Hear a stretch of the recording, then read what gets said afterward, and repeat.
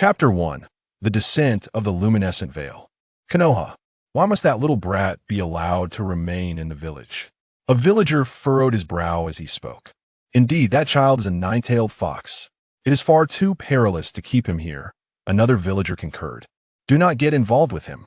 Another voice cautioned. Stay away from my child. A woman, clutching her baby, cast a terrified glance at Naruto.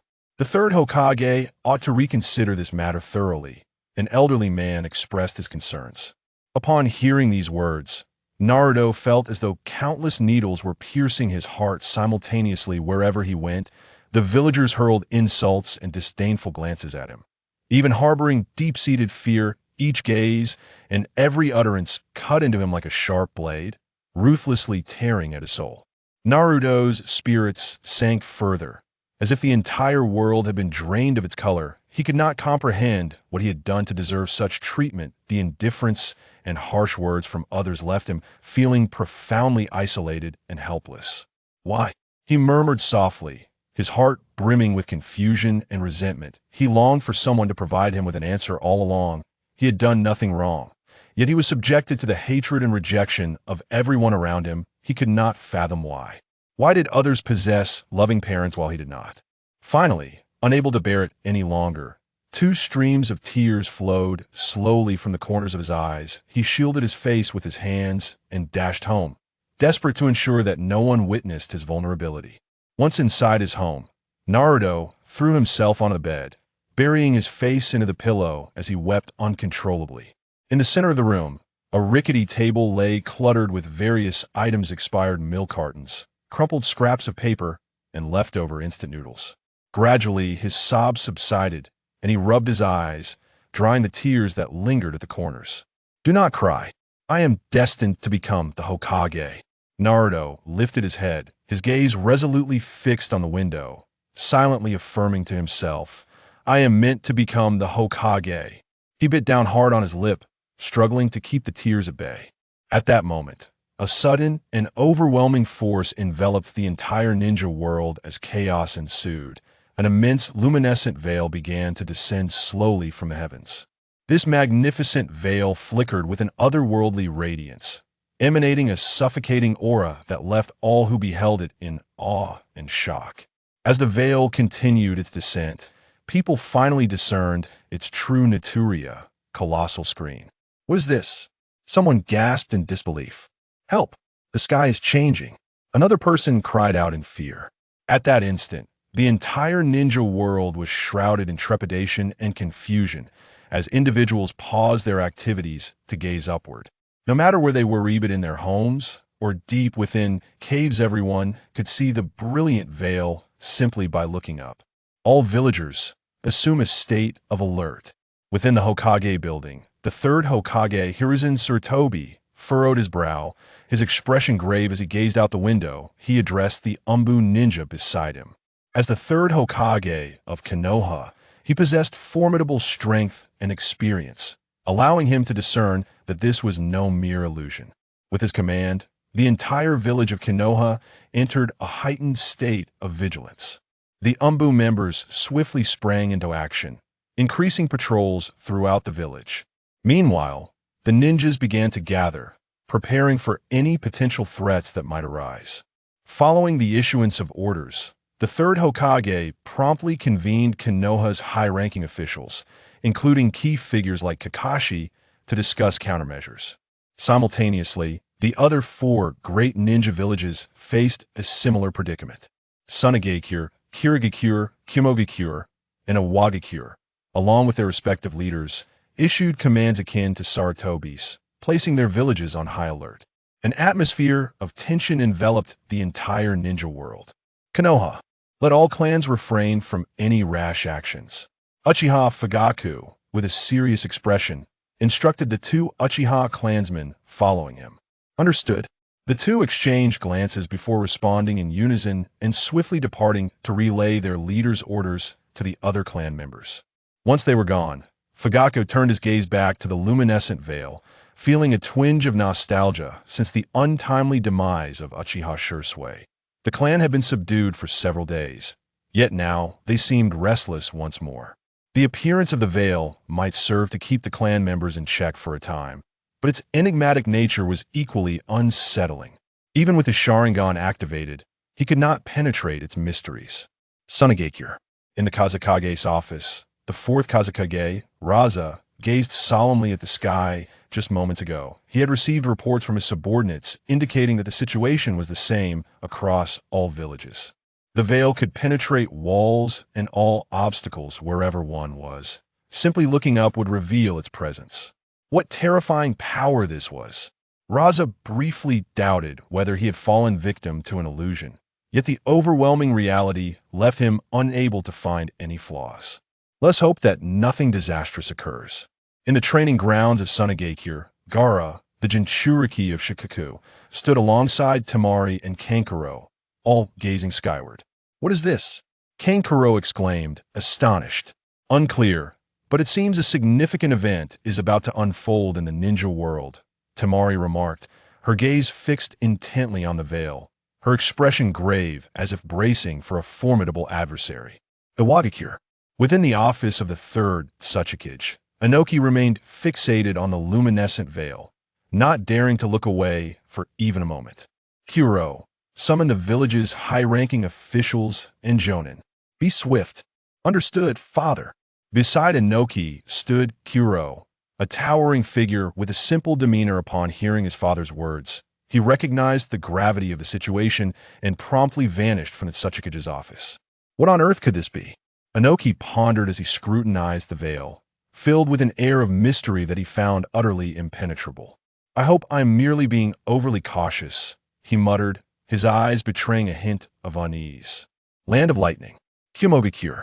In the Raikage's office, the fourth Raikage, crossed his arms and gazed through the thick glass at the luminescent veil in the sky, his expression grave. "Samui, what is your perspective on this?" "I believe we should exercise caution," Samui replied, standing beside the Raikage. I nodded in agreement, though the mysterious phenomenon had yet to exhibit any danger. Who could predict whether it would one day turn hostile? "Bring B to me," I commanded, ensuring that only with his brother in sight could he find solace. Kirigakure. In the office of the fifth Mizukage, Mei Terumi gazed solemnly at the veil, her eyes reflecting deep concern. Amigakure. In a dim cave situated in an unknown location, Nagato regarded the luminescent veil with a serious expression. "It seems I must summon Konan back," he stated calmly when even his Rinnegan could not penetrate the veil's secrets. He understood that this was no ordinary matter. Bringing Konan back was also a measure of protection. She was his last remaining kin in this world. He would never allow any harm to befall her, given the current circumstances.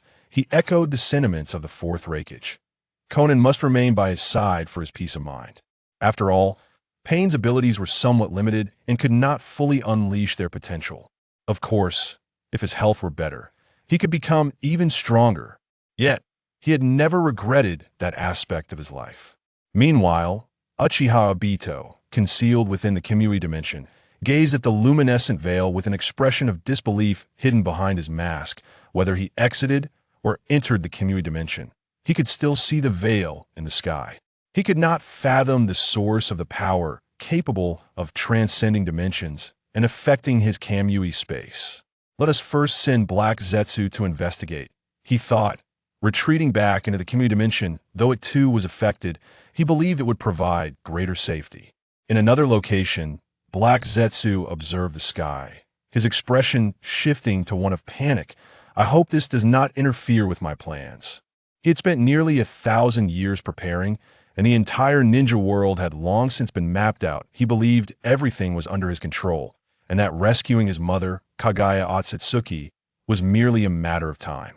Yet, the sudden emergence of the luminescent veil was entirely unforeseen. Whatever he attempted, he could not influence the veil, not even to make it budge slightly. How could he not feel anxious? He certainly did not wish for this unexpected turn of events to disrupt his plans. "We must return quickly," Uchiha Itachi declared. Furrowing his brow, the appearance of the veil stirred a sense of unease within him. His concerns extended beyond Konoha. He was also worried about his parents and his younger brother, Sasuke. He swiftly employed his ninjutsu, traversing the forest at breakneck speed towards the direction of Konoha in the realm unseen by the living, and within the belly of death itself. Figures such as Uchiha Madara, Senju Hashirama, Senju Tobirama, and Namake's Minato have all awakened like the living. They can gaze upwards and behold the luminous screen above them. How extraordinary! Tobirama, have you invented something new?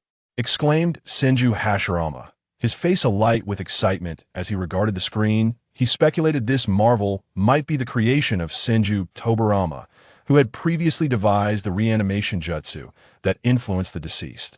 I hope my plans do not encounter any complications. Uchiha Madara mused, initially believing he had been resurrected by Nagato's Rinne Tensei. However, upon discerning his surroundings, he realized he was in the Pure Land, perplexed by the events yet undeterred, as his sole concern remained his scheme. Naruto. The moment Namake's Minato and Uzumaki Kushina awakened, they immediately began to pray for their son, Naruto Uzumaki, their memories frozen at the moment they sealed the Nine Tails. Do not pray. Namake's Minato, your son, will undoubtedly be tormented to death by my other half. The dark Nine Tails within Minato roared furiously, harboring a deep-seated hatred for him. For not only had Minato sealed him away, but he had also dragged him into the depths of the underworld. Now, it was as if it had lost all chance of freedom, even the opportunity to bring about its host's demise. Minato remained silent, focusing solely on his prayers for Naruto. Not only they, but others long departed, such as Noara Rin and Yahiko, had also awakened from the Pure Land. What in the world is that? Naruto murmured, gazing at the celestial screen with a tremor in his voice. The preceding events had slipped from his mind, and this was the first time in years he had encountered something so colossal. Similarly, Haruno Sakura, Uchiha Sasuke, Narashikamaru, and others shared this bewilderment as they stared up at the luminous display. Chapter 2. Naruto and Hinata. After an indeterminate period, the screen in the sky began to shift as everyone braced themselves. 9 enormous characters gradually materialized upon the screen. Hyuga Hinata and Uzumaki Naruto. Hyuga Hisashi, who had been conversing with others about the screen, immediately stood in disbelief upon seeing the name Hyuga Hinata. Why was his daughter's name appearing alongside that of the Nine Tails Jinchuriki? Uzumaki Naruto? Was Hinata in danger? Naruto, the third Hokage, Sarutobi Hiruzen, was taken aback upon seeing Naruto's name on the screen. Could this mission be targeting Naruto? Hiruzen felt his suspicions confirmed, as Naruto was indeed the vessel of the Nine Tails. You must protect Uzumaki Naruto from the shadows. Hiruzen commanded a few Umbu members lurking in the corner. Yes, the Umbu members vanished from sight in response to the order. Hyuga Hinata? Is she not the esteemed daughter of the Hyuga clan? Why is the esteemed Hyuga Lattice name appearing alongside that of the Fox Demon? Did that Fox Demon orchestrate this? Does he intend to harm the Hyuga lady? The villagers of Konoha engaged in a fervent discussion, each voice overlapping the other. Meanwhile, the protagonists, Uzumaki Naruto and Hyuga Hinata, were equally astonished as they gazed at the screen above. They were baffled as to why their names were displayed together. Would danger befall them? Just as everyone braced for the unknown, the 9 characters on the screen began to fade, revealing a scene before their eyes. It was a spacious room filled with bright sunlight streaming through the windows, illuminating the face of an adult Uzumaki Naruto, which radiated happiness, strength, and confidence. Naruto stared blankly at the figure on the screen, who bore an uncanny resemblance to him, as curiosity and anticipation surged within him. Is that me? The grown-up me? He murmured, still struggling to accept that the image before him depicted his future self. Is that Naruto? Could it be a glimpse of the future? Sarutobi Hiruzen softly inquired, a hint of uncertainty lacing his voice. The third Hokage's eyes remained fixed on the screen, glimmering with astonishment and contemplation. It seemed he had come to realize that this scene was not merely a recollection or fantasy, but potentially a genuine glimpse into the future. Naruto inhaled deeply. Attempting to steady himself, he scrutinized the figure on the screen. Noting the mature visage adorned with a blend of unfamiliarity and familiarity, he observed the confident smile. Naruto, that's the grown-up Naruto. In the Pure Land, The moment Uzumaki Kushina laid eyes on her son, she recognized him immediately. Tears of joy welled in her eyes as she trembled with excitement. Unable to believe the sight before her, two streams of tears cascaded down her cheeks as she exclaimed, "It's truly wonderful to see Naruto thriving. Naruto-kun is so handsome." Hyuga Hinata gazed at the grown-up Naruto on the screen, her eyes brimming with adoration, utterly smitten by his charm. The scene unfolds with Naruto Uzumaki adorned in a black wedding kimono, his eyes brimming with joy and anticipation. The corners of his mouth gently curving upward to reveal a radiant smile, his gaze sparkling with the light of happiness. In his hand, he firmly grasps a delicate, fair hand belonging to a beautiful woman. The focus shifts as this hand gracefully moves, until its owner emerges within the illuminated frame. She possesses long, flowing purple hair that softly caresses her porcelain skin. Her features are striking, her complexion is pristine as freshly fallen snow. Most captivating are her unique white eyes, exuding an aura of gentleness and kindness. The woman gazes affectionately at Naruto, her eyes filled with love and bliss. Her smile radiates warmth akin to the sun in spring, enveloping all in a sense of endless comfort and sweetness. This woman is none other than an adult Hinata Hyuga. How could this be? Hinata Hizashi, witnessing this scene, slammed his palm on the table in fury. Despite the woman's appearance being vastly different from the Hinata he knew, subtle details along with the preceding words made it unmistakable that this was indeed a grown-up Hinata Hyuga. Hinata and Naruto were contemporaries. If Naruto had matured, there was no reason for Hinata not to have done so as well. He suddenly dismissed the notion that this was a vision of the future. How could his daughter possibly marry the Nine-Tails Jinchuriki? His daughter was destined to be the heir of the Hyuga clan. The thought of others discovering that she would wed the Nine-Tails Jinchuriki filled him with dread about how they would perceive his daughter and the Hyuga clan.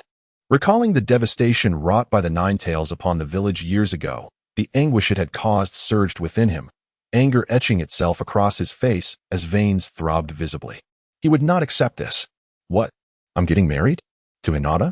My future wife is Hinata. Staring at the screen displaying himself and Hinata holding hands, Naruto was equally taken aback. He was marrying Hinata, when his heart had always been with Sakura Haruno. Moreover, did not Hinata harbor a dislike for him? Every time she encountered him, she was reluctant to exchange even a single word, hastily retreating at the earliest opportunity. How could it be possible for them to wed? He felt as though he were ensnared in a dream. Indeed, this must be a dream, had it not been for the preceding title. Upon witnessing him donned in bridal attire, he would have believed he had successfully courted Sakura. Hinata Hyuga, Naruto-kun. In the Hyuga clan's domain, Hinata's face was flushed crimson. She never anticipated that she would end up marrying Uzumaki Naruto. Was this an illusion? She fought to suppress her swoon, yearning to witness what would transpire next. Was she truly Naruto's spouse? Was she indeed Hinata Hyuga, a scion of the Hyuga clan? Kushina Uzumaki looked at the luminous screen with a heart full of joy, tears glistening in her eyes. Minato, did you see? Our son is getting married. Her voice trembled with excitement, as though she could feel her son's moment of happiness through the screen. Shikamaru stared wide-eyed in astonishment, scrutinizing Naruto on the screen, muttering to himself, hair, eyes, fox whiskers. And the name preceding it, undoubtedly. This is Naruto all grown up, and that woman beside him is none other than Hinata Hyuga. Could this truly be a glimpse into the future? His heart brimmed with confusion and curiosity, yet he also felt elated for Naruto. Sasuke Uchiha bore a look of shock. Huh? Naruto is getting married? To Hinata Hyuga? He found it perplexing. One was always boisterous in class, while the other was practically invisible, hardly drawing attention. How could these two possibly come together? In the scene, the couple held hands as they bid farewell to Hinata's father and sister, pushing open the doors of the hall, stepping into a radiant world of white light. Before the onlookers could emerge from the warm and harmonious atmosphere of the screen, the scene shifted. In a snowy landscape, thick flakes fell from the sky, revealing a younger Hinata, slightly smaller than now, running through the snow, gasping for breath. Tears streamed from her eyes as she ran, and after what felt like an eternity, she stumbled and fell to the ground. Nevertheless, Hinata endured the pain, rising once more to continue her flight. Eventually, she could run no more. Kneeling in the snow beneath a street lamp, tears cascading from her eyes into the air. What are you doing here? At that moment, a voice called out. Naruto appeared on the screen, standing before Hinata. It was that time. Upon this realization, Naruto was momentarily taken aback. He remembered this incident from years past. Could it be that this screen had captured him without permission? Unforgivable. That time? Hinata suddenly recalled the memory, her cheeks flushing bright red. Why are you crying in a place like this? Naruto asked curiously, astonished by the presence of the little girl. The scene depicted Naruto striding confidently toward Hinata. Stop crying so much, he said, unable to bear her tears. Hearing his voice, Hinata looked up, her eyes brimming with tears as she gazed at Naruto. Yet, before him, she could not muster a complete sentence. Where is your home? Naruto inquired as he approached her, thinking perhaps she was lost and unable to find her way home. Hinata shook her head, indicating she did not know. Observing the pale hue of her eyes, Naruto suddenly seemed to comprehend something. No way. Come on, let us go. I'll take you home. Without hesitation, Naruto grasped Hinata's small hand and began to run. Hinata Hyuga gazed blankly at Naruto, allowing him to hold her hand. The warmth she felt was her only sensation, though she couldn't discern whether it stemmed from their touch or her heart. They continued their walk through the snow until they halted before the Grand Hyuga estate. With such a vast home, why do you still cry? Naruto inquired, perplexed by the sight of the imposing Hyuga residence. Unlike me, who has no one by my side, he added with a smile, I never cry. Hinata stared at Naruto Uzumaki, speechless and dazed. Naruto, grinning broadly, seemed to project his strength, concealing the sorrow and loneliness that dwelled within him. Goodbye. Hinata waved as Naruto dashed off in the opposite direction. She remained standing in the snow, watching him depart, her heart filled with warmth. She deeply etched the memory of this boy, who brought her such comfort, into her mind. In the realm of Naruto, Kushina Uzumaki was already in tears, overwhelmed with regret for allowing Naruto to endure loneliness. Minato Namikaze, though he did not weep aloud, felt immense shame for leaving Naruto to face life alone. Believing he was unworthy of fatherhood, he hoped the third Hokage would look after Naruto well. Minato had left behind a substantial legacy, ensuring Naruto could live without worry, a thought that provided him with a modicum of solace. Thank you, Naruto-kun, Hinata expressed from her room, her heart brimming with gratitude and warmth as she recalled how Naruto had illuminated her soul.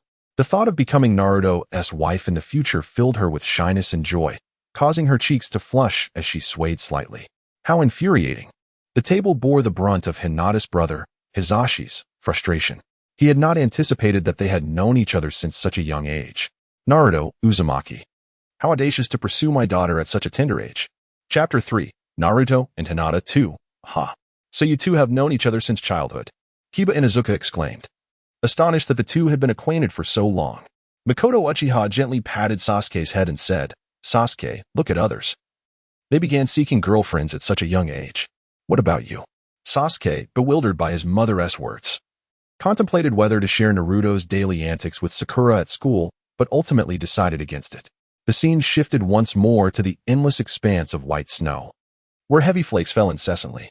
The first thing that caught the eye was Hinata's innocent face, surrounded by three rambunctious children, chattering noisily. One of them shouted, Hey, didn't you say you were from the Hyuga clan? Show us your legendary Byakugan. The others joined in, jeering and laughing. Hinata's face fell, a hint of distress crossing her features as tears cascaded down her cheeks like pearls strung loose. If you don't like it, don't look this way. Your eyes are quite nauseating. You must be a monster. You're the Byakugan monster. The children continued their relentless mockery. Unable to endure any longer, Hinata crouched down, crying, while the boys' taunts grew bolder. This was infuriating. Hisashi, upon witnessing this, was filled with rage. How dare these children bully his daughter? Showing such blatant disrespect to the Hyuga clan. He vowed to confront them once the spectacle concluded. How can they treat Hinata this way? Ino Yamanaka seethed, her teeth clenched in anger. Those little brats. Sakura also frowned, indignant for Hinata, believing the boys had crossed a line. Clenching her fists, she silently vowed to teach those bullies a lesson if given the chance. Hey, don't bully her. The scene shifted to Naruto, who sat alone on a swing. Upon noticing the bullying, he leapt off and sprinted toward the group. Perhaps due to his haste, he nearly stumbled but persevered. Hinata lifted her gaze as she heard his voice, and the boys turned to face him. Who are you? They asked, displeased at the interruption. Approaching them, Naruto declared, I am Naruto Uzumaki, the future Hokage. His eyes sparkled with determination. Future Hokage? The boys drew nearer, laughing mockingly. He must be a fool, taunted by their laughter. Naruto felt indignant and quickly formed hand seals. Prepare yourselves. Shadow clone jutsu. A cloud of smoke enveloped them, causing the boys to step back in surprise. As the smoke cleared, two miniature versions of Naruto appeared before them. The smaller Naruto shouted, Come at me. while the other echoed, exactly. The sight sent the boys into peals of laughter. Naruto maintained his hands in a seal, feeling quite awkward at that moment. Take this punch. The scene shifted. And a battered Naruto reappeared on screen, his cheek swollen from the beating. In the next instant, blood spurted from his nose as he fell backward, collapsing into the snow and losing consciousness. This fellow also rolled his eyes, much to the amusement of several children who continued to mock him, playfully tugging at the red scarf around his neck. What a future Hokage, flaunting a red scarf. The children stretched the scarf, twirling it around a tree before carelessly tossing it onto the snow, jumping and stomping on it. Those little rascals. The red hair of Kushina Uzumaki, a member of the Uzumaki clan, would have stood on end in fury if she were alive to witness this. One could only imagine the fate awaiting those children. After an indeterminate period of unconsciousness, Naruto suddenly opened his eyes and rolled over, springing to his feet. Not over yet. This time, I will unleash formidable jutsu. Upon surveying his surroundings, he realized it was only he and Hinata Hyuga left. The children had vanished. Once he confirmed their departure, he squatted down, gingerly touching his swollen cheek, letting out a loud cry of pain. Ouch, that hurts. Are you all right? Hinata, crouched beside him, asked with concern. It's nothing serious. Naruto replied nonchalantly. For him, this pain paled in comparison to the anguish brought on by solitude. Hinata, holding Naruto's red scarf, expressed her regret. This was taken by those children.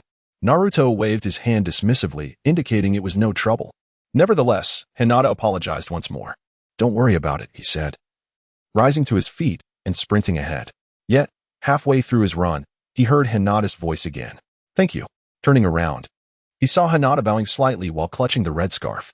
Naruto smiled and waved at her before departing with a carefree demeanor, leaving Hinata standing alone in the snow, uncertain whether it was the cold or something else that made her clutch the scarf tighter. The scene transitioned continuously, revealing to the ninja world that it seemed to recount the various experiences of Hinata and Naruto from childhood to their gradual growth. There were origami airplanes, names of loved ones written down, and moments of mischief as they plotted to tease Kakashi-sensei. Kakashi looked awkwardly at the screen, surprised that Naruto and Hinata would go to such lengths to prank him in the future. He would need to be wary of their antics. This screen appeared to showcase all their shared memories. It was unclear. It seemed to record past events, but could it reveal future occurrences as well? Perhaps it could, as the initial frames displayed their wedding. Indeed, but we cannot ascertain its authenticity, the ninjas discussed animatedly.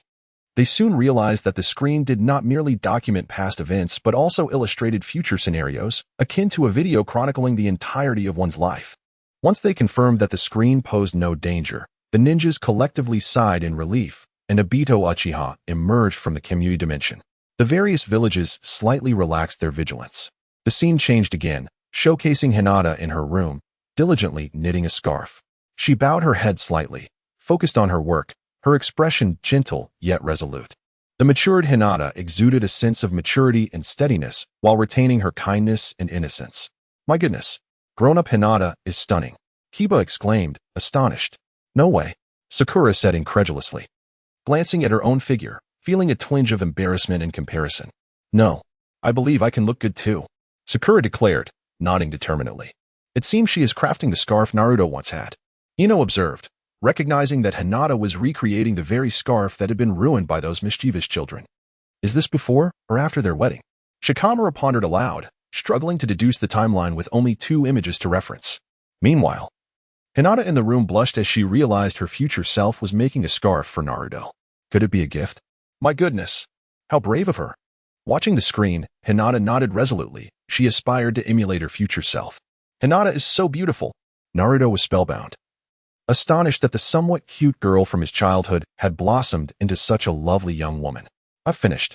The screen now displayed Hinata joyfully holding the completed scarf as she exited her room, carefully folding it and preparing to find Naruto. Her heart raced with a mix of anxiety and excitement. Since I put my heart into this, my feelings should surely reach Naruto. Could it truly convey her sentiments? It's getting late, perhaps tomorrow. No, tonight. But maybe tomorrow. The onlookers witnessed an awkward moment as Hinata desperately wanted to find Naruto but felt too shy to proceed. She walked forward only to retreat, caught in a cycle of hesitation. Chapter 4. Pain. The scene shifted once more, the warmth dissipating as a shadowy figure emerged on the screen. Clad in a black cloak adorned with red clouds, several black rods were meticulously embedded into his face, nose, and ears. More intriguing were the rippling, pale lavender eyes he possessed.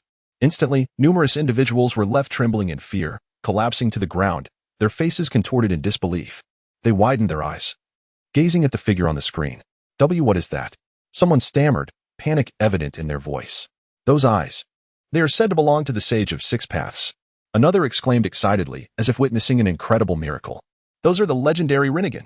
Is that Pain? At that moment, outside of Konoha, Jiraiya stared in shock at the figure on the screen. No, that's not Nagato. It's Yahiko. As Jiraiya recognized Pain's true identity, his astonishment deepened. How could Yahiko possess Nagato's Rinnegan? What in the world is happening? In the Pure Land, Yahiko gazed at the luminous screen, astonished. Had he not already perished? How could he possibly be present in that location? And why did he possess Nagato's Rinnegan? Nagato, Yahiko, Conan, what had transpired during my absence? Nagato. Conan cast a worried glance at Nagato beside her. It seemed the plan needed to be expedited. Determination filled Nagato's eyes, regardless of the circumstances. He would not waver from his objective. In the Pure Land, Uchiha Madara observed Pain manifesting upon the screen, his expression subtly shifting. What was that brat Nagato doing there? As the image expanded, the distant figures of Fukasaku, Shima, and Naruto Uzumaki in sage mode, accompanied by a stone toad, gradually came into clearer view. That person is Naruto Uzumaki? Everyone was taken aback. Compared to the scene of his wedding, Naruto now appeared significantly younger, perhaps around 15 or 16 years of age. Adorned in a crimson ceremonial cloak.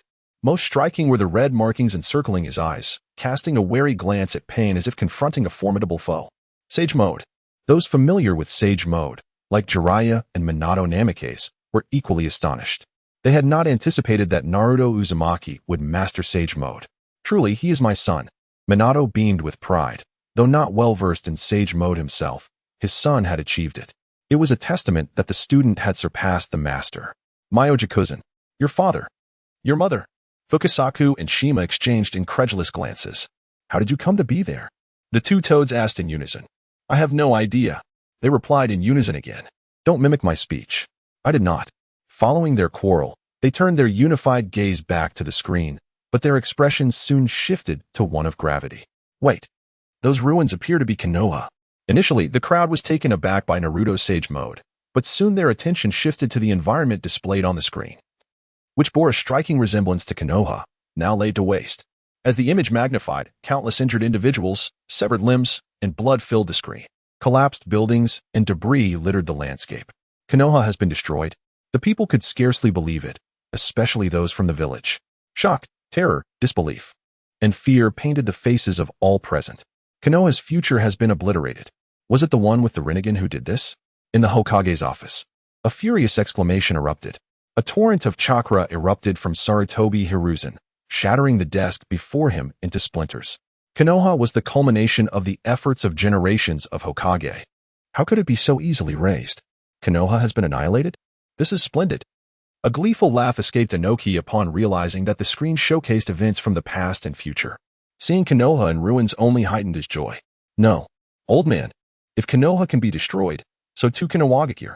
Akatsuchi smacked Inoki on the head, his expression grave as he gazed at Pain on the screen. Fear evident in his eyes. Could this enemy truly obliterate Konoha? In the Pure Land, Senju Hashirama's demeanor turned serious. He had not anticipated Konoha's destruction. What had transpired? How dare they destroy my village? Senju Tobarama exclaimed, his face a mask of fury. He could not accept the reality of his village's obliteration. Uchiha Madara also watched the screen, unmoved. Since his departure from Konoha, the village held no further significance for him. Meanwhile, Minato's gaze remained fixed on Naruto Uzumaki. Aware that the adversary he faced was Pain, he discerned the grave danger Pain posed and worried deeply for Naruto's safety. Although he knew Naruto would ultimately emerge unscathed and would find a wife, he still wished to shield him from harm. At that moment, the figures of Fukasaku and Shima prepared to launch a genjutsu against Pain. Fukasaku extended his arms, palms directed at Pain. All right, I'm ready. Go for it, your mother. He murmured. Understood, Shima replied, mirroring his stance, her hands aimed at Pain. However, just as they were about to unleash the genjutsu, Pain's left hand shot out, pointing directly at Fukasaku. In an instant, Fukasaku felt a powerful force constrict his body, irresistibly pulling him towards Pain. Father, grandfather, Naruto and Shima exclaimed in unison, as Naruto charged recklessly toward Pain. I've had enough of that genjutsu. Simultaneously, Pain swung his right hand, gripping the black rod tightly, mercilessly thrusting it toward Fukasaku. The rod pierced Fukasaku's body, blood erupting like a fountain. Ultimately, Naruto's attempt to intervene came to naught. At that moment in Myoji-kuzen, the atmosphere turned tense and somber. Gamabunta's eyes widened in disbelief as he shouted, "Old man." Shima was nearly overcome with shock, her voice trembling. "Father! Grandfather!" Many toads gazed at the screen in stunned silence, unable to accept the grim reality. Had Fukasaku truly perished? So easily? Wait. Everyone, calm down. I'm still alive and well. That was merely my future self. Fukasaku exclaimed, alarmed by the toad's reaction. Once the others regained their composure, Fukasaku redirected his attention to the screen, his expression grave. He realized that this matter was far from simple, filled with uncertainty and concern. What on earth was happening? He pondered, resolving to consult the great sage toad for answers. Jiraiya, too, finds himself in a similar predicament. Nagato, Yahiko, and the sage of Deep Zaku seem to compel him to return to Konoha with urgency. He hopes that Tsunade will also grasp the gravity of the situation and hasten her return to the village. With these thoughts in mind, Jiraiya accelerates his pace towards Konoha. You scoundrel! Naruto rises slowly from the ground, his eyes ablaze with fury as he glares at Pain. The rage within him tightens his fists, yearning to deliver a blow to Pain. However, at that moment, Pain suddenly swings the black rod in his hand, propelling the sage of Deep Zaku towards Naruto's direction. In a frantic attempt, Naruto extends his arms to catch the sage. Yet, the instant he grasps the sage, Pain calmly declares, Shinra Tensei. In that fleeting moment, a formidable gravitational force erupts from Pain's palm, enveloping Naruto entirely. He is rendered motionless, unable to react as he is drawn helplessly towards Pain, struggling desperately to break free. Naruto finds himself uncontrollably soaring towards Pain, who seizes him by the neck and mercilessly slams him into the ground. A thunderous crash ensues, shattering the earth and sending dust spiraling into the air. At this moment, the sage of Deep Zaku lies lifeless, his unconscious form rolling from Naruto's grasp. Pain does not relent. He maintains a vice-like grip on Naruto's hands, flipping him over effortlessly. With his other hand, he secures the black rod, pinning Naruto's hands firmly to the ground. Naruto's anguished scream reverberates both within and beyond the screen. Kushina Uzumaki glares at Pain on the screen, exclaiming, "No, don't harm my Naruto. How cruel." Hinata gazes at the screen with tear-filled eyes. Is Naruto going to die? Sasuke Uchiha watches with concern, while Makoto Uchiha gently strokes his head, reassuring him, "Sasuke, future Naruto is already married. He cannot perish here." Upon hearing his mother's words, Sasuke breathes a sigh of relief. Chapter 5, The Peace as Perceived by Pain. Now you can be more docile, can't you, Ninetales? Pain gazes down at Naruto, overwhelmed by a series of relentless blows. Naruto collapses to the ground, his eyes filled with despair and fury as he fixates on Pain, demanding, "Who are you? What manner of being are you? Why are you doing this?" Confronted by the architect of his village's destruction, the slayer of countless villagers, Jiraiya, and the sage of Deep Zaku, Naruto's rage reaches its zenith. He yearns to charge at Pain, yet his body is firmly pinned to the ground by Pain's black rod, his chakra completely sealed, rendering him immobile. In this moment, only boundless hatred courses through Naruto's veins, eclipsing the pain of his body. All he can think about is how to break free and dismantle Pain piece by piece. However, reality is cruel. No matter how fiercely he struggles, it is futile. Pain observes Naruto with an air of indifference, as if he were merely a trivial being, and speaks in a monotone. You ask why. Events unfold unexpectedly. The reasons only become apparent later. Kneeling slightly, Pain watches Naruto's futile struggles with detachment. In this situation, let us converse for a moment. Nagato is not in a hurry to use the Deva path to whisk Naruto away. He believes the tides have turned, and Naruto's resistance has been extinguished. You are wondering why I engage in such acts, correct? Even if I were to explain my reasoning, it would alter nothing. But what if I were to articulate it clearly again? I have no words for you. Naruto retorts angrily. He sees no value in conversing with one who has slain his comrades. My aim is to fulfill the unaccomplished legacy of my master, Jiraiya. Pain continues, seemingly oblivious to Naruto's outburst. As I mentioned earlier, it is to cultivate peace and fulfill the mission of justice. Peace, justice, do not jest. Naruto's fury intensifies at Pain's mention of peace, his voice rising as he struggles against his restraints, tearing at the earth beneath him. You have destroyed my master, my teacher. My comrades, my village. Naruto screams hysterically, his eyes shimmering with tears and rage. His voice echoes with seething hatred towards Pain. You wretched fiend. Stop your arrogant proclamations. Naruto bellows, his emotions reaching a boiling point. His fists clenched tightly, his body trembling as if on the verge of eruption. Yet, Pain remains unmoved. Standing there with an air of detachment, looking down at the writhing and lamenting Naruto. He appears utterly unconcerned by Naruto's fury. And what is your purpose? Nagato, controlling Pain, inquires, eager to gauge the depth of Naruto's hatred. Naruto suddenly lifts his head, glaring at Pain with eyes brimming with lethal intent and resolve to defeat you. I will restore peace to this ninja world. Upon hearing this proclamation, Pain does not react with anger. Instead, he nods slowly, speaking with a calm demeanor. Is that so?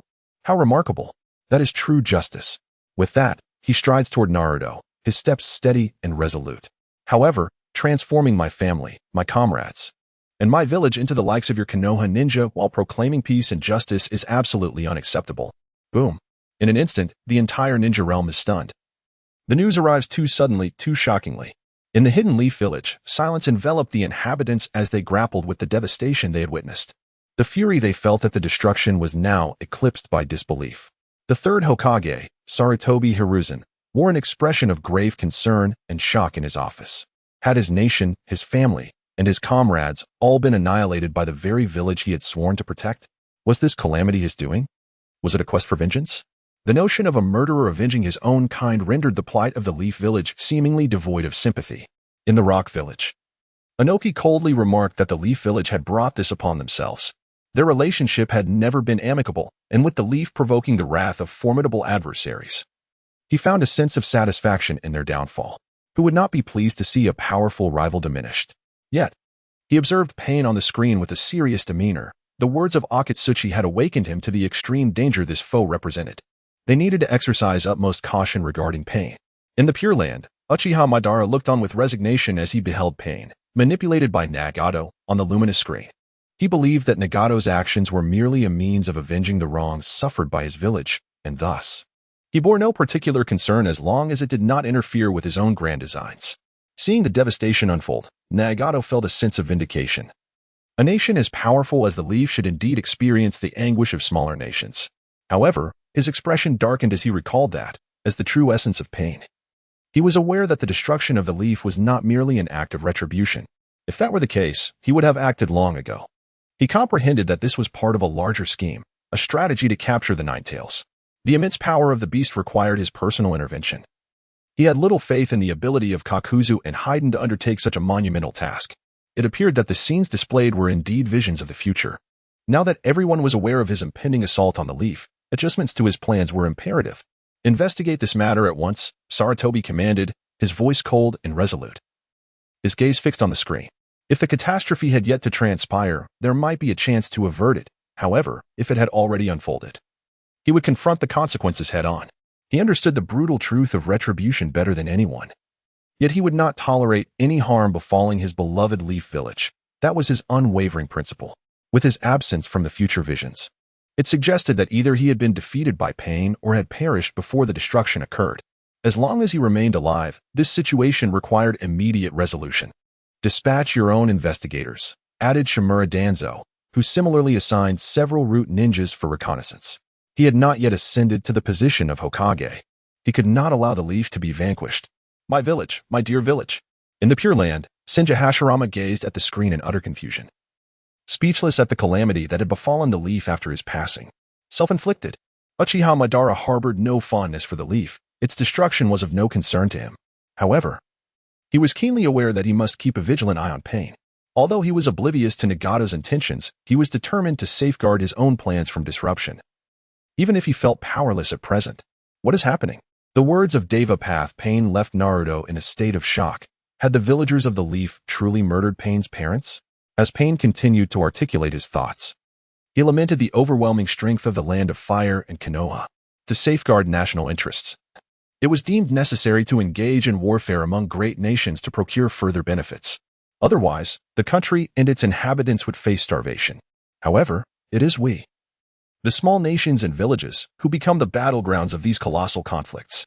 With every outbreak of war, our lands are ravaged and trampled upon. After enduring endless warfare, while the great nations find stability, we small nations are left with a multitude of sufferings. Listening to Pain's words, Naruto bowed his head in shame. He felt a profound sorrow for Pain, yet he could not condone the actions Pain had taken. He refrained from contradicting him, choosing instead to listen further. Your goals align with ours. Both of us aspire to the peace spoken of by Jiraiya-sensei. There is no distinction between you and me. We act for our respective notions of justice. The justice I pursue for Konoha is no different from what you wish to impose upon me. The anguish of losing a cherished one is a universal experience, shared by all. You and I are comrades who understand this pain. Yours for your justice, mine for mine. We are ordinary individuals waving the banner of victory as we tread the path of vengeance. Yet, if we label vengeance as justice, it will only give rise to greater hatred.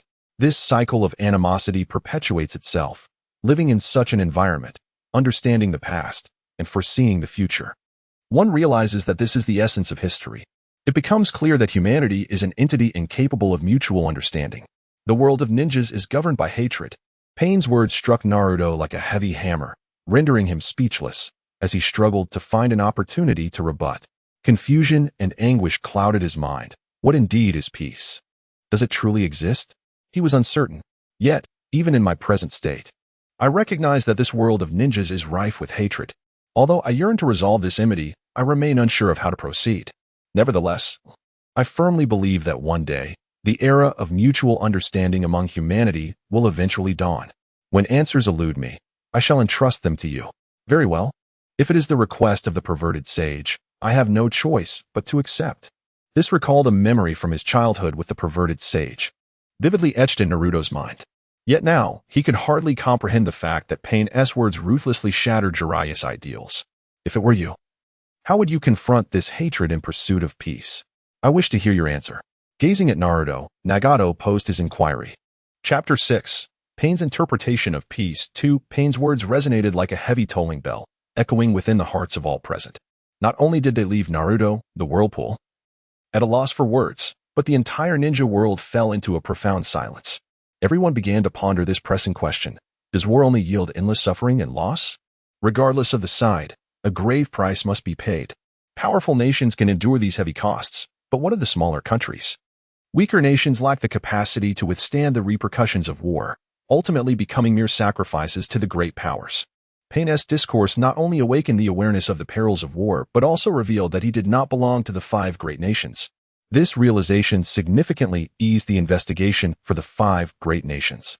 In the Mizuki's office, Terumi May decisively commanded the cessation of investigations into the 5 great nations, redirecting focus towards the smaller countries. Similar orders echoed throughout various nations, be they great or small. Indeed, humanity is a species incapable of mutual understanding. Pain's original words. After a moment of silence, Naruto murmured, I do not know about such matters. His voice was subdued, tinged with confusion and uncertainty. Upon hearing Naruto's response, Pain fell into a contemplative silence. At last, he slowly turned his back to Naruto, his voice calm, yet devoid of warmth, stating, to halt the chain reaction of hatred, I established Akatsuki. My words have the power to prevent it. For this, I require the strength of the Nine Tails. Akatsuki? As Pain's words echoed through the screen, a cacophony of discussions erupted across the ninja world. What is Akatsuki? Inuzuka Kiba questioned in bewilderment. Asuma slapped his forehead, exclaiming, Akatsuki? ISNT that the renowned mercenary organization from the black market. With the burgeoning discourse, information regarding Akatsuki reached the upper echelons of various nations. However, Akatsuki's secrecy was meticulously maintained, leaving no one privy to their true nature. Nagato, we seem to have revealed ourselves. The moment the name Akatsuki escaped Pain's lips, Konan and Nagato realized their exposure. Konan anxiously glanced at Nagato. Do not worry, they will never find me. Nagato, connected to the outer path of the Deva path, steadfastly gazed at the luminous screen in the sky. Yet, he exhibited no signs of anxiety, confident in the effectiveness of his concealment. At worst, they might uncover that Akatsuki originated from the village hidden in the rain. Furthermore, with his Rain Tiger Freedom technique, no outsider entering the Rain Village could escape his perception. To locate him would be a fool's errand. In Konoha, Jiraiya returned, his brow furrowed in concern. Nagato, Yahiko, Konan, what are your intentions? Jiraiya pondered as he gazed at the screen in the sky.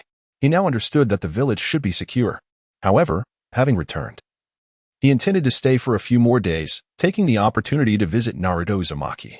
The future Naruto not only mastered Sage Mode but also knew Fukasaku and Shima.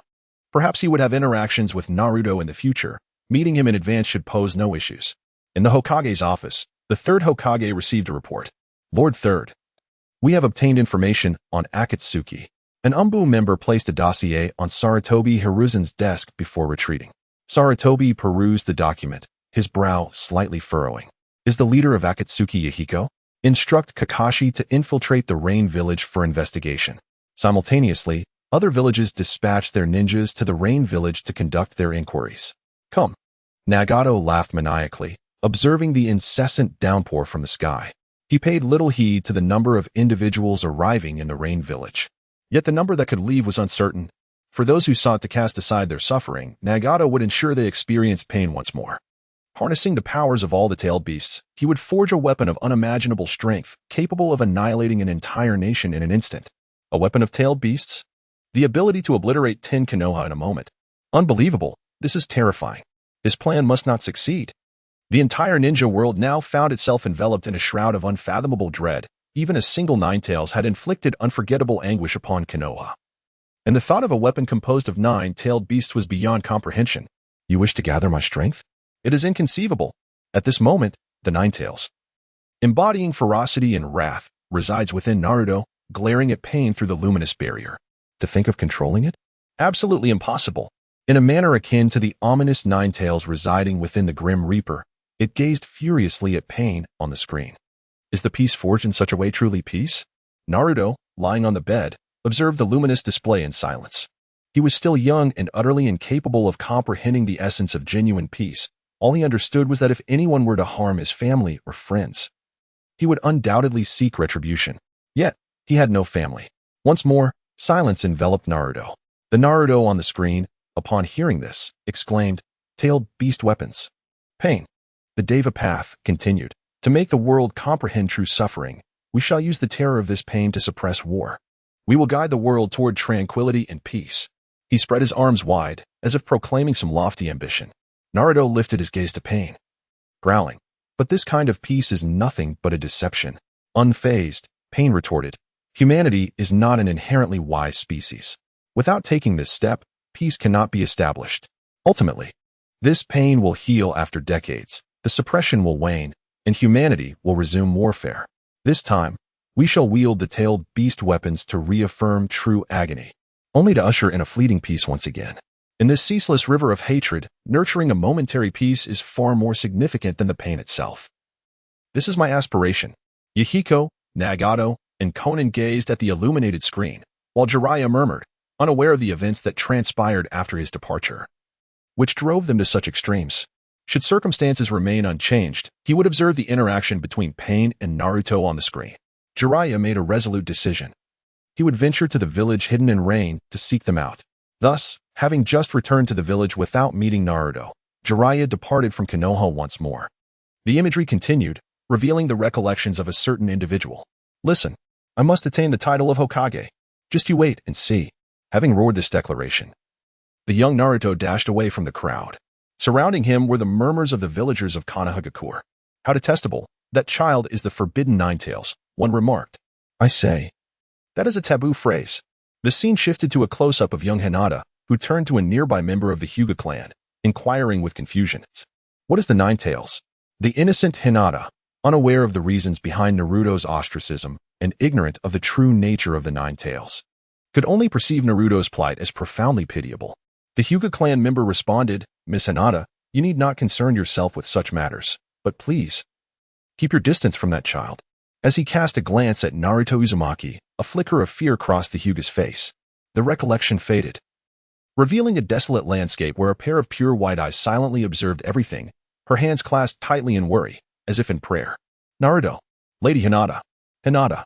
The moment the scene revealed Hinata Hyuga, the members of the Hyuga clan exhaled a sigh of relief. However, they soon grasped the perilous environment displayed on the screen. Even Konoha had suffered catastrophic devastation. This realization filled them with dread, fearing that Hinata might be in grave danger. They wished for the future Hinata to avoid approaching Naruto. terrified that she might impulsively rush to his aid, for who among them was unaware of Hinata's long-standing affection for Naruto? They feared that in a moment of fervor, she might act recklessly. How beautiful! The grown-up Hinata is truly stunning. Sakura, Ino, and others gazed at Hinata's visage on the screen, unable to suppress their admiration. Though they had seen her once before, her beauty ensnared them anew. Her angelic features radiated a unique charm, irresistible to behold. Even amidst the ruins of Konoha, her face, desolate and yet radiant, could not conceal her extraordinary beauty. Her clear eyes shimmered like a tranquil spring, exuding both determination and tenderness. Chapter 7. Is Naruto the savior? Hinata Hyuga comes to the rescue. The screen flickered to life, showcasing Naruto alongside Pain and the now petrified hungry ghost path. Though you claim my vision of peace is but a deceit, Pain's tone remained monotonous, as if he had uttered these words countless times without eliciting any emotional response. Yet, nothing could be more fictitious than the quest for true understanding among humanity in this accursed world. I firmly believe that the era of genuine mutual understanding among humans will eventually dawn. Recalling Jiraiya's words, Naruto steeled his resolve. Undeterred, he met Pain's gaze with unwavering determination. The Toad Sage believes that the era of true understanding among humanity will arrive. He is unlike you. However, Naruto's declaration bore no weight on Pain, who, watching Naruto with a calm demeanor, slowly replied, "What can a mere braggart, who has yet to find an answer, truly accomplish? The only thing you can do is surrender the Nine Tails to me." A black rod emerged from Pain's sleeve. "I have already stated that your demise is intertwined with peace." Such a response left Nagato unfazed, prompting him to forego further delay. A dull thud echoed as black rods pierced through Naruto's body. Pain's chakra surged through the rods, invading Naruto's form and disrupting his own chakra. Naruto, observing Naruto's plight, Kushina Uzumaki, in the Pure Land, felt her heart ache. She wished for nothing more than her son to be safe and happy. Such was the desire of a mother. Naruto. Minato Namake's heart was heavy as well. Yet he clenched his fists. He had comprehended the information on the screen. Pain had invaded Konoha and brought about its ruin, and his son was engaged in battle with Pain. This meant that Naruto was fighting to protect Konoha. Well done, Naruto. Keep going. Knowing that Naruto would ultimately be all right, he believed in his son's strength against Pain. As Hinata witnessed Naruto's blood trickling from his palms, the black rods embedded in his body, and the agony etched across his face, her heart twisted painfully. Yet she knew she could do nothing for the Naruto on the screen. She could only silently pray for him, just as the Hinata on screen did. Naruto-kun. The screen displayed, "I have avoided your vitals. Your wounds are superficial, rendering you unable to act on your own will."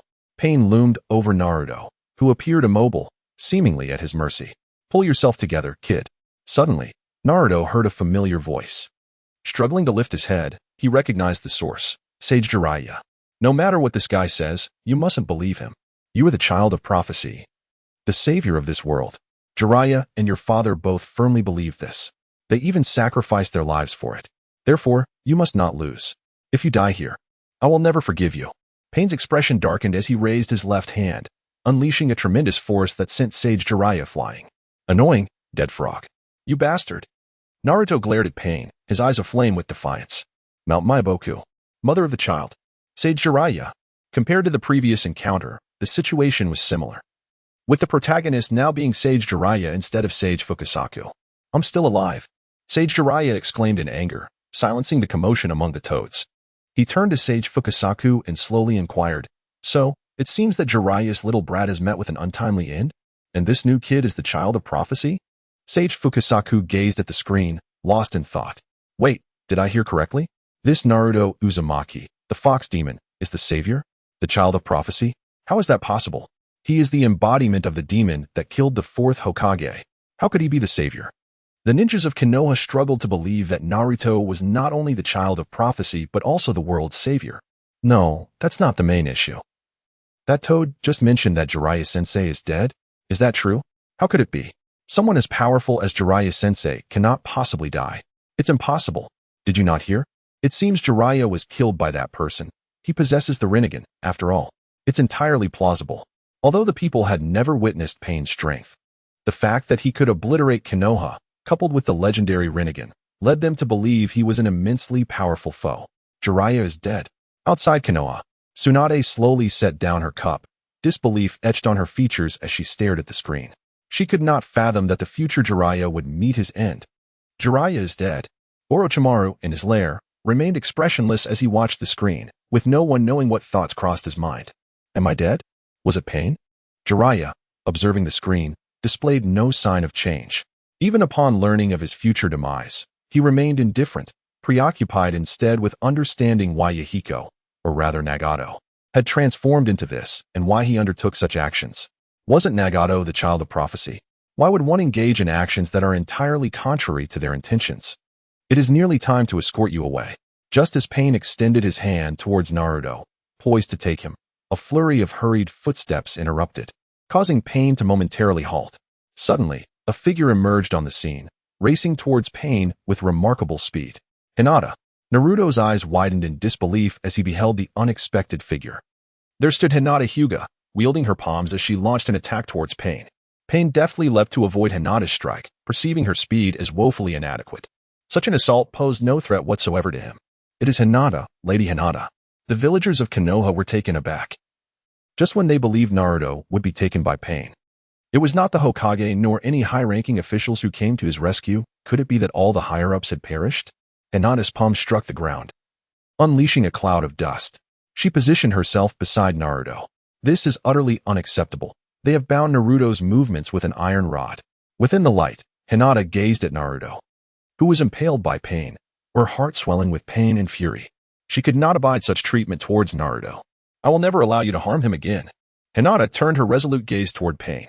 Aware that she was no match for him, she was willing to pay any price to protect Naruto. Oh, reinforcements? Pain regarded the suddenly appeared Hinata with calm scrutiny, determining from her chakra that she was not formidable, indeed, quite weak. Why did you come out? You should flee. You are no match for him, Naruto exclaimed, panic rising within him as he saw Hinata rush forward alone. He was acutely aware of Pain's might and feared for Hinata's safety. Hinata gently nodded, acknowledging Naruto's concern. Yet, she displayed not a hint of retreat. Instead, her resolve intensified. This is my own decision. What are you saying? Do not recklessly venture into such perilous territory. Naruto's eyes widened in disbelief as he looked at Hinata. He could not comprehend why she would make such a choice. Did she not realize the danger that surrounded them? Standing here is my own will. This time, it is I who will save you, Naruto, Hinata declared, her tone unwavering and strong. Her gaze remained fixed on Naruto, her eyes shimmering with determination and courage. Upon hearing Hinata's words, Naruto was momentarily speechless. He had never anticipated Hinata would voice such sentiments.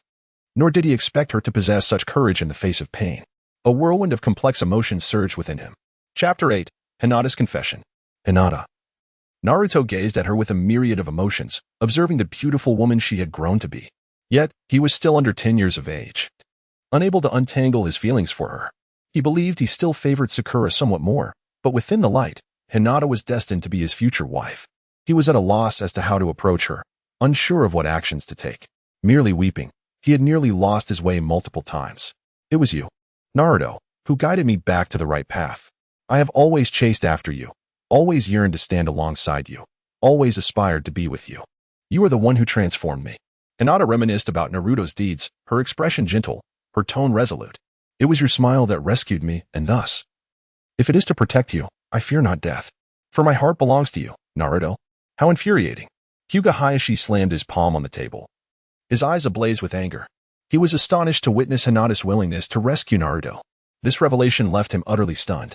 Hyuga Hanabi looked on in confusion at the screen showing Hinata, her heart laden with concern. She did not grasp the meaning of Hinata's declaration of affection nor comprehend why Hinata would confront such a terrifying enemy for Naruto's sake. She worried for Hinata's safety.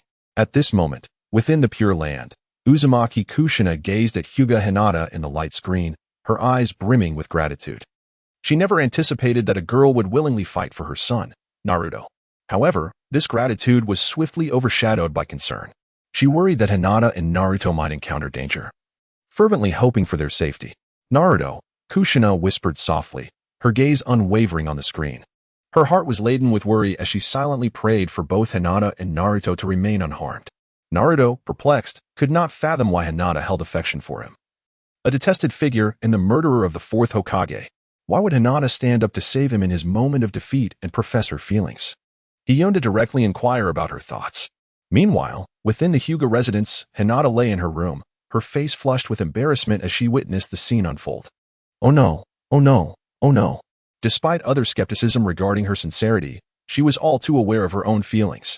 Now the whole world knows I like Uzumaki Naruto. Ah, I'm going to faint. Just as Hinata prepared to succumb to her embarrassment, her sister, Hanabi, burst into the room. What is wrong, Hanabi? Hinata asked, casting her gaze toward Pain, her resolve unwavering. She would not permit Pain to take Naruto away. Even if she recognized her own frailty, she would not retreat, even at the cost of her life. Hinata's eyes were locked onto Pain with fierce determination, her body tense as she silently positioned herself for battle. Pain, expressionless, regarded Hinata coldly, then slowly drew a black rod from his sleeve, his gaze sharp and frigid. Unexpectedly, Hinata launched a powerful kick, accurately severing one of the rods that pinned Naruto down. Acknowledging that confronting Pain directly would be tantamount to suicide, she resolved to assist Naruto through this means. Having observed the battle between Naruto and Pain, she understood that these black rods restricted Naruto. If she could obliterate them all, he would regain his freedom. However, Pain quickly grasped Hinata's intent. Just as she prepared for a second strike, Pain decisively unleashed Shinra Tensei, forcefully repelling her. The impact was tremendous, sending Hinata tumbling through the air several times before she managed to mitigate the force. Even so, she coughed up blood, sustaining severe injuries. Struggling to rise, Hinata bore a trail of crimson at the corner of her mouth, her eyes filled with defiance. She wiped away the blood, her gaze resolute and unwavering. With renewed determination, Hinata charged toward Naruto once more. Yet, Pain merely waved his hand, a surge of formidable power, sending her crashing back. Hinata, Naruto cried anxiously. But he was tightly bound by the black rods, utterly immobilized. He could only watch helplessly as Hinata was once again cast down, his heart heavy with guilt and despair. Why did you come to save me? Hurry and escape. Hurry. Hinata fell heavily to the ground, rolling several times before coming to a stop. Yet she did not relent. Valiantly struggling to stand again, blood flowed from her forehead, trailing down her beautiful face, leaving a long streak of crimson. Nevertheless, she seemed oblivious to her injuries. Lifting her head to meet Pain's unyielding gaze, the light in her eyes remained bright, revealing an indomitable spirit. Unable to approach Naruto, she needed a strategy. Understanding her limitations, Hinata pondered her next move. She staggered to her feet, her body unsteady, yet her resolve remained steadfast. Clenching her fists tightly, she slowly opened her hands, gathering an immense amount of chakra. It cannot end like this. As long as there is a glimmer of hope, she murmured, her voice imbued with determination and resilience. Gentle step, twin lion fists, she softly declared, rapidly forming hand seals. As the chakra flowed, the gentle chakra in her hands transformed, gradually taking the shape of two deep blue, semi-transparent, fierce lion heads. Without hesitation, Hinata propelled herself towards Pain, her body akin to an arrow released from a bow. However, Pain's reflexes were astonishingly swift. He effortlessly sidestepped Hinata's attack, seemingly unconcerned about retaliating, as if he were merely an audience member observing a performance, evading her every strike with casual ease. Just when it appeared that Pain had tired of the spectacle and raised his hand to unleash Shinra Tensei, his movement suddenly halted. In that fleeting moment, Hinata's attack grazed Pain's cheek. Now's my chance. Seizing the opportunity, Hinata did not pursue Pain for another strike, but instead dashed directly toward Naruto. With a powerful punch, she shattered another black rod. One more. Just as Hinata prepared to destroy yet another rod, Pain lifted his hand toward her. A tremendous repulsive force surged toward Hinata, and before she could react, it sent her flying into the air, crashing heavily to the ground. With a thunderous impact, her head struck the earth, sending dust swirling. Observing this scene, the immobilized Naruto's eyes reflected despair. Hinata. Chapter 9. Is Hinata dead? Naruto's transformation. The Leaf Village ninjas fell silent, bewildered by Hinata's relentless courage to challenge the overwhelmingly powerful Pain, despite the evident disparity in their strengths. Naruto. Hyuga Hayashi. Realizing he could not intervene in the events unfolding on the screen, redirected his anger toward Uzumaki Naruto. He could not comprehend the enchantment that compelled Hinata to risk her life for him. Damn it. After venting his frustration, Hayashi gradually regained his composure. This was merely a vision of the future, one that had yet to transpire. He needed to devise a plan to prevent it from coming to fruition. Concern for Hinata enveloped everyone, from Haruno Sakura, Yamanaka Ino, and Uzumaki Kushina to Namikaze Minato, as well as the Hyuga clan and the villagers of Konoha. The other four great ninja villages were relentlessly analyzing Pain's strength. They were unfamiliar with Hinata Hyuga. Perhaps they might feel a fleeting sense of sympathy for her love. Yet they would not mourn her demise or squander precious time on it. This is the ninja world. Countless lives are extinguished daily, and not everyone possesses the luxury to be moved by the death of a teenage girl. Their sole focus is to gather intelligence on their adversaries. Driven by the instinct to protect themselves, their families, friends, and villages, rather than wasting time lamenting the loss of an unfamiliar individual. Hinata. Hinata. The urgent calls resonated, striking heavily upon Hinata's heart. As if stirred by some inner revelation, her eyelids fluttered slightly, and she struggled to lift the weighty veil of her slumber. The scene before her gradually came into focus, yet what met her gaze was a landscape of utter devastation, the once vibrant Hidden Leaf village reduced to ruins. No, it cannot end like this. I have yet to rescue Naruto. The fervent cries from deep within her soul echoed incessantly. Hinata. Upon witnessing her eyes reopen, Naruto exhaled a sigh of relief. Beyond the luminous curtain, the ninjas of Konoha anxiously observed the unfolding scene. They held their breath for Hinata, fearing for her safety. Upon witnessing her resurgence, a collective sigh of relief escaped their lips. Struggling to rise, Hinata found every slight movement agonizing, as if pierced by 1,000 needles. Enduring the torment, she attempted once more to stand, yet her body felt utterly drained of strength, causing her to collapse once again. At that moment, her body bore the marks of battle, the intense pain nearly causing her to lose consciousness. Yet, she had never contemplated surrender, nor had she ever considered forsaking Naruto. With her hands braced against the ground, Hinata rose once more, inching her way toward Naruto's step by painstaking step. Pain observed her with an indifferent gaze. "Stop, Hinata. Do not approach," Naruto implored, closing his eyes, his voice laced with sorrow, questioning why she would go to such lengths for him. He was unworthy. Yet Hinata, seemingly deaf to his pleas, persisted, dragging her battered form resolutely toward him. She would not abandon Naruto.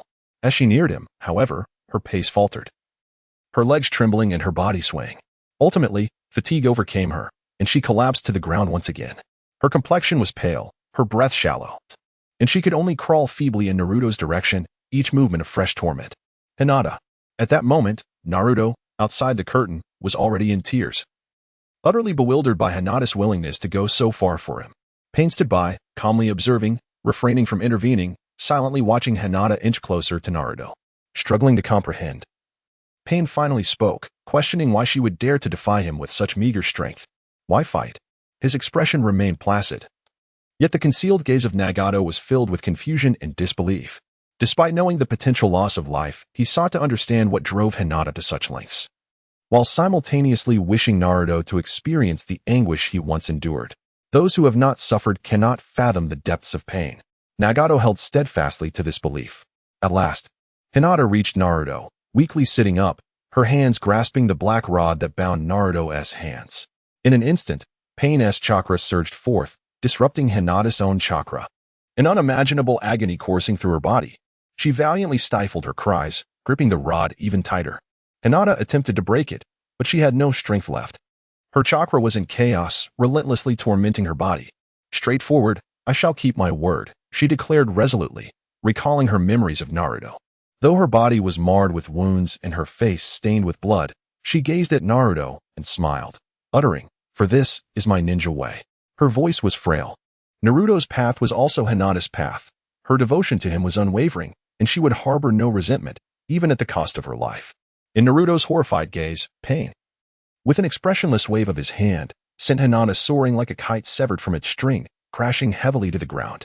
The force of her fall created a deep crater, sending dust swirling into the air. The last image seared into Naruto's mind was Pain plunging the rod into Hinata. Blood spattered, staining the earth crimson. Hinata. Within Konoha, many shared Naruto's sorrow, tears streaming down their faces. The third Hokage, Sarutobi Hiruzen, gazed at the curtain in silence. Hinata's death evoking memories of his wife, lost in the Ninetales rampage. Pain's cold voice rang out, "Perhaps this is fitting. My parents met the same fate at the hands of your Konoha ninjas. It is through love that sacrifice is born, through love that hatred emerges, allowing one to comprehend suffering. What will you do now, Naruto Uzumaki?" In Amigakure, Nagato observed the curtain with calm detachment. His parents had perished in a similar manner before his eyes, igniting a fury that consumed him. What kind of fury would you unleash, Naruto Uzumaki? Meanwhile, in another realm, Obito Uchiha gazes at the luminous screen, his expression concealed beneath his mask, betraying no emotion. What would you do, Naruto Uzumaki? Obito, Uchiha, and Nagato ponder the same question. They yearn to know if, confronted with the death of a beloved right before their eyes, he would succumb to despair as they have, or if he would simply surrender. At this moment, silence envelopes the surroundings, as if time itself has ceased to flow. Naruto hears not a whisper of pain's words, his gaze fixated on Hinata. Pierced by the black rod not far from him, his countenance remains eerily serene, a calmness bordering on deathly stillness, as blood begins to seep into his eyes. Rage eclipsing his reason. Thump, thump, accompanied by the heavy rhythm of his heartbeat, Naruto's irises are engulfed in a vivid crimson hue. Indeed, he comprehends suffering. Pain's voice resonates throughout the luminous screen, urging him to embrace his wrath, to feel anguish, to grasp its essence. Suddenly, a colossal whirlwind erupts, centered around Naruto, sweeping outward with ferocity. The structures around him crumble under the tempest, while distant figures, including Sakura Haruno and Gamabunta, stumble backward, shaken by the force. As the surviving onlookers gaze upward, they behold a blood-red beam piercing the heavens, linking earth and sky. In that instant, the crimson chakra surges forth like a torrent of molten lava, embodying an overwhelming malevolent power, erupting from Naruto's very being and enveloping him entirely. Yet, even more astonishing is the transformation. The chakra-wreathed Naruto's form begins to warp and contort, as if his body has slipped from his control, engaged in movements that are grotesque and unrecognizable as human. At this moment, the dark rods that had once pierced Naruto's body had completely vanished, as if swallowed by an enigmatic force. Blood-red tails erupted from behind him, one after another. "Do you hate me?" Pain remarked, observing Naruto's transformation. To him, this was the embodiment of understanding pain. Much like himself, who was engulfed by rage after the ninjas of Konoha slaughtered his parents, losing all sense of reason. It was only after regaining his composure that he realized everything had been destroyed by his own hand. At this juncture, Naruto Uzumaki bore little resemblance to a human. His eyes, filled with fury, were vacant and fixated on pain. For tails writhed behind him, enveloping Naruto in an aura of malevolence and foreboding. Just then, the screen went black, ceasing any further reactions. Chapter 10. The viewing ends. The undercurrents in Konoha within Konoha. A wave of panic surged. A monster. That is the Nine Tails. Uzumaki Naruto is indeed the incarnation of the Nine Tails. He is the murderer of the Fourth Hokage. Questions arose. Why only 4 tails? Isn't the Nine Tails supposed to have 9? Initially, Naruto's transformation instilled great fear among the villagers, with some who had experienced the Nine Tails rampage fainting from the familiar yet oppressive aura. However, as time passed, it became apparent that their fear stemmed from within. In reality, the screen had not inflicted any harm upon them. In the Rain Village, one remarked, only 4 tails? Is that not enough suffering? It seemed as if pain within the screen truly shared Nagato's intentions, delivering a fatal blow to Hinata before Naruto could transform fully into the Nine Tails. Nagato found himself perplexed. He had closely observed Naruto's expressions prior to the transformation and believed he was entirely consumed by rage, leading to a complete transformation. What could possibly be the reason for this? It seemed he needed to witness it in Konoha firsthand. In the Uchiha compound, Sasuke trembled in his mother's embrace. "Mom, it's terrifying." Uchiha Makoto gently comforted him. "Sasuke, do not fear. Mother is here." Just then, Itachi returned home. "Brother," Sasuke exclaimed, rushing to Itachi. Itachi patted Sasuke's head, smiling. "Do not be afraid. I am here." With concern, Sasuke asked, "Brother, is Naruto truly the Nine Tails?" Despite Naruto's boisterous antics at school, Sasuke did not despise him. Rather, he felt pity for Naruto, knowing he had no parents and lived in solitude. "No, Sasuke, Uzumaki Naruto is not the Nine Tails. He is the Jinchuriki of the Nine Tails." Itachi clarified. "Jinchuriki? What is that?" Sasuke pondered, unfamiliar with the term. For years, he had either stayed home, attended school, or trained shurikens with Itachi, leaving him little opportunity to learn about Jinchuriki. Before Itachi could elaborate, Uchiha Fugaku unexpectedly appeared at the door. "Come with me." Itachi exchanged an apologetic glance with Sasuke. Next time, he followed Fugaku out. Sasuke stood there, lost in thought, murmuring, "Naruto is not the Nine Tails, but what does it mean to be the Jinchuriki?"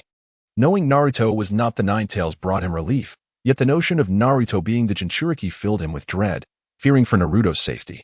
Elsewhere in Konoha, Sakura and Ino were gripped by fear, unable to fathom that their usually mischievous friend could be so terrifying when consumed by rage. Had the screen not halted after Naruto's transformation, who knows how many more would have been terrified. Meanwhile, Hanabi, who had been discussing how to rescue Naruto with Hinata, was equally startled by Naruto's transformation. Hinata, though frightened, maintained her composure as the elder sister, comforting Hanabi while worrying for Naruto, hoping the images would not adversely affect him. At that moment, Fugaku led Itachi to a secret base within the Uchiha compound, a place undetectable by the Umbu or root. Father, Itachi addressed Fugaku. Already aware of his intent. Itachi, you saw that screen, did you not? Indeed, Itachi nodded. Now, the higher-ups of Konoha are entirely focused on Naruto. Do you think tomorrow would be a good opportunity to instigate a coup? Fugaku turned his back to Itachi, eager for his response. Itachi gazed at his father, a complex emotion flickering in his eyes. Father, I do not believe this is a favorable opportunity. The entire Shinobi world now knows that Uzumaki Naruto is the Jinchuriki of the Nine Tails. If we were to recklessly initiate a coup, other ninja villages might seize the chance to capture the Jinchuriki. Fugaku turned to face Itachi, peering into his eyes. Itachi, understand that our goal is to restore the Uchiha clan. This is a long-awaited opportunity. However, to launch a coup in such a manner, even if successful, would yield unimaginable consequences for Konoha. Furthermore, without the Jinchuriki, how could Konoha contend with the other 4 great shinobi villages? Itachi stated firmly. Fugaku fell silent for a moment, then sighed. Very well, Itachi. I will respect your decision. However, we must remain prepared for any eventuality. Itachi slightly nodded in agreement. I will continue to monitor the situation. I hope you can keep the clan steady during this time. He then turned to leave the secret base.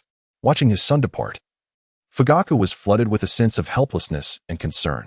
Itachi hastily exited the compound, his usually calm demeanor now chillingly cold, a palpable aura of killing intent emanating from him. Suddenly, he halted, spun around, and spoke with a voice as sharp as ice. Since you are already here, reveal yourself. There is no one else present. His words carried an invisible pressure that sent shivers down the spine. At that moment, a figure appeared silently behind Itachi, resembling a specter. Clad in a tight black outfit, the individual wore a mask that concealed their face, revealing only a pair of sharp eyes, one of the root members. The member spoke in a harsh tone. Itachi, Lord Danzo has urgent matters to discuss. Please accompany me. With a slight bow, they gestured for Itachi to follow. Expressionless, Itachi nodded, acknowledging the request. However, he pondered in silence the true purpose of this meeting. After all, Danzo had harbored insidious intentions towards the Uchiha clan for a long time. This summons was likely no different. As these thoughts crossed his mind, Itachi Uchiha's gaze deepened. Yet he displayed no hint of fear, resolutely following the root member away. The two traversed in silence until they arrived at Danzo's office. Seated behind his desk, Danzo's cold eyes pierced through his mask as he regarded Itachi. Itachi, you have arrived, Danzo intoned with a low voice. What is it that you require of me? Lord Danzo? Itachi replied with an unruffled demeanor. I have a plan concerning the Nine-Tails Jinchuriki, Danzo stated bluntly. We can exploit him to incite chaos and weaken the other villages in the process. A weight settled in Itachi's heart. He had anticipated Danzo's intentions. Yet hearing them spoken aloud ignited a surge of anger within him. I refuse to partake in such a conspiracy, he replied without hesitation. Danzo scoffed. Do not forget your position, Itachi. You are a ninja of Konoha and should act in the village's interest. Have you forgotten? Were it not for the disturbances caused by the light curtain, do you truly believe you could have thwarted the Uchiha's rebellion? Itachi clenched his fists, withholding a response to Danzo's provocations. Do you think you can single-handedly prevent the Uchiha coup? Danzo mocked. In the grand scheme, individual strength is insignificant. I can offer you this opportunity. Give it serious consideration. I will consider it, Itachi retorted before turning to leave, leaving Danzo in a darkened mood. Itachi understood that a clash with Danzo was inevitable. However, he also recognized that utilizing the power of the Nine-Tails to diminish the strength of other villages, while simultaneously crippling the Uchiha clan's capacity to instigate a coup, was undoubtedly the most prudent course of action. Yet, the outcome would be the Uchiha clan's complete subjugation, reduced to mere pawns of Konoha's elite, stripped of their former glory. Chapter 11. The origin of Naruto Uzumaki. Iruka gazed at the now darkened light curtain with a complex expression. His parents had perished in the Nine-Tails incident. To claim he bore no animosity towards the Nine-Tails would be a falsehood. He was uncertain how to face Naruto. who he believed was distinct from the Nine Tails. Yet in moments of fury, Naruto could unleash the beast's power, becoming a danger to the village and potentially claiming countless lives. But he was Naruto's teacher. He could not abandon him. After a moment's hesitation, Iruka ultimately stepped into the Hokage's office. At that moment, the third Hokage, Hiruzen Sarutobi, had completed assigning tasks to others, and the high-level discussions had concluded, leaving him alone in the office. As Iruka entered, Hiruzen's weathered face revealed no surprise, as if everything had unfolded according to his expectations. Third Hokage, Iruka softly called, his tone tinged with reverence and unease. He approached Hiruzen with weighted steps, pausing to bow slightly in respect. Hiruzen slowly rose from his seat, his gaze piercing as it fell upon Iruka. Iruka felt a wave of intimidation wash over him. Yet he struggled to maintain his composure. Iruka, you have come. Hiruzen's voice was deep and gentle, yet laced with an undeniable authority. He took a step forward, closing the distance between them. Iruka lifted his gaze to meet Hiruzen's eyes, silently speculating on what the Hokage would say next. As expected, Hiruzen gravely announced, Iruka, I have a request regarding Naruto, and I hope you will acquiesce. Upon hearing this, Iruka's heart tightened, and his brow instinctively furrowed. In truth, he had already sensed Hiruzen's intentions before entering the room. However, hearing it spoken aloud stirred a torrent of conflicting emotions within him. I understand this is challenging, but Naruto is the future of our village and a beacon of hope for the ninja world. I believe in Naruto. He will never become a puppet of the Nine Tails. Hiruzen asserted with unwavering conviction. Iruka remained silent, unable to respond. Hiruzen observed him, aware of Iruka's confusion, realizing that further concealment was futile. Naruto Uzumaki is, in fact, the son of the fourth Hokage. Hiruzen's words were heavy and serious, each syllable striking Iruka's heart like a hammer. What? Iruka's body jolted, disbelief etched across his face. To protect the village, the fourth Hokage had selflessly sacrificed himself, sealing the Nine Tails within Naruto. Hiruzen's tone grew somber as he recounted the truth of the Nine Tails incident. Iruka listened in silence, a torrent of emotion surging within him. He recalled Naruto's lonely childhood and the children who had bullied him. It dawned on him that all of this stemmed from the weighty fate that Naruto bore. Iruka's gaze turned complex. He struggled to accept this revelation. The fourth Hokage, Minato Namikaze, was his idol, a savior of the village who had sacrificed himself. And Naruto was his son? Iruka, I know this is difficult for you to accept, but Naruto needs your guidance. He lost his parents at a young age and requires someone to lead him on the right path. Hiruzen's voice was earnest and heartfelt. Taking a deep breath, Iruka's resolve began to solidify.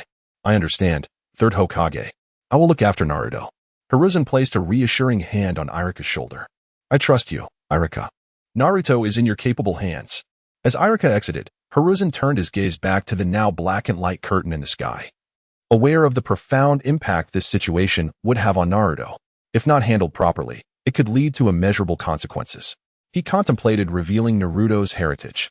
The world already knew Naruto was the Nine Tails Jinchuriki, and Akatsuki would come to capture him. At this juncture, further concealment was futile. He hoped Naruto could endure.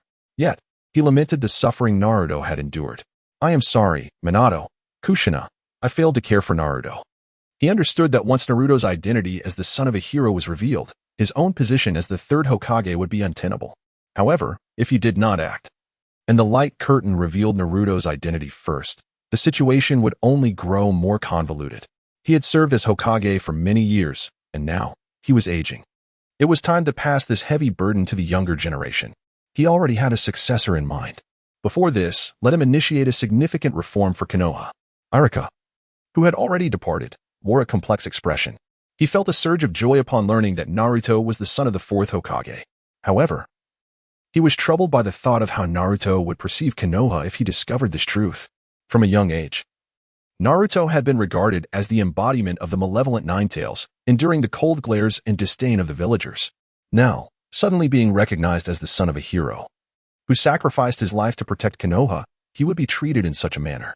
Iruka could hardly fathom how Naruto would react upon learning all of this. He feared that Naruto might lose trust in everyone, transforming years of grievances into rage, ultimately succumbing to that fury and becoming like the Nine Tails. No. He needed to find Naruto and have a serious conversation with him, as a teacher. Yet, unbeknownst to Iruka, the third Hokage had already informed Naruto of his lineage as the son of the fourth Hokage. Chapter 12. Ichiraka Ramen. The scene shifts back to when the light curtain had just concluded. What will become of me in the future? Naruto's voice trembled with uncertainty. He never imagined he would transform into the Nine Tails. Is this the Nine Tails? How terrifying. Why would he become such a monster? It was no wonder the villagers despised him. Remembering the cruel words of those villagers brought tears to Naruto's eyes. No, I am destined to become Hokage. I will never allow such a future to unfold. Wiping away his tears, he declared with determination. Cheer up, Naruto. He whispered to himself, striving to lift his spirits. However, just when he had not fully regained his composure, a deep and resonant sound echoed in his ears. Gurgle, gurgle, his stomach protesting. Oh, I'm hungry. Naruto rubbed his flat stomach and mused. I should go have a bowl of ramen at Ichiraku.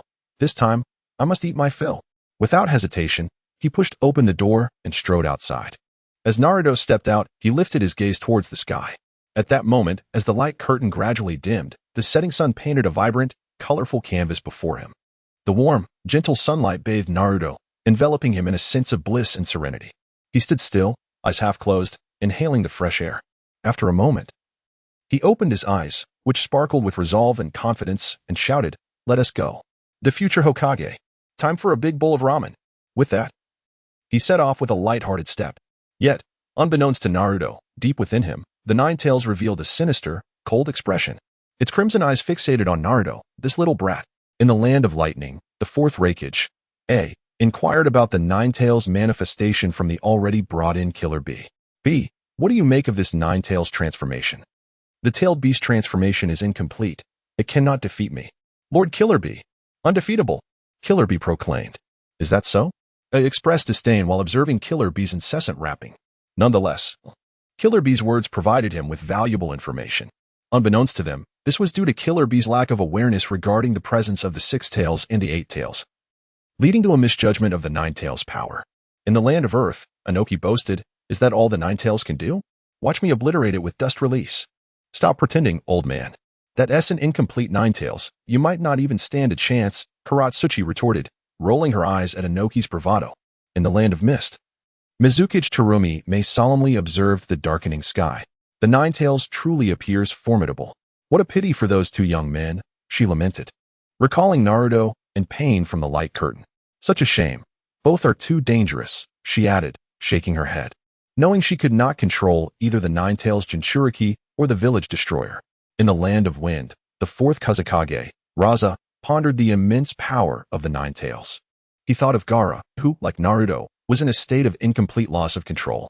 Gaara's tailed beast transformation could not be compared to Naruto's.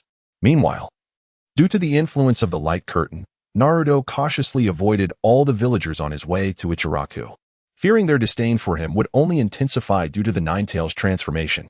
After traversing countless mountains and rivers, he finally arrived at Ichiraka Ramen. Staring blankly at the four characters of the shop's name, I just hope Uncle Ichiraka doesn't dislike me, he thought before stepping inside. Uncle, one bowl of ramen with extra chashu, please. Although there were only a few scattered customers in the shop, Naruto wished to remain inconspicuous.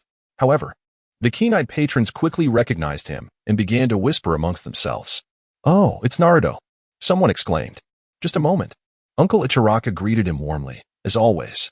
He believed that Naruto in the light curtain had gone berserk due to Hinata's death, viewing him merely as a pitiable child. Good luck, Naruto, Uncle Ichiraka said, serving him a bowl of ramen with extra chashu. Thank you, Uncle Ichiraku.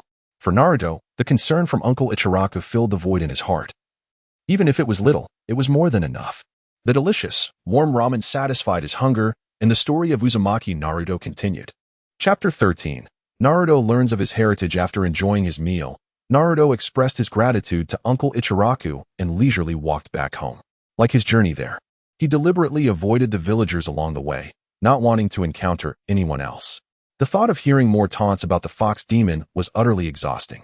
With his hands behind his head, Naruto gazed at the sky and suddenly noticed that the light curtain was translucent, allowing him to see the moon directly.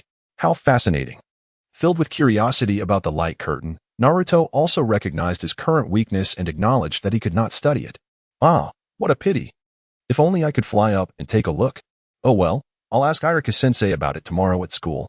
He is so smart, he should know. With that thought, Naruto began to whistle cheerfully and continued his leisurely walk home. Look, young Master Naruto is over there. Suddenly, a shout rang out from ahead, and it felt as if the entire world had been stirred. Instantly, a throng of villagers surged forth like a tidal wave from around the corner. When they finally caught sight of Naruto, they wasted no time in rushing towards him with astonishing speed. Before Naruto could even react, he found himself surrounded by the villagers. Just as confusion and helplessness washed over him, an unexpected scene unfolded before his eyes. A burly villager, robust as an iron tower, knelt resolutely before Naruto's diminutive figure. This act of submission was devoid of hesitation, as if it had been preordained. "Young Master Naruto, I am deeply sorry." The raspy, tear-laden words, imbued with profound guilt, struck each heart like a heavy hammer. Moreover, as soon as the strong villager finished speaking, others began to follow suit, dropping to their knees in unison. A chorus of apologies echoed through the air, resonating across the once tranquil land. "Young Master Naruto, I am but a wretched beast. Forgive me. I am ungrateful and heartless. I should not have treated you this way. I apologize, young Master Naruto. I am sorry, Lord Fourth Hokage. It is I who have been ungrateful." What was even more astonishing was that some villagers began to strike their own faces repeatedly, each blow infused with remorse and regret. They cursed their own callousness, tears streaming down their cheeks and falling onto the dust-laden ground. Faced with this chaotic scene, Naruto was utterly astounded. This sudden turn of events far exceeded his comprehension, leaving his mind blank and incapable of grasping the reality of the situation. At that moment, Naruto stood there, bewildered and at a loss. He could not comprehend their words. What did it mean to be ungrateful? What was this talk of the Fourth Hokage? Why were they apologizing to him? Why did they call him young master? And what connection did he have with the Fourth Hokage? Did they believe he was responsible for the Fourth's demise? What on earth is happening? With all his strength, Naruto finally broke free from the villagers' encirclement. As he noticed them attempting to close in again, he shouted, "Don't come any closer." After his desperate cry, he turned and fled. He could not fathom the villagers' strange behavior. He only wished to escape this bewildering place. Whether it was Naruto's plea that had an effect or for some other reason, the villagers did not pursue him further but remained rooted, continuing their acts of contrition. Their apologies, not only directed at Naruto but also towards the Fourth Hokage, Minato Namikaze, reverberated throughout the village that night. Naruto Uzumaki sprinted breathlessly to his doorstep. What were they doing? Had they lost their minds? Naruto was perplexed by the behavior of the villagers he had just encountered, some of whom he recognized as those who often berated him. Why were they coming to apologize tonight? And why were they weeping so pitifully? Had they been rendered speechless by his transformation into a tailed beast? Shaking his head vigorously, he attempted to dismiss such thoughts. As he raised his gaze, ready to enter his home, he suddenly noticed an envelope lying on the ground at the entrance. Could it be that his living expenses had finally arrived? His eyes sparkled with excitement, momentarily forgetting the earlier events. He quickly bent down to pick up the letter and eagerly opened the door, then collapsed onto his bed as usual, prepared to examine the contents of the envelope to see how much money he had received. Wait, why does this envelope feel so heavy? Naruto furrowed his brow in confusion. As he lifted the envelope, he was astonished to find it significantly heavier than any he had received before. Intrigued, he opened the envelope and extracted a letter along with a large stack of cash. He glanced at the money, which far exceeded any previous allowances he had received. So much. Staring in disbelief at the living expenses in his hands, he struggled to comprehend why this amount was so substantial. After organizing the money, he unfolded the letter and began to read. "Naruto, this is your living allowance for this month. Do not overthink it. This is rightfully yours, a portion of the inheritance left to you by the Fourth Hokage, Minato Namikaze. The remainder has been entrusted to Iruka for safekeeping." What? The Fourth Hokage left this for me? Naruto couldn't fathom why Minato would leave money for him. So he continued reading. "Naruto, for many years, there has been something I have not disclosed to you. You are the son of Minato, and your mother's name is Kushina Uzumaki. The reason for my silence was to protect you. Your father made many enemies during the Third Shinobi World War. If they were to learn of your existence, they would seek revenge against you. This is also why you have faced such disdain from the villagers. I understand your grandfather will not forgive me, and I do not deserve your forgiveness either." In the letter, Hiruzen Sarutobi explained Naruto's lineage and the truths surrounding the Nine Tails incident. Father, mother. Tears streamed down Naruto's face as he finished reading the letter.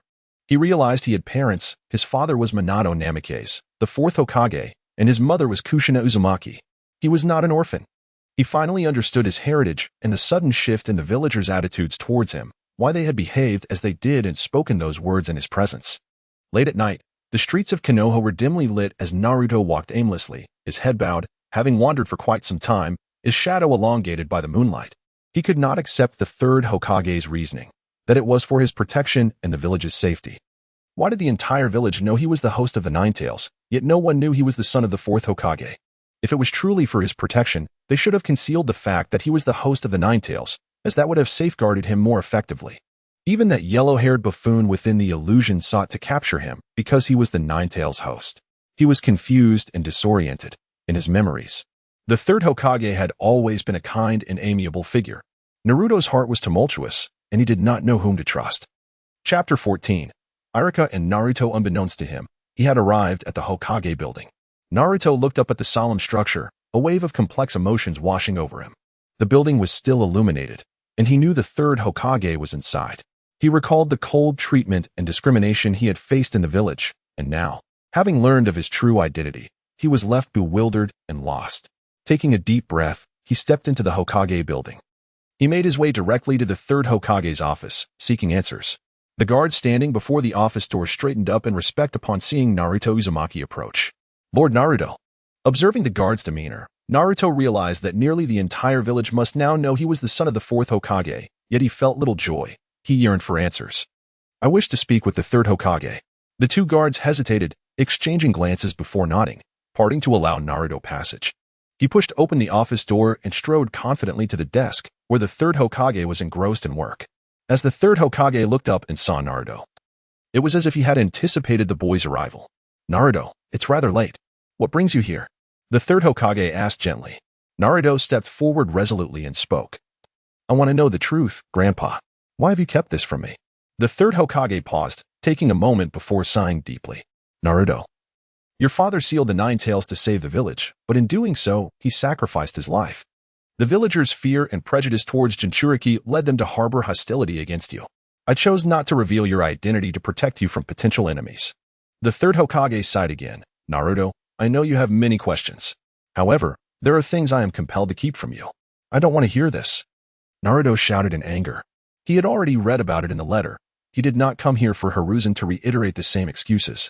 Seeing Naruto's fury, Hiruzen understood that mere words would not sway him, yet some truths were too perilous to reveal. In due time, you will understand these matters, Hiruzen thought.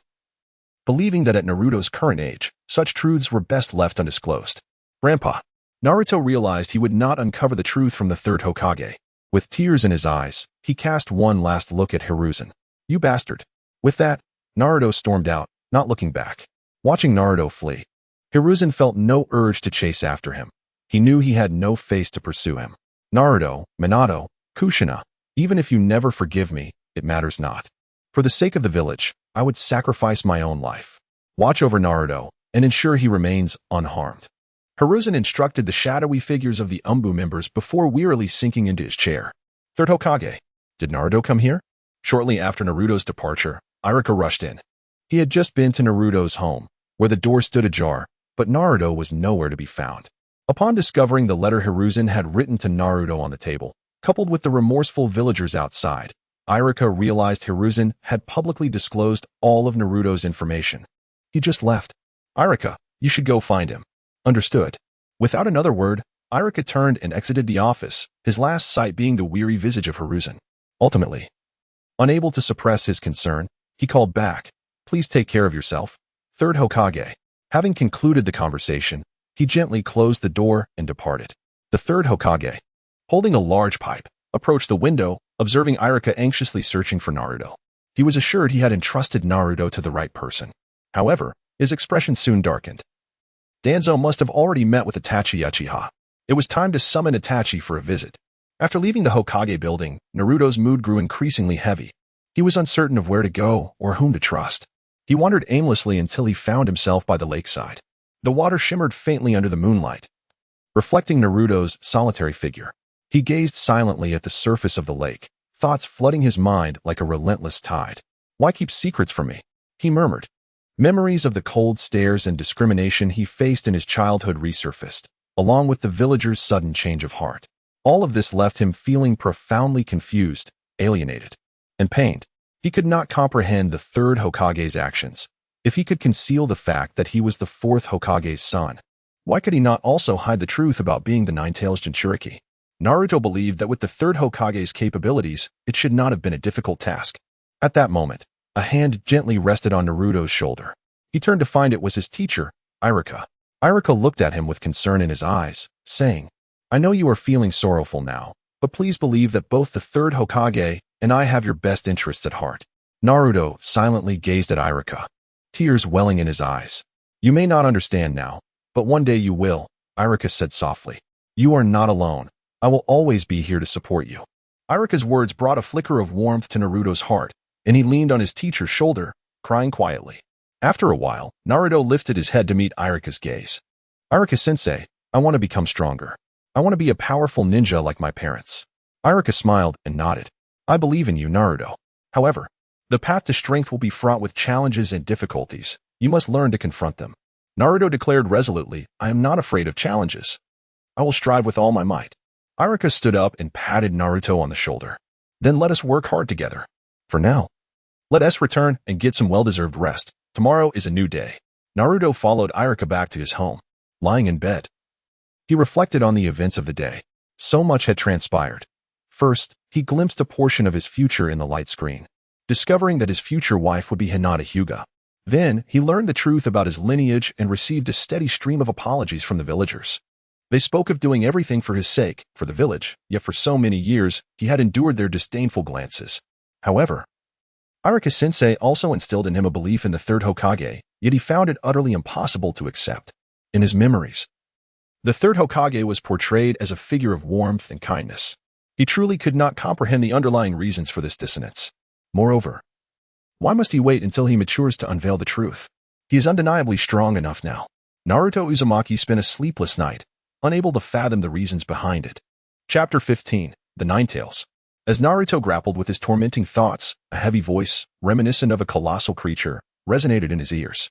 Who is speaking? Startled by the voice, Naruto sprang up, scanning his surroundings, yet found no one in sight. Is this place haunted? With such thoughts, he instinctively tightened his grip on the blanket, for he harbors an intense fear of spirits. It is I? The voice echoed once more. Naruto was taken aback. This time, he discerned that the voice emanated from within his very belly. What? How can this be? Reflexively, he touched his abdomen, confirming that the sound indeed originated from there. Little brat, I am the Nine-Tails sealed within your body. The Nine-Tails wasted no time, revealing its identity. Finally, after enduring the turmoil of Naruto's emotions, it seized the opportunity to connect with him, unwilling to squander this chance. What? You are the Nine-Tails? Upon realizing that the voice belonged to the beast imprisoned within him, Naruto felt a surge of both fear and fury.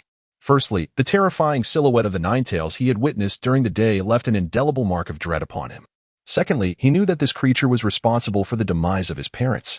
Confronted with the murderer of his mother and father, his anger overshadowed his fear. Humph. Indeed. It is I. Sensing Naruto's wrath, the Nine-Tails responded defiantly, mirroring his fury. You scoundrel. You are the one who killed my parents. Naruto exclaimed, standing up in agitation, pointing at his abdomen. So what? If they had not sealed me away all those years ago, I would not be here.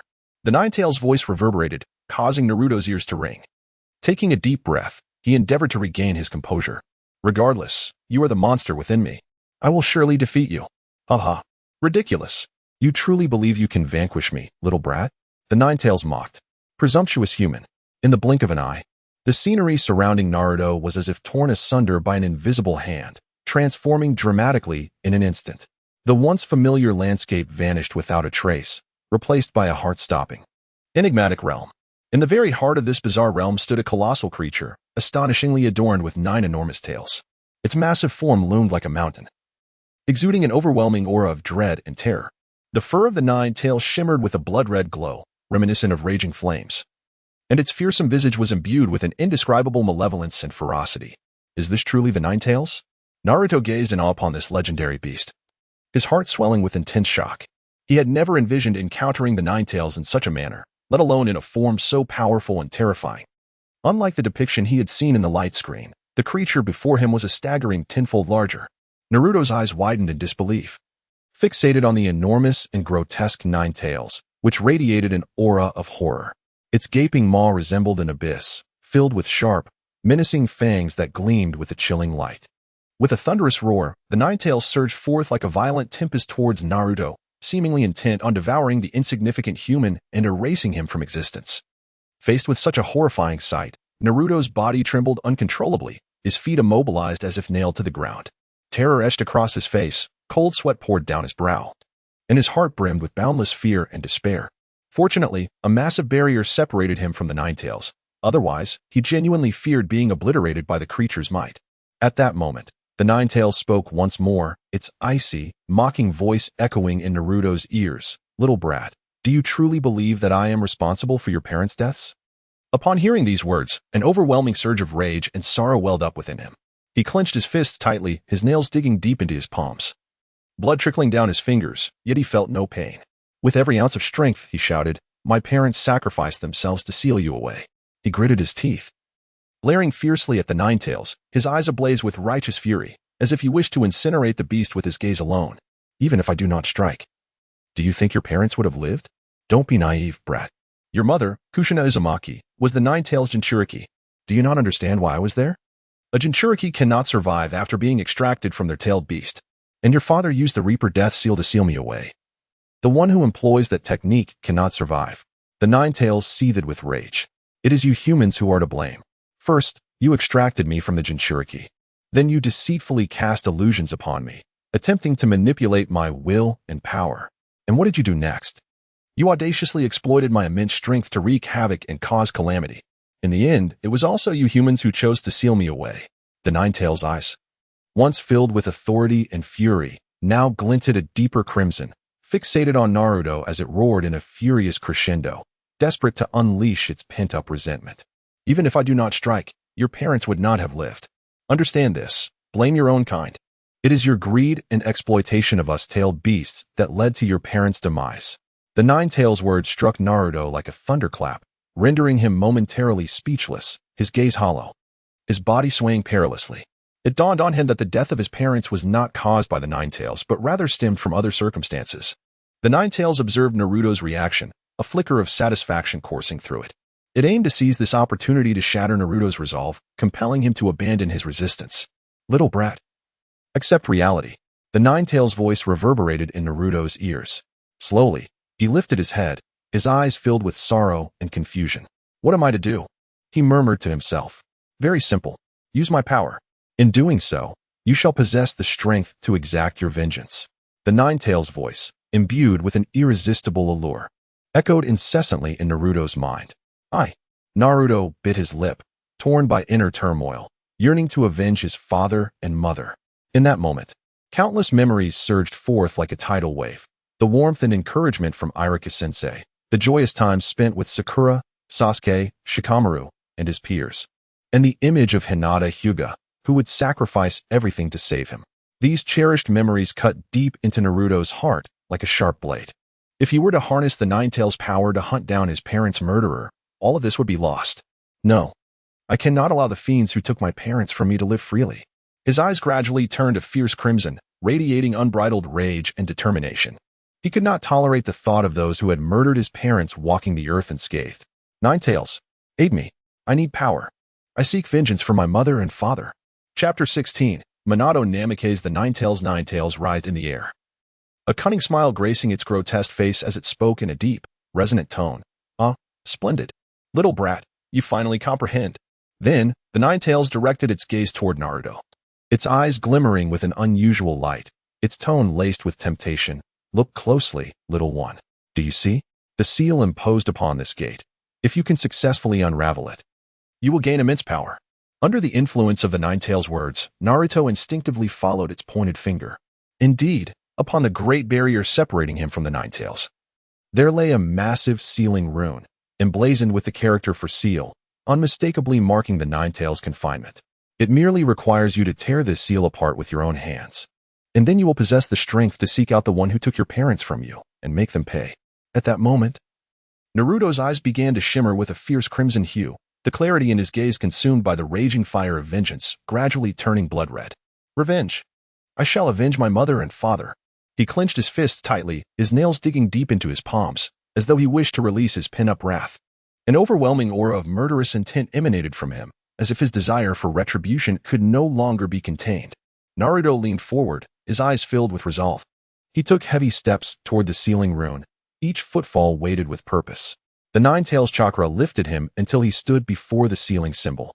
Just as he was about to reach out and touch the seal, a hand grasped his wrist firmly. Naruto, do not let hatred blind you. A familiar voice resonated in his ears. Fourth Hokage. The Nine-Tails erupted in a frenzied roar, its fury reaching a fever pitch. You were so close. From its enraged and frenzied howls, it was clear that the Nine-Tails had been thoroughly provoked, its rage at its zenith. Naruto whirled around, his gaze locking onto the figure that had interrupted him. In that fleeting moment, he stood as if ensnared by a paralysis spell, utterly frozen. The figure before him bore an uncanny resemblance, with iconic yellow hair that matched his own, and the face reflected the likeness of the visage carved upon the Hokage rock. The fourth Hokage? After a brief spell of astonishment, an indescribable complexity of emotion surged within Naruto. Instantly, the tempestuous fury that had threatened to overwhelm him ebbed away like a receding tide, and his once bloodshot eyes, filled with rage, returned to their tranquil blue. Why is my father here? Wasn't he already gone? Naruto's body began to tremble involuntarily, his voice quivering with disbelief as he whispered, Dad.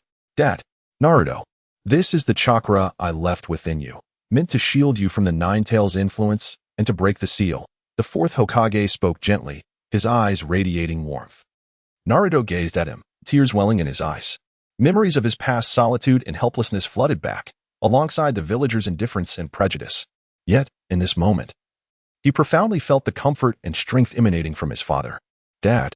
Naruto's voice trembled slightly. I understand your desire for vengeance against those who harmed our family. But pursuing that path is not the answer. Unleashing the Nine-Tails seal could lead to your own destruction, consuming your very essence, the fourth Hokage advised earnestly. Thus, Naruto, remember not to let hatred blind your vision. Your parents wished for you to carry less burden and to grow up healthy and happy. Naruto hesitated, his heart racked with torment, grappling with the hatred he harbored for his parents' adversaries. However, he inhaled deeply and slowly withdrew his outstretched hand. Dad, what should I do? He looked towards Minato Namake's, his heart in disarray. The fourth Hokage gently caressed Naruto's head, smiling as he said, trust in your heart and seek your own path. Remember, you are my son, endowed with boundless potential. But why must the Nine-Tails be sealed within me, your son? I have endured so much suffering because of it. The adults have treated me with disdain, and I've found it difficult to make friends. Naruto pondered, unable to grasp why the Nine-Tails had to be sealed within him. This question remained unasked of the third Hokage, Iruka, or anyone else. He longed to understand Minato's reasoning. Had he not appeared today, perhaps this query would have remained buried within him forever. This question could only be answered by Minato Namake's or Kushina Uzumaki. I'm sorry, Naruto. As your father, I regret the suffering and torment you have faced due to my choices. Minato's face was etched with deep guilt, his voice heavy with remorse, as if each word carried the weight of endless self-reproach. Then he softly inquired, Naruto, how old are you now? 9, came the reply. Upon hearing this, Minato fell into a contemplative silence. Is that so? It has been 9 years, yet for me, it feels as though only a single day has passed. After speaking, he lifted his gaze to the dim expanse above, reflecting on the immense light that enveloped them. Surely it is this mysterious force that awakened me from my slumber. Just now, through it, I witnessed your growth, Naruto. You have become an outstanding young man.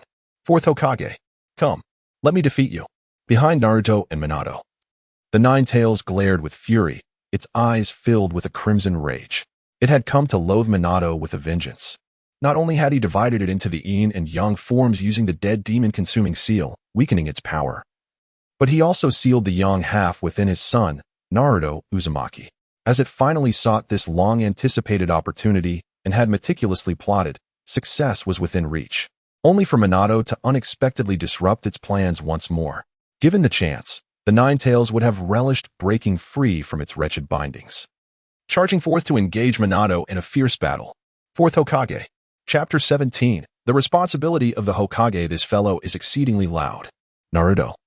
Let us find another place to converse, Minato remarked, observing the almost frenzied state of the Nine-Tails with a resigned expression. With a snap of his fingers, Naruto and everything around him vanished like a fleeting mirage, replaced by a boundless, ethereal expanse of pristine white. Here, it seemed detached from the world, devoid of any earthly clamor or turmoil, enveloped in tranquility and serenity. Minato looked at Naruto with a sense of shame.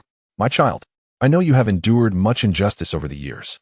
Sealing the nine tails within you was a decision made out of necessity. His expression then turned resolute. Though I am a father, I am also the Hokage. Naruto, your dream is to become Hokage, is it not? Naruto nodded vigorously, his aspiration to become Hokage burning brightly within him.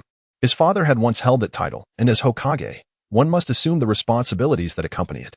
The Hokage must not only protect the village, but also consider its future. Should the village lose the nine tails, the balance of tailed beasts would be disrupted, potentially reigniting the ninja world wars.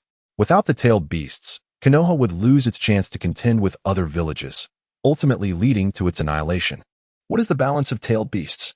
Naruto asked, confusion etched upon his face. He could hardly fathom that Konoha's loss of the nine tails could result in destruction. Did the nine tails not merely bring devastation? Understanding Naruto's thoughts, Minato began to explain. When the first Hokage, Hashirama Senju, established Konoha, he subdued the nine-tailed beasts. From one tail to nine tails, and through the first 5 Kage summit, allocated their dominions. The first Hokage hoped that the balance of tailed beasts would prevent conflicts among the nations and foster peace. Konoha received the nine tails, with its first Jinchuriki being the first Hokage's wife, Naruto Uzumaki, followed by your mother, Kushina Uzumaki. You, Naruto, are the third Jinchuriki of the nine tails. Although this approach did not successfully avert war or create lasting peace, after the first Hokage's passing, the ninja world still experienced the first, second, and third ninja world wars. Nonetheless, the formidable power of the tailed beast somewhat restrained nations during conflicts, preventing the abuse of their might and reducing casualties. Should Konoha lose the nine tails, other nations would seize the opportunity to invade Konoha, bringing war and devastation. Konoha cannot afford to lose the nine tails, and thus, as Hokage, I had no choice but to seal half of the nine tails chakra within myself using the dead demon consuming seal, given your mother's Uzumaki lineage. The other half could only be sealed within you, Naruto. Wolfing Watergate knelt down, striving to meet Naruto's gaze, his face suffused with a sense of shame. He may have been an admirable Hokage, yet he felt he had failed as a father. Naruto, I am so sorry. I treated you as the vessel for the nine tails, burdening you with my responsibilities. I know I am unworthy of your forgiveness, and I lack the right to be called your father. Before Watergate could finish his words, Naruto suddenly opened his arms and embraced him tightly. In that moment, time seemed to freeze, and everything around them faded into silence. Watergate was taken aback, utterly unprepared for Naruto's gesture. Yet, as he opened his mouth to respond, Naruto slowly lifted his head, his gaze unwavering as he locked eyes with his father. With a voice tinged with depth, yet filled with sincerity and affection, Naruto declared, "No, father, you will always be my dad. No matter what happens, that will never change. Naruto, I do not harbor any resentment towards my parents. Ever since I discovered who you are, I have longed to understand why the nine tails was sealed within me. Now I realize it is not your fault. Therefore, father, there is no need for you to apologize." Watergate felt the genuine emotion emanating from his son, a warm surge filling his heart. He gently patted Naruto's back, tears of gratitude welling in his eyes. After a long while, they finally released each other. Naruto, with a resolute gaze, slowly spoke to Watergate. "Father, I understand your predicament. As Hokage, it is not only essential to protect the villagers and the village, but also to be accountable for its future. I aspire to become a great Hokage like you, to safeguard our village." Watergate's face broke into a smile of pride. "My son, you have truly grown. Father, I will strive to control the power of the nine tails, ensuring it does not bring calamity to the village." Naruto pledged with unwavering determination. Watergate nodded in acknowledgement. "I believe in you, Naruto. However, mastering the power of the tailed beast is no simple task. It demands relentless training and perseverance, and the days ahead may be arduous. It matters not. No matter how difficult it may be, I shall never give up. After all, I am the son of the Hokage." Gazing into Naruto's steadfast eyes, Watergate beamed with pride. "Indeed, you are my son, Naruto. I have faith that you will become Hokage." At that moment, the space began to warp unexpectedly, and the figure of Minato Namake's gradually became indistinct. "Dad!" Naruto exclaimed, reaching out in haste, only to grasp at empty air. He had intended to converse with him about his mother, but it appeared that time was no longer on their side. As he beheld his own form slowly dissipating, Minato realized that his chakra was on the verge of vanishing. Casting one last glance at Naruto, he reassured him, "Do not worry, Naruto. We shall meet again." As Minato's voice faded, Naruto was drawn back from that realm into reality, feeling a surge of strength and a renewed sense of determination. I will become Hokage and protect the village. As his consciousness returned to the belly of the Reaper, Minato gazed up at the luminous sky. Naruto, I have faith that you will become Hokage. I will always watch over your story from here. Simultaneously, he thought of Kushina. Kushina, I am sorry. Our son is merely 9 years old. It seems it will be some time before I can reunite with you. In the Pure Land. Kushina was unaware that Minato and Naruto had already met. She anxiously gazed at the luminous screen in the sky, exclaiming, "Oh dear, why has this thing not reacted for so long? I wish to see my son." Since the last time the screen displayed Naruto's transformation into the Nine Tails, there had been no further updates. Had it not been for the earlier broadcast of Naruto's marriage, which reassured her that he would be safe, she would have been utterly frantic by now. All she yearned to know was what transpired after Naruto's transformation, and whether he had sustained any injuries. Damn it, you yellow-haired brat. How dare you treat my son like that? I better not catch sight of you here, or I will make you pay. The mere thought of pain from the screen made Kushina grit her teeth in fury. Simultaneously, she recalled Minato. Minato, where on earth are you? Since awakening. Kushina had been watching the screen while searching for her husband, but regrettably, she had yet to find him. Meanwhile, Minato sneezed several times, murmuring softly, "Is Kushina thinking of me again?" Chapter 18. The changing dynamics. The following morning, Iruka silently counted down the seconds until class began. His gaze filled with concern as it rested on Naruto's vacant seat. The atmosphere in the classroom was exceptionally tense, with all eyes fixated on the empty chair. Each student's face bore varying degrees of worry and anticipation, while Iruka's expression was particularly complex. Following the announcement made by the third Hokage the previous night, the entire Hidden Leaf village was now aware that Naruto Uzumaki was the son of the fourth Hokage, Minato Namikaze. This revelation struck like a thunderclap, resonating deeply within the hearts of all. Many villagers expressed their dissatisfaction with the village leadership for concealing Naruto's identity, rallying early in the morning to protest outside the Hokage building. However, the children had no choice but to silently accept this reality and continue attending school.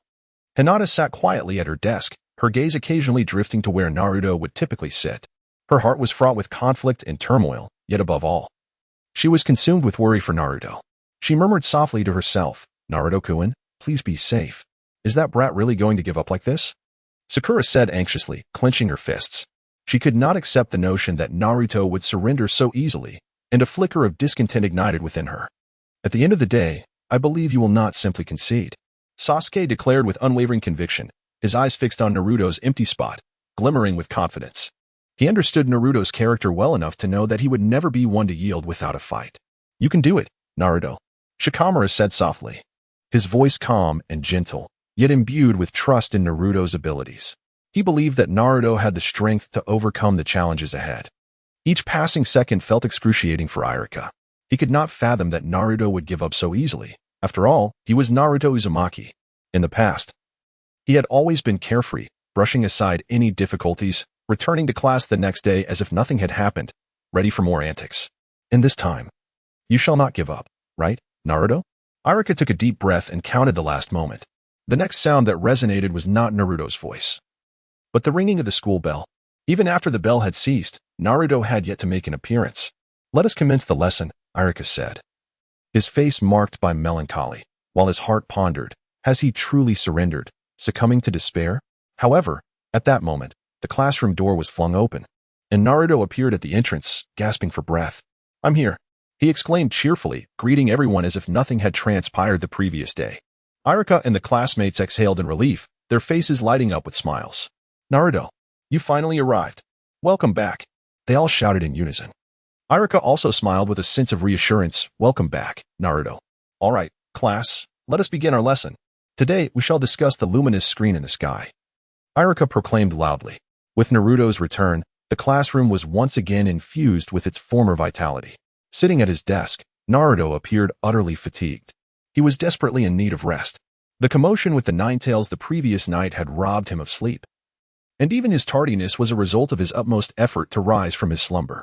On the stage, while delivering his lecture, Iruka observed Naruto, who appeared to be dozing off, and could not help but smile helplessly. He had no intention of awakening Naruto, believing that the young boy had pondered throughout the night and finally reached an understanding. Little did he know, the previous evening, Konoha was on the brink of the Nine Tails upheaval. And it was none other than the fourth Hokage, Minato Namikaze, who saved the village once again. As Iruka's attention drifted away from Naruto, he realized that nearly the entire class was fixated on Naruto, with hardly anyone paying heed to his lecture. Sakura Haruno and Ino Yamanaka exchanged mischievous glances at Naruto, while Sasuke Uchiha looked on helplessly. Choji Akimichi and Kiba Inuzuka, like Naruto, were also dozing off. Only a handful of students remained attentive. Hinata Hyuga, in an even more absurd state, gazed at Naruto with adoration, only to suddenly lower her head, blushing fiercely upon noticing Iruka-sensei observing them. Internally, she whispered to herself, "Iruka-sensei won't notice, will he?" Iruka, feeling utterly exasperated, contemplated expressing his frustration, yet hesitated for fear of disturbing Naruto, who desperately needed rest. He wished for Naruto to return home and recuperate for the day, but he understood that Naruto was a person of immense pride. He knew Naruto would never agree to rest if it meant leaving the classroom. Even if he were to sleep in class, returning home was out of the question. Iruka felt completely powerless. He considered giving a lackluster lecture, but was unable to do so when he saw Shikamaru and a few other students listening intently. Research conducted by numerous formidable ninjas revealed that the luminous screen in the sky could not only reveal past events but also glimpse into the future. Time passed, and eventually, Naruto awoke from his slumber, slowly opening his eyes and rubbing them, only to find Iruka at the podium, continuing his lecture. Suddenly, the bell rang, and Naruto jolted awake. Had he truly slept through an entire class? He stared incredulously at Iruka. "Iruka-sensei didn't wake me? Did the sun rise in the west today? Let us take a break for now and resume shortly," Iruka announced, glancing at Naruto, who was wide-eyed in surprise, leading Iruka to understand the situation and offer a resigned smile. Seeing Iruka-sensei's smile sent shivers down Naruto's spine. It was quite terrifying, the smile of Iruka-sensei. He vowed silently never to sleep in class again. As the class ended, fellow students swarmed around him. "Naruto, Naruto, I can't believe you are the son of the fourth Hokage. Naruto, I apologize for looking down on you before. I hope you can forgive me." It's all right. "I don't mind at all," Naruto replied, looking at his classmates who were warmly engaging with him. Iruka once again offered a resigned smile, observing the camaraderie around Naruto. Then, he gazed outside, where the villagers were gathering in droves, heading towards the Hokage building. Some even held aloft a large sign that read, "Please give us an explanation." Iruka's expression became tense. It seemed that a significant event was about to unfold. He feared that other villages might send individuals to cause trouble in Konoha. However, Iruka was not overly concerned about this place, as the Ninja Academy was among the best defended locations in Konoha. It would be exceedingly difficult for any infiltrators to gain access here. Chapter 19. Let us work hard together. While Iruka worried about how Konoha's higher-ups would respond to the villagers' protests, our esteemed Naruto Uzumaki was surrounded by his classmates. "Sakura, help me." Just as Naruto was about to call for Haruno Sakura's assistance, he caught sight of Hinata Hyuga, blushing and gazing at him with admiration from across the room. Regarding this girl, who would someday be his wife, Naruto was at a loss. Yet, he recalled the image of her, fighting desperately to save him. And his heart became a tumultuous mix of emotions. No, he must seek an opportunity to talk to Hinata. Naruto resolved to approach her after school that day. At this moment, Hinata Hyuga remained oblivious to the fact that Naruto Uzumaki would seek her out after school, otherwise, she would likely have fainted again. Stealing glances at Naruto from time to time, Hinata noticed that he appeared to have changed somewhat. Although Naruto was still engaged in playful banter with his classmates, the observant Hinata discerned a shift in his demeanor. She realized that his aura had transformed, and his expression had evolved. He had become more confident. While she had previously heard others label him as narcissistic, she had sensed a hint of that herself. Yet now she was unequivocally certain that Naruto had indeed grown significantly more self-assured, exuding a newfound resoluteness. This iteration of Naruto was undeniably more handsome. As these thoughts coursed through her mind, Hinata's face flushed crimson, and she hurriedly covered her burning cheeks with her hands. Surely, no one would notice, she mused. However, unbeknownst to her, Ino Yamanaka had stealthily approached from behind and playfully poked her in the back. Ah! Startled, Hinata nearly jumped, quickly turning to see Ino, which relieved her momentarily. "Ino, what brings you here?" she asked, a tinge of guilt creeping in as she worried that Ino might have caught her sneaking glances at Naruto. "Oh, nothing much," Ino replied nonchalantly, yet she leaned in closer to Hinata and whispered conspiratorially, "Hinata, why don't you go talk to Naruto? Aren't you his biggest fan? I saw you stealing glances at him just now." Ah! Instantly, Hinata's face flushed deeper, and she looked down, fidgeting with her fingers as she stammered, "I merely admire Naruto-kun's optimism and strength." "Really?" At that moment, Sakura Haruno joined them on Hinata's other side. Both girls chuckled as they observed the shy Hinata, who was now staring at the ground. "Absolutely, truly," Hinata insisted, though her voice dwindled to a barely audible whisper. "No need to explain, Hinata. It's quite evident on the screen," Sakura teased, leaning closer to Hinata's ear. "You started liking Naruto at such a young age. And it seems we're not the only ones unaware. Your entire class is in the dark. How did you manage that?" Meanwhile, Ino playfully patted Hinata's shoulder and remarked, "You must act quickly, Hinata. Look, Naruto is quite popular now." She gestured towards Naruto, who was surrounded by a group of admirers. Though he appeared somewhat awkward, he was making an effort to engage with them. Among the crowd were several attractive girls who were clearly vying for his attention. "Good luck, Hinata. If you don't seize the moment, someone else might claim Naruto, and you'll be left with regrets." With that, Sakura and Ino giggled and walked away, leaving Hinata to ponder their words. Hinata gazed at Naruto, who appeared somewhat unnatural, lost in thought. Indeed, although Naruto's transformation into the Ninetales within the luminous screen was exceedingly terrifying, the higher-ups of Konoha explained that as long as they prevented Naruto from succumbing to anger, calamity would not ensue. Consequently, there were hardly any individuals who openly feared Naruto. Moreover, it is widely known that Naruto is the son of the Fourth Hokage, who is not only a leader but also a hero of Konohagakure. This revelation has elevated Naruto's popularity to unprecedented heights.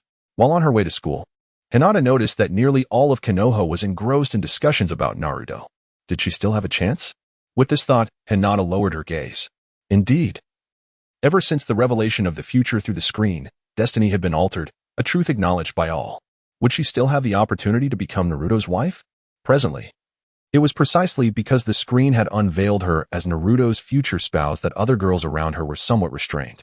This was why there were only a few girls by Naruto's side at the moment. If they all came to realize this, her natural advantage would vanish. No.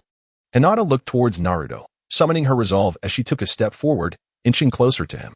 As Uchiha Sasuke, Haruno Sakura, and Yamanaka Ino stepped out of the classroom, they immediately noticed Inuzuka Kiba, Hyuga Niji, and Tintin already waiting outside.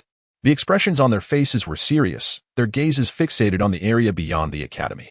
Sasuke and the others followed their line of sight and saw a massive throng of villagers surging towards the Hokage building. Despite the efforts of the Umbu and Root members to halt their advance, the sheer number of villagers rendered their attempts futile. "Wow, there are so many people. What are they up to?" Ino exclaimed in astonishment. "They aim to seek justice for Naruto," Niji replied, his Byakugan activated as he attempted to count the multitude, though the numbers were overwhelming. Indeed, the third Hokage has concealed Naruto's true identity for too long, leading to the villagers' mistreatment of him. Now, they feel deeply ashamed and wish to make amends, Tintin remarked, her heart heavy with guilt as she silently apologized to Naruto for her previous fears and disdain. "Having once idolized the fourth Hokage, I too feel remorse for having wronged Naruto," Sakura admitted, lowering her gaze as memories of her former taunts resurfaced, prompting her to scold herself internally. He truly suffered. Kiba thought back to their past interactions and felt sympathy for Naruto. But he didn't harbor the same guilt since they had shared a relatively good friendship. Sasuke, observing the villagers gathered outside, wore a complex expression. Meanwhile, within the Hokage building, the atmosphere starkly contrasted that of the classroom. Once a revered sight, it was now besieged by a relentless tide of villagers. Countless faces formed a sea of emotions: anger, shame, and deep regret were etched upon them, with tears shimmering in their eyes. The air was thick with tension and despair. Why? Why have you never told us? Why have you kept Naruto's true lineage a secret all these years? A voice rang out, laden with anguish. Yes, why were we kept in the dark? Had we known Naruto was the son of the fourth Hokage, we would never have treated him so cruelly. Another voice chimed in, the crowd's agitation swelling. Indeed, the third Hokage and the higher-ups must have known about Naruto's heritage. How could they hide this from us? The fourth sacrificed himself to protect the village, and we have harmed his son for so long. How can we face Naruto? How can we face the fourth? A sobbing voice lamented, tears glistening in their eyes. These villagers, once guilty of discrimination and bullying towards Naruto, were now engulfed in regret upon learning the truth. They struggled to reconcile their past actions and could scarcely imagine how the spirits of the fourth Hokage and his wife would perceive them. At this moment, they yearned to apologize to Naruto, to express their remorse and guilt, Yet their shame prevented them from confronting him directly. They sought an explanation from the village leaders, believing that doing so might ease their burden of guilt. If possible, they would have rushed inside. But the numerous leaf village guards surrounding the building made such an action impossible they could only shout in unison. Third Hokage, please give us an explanation. Third Hokage, please give us an explanation. Third Hokage, please give us an explanation. The guards could only resolutely prevent the countless villagers from entering the Hokage building. They dared not take direct action to disperse the villagers, as there were simply too many of them. Forcibly driving them away could incite public outrage, a consequence they were ill-equipped to bear. An atmosphere of tension permeated the Hokage building, with all eyes fixated on the throng below. More and more villagers surged like a tidal wave, converging into a sea of humanity, crashing toward this location. Akimichi Dings, Nara Shikaku, and the others present displayed palpable anxiety on their faces. While such occurrences were not uncommon, typically involving minor conflicts that drew little attention and dissipated quickly, the magnitude of today's situation was unprecedented. Faced with such a dilemma, a misstep could yield unimaginable repercussions, significantly impacting the village of Konoha. At this moment, their hearts brimmed with confusion and unease, struggling to comprehend the rationale behind the higher-ups' decision to conceal Naruto's identity as the Fourth Hokage's son. They harbored deep admiration for the Fourth Hokage, yet it was perplexing why the elite chose to obscure Naruto's true heritage. Even if Naruto's identity were to be revealed, given Konoha's formidable strength, safeguarding him would pose no challenge. Should the higher-ups cite this as justification for their actions, it might be a tenuous argument at best. Failing to win genuine acceptance, Nara Shikaku rubbed his forehead in exasperation, lamenting, the third Hokage and the others should have been more thorough in their concealment. He found it baffling that while they sought to hide Naruto's identity, they neglected to obscure his status as the Nine-Tails Jinchuriki. Even if it were for the sake of tailed beast balance, the Nine-Tails had vanished from Konoha. No one truly knew if it remained. Even if other villages assumed Konoha had lost the Nine-Tails and planned an invasion, revealing Naruto's status as the Jinchuriki could still be deferred until then. What Nara Shikaku knows is that the villagers have been aware of Naruto's identity as the Nine-Tails Jinchuriki since his childhood. He believes this is undoubtedly related to the higher-ups. Gazing at the throngs of people outside, Nara Shikaku realizes that they merely seek an explanation, yet he feels powerless. This matter must be addressed by those within the upper echelons of Konoha. However, he ponders another question. How could the villagers amass such a large crowd in such a short time? It seems that many from other villages have infiltrated Konoha. This situation is beyond our resolution. We must investigate another matter. Nara Shikaku turned and left with Akimichi Choza and a few others. Chapter 21. The Scapegoat Shimura Danzo. At this moment, within the office of the Hokage building, the atmosphere was exceedingly tense. Sarutobi Hiruzen, Shimura Danzo, Mito Gate-Kane, and Tien Komatsu, for esteemed figures, were engaged in fervent debate around a massive conference table. Sarutobi Hiruzen, his brow furrowed, puffed thoughtfully on his pipe and gravely stated, "The situation is urgent. We must find a way to resolve this matter." Mito Gate-Kane quickly shared his perspective. "In my view, perhaps we should personally visit Naruto and apologize to him face to face. This would not only uphold Naruto's dignity as the son of the Fourth Hokage, but it would also establish an image of accountability for the villagers." However, his suggestion was immediately met with vehement opposition from Shimura Danzo. He slammed his cane down forcefully, rising unsteadily to his feet. His eyes blazing with fury as he exclaimed, "Absolutely not. To bow down and apologize to a mere child is utterly unacceptable. What would that say about our dignity? It would be a blatant affront to the authority of Konoha. As Hokage, one's authority must remain unassailable." It was clear that Shimura Danzo was adamant against the idea of apologizing to Uzumaki Naruto. In his mind, the status of Hokage was paramount and unshakable. How could he possibly lower himself to apologize to an underage child, still in his immaturity? Even if Naruto were to become immensely powerful in the future at this moment, he viewed Naruto merely as a weak child, easily obliterated with the flick of his finger. What shall we do? Shall we simply watch as the situation stagnates? Tien Komatsu said anxiously, beads of sweat forming on his brow. Just then, a ninja hurriedly burst into the room, breathless, reporting, "It's bad. The villagers outside are becoming increasingly agitated. They insist that if they cannot meet with the higher-ups, they will not disperse. You may leave for now." Sarutobi Hiruzen waved his hand, signaling for the ninja to depart. Once alone, he took a deep drag from his pipe and slowly stood. His expression grave as he remarked, "This is a serious matter. If we cannot resolve it properly, it will undoubtedly have a tremendous impact on Konoha. If other villages were to invade as a result, the consequences would be unfathomable. Someone must step forward to take responsibility. With that, Sarutobi Hiruzen turned his gaze to Shimura Danzo and said solemnly, Danzo, as the leader of Root, your very purpose has always been to handle Konoha's more sensitive matters discreetly. In this incident, only you possess the capability and obligation to bear the blame. Upon hearing this, Shimura Danzo's face turned crimson, his eyes wide with rage as he glared at Sarutobi Hiruzen. Slamming his palm down on the table with a resounding crash that shook the sturdy surface as if it might splinter apart. He gritted his teeth and said, this is clearly a mistake made by your Hokage faction. Why should we be responsible for it? Danzo's eyes burned with anger and resentment. He felt he had always been under Sarutobi Hiruzen's shadow. And now to be forced to shoulder the blame only intensified his discontent. If he were to take the fall, he would surely lose his current position. Given these events, I cannot remain Hokage much longer. In 6 months, I will step down. Once this matter is resolved, I will restore your position, and you may continue to oversee Root. Sarutobi Hiruzen said calmly, moving toward the window, his gaze distant, filled with the weight of experience and complexity. He could not deny the hardships Naruto had endured over the years. He bore a significant responsibility, yet he could not admit it. He is the Hokage. He is the leader of Konoha. If he were to concede, the villagers would lose faith in the Hokage, and as Danzo said, the authority of the Hokage is not to be trifled with. This pertains to the dignity of Konoha. What did you say? You will step down in 6 months? Came Danzo's voice, filled with unexpected delight. If Sarutobi Hiruzen were to resign, and with Tsunade absent from Konoha and Jiraiya unwilling to assume the role of Hokage, would that not leave him, Shimura Danzo, as the most likely candidate for the position?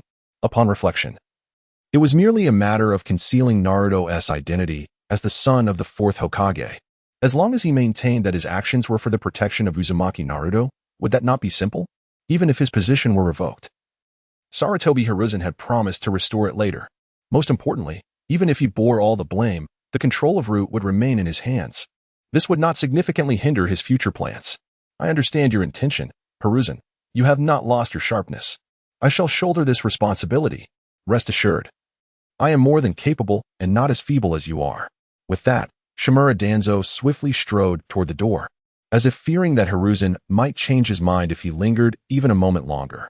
Watching Danzo's retreating figure until it vanished from sight, Sarutobi Hiruzen allowed a faint smile to grace his lips, secretly pondering.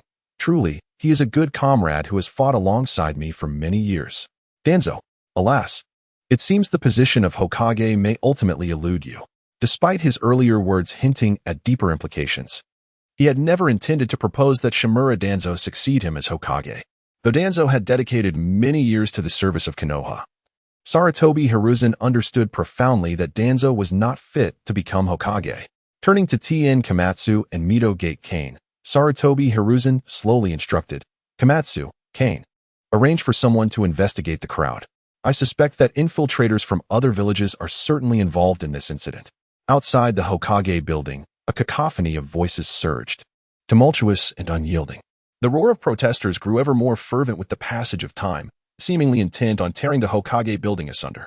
Yet, amidst this chaos, atop the roof of the Hokage building, a round had emerged, none other than the exuberant Might Guy, with his iconic watermelon-shaped hairstyle. Might Guy widened his passionate, vibrant eyes, excitement radiating from his face as he gazed down at the thronging masses below. A profound sense of exhilaration surged within him. Wow, this is truly thrilling. Meanwhile, hidden among the crowd, Asuma felt troubled. He had initially been absent from the building, but now returning was impossible. If he stepped outside, he would undoubtedly become a target for the crowd, being the son of Sarutobi Asuma. The father has yet to reveal himself. Should he do so, it would spell disaster for him. The sheer naivete of his potential demise is alarming. Although, with his prowess as a jonin, the villagers would be unable to harm him. He remains hesitant to act. As a ninja, how could he possibly turn against the villagers? Thus, should he emerge, he would undoubtedly be inundated by their disdainful spittle. He must remain undetected. Just as Sarutobi Asuma was contemplating how best to conceal himself, he suddenly noticed several furtive figures stealthily moving through the crowd. At each new location, they would shout, "Lord Third, please provide us with an explanation. There are spies among us." As Asuma prepared to apprehend these spies, Kurenai Yuhi restrained him from behind. "Asuma, Do not act rashly. There are more than just these few. Upon hearing Kurenai's explanation, Asuma realized she had long been hidden amongst the throng. Having already identified numerous spies, far more than just a handful, Kurenai urged him to refrain from alarming the culprits, stating that many of their allies had already infiltrated the crowd. Their current task was to keep watch over a few individuals and await further orders before acting collectively. This strategy was not only to ensure the capture of all spies, but also to minimize civilian casualties. For a conflict among ninjas in such a setting would prove catastrophic for the ordinary people. In the midst of the throng, a man wearing a conical hat stealthily navigated the crowd, occasionally glancing over his shoulder. How peculiar! It felt as though he was being followed. This spy from the hidden stone village murmured to himself, suspecting someone was tracking his movements, yet each time he turned, he discerned nothing amiss. With the strength of a jonin, he should have been able to detect any surveillance, unless, of course, the observer possessed superior abilities. Alarmed, he scanned his surroundings. Aside from the shouting villagers, there was no sign of anything unusual. A cold sweat began to beat on his forehead, for he too was a sensory ninja. And he could sense that someone was watching him from a short distance away, yet no one appeared out of the ordinary upon inspection. Noticing his perspiring visage, a nearby villager inquired, "What troubles you? Are you unwell?" The man forced a calm facade, shaking his head. "It's nothing, merely the heat. I need to visit the restroom." With that, he quickened his pace, attempting to shake off the sensation of being watched. However, no matter how he moved, the feeling of being observed clung to him like a shadow. His heartbeat quickened, and his breathing became frantic. Damn it, they've truly discovered me. He began to run, disregarding the bewildered stares of others. Having evaded the guards and gatekeepers of Konoha, he fled into the woods, finally feeling a semblance of relief from the sensation of being surveilled. Just as he believed he was safe, a grave thought struck him. If he had indeed been detected, why had no one attempted to stop him during his escape? Something felt amiss. Suddenly, he realized that everything seemed profoundly wrong. Even his odd behavior upon leaving the village went unnoticed. Not a single villager acknowledged his departure. How could this be? It defied all logic. Why had he not recognized this anomaly earlier? Unless he had fallen victim to an illusion. Have you already discerned the truth? A deep male voice echoed. At that moment, a swarm of crows surged toward him. Startled, the man hastily performed a jutsu to disperse the birds. Fire release. Great fireball technique. A fierce blaze erupted from his mouth. However, to his astonishment, his jutsu had no effect on the crows, which continued their relentless approach. Accept your fate. With the utterance of this phrase, the crows transformed into countless shuriken, piercing his body. Do not worry, I have avoided all vital areas. You shall not perish. At that moment, a mysterious figure adorned with a pale cat and dog mask emerged from the woods. The man's eyes widened in terror as he watched the figure approach. Why you? Who are you? His voice trembled with fear. He now understood that he had been ensnared in an illusion, and the opponent's objective was to lure him out of Konoha for capture. The enigmatic figure offered no response, instead raising a hand and delivering a swift strike to the man's neck, rendering him unconscious. Shortly thereafter, two more individuals wearing identical masks emerged from the shadows, hoisting the man away. The mysterious figure remained, a serious gaze fixed upon the direction of Konoha. This is the fourth one. Just how many infiltrators have penetrated the village? Behind the mask stood Uchiha Itachi. Subsequently, Uchiha Itachi transformed into a crow and vanished. Hokage-sama, we demand an explanation. Why did you not inform us that Naruto is the son of the fourth Hokage? At this moment, in front of the Hokage building, amidst a mixed crowd, a cacophony of voices erupted, some filled with regret, others with anger, and some provoking discord, including spies from foreign nations. Just then, a thunderous voice bellowed. Silence! All of you quiet down. This command resonated through the air, instantly suppressing most of the villagers' voices. And the clamor fell silent as they turned to gaze at the Hokage's entrance. Under the scrutiny of the crowd, a figure slowly emerged into view. It was Shimura Danzo.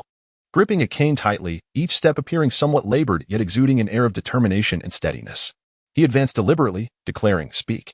What do you wish for me to explain?" His gaze was sharp as that of a hawk, fixating on the crowd below, his voice booming like thunder, laden with an aura of ferocity and authority.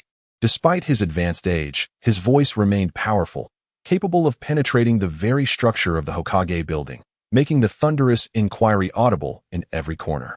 Danzo surveyed his surroundings, a hint of disdain glimmering in his eyes. The Hokage has his reasons. When did it become your place to critique? He snorted coldly. The matter of Naruto being the fourth son pertains to the future of Konoha. How could it be carelessly disclosed? To be frank, the decision to conceal Naruto's lineage was mine alone. A stir arose in the crowd, questions regarding Danzo's statement surfacing. Yet, Danzo remained unfazed, raising his voice. Do you wish for Naruto to become a target for our enemies? Protecting his safety is paramount. At that moment, a young man stepped forward, meeting Danzo's gaze without fear. Then why were we not informed earlier? We have the right to know the truth. A flicker of resentment crossed Danzo's eyes. But his tone remained stern. What do you think you are? Why should I tell you? Do you possess the capability to protect Naruto? Can you safeguard the son of the fourth Hokage? The young man attempted to retort, but was restrained by those beside him. Observing the young man's silence, Danzo seized the opportunity. With no power of your own, you dare question my actions? I owe you no explanations. The murmurs within the crowd gradually subsided. Though dissatisfaction lingered in their hearts, they found themselves unable to refute Danzo's words. Indeed, even if they were aware of Naruto's lineage, they lacked the means to protect him. At that moment, a steady, powerful cadence of footsteps resonated, growing closer and louder. As the sound became increasingly distinct, the crowd's gaze instinctively turned toward the Hokage building. The third Hokage. Suddenly, a cry shattered the silence, prompting many villagers to shift their attention from Danzo to behind him. There, the third Hokage, Hiruzen Sarutobi, clad in resplendent and solemn Hokage robes, approached with steady and resolute steps. He drew closer, ultimately halting beside Danzo, his deep, pool-like eyes surveying the surroundings, emanating an aura of awe-inspiring authority. The concealment of Naruto's identity as the fourth son was to ensure his protection from harm. However, allowing the villagers to know that Naruto is the Jinchuriki of the Nine Tails was indeed our oversight. Sarutobi then turned to Danzo. The fourth sacrificed himself to safeguard the village. And as the son of the fourth, Naruto, the hero's child, should not endure such indignities. From this moment forth, I hereby revoke your position as Hokage's advisor and all other titles, placing all root members temporarily under the umbu. Chapter 23. Hiruzen Sarutobi's plan, Danzo's downfall. As Sarutobi's words echoed, a wave of stunned silence swept through the crowd, quickly followed by fervent discussions. What? Danzo has been dismissed? This is fantastic. He got what he deserved. Haha. Amongst the throng, the most astonished was undoubtedly Danzo himself.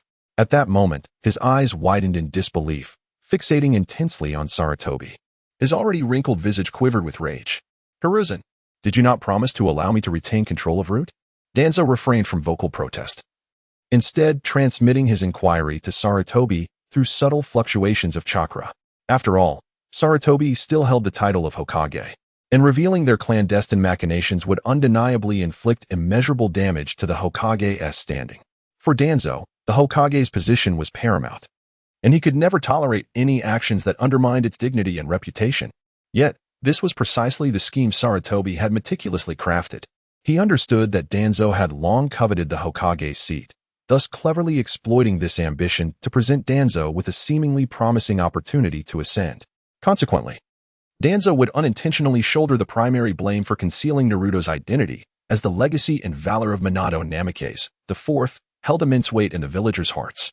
Through this incident, Sarutobi could legitimately strip Danzo of all authority, expelling him from the nucleus of power. Every word Danzo uttered reached Sarutobi's ears, and likewise, Sarutobi conveyed his own words to Danzo through the same method. In that instant, the two found themselves ensconced in a mysterious void where only they could communicate. Danzo, you have committed far too many errors. It is time for you to restrain yourself. Sarutobi's voice resonated with authority and resolve within the silent space. Everything I do is for the sake of Konoha. Danzo shouted. You are mistaken. You have never genuinely considered Konoha. Your only concern has always been the position of Hokage. Sarutobi retorted coldly. Danzo faltered momentarily. You were the one who prevented the Umbu from assisting during the Nine Tails incident. You intended to eliminate the fourth and reselect a Hokage. Yet I have returned to power, thwarting your plans. You were also behind the assassination attempt on me, but I shall not hold that against you. You plotted to annihilate the Uchiha clan and threatened Itachi. I have already stated that other solutions could be found, though I have yet to conceive one. Your approach is far too radical. Sarutobi paused, his gaze icy as it bore into Danzo. Just then, Danzo seemed ready to argue, but his words were ruthlessly cut off by Sarutobi. If it were only for these matters, perhaps I would not have gone this far.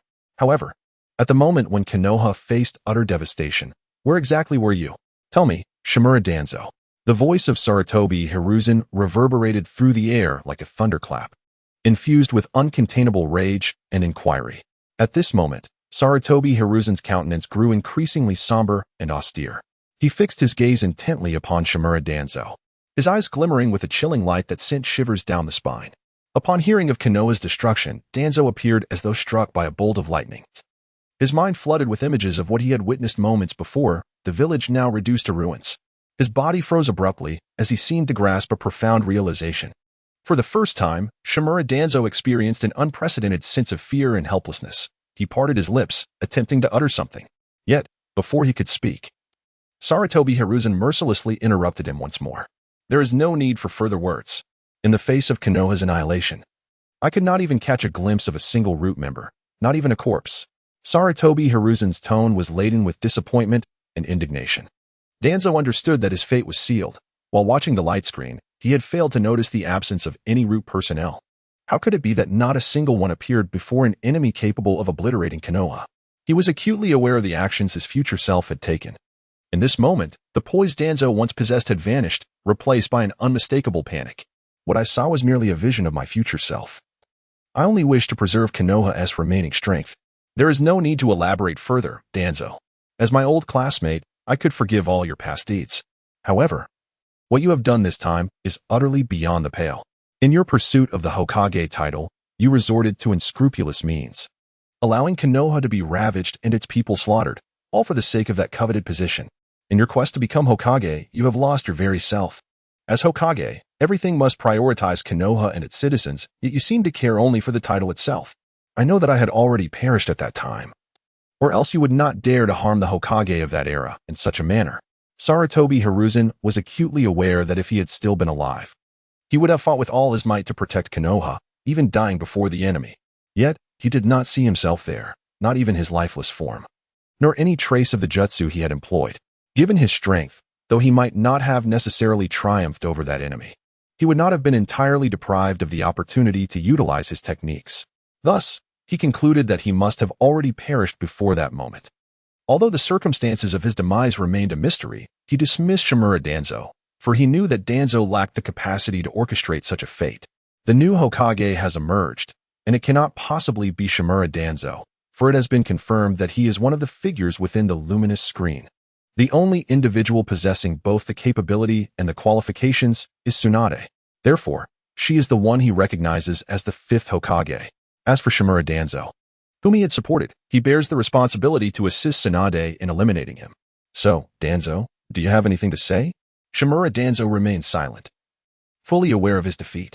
He had consistently challenged Sarutobi Hiruzen's limits, oblivious to the fact that he had been outmaneuvered by his future self, and moreover, this revelation had been exposed to the still-living Hiruzen through the luminous screen. He realized that he no longer had any chance to become Hokage. His dreams had been irrevocably shattered. Observing Danzo's state, Hiruzen discerned his resignation and ceased further dialogue. Returning to reality, Hiruzen immediately turned his gaze towards Danzo. Henceforth, Shimura Danzo shall be permanently barred from participating in any capacity within Konoha. Danzo, do you have any objections? In despair, Danzo shook his head. At this juncture, he could no longer experience any emotional fluctuations. Being deemed incapable of becoming Hokage by Hiruzen was far more painful than death itself. Not only was he expelled from Root, but he was also barred from engaging in any matters concerning Konoha, severing all ties with the Hokage. Gazing at Hiruzen, he understood that this was the last vestige of sentiment from their days as classmates. For Hiruzen, who valued Konoha above his own life, refraining from executing him or imprisoning him was an act of profound mercy. Now, where was the fervor and arrogance he had once displayed? With his head bowed, he appeared as if crushed beneath an invisible mountain, grasping a cane. Every step seemed to demand the full measure of his strength, faltering and wavering, as if he might collapse at any moment. Thus, he slowly and laboriously shuffled away, gradually departing. Meanwhile, the villagers gathered around instinctively parted to make way for Shimura Danzo. Though he had lost all power and status, he had once been the head of Root, notorious for his ruthless methods, decisive actions, and instilling fear in many. Only after Danzo had completely exited did the crowd erupt into thunderous applause. Long live the third Hokage! Long live the third Hokage! Sarutobi Hiruzen stood above, Reveling in the accolades, he had undeniably emerged victorious. Not only had he cast the burden of concealing Naruto's identity as the Fourth Hokage's son entirely upon Danzo, but he had also resolved a significant threat for Tsunade's future as the Fifth Hokage, and most importantly, he had regained the people's trust. Chapter 24, Capturing the Traitor with Shimura. Danzo's downfall. Konoha village underwent a dramatic transformation. Sarutobi Hiruzen's reputation soared like a roller coaster. Those villagers who had recently questioned and challenged him now fervently embraced him as a steadfast supporter. Hidden among the populace, those foreign spies found themselves ensnared in a predicament. They were compelled to echo the praises of the third Hokage while anxiously contemplating their retreat. Little did they anticipate that a single Shimura Danzo could impeccably resolve the matter. If they did not seize the opportunity to withdraw swiftly, it would not be long before the vigilant villagers of Konoha detected their irregular presence. They were not of Konoha. Once the villagers regained their composure, they would undoubtedly uncover the spies' true identities.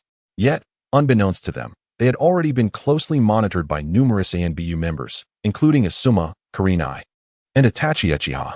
Suddenly, one spy keenly sensed something amiss nearby. Just as he intended to signal, a glint flashed, and a shuriken accurately pierced his throat. His accomplice, aghast, stared in disbelief at his suddenly silenced partner, a surge of foreboding rising within him. As he was about to investigate, Asuma leaped between the two, shouting, "Long live the third Hokage!" The surrounding crowd erupted in fervent cheers. The third Hokage, Danzo deserves to be ousted. At that moment, Asuma turned to the spy, questioning, "Why are you silent? Do you believe the third Hokage is in the wrong?" "Impossible. The third Hokage is absolutely right. Danzo's actions towards Lord Naruto are indefensible." The spy hastily echoed Asuma's sentiments, terrified of revealing any inconsistencies, unaware that he was already ensnared in Asuma's scheme. Just as the spy felt a momentary relief when Asuma turned away, the latter struck with lightning speed, a shuriken swiftly finding its mark in the spy's throat. With wide eyes and disbelief etched on his face, the spy could utter no words before succumbing to death. Asuma adeptly concealed the spy's body to prevent other spies from noticing any anomalies. Meanwhile, the remaining spies continued to praise Sarutobi Hiruzen while remaining vigilant, searching for an opportunity to escape, oblivious to the fact that some of their comrades had already perished. At this moment, Kurenai had quietly dealt with several spies. She exchanged a brief glance with Asuma, a subtle nod indicating their continued surveillance of the remaining threats. "Are you all right?" At that instant, a villager noticed something amiss with a nearby individual who had remained motionless and silent for an extended period. Curiosity piqued. The kind-hearted villager cautiously reached out and tapped the person's shoulder. To his astonishment, the touched individual exhibited no reaction, as though devoid of life, utterly still. Alarmed, the villager pressed harder, but the outcome left everyone dumbfounded. The figure that had been standing suddenly toppled forward like a marionette with severed strings. A dead body. This unforeseen turn of events struck like thunder, reverberating throughout the entire venue. Panic ensued as people screamed in terror. In this moment of crisis, Itachi Uchiha was the first to react. Without hesitation, he gripped several razor-sharp shurikens and hurled them toward the spies with blinding speed. In an instant, cold steel flashed, and blood sprayed as multiple spies fell lifeless. Others, not wanting to lag behind, sprang into action as well. However, the situation for some spies grew more dire. Realizing the tide was turning against them, they quickly chose to scatter. Employing every trick and technique at their disposal, they attempted to evade capture. Unfortunately, many unprepared villagers fell victim to the chaos. A dead body. Help. Instantly, the scene devolved into pandemonium, with some fighting and others perishing. Some spies, believing themselves undetected, tried to blend in with fleeing villagers, only to be cut down by shurikens that swiftly ended their lives. Damn it. One spy cursed inwardly while maneuvering through the thronging crowd. However, the sheer number of villagers, densely packed like a rising tide, hindered his escape. As Konoha ninjas closed in, the spy's anxiety escalated. At a critical moment, a glint of determination flickered in his eyes, and he began to weave hand seals. Wind release, great breakthrough. With those words, a powerful gust erupted from his mouth, roaring like a ferocious beast, scattering the villagers standing in his path. Without hesitation, the spy surged forward, propelled by the newfound opening. Meanwhile, Asuma, witnessing this unfold from a distance, was consumed by fury. Gripping his shuriken tightly, he seethed, "How dare you harm the villagers?" He immediately hurled a shuriken with remarkable speed, striking the spy in the shoulder. The spy emitted a muffled groan, pain radiating through him. Yet he knew he could not afford to stop. Gritting his teeth, he pressed on, blood seeping from his wound. Filled with despair and dread, he thought, I cannot be captured. Just then, another shuriken flew toward him, embedding itself deep in his calf. The spy fell, struggling to rise, only to find his legs numb and unresponsive. A suma, akin to a specter, swiftly approached him. Third Hokage. The spy gasped, terror-stricken by the sudden appearance of Sarutobi Hiruzen. He understood he had no chance to escape. Trembling, he clutched his shuriken, intent on using it to end his own life. However, just as he raised it, a foot descended upon his hand, the immense force causing his weapon to clatter to the ground. Desperation filled his gaze as he looked up, meeting the cold, indifferent expression of Sarutobi Hiruzen. To harm the villagers of Konoha is unforgivable, Hiruzen intoned, his voice low and steely. Without a moment's pause, he struck, rendering the spy's limbs useless. The chilling sound of bone snapping echoed as the spy emitted a harrowing wail. Rendered powerless, the spy found himself in a hopeless predicament. Yet, Hiruzen was far from finished. He understood that anyone bold enough to inflict such cruelty upon villagers must be thoroughly interrogated to uncover the mastermind orchestrating these heinous acts. Thus, Sarutobi Hiruzen continued to employ his tactics, sealing off all possible escape routes for the infiltrators, rendering them utterly trapped. With Hiruzen's involvement, the battle drew to a close, resulting in the deaths and captures of numerous spies, although a few managed to flee. However, as they attempted to leave the village, they found themselves surrounded by a multitude of root members, leaving no chance of escape from Konoha. Chapter 25. Sarutobi Hiruzen's arrangement. Sarutobi Hiruzen stood solemnly before the Hokage building, his gaze fixed on the horrific scene before him. The ground was strewn with the bodies of spies, tangled amidst countless villagers' remains. The sight was akin to the depths of hell, a vision that struck terror into the heart. As he stared at the lifeless forms of the villagers, Hiruzen's eyes brimmed with boundless sorrow and indignation. He clenched his fist so tightly that his fingertips dug painfully into his palms, as if attempting to pierce through flesh. The extent of the villagers' casualties far exceeded his expectations, causing his heart to ache with despair. Turning his gaze towards the corpses of the infiltrators, Hiruzen's fury erupted like a volcano, uncontrollable and fierce. He had never anticipated that these spies would dare to unleash ninjutsu upon the villagers in their desperate bid for survival. This matter would not conclude so easily. His eyes swept over each fallen villager. To him, they were all integral parts of Konoha. Abruptly, Hiruzen turned to the assembled ninjas, his voice stern and commanding. Immediately form an emergency investigation team to thoroughly uncover the mastermind behind these infiltrators. They shall face the consequences of their actions. Upon hearing the command, the ninjas swiftly sprang into action, gathering evidence from the scene and examining the markings on the bodies of the spies. Some who were still alive but incapacitated were taken away by root members, destined for a fate of eternal darkness. After issuing a final directive to ensure the proper burial of the villagers, Hiruzen returned to the Hokage office. Seated within, Hiruzen's countenance was heavy as he perused the reports laid out before him.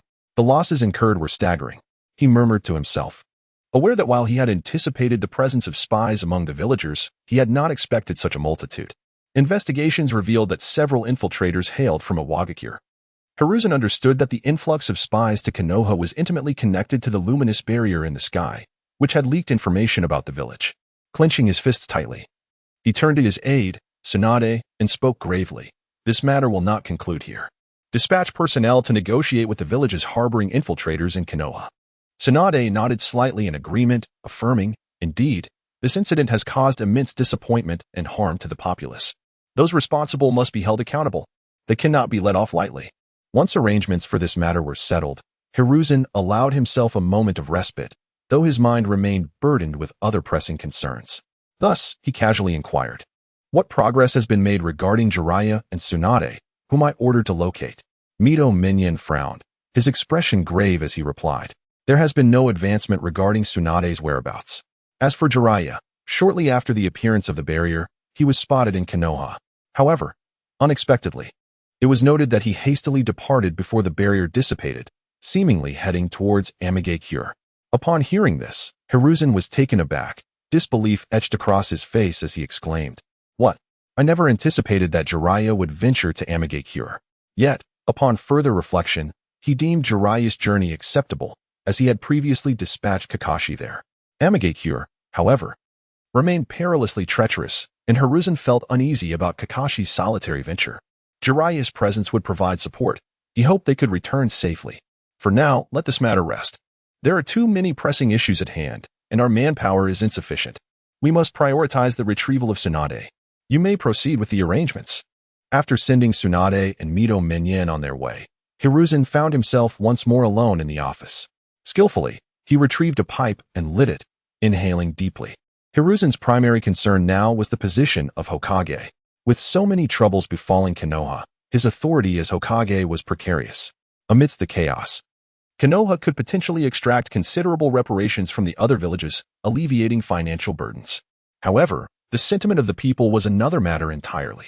Although he had previously shifted the blame for concealing Naruto's identity onto Shimura Danzo and orchestrated Danzo's downfall to stabilize public sentiment, this recent incident would likely reignite discontent among the villagers. He recognized that he needed to step down to restore the people's trust, and that Tsunade must be brought back swiftly to assume the Hokage's mantle. Although he was unaware of the exact timeline in which Tsunade ascended as the fifth Hokage, he suspected it occurred after his demise. After all, he knew Tsunade well. She despised such troublesome matters and would never willingly accept the role of Hokage. It was likely that prior to Konoha's destruction, some calamity had befallen the village, resulting in his sacrifice, which forced Tsunade into the position. Now, if he could bring Tsunade back and secure her appointment as Hokage, it would undoubtedly be the optimal choice. Hiruzen was untroubled by the notion that Tsunade's direct appointment might face opposition. She had contributed significantly to Konoha and enjoyed substantial support among the populace. Furthermore, as the granddaughter of the first Hokage, her lineage would facilitate her ascension without significant obstacles. However, what troubled him most was whether Tsunade would be willing to accept the position of fifth Hokage. Should she resolutely refuse, the situation would become exceedingly complicated. After all, finding another suitable candidate willing to bear such a weighty responsibility would prove challenging, and time was of the essence. Even if he no longer held the title of Hokage, he still wished to contribute to Konoha's future. Challenges would undoubtedly continue to besiege Konoha, and he might perish in the midst of one such crisis. Yet he bore no resentment towards this fate. However, his heart was heavy with concern for his grandson, his son, and Naruto Uzumaki. He knew he owed a great deal to Naruto, and Hiruzen felt guilt, yet he recognized that Naruto would not easily forgive him. Thus, he took out a blank sheet of paper and began to write down the words he wished to convey to Naruto, along with the truth behind his concealment of Naruto's identity. Upon completion, he folded the letter neatly and placed it within an envelope. When the time came for his departure from this world, this letter would find its way into Naruto's hands. Chapter 26. Arrangements among the villages in Kumogakure. O was incredulous as he absorbed the report from his subordinate. What? Not a single one returned? They all perished. He could hardly believe that his men, intending to exploit the situation surrounding the fourth Hokage's son to cause turmoil for Konoha, had fallen victim to Konoha's strategy, resulting in their utter annihilation. Damn it. It must have been the other villages that exposed our plans, allowing Konoha to detect the anomaly, leading to the discovery of our operatives. Iue slammed his palm against the table, scrutinizing the intelligence reports, utterly astounded. The sand-hidden village had 5 operatives, the mist-hidden village sent 6. And the most outrageous was the rock-hidden village, which dispatched as many as 18. Other smaller villages had scattered a few as well. This was merely the information released by Konoha. The actual numbers might be far greater, much like their own village, which claimed to have 4. Iue knew he had actually sent 6. The remaining 2 were likely hiding within Konoha, possibly captured. With so many spies exposed in Konoha, it was only a matter of time before their vulnerabilities were revealed. He regretted not having called his people back sooner. Yet, Iue understood that pondering over the past was futile. He needed to devise a solution to address this predicament.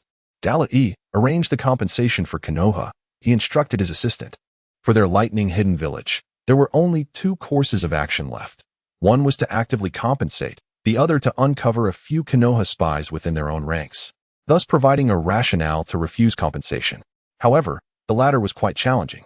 Iue had not initially considered it, as the screen had revealed future events concerning Konoha, prompting other villages to send numerous spies. Their village had not appeared on the screen, so the number of spies could not possibly be that high.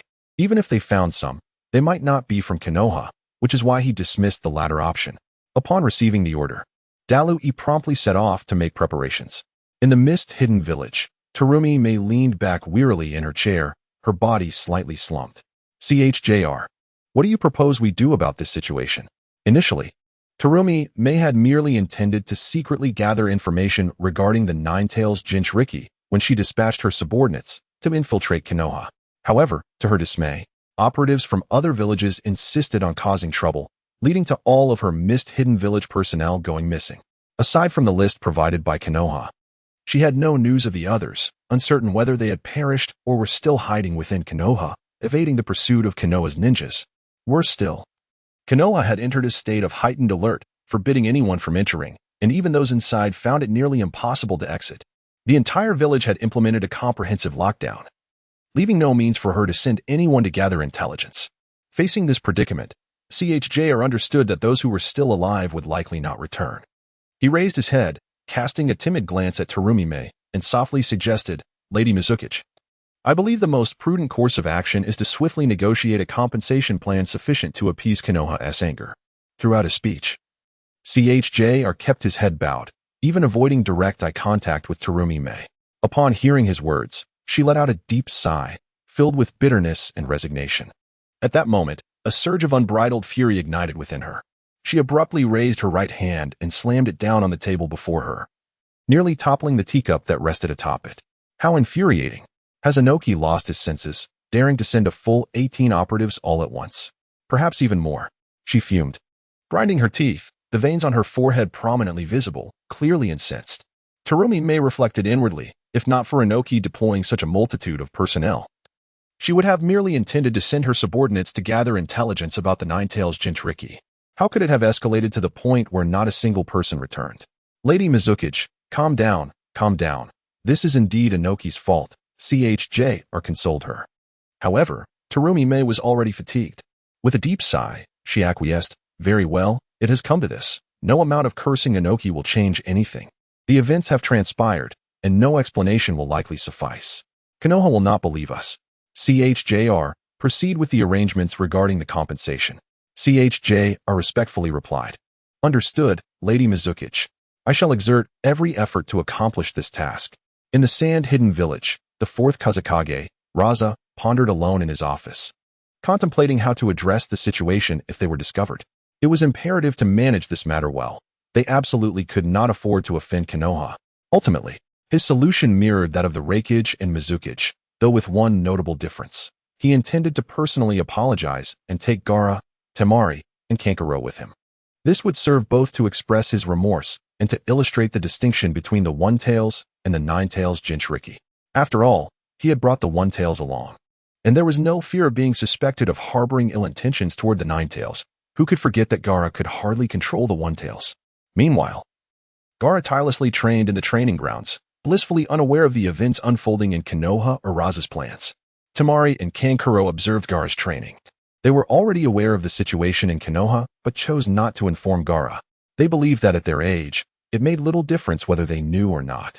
Little did they know, Raza's intention to apologize involved personally bringing them and Gaara to Konoha. Simultaneously, in the rock-hidden village. "Why did you send so many people to Konoha?" Kuratsuchi questioned, watching Inoki pace back and forth, exasperated. "Yes, father, why did you send so many?" Akatsuchi chimed in. Enough already. I merely intended to send some people to gather intelligence." In truth, Inoki's thoughts extended beyond this, as he aimed to create a bit of chaos in Konoha to hinder their preparations for the impending Pain's assault.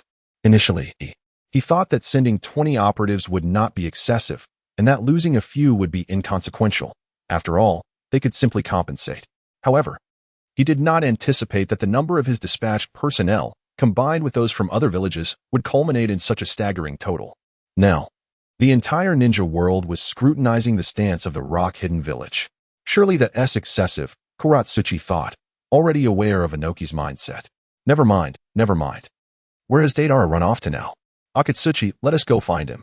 With that, Kuratsuchi took Akatsuchi away, leaving Inoki alone in the office. She knew that in such circumstances, it was unwise to offer suggestions. Inoki needed to devise his own solutions. Simultaneously, she hoped that Inoki would learn a lesson from this incident. Sometimes, she felt he was becoming a bit senile. Chapter 27. Naruto arrives at the Hyuga clan's refuge meanwhile. The day at the Ninja Academy had drawn to a close. Goodbye, Iruka-sensei. Naruto waved farewell to Iruka before striding briskly toward the academy's entrance. As he approached the doorway, his casual glance caught sight of a familiar figure, Hinata Hyuga. She stood there quietly, seemingly waiting for something, appearing somewhat solitary and melancholic. Upon seeing her, Naruto suddenly remembered he had something to ask Hinata, and without hesitation, he quickened his pace, racing toward her. Soon enough, he arrived before Hinata and softly called out, "Hinata." At the sound of his voice, Hinata looked up abruptly, a glimmer of surprise flashing in her eyes, quickly replaced by a wave of shyness. Her fair visage flushed with a delicate hue, turning a vibrant shade of crimson. "Naruto-kun, is there something amiss?" Even though Hinata was aware that Naruto was to be her future husband, she still hesitated to engage him in conversation. This reluctance stemmed primarily from her timid nature, compounded by the way her heart raced at the mere sight of him, as if it might leap from her chest. Just as Naruto opened his mouth to speak, two shadowy figures suddenly emerged from the periphery. Clad in dark ninja attire, their striking white eyes revealed them to be members of the Hyuga clan. One stepped forward, bowing respectfully, and said, "Miss Hinata, Master Naruto, we sincerely apologize for interrupting your conversation. It has come to our attention that spies from other nations have infiltrated Konoha, and the situation is dire. To ensure Miss Hinata's safety, we have been ordered to escort her back to the clan. Please follow us." After this declaration, the two Hyuga ninjas stood quietly, awaiting Hinata's response. Spies? Both Naruto and Hinata were taken aback through the explanation provided by the Hyuga clan members. They became aware of the alarming events of the day. Naruto could scarcely fathom that so many spies had infiltrated Konoha, resulting in significant casualties. In that case, Hinata, it might be best for you to return home, he suggested, observing the throngs of parents arriving to retrieve their children, a wave of inexplicable solitude washing over him. At that moment, even Sasuke, who often engaged in playful banter with him, had been taken away by his father, Fugaku Uchiha. "Naruto-kun, you will be in danger alone." Considering Naruto's tendency to be by himself, Hinata took a deep breath, summoning her courage to propose, "What if you came to stay at my house for a few days?" Upon uttering those words, her previously pale cheeks blushed a deep shade of red. "That is indeed a feasible option. The head of our clan has previously stated that if Master Naruto wishes, he may stay with us for a few days, and we, the Hyuga clan, will ensure his protection." The ninja standing beside her affirmed. "Is that truly acceptable?" Naruto scratched his head, feeling somewhat bashful. Hinata was right. The entire ninja world was now aware that he was the host of the Nine Tails, and given his solitary lifestyle, he was indeed a target for spies. Staying with the Hyuga clan for a few days seemed a prudent choice. However, he felt a twinge of embarrassment at the thought of his classmates discovering that he had taken refuge at Hinata's home, especially since the crystal had previously shown him marrying her in the future.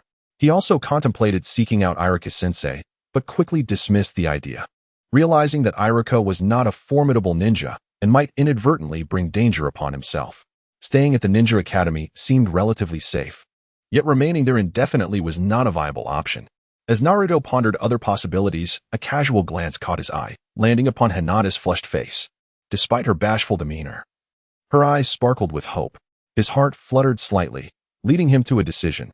He agreed to her offer. "Then I will trouble you," he conceded, resolving to stay at the Hyuga residence. The Hyuga clan was a prestigious family with considerable strength, making it a far safer option than remaining alone, and he could always return home in a few days. Additionally, it would afford him the opportunity to inquire about Hinata's thoughts on the future, particularly her desperate desire to rescue him as depicted in the crystal.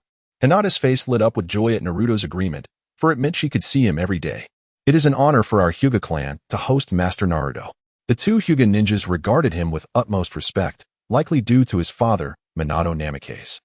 After finalizing their decision, Naruto, Hinata, and the two Hyuga ninjas made their way back to the Hyuga estate.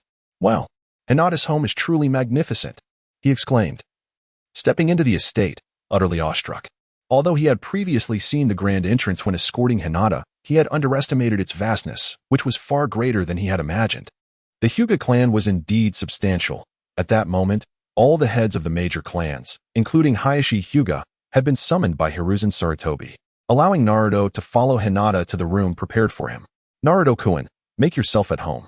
If you need anything, call for me at any time," Hinata said. Her cheeks flushed, before hurriedly departing. "Hinata," he called out, but she had already dashed away. "Oh well, I can ask her later," he thought, turning his attention to the room Hinata had arranged for him. To his astonishment, the space was several times larger than his own and impeccably tidy, with an abundance of items, all neatly organized, devoid of dust, unlike his own home, which was cluttered with instant noodle boxes and trash. Although he had recently inherited a portion of Minato's estate, he had yet to enjoy it, finding himself somewhat accidentally residing in the Hyuga clan's residence. As he surveyed the room, he felt like a child witnessing the world for the first time, marveling at every detail. Chapter 28. Neji and Hinata. Wow. Hinata's house is enormous. I should go explore. With a light-hearted step, he exited his room and began to wander aimlessly. Along the way, the servants of the Hyuga clan greeted him warmly, to which he responded with a radiant, sincere smile. Deep within, Naruto yearned for a servant to guide him through the estate. However, having lived alone for so long, he was accustomed to self-sufficiency and felt too shy to ask for assistance. Ultimately, he decided to explore the estate on his own. Lost in thought, he wandered until he stumbled upon an expansive area. Looking up, he noticed the words training ground prominently displayed above the entrance. Naruto's eyes sparkled with excitement at the revelation that a dedicated training facility existed here. This is perfect. I can come here to train during my stay. With eager anticipation, he hurried into the training ground. Upon entering, he observed numerous members of the Hyuga clan diligently honing their skills. Amidst the throng, he caught sight of Hinata Hyuga and Neji Hyuga. At that moment, Neji stood quietly beside Hinata, wholly engrossed in their training, as if everything around him were of no consequence. Meanwhile, Hinata was diligently honing her skills. "Hinata, Neji." With this crisp and resonant call, Naruto swiftly approached the duo. Upon hearing his voice, both Hinata and Neji instinctively turned their heads, their faces adorned with expressions of astonishment. One was puzzled by Naruto's presence, while the other wondered why he had ventured into the Hyuga residence. "Naruto," Hinata softly murmured, her tone betraying an unmistakable delight. Neji furrowed his brow slightly and inquired, "Naruto, what brings you here so unexpectedly?" Initially, Neji perceived Naruto as a mere underachiever, but after witnessing the events of the light and learning about Naruto's background, his opinion underwent a significant transformation. In response to Neji's question, Naruto appeared somewhat awkward, instinctively scratching the back of his head, and with a shy smile replied, "Well, I just wanted to come here and stay for a few days." Of course, these words were merely a fabricated excuse. There was no way he would confess to Neji that he had come to avoid being caught by the spies lurking in Konoha. That would be far too embarrassing. "Is that so?" Neji coughed twice, adopting a serious demeanor as he said, "Since you're here, you must adhere to the Hyuga family's rules and refrain from causing any disturbances." I know, Naruto replied dismissively, his thoughts already drifting to the training grounds. Meanwhile, Hinata, who had been quietly standing by, chose not to expose Naruto's pretense but instead lowered her gaze, focusing intently on her feet, her eyes betraying a different kind of emotion. After a moment, Hinata finally mustered the courage to speak, her cheeks flushed, and in a slightly trembling voice, she asked, "Naruto, why have you come here?" Her words still carried a hint of shyness. "I originally just wanted to take a stroll, but seeing this place, I thought I'd come and take a look." Feeling somewhat embarrassed, Naruto scratched his head and curiously inquired, "By the way, it's already this late. Why are you still training here?" As Hinata was about to respond, Neji interjected swiftly, stating with a calm expression, "As a member of the Hyuga clan, we possess the unique bloodline limit, the Byakugan. To successfully awaken this Byakugan, one must endure countless hours of training and relentless effort. Thus, we Hyuga begin our training from a young age." "I see." Naruto nodded thoughtfully, though his mind was still filled with questions. Particularly, he felt perplexed by the somewhat awkward atmosphere between Neji and Hinata. After all, they belonged to the same clan and trained together regularly. They should have a good relationship. "It seems to me that the two of you aren't very close." Naruto couldn't help but voice his feelings. Hinata hurriedly attempted to explain, but the words caught in her throat. Just then, Neji interrupted again, resolutely denying, "Not at all." However, before he could finish, he swiftly turned away, adding, "Stop wasting time. Get back to training, or we won't complete today as training tasks." "Sorry about that. I'll come find you after we finish training," Neji said apologetically to Naruto before unhesitatingly immersing himself back into his rigorous training. Simultaneously, Hinata, mirroring Neji's demeanor, nodded slightly toward Naruto with an apologetic expression, saying, I'm sorry, Naruto-kun. In response to their sincere apologies, Naruto merely waved his hand gently and smiled, saying, no need to worry. There's no need to apologize to me. In fact, I would love to train with you. At this, his bright eyes sparkled with determination and enthusiasm. Hearing this, Hinata, who had initially felt a bit shy, was taken aback but soon revealed a joyful expression. Of course you can, she replied, her cheeks turning a light shade of pink. All right then, let us make the most of our training time, Neji declared, returning to his focus on training. Naruto and Hinata also began their training. However, compared to Neji and Hinata, who trained diligently every day, Naruto found himself sweating profusely after a short while due to his lack of regular physical training. I can't falter. I aspire to become Hokage. How can I give up on this? Naruto thought resolutely, pushing himself to train even harder. Meanwhile, Hinata occasionally stole glances at Naruto, her face flushed with admiration. Naruto-kun is really working hard. His determination is so admirable, she thought, her cheeks growing even redder. No. I can't think about this. Otherwise, I want to complete today's training tasks. Shaking her head vigorously, Hinata refocused on her training. On the other side, Neji, although appearing to train diligently, was preoccupied with the conversation he had just had with Naruto. Naruto, I'm sorry, but I can't involve you in this. It's a matter concerning the main family. Chapter 29. The perspective of Hyuga Hayashi on Naruto Uzumaki. Uzumaki Naruto? He.S. really here. Upon returning, Hyuga Hayashi heard the news that Naruto planned to stay with the Hyuga clan for a few days and was already in the Hyuga residence. Initially, Hayashi viewed Naruto as the embodiment of a fox demon, the Jinchuriki of the Nine Tails, who could not control its power and would endanger the village and its people. However, he also understood that Konoha could not afford to lose the Nine Tails, as the balance of the tailed beasts would be disrupted, putting Konoha in peril. Thus, his impression of Naruto was a mixture of fear and helplessness. Fear stemmed from the potential threat Naruto posed to Konoha, while helplessness arose from the fact that they could not afford to lose him. Eventually, after witnessing Naruto repeatedly assist Hinata in the light and observing Hinata's unwavering resolve to save him, along with their journey to marriage, Hayashi found himself devoid of any lingering animosity toward Naruto. Now, with Naruto's identity as the son of the Fourth Hokage revealed, Hayashi felt a sense of pity, respect, gratitude, and even shame toward him. Hayashi held the Fourth Hokage, Minato Namikaze, in high regard, admiring him as an outstanding individual who played a crucial role in ending the Third Shinobi World War and embodied the will of fire. Moreover, Minato's sacrifice to protect Konoha only deepened Hayashi's feelings of shame, as he felt he had not done anything to help. Minato safeguarded Konoha and their Hyuga clan.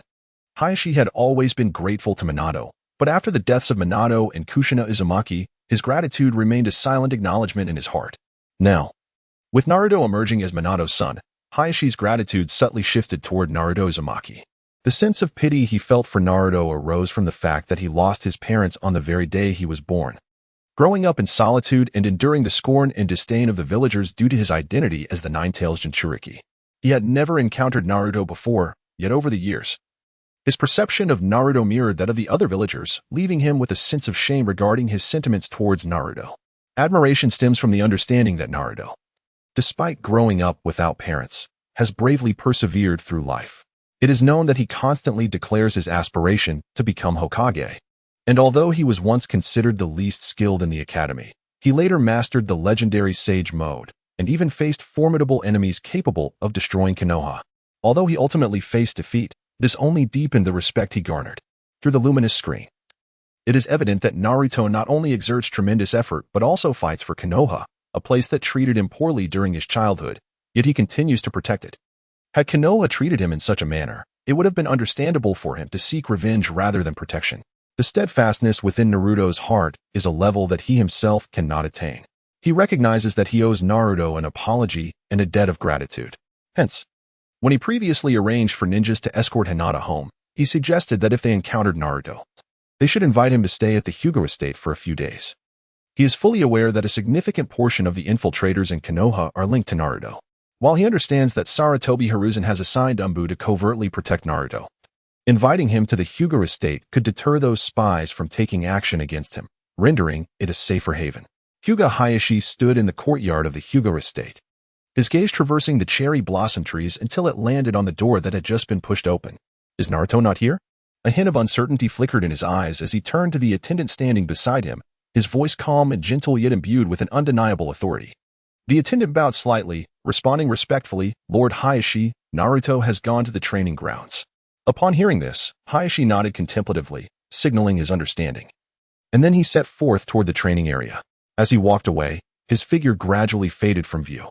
Hayashi silently entered the spacious training grounds, where he found Naruto, Hinata, Neji, and other young members of the Hyuga clan engrossed in rigorous training.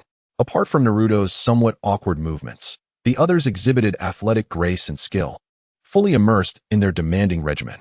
Hayashi stood quietly to the side, resembling a silent mountain, his gaze focused and profound as he observed the vibrant figures before him.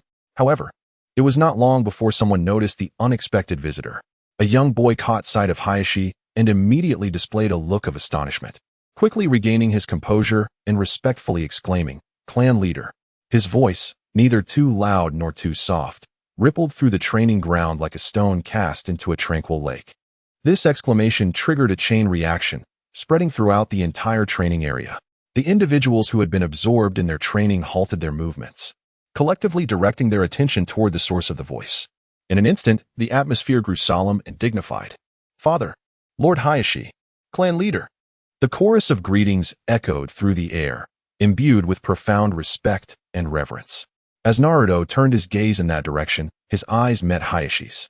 After a brief exchange of looks, Hayashi's lips curled into a subtle smile, revealing a touch of warmth and friendliness. Naruto was somewhat taken aback, pondering inwardly, is he truly Hayashi Hyuga? At that moment, Naruto felt an inexplicable discomfort, a wave of nervousness washing over him. It was, after all, his first encounter with Hayashi Hyuga. For a fleeting moment, he found himself at a loss for how to greet the man, hesitating briefly before finally stammering out, "Lord Hayashi." Observing Naruto's awkward demeanor, which bordered on stuttering, Hayashi was initially taken aback, but soon could no longer suppress a faint smile that graced his lips. He then waved his hand casually, speaking in a calm tone, "Very well, you may continue your training. Naruto, follow me." With that, he turned and strode towards the training grounds exit. Upon hearing Hayashi's words, Naruto's heart raced, yet he hurriedly followed suit. Behind them, Neji and the others resumed their training, while Hinata cast a worried glance in Naruto's direction. For her, although Hayashi was her father, he was also a man of considerable seriousness, and she feared that Naruto's exuberant nature might not mesh well with her father's demeanor. Chapter 30. Naruto's home. Throughout the journey, Naruto kept his head down in silence, contemplating what Hayashi might want with him. Hayashi, too, remained quiet, merely walking alongside him. It was not until they arrived at a cherry blossom tree that he halted and turned to face Naruto. "Naruto, welcome to the Hyuga estate." Hayashi's voice, filled with authority, also conveyed a sincere warmth of welcome. "Huh? What?" Naruto stammered, momentarily taken aback, wondering if he had been brought here solely to receive his welcome. This notion seemed almost unbelievable to him. Hayashi's lips curled into a subtle smile, aware of Naruto's thoughts. However, instead of addressing Naruto's question directly, he adeptly shifted the conversation, asking, "Naruto, what do you think of this place?" Snapping back to reality, Naruto replied without hesitation, "I think it's enormous. Really, it's so vast. I've never seen a place this large before. It's even bigger than the Ninja Academy." As he spoke, he spread his arms wide, attempting to express his astonishment through his gestures. Hayashi's smile deepened, and he continued, "And do you like it here, Naruto?" Upon hearing the question, Naruto nodded vigorously, affirmatively exclaiming, "Absolutely. I think it's fantastic.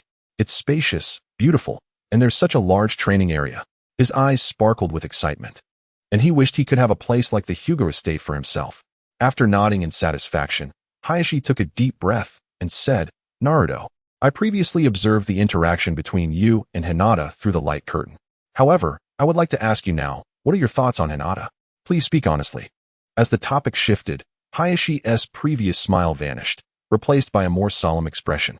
Although he was aware that Naruto and Hinata would eventually marry, he sought to understand Naruto's current feelings toward her. After all, the light curtain had revealed their future. For Hayashi, knowing the future did not hold the same significance. It merely presented information about what was to come. What truly mattered was how Naruto intended to navigate his feelings toward Hinata. Gazing at Hayashi's serious countenance, Naruto recognized the gravity of the moment and understood he needed to respond earnestly. even though he himself was unsure of his feelings for Hinata. He thought Hinata was a wonderful person, yet found her peculiar. She often spoke hesitantly and avoided his gaze, which he considered strange. Nonetheless, he had never disliked Hinata. On the contrary, he found some of her actions endearingly charming. He was uncertain if the light curtain had influenced him. But he realized that seeing Hinata brought him joy and a desire to protect her, though he could not quite comprehend why. Thus, he straightened his posture, lifted his gaze to meet Hayashi's eyes, and candidly expressed his thoughts. After listening to Naruto's response, Hayashi's previously tense demeanor gradually relaxed. He took a deep breath, as if exhaling the last remnants of his doubts. A gentle smile spread across his face, reminiscent of the warmth of spring, and his sharp eyes softened as they focused on Naruto. Since you are uncertain, there is no need to dwell on it. You will come to understand in time. Hayashi spoke softly, his tone imbued with the unique affection and patience of a mentor. As someone with experience, he possessed his own insights into such matters. He now recognized Naruto's feelings toward Hinata, understanding that Naruto was still young and unable to fully grasp them, while Hinata was perhaps too mature for her age. Reflecting on this, Hayashi couldn't help but shake his head slightly, a wry smile gracing his lips. He realized he had been overly strict with Hinata, aware of her limited talent.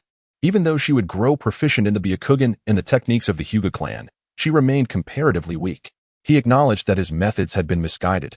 While strictness might foster action, it did not necessarily yield genuine growth. He recognized his shortcomings as a father. Having focused predominantly on the clan for years and failing to show adequate concern for Hanabi and Hinata, he realized he should not have designated Hinata as the sole heir, as both daughters deserved equal opportunities to compete. He planned to have Hanabi train alongside Neji and Hinata, intending to revisit the issue of the Hyuga heir in due time, rather than placing the entire burden on Hinata alone. Moreover, he recognized the need to spend more time with his daughters. Hayashi's gaze shifted back to Naruto, and to his surprise, a hint of tenderness flickered in his deep-set eyes, reminiscent of a father's concern for his child. Naruto, from this day forth, this will be your home. Wherever you may be, you are welcome to consider this place your own. Hayashi's voice resonated with depth and conviction. Naruto's eyes widened in disbelief, astonished by Hayashi's words. Yet, upon witnessing Hayashi nodding affirmatively once more, an indescribable joy surged within him, akin to a tempestuous wave crashing upon the shore. At long last, Naruto Uzumaki would have a place to call his own. Really? Naruto exclaimed, his voice trembling with excitement as he clenched his fists unconsciously. Indeed, Hayashi replied with a smile, sincerity radiating from his gaze. Thank you, Lord Hayashi. Naruto, unable to contain his joy, quickly bowed and expressed his gratitude. Although he felt a bit strange about Naruto referring to him as Lord Hisashi, Hisashi did not dwell on it too much, as even Neji addressed him in the same manner. Witnessing Naruto's exuberance reminded Hisashi of the Fourth Hokage, Minato Namikaze, Lord Fourth. Your contributions to Konoha will forever be remembered by the Hyuga clan. Allow me to care for your son and protect him, for he too is a father of two. Naruto leaped with joy, grasping Hisashi's hand, his eyes shimmering with gratitude and delight. Hisashi smiled and patted Naruto's shoulder in acknowledgement and encouragement. All right, Naruto. Training time is nearly over. You should head back now. Okay. Naruto nodded and ran towards the training ground. Observing Naruto bounce away, Hisashi felt a sense of helplessness, which also brought to mind his daughter. Since I have returned, I should go see Hanabi, and later visit Hinata. With this thought in mind, Hisashi set forth on his way. Chapter 31. The powerful pain. Meanwhile, in Amigakure, a fine drizzle fell incessantly. Kakashi donned a jet-black cloak, a wide-brimmed hat atop his head, and a black mask obscured his face, revealing only one eye, while the other was hidden beneath his forehead protector. He moved with light and cautious steps, weaving through the alleys of Amigakure with utmost care, each step taken with precision to avoid drawing attention. Utilizing his exceptional stealth techniques, Kakashi successfully evaded the patrolling shinobi within the village and slipped into a narrow, shadowy alleyway. After conducting thorough and meticulous investigations, Kakashi was astonished to discover that the once-renowned Hanzo of the Salamander had met his demise. Even more shocking was the revelation that the perpetrator of this legendary figure's death was a man known as Pain, who claimed to be a god. Pain had now become the undisputed leader of Amigakure. However, Kakashi was filled with doubts and unease. He pondered silently. Is this self-proclaimed god Pain the same individual responsible for the annihilation of Konoha seen in the light screen? despite the turmoil within his heart. Kakashi understood the gravity of his situation. He was in enemy territory and needed to remain exceptionally vigilant and cautious.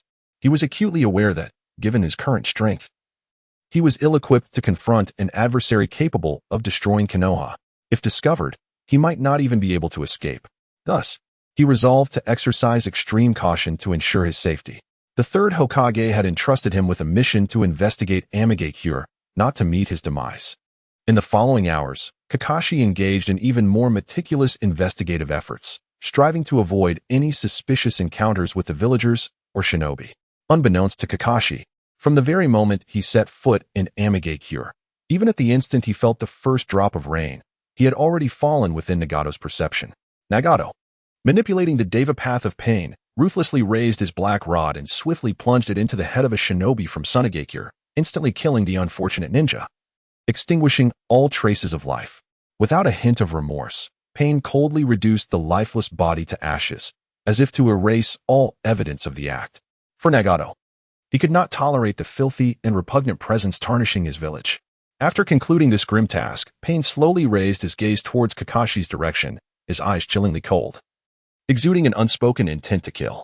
With an expressionless face, he coldly declared, "You will be next." Before his words had fully settled, Pain vanished in a flash, hurtling towards Kakashi. At that moment, Kakashi had just exited the alley. Regrettably, he had encountered no one within, leaving him without any substantial information. As Kakashi contemplated seeking out a less populated area, he suddenly detected an unusual fluctuation of chakra, his instincts warning him that someone was approaching. Yet, it was too late. At that instant, a shadow descended from the sky, landing silently behind Kakashi. It was the Deva path of pain. His arrival was as soundless as a phantom in the night. Kakashi was drenched in sweat, sensing a terrifying presence looming behind him. Pain struck suddenly, thrusting the black rod towards Kakashi's head. A wave of death surged through Kakashi's mind. Without hesitation, he narrowly dodged to the side. Although he managed to evade the attack, the rod pierced his left arm. In an instant, an unfamiliar chakra surged into his body, disrupting his system. Collapsing to the ground, Kakashi coughed up blood, struggling to prop himself up, his gaze fixed upon his adversary. The familiar hair and attire left no doubt. This was the very individual who had annihilated Konoha and slain Hinata. "You managed to evade?" Pain remarked with a measured tone. Noting that Kakashi was the first among the many intruding shinobi he had dispatched to escape his assault, albeit not entirely unscathed. The Deva path of pain advanced step by step toward Kakashi, each movement radiating oppressive force.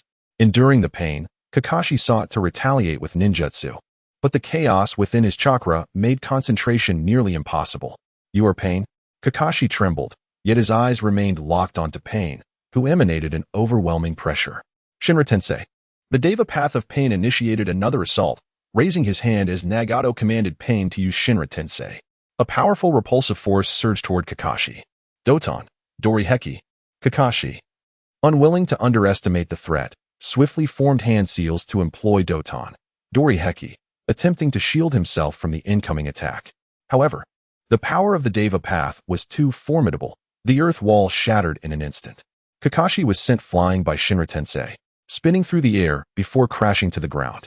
Kakashi lay prone, blood spilling from his mouth as the torrential rain poured down upon him, revealing numerous wounds on his body, the blood merging with the rainwater. "You are Kakashi of Konoha, aren't you?"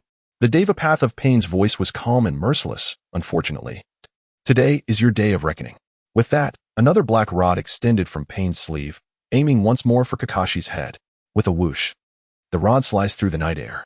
Kakashi, enduring the pain coursing through him, rolled aside just in time, the rod narrowly missing his cheek and embedding itself in a nearby wall.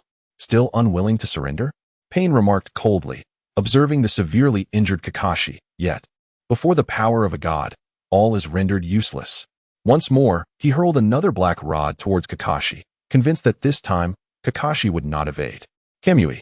As the black rod was about to pierce Kakashi, in a moment of desperation, he revealed his other eye and activated Kamui. He successfully transferred the black rod to another dimension, momentarily evading Pain's assault. Universal pull.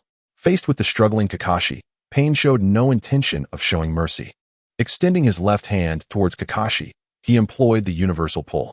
Instantly, a terrifying force enveloped Kakashi, yanking his body violently towards Pain, who conjured another black rod in his right hand. Chapter 32. The arrival of Jiraiya at that critical juncture. A massive oil ball hurtled towards Pain. Shinra Tensei. Pain halted the use of universal pull and instead unleashed Shinra Tensei, repelling the attack along with the pulled Kakashi. Kakashi was forcefully hurled back, his internal organs jolted. And more critically, his body was propelled backward at a terrifying speed. If he were to crash to the ground in his current state, survival would be nearly impossible. And he could hardly control his body in such a predicament. Was this it? Kakashi's vision blurred, excruciating pain nearly rendering him unconscious. Yet, just as he was on the brink of surrendering his last glimmer of hope, a pair of warm arms caught him securely. Struggling to open his eyes, he beheld Jiraiya's familiar face. Kakashi, hang on. Jiraiya's voice was firm and resolute, his chakra gradually flowing into Kakashi to stabilize his injuries. A soothing warmth coursed through Kakashi, alleviating the agony and reviving a flicker of strength within him. Jiraiya-sensei, you truly came. Pain's gaze shifted to Jiraiya, as if he had anticipated his arrival. Jiraiya turned to Pain and spoke slowly. Who are you really? Yahiko? Or Nagato? Confusion filled Jiraiya's voice. Rising to his feet, he gently set Kakashi down in a relatively safe corner, then turned to fix his unwavering gaze on Pain's eyes. He could not fathom who this person truly was. Though bearing Yahiko's face, he possessed Nagato's Rinnegan, and his actions were utterly incongruent with the personalities of either. Who I am is of little importance, Pain stated steadily, advancing towards Jiraiya with unwavering determination. He remained undeterred by Jiraiya's presence, resolute in his intent to eliminate all intruding ninjas in Amigakure, Kakashi included. Jiraiya-sensei, do you come on behalf of Konoha or for yourself? Pain, controlled by Nagato, posed his question, seeking to understand Jiraiya's motives. I come for myself. I wish to understand what has led you to become this way. And where is Konan? Jiraiya responded firmly, having arrived without Konoha's consent, driven by his desire for Yahiko. Nagato and Konan. Nagato's hideout, Jiraiya-sensei, remains unchanged, Nagato murmured softly, his tone laced with helplessness and reflection. He furrowed his brow, a complex array of emotions flickering in his eyes. Upon hearing Nagato's words, Konan felt a surge of worry. She turned to him, concern etched on her face, and asked anxiously, did Jiraiya-sensei really come? She was acutely aware that Nagato's strength now far surpassed that of the legendary Sannin. And even the famed Hanzo the Salamander would struggle against his might. Nagato nodded silently, affirming her concerns. He clenched his fists, seemingly striving to rein in the tumult within. Seeing this, Konan grew increasingly anxious, pressing, what shall we do, Nagato? Although she harbored feelings for Jiraiya, if forced to choose between the two, her allegiance would undoubtedly lie with Nagato. For Konan, Jiraiya was indeed her mentor, having provided her with 3 years of dedicated guidance, a debt of gratitude immeasurable. However, Nagato was her only remaining kin in this world. When weighing familial bonds against the gratitude owed to a teacher, the outcome was clear. She would stand by Nagato without hesitation. I intend to let Jiraiya-sensei return. Nagato lifted his gaze to the unceasing rain outside, speaking somberly. He had already granted Jiraiya the opportunity to choose. If Jiraiya represented Konoha, he would show no mercy. He stood for Amigakure, while Jiraiya embodied Konoha. This was not merely a conflict between two individuals, but rather a clash of ideologies. However, Jiraiya's response revealed that he had not forgotten them. Yet, Jiraiya-sensei, we cannot go back. I am truly sorry, sensei, but I cannot answer your question. Gazing at Jiraiya, Pain did not rush to attack. Presently, Jiraiya surpassed Kakashi in strength. Though dealing with him would be troublesome, it was not insurmountable.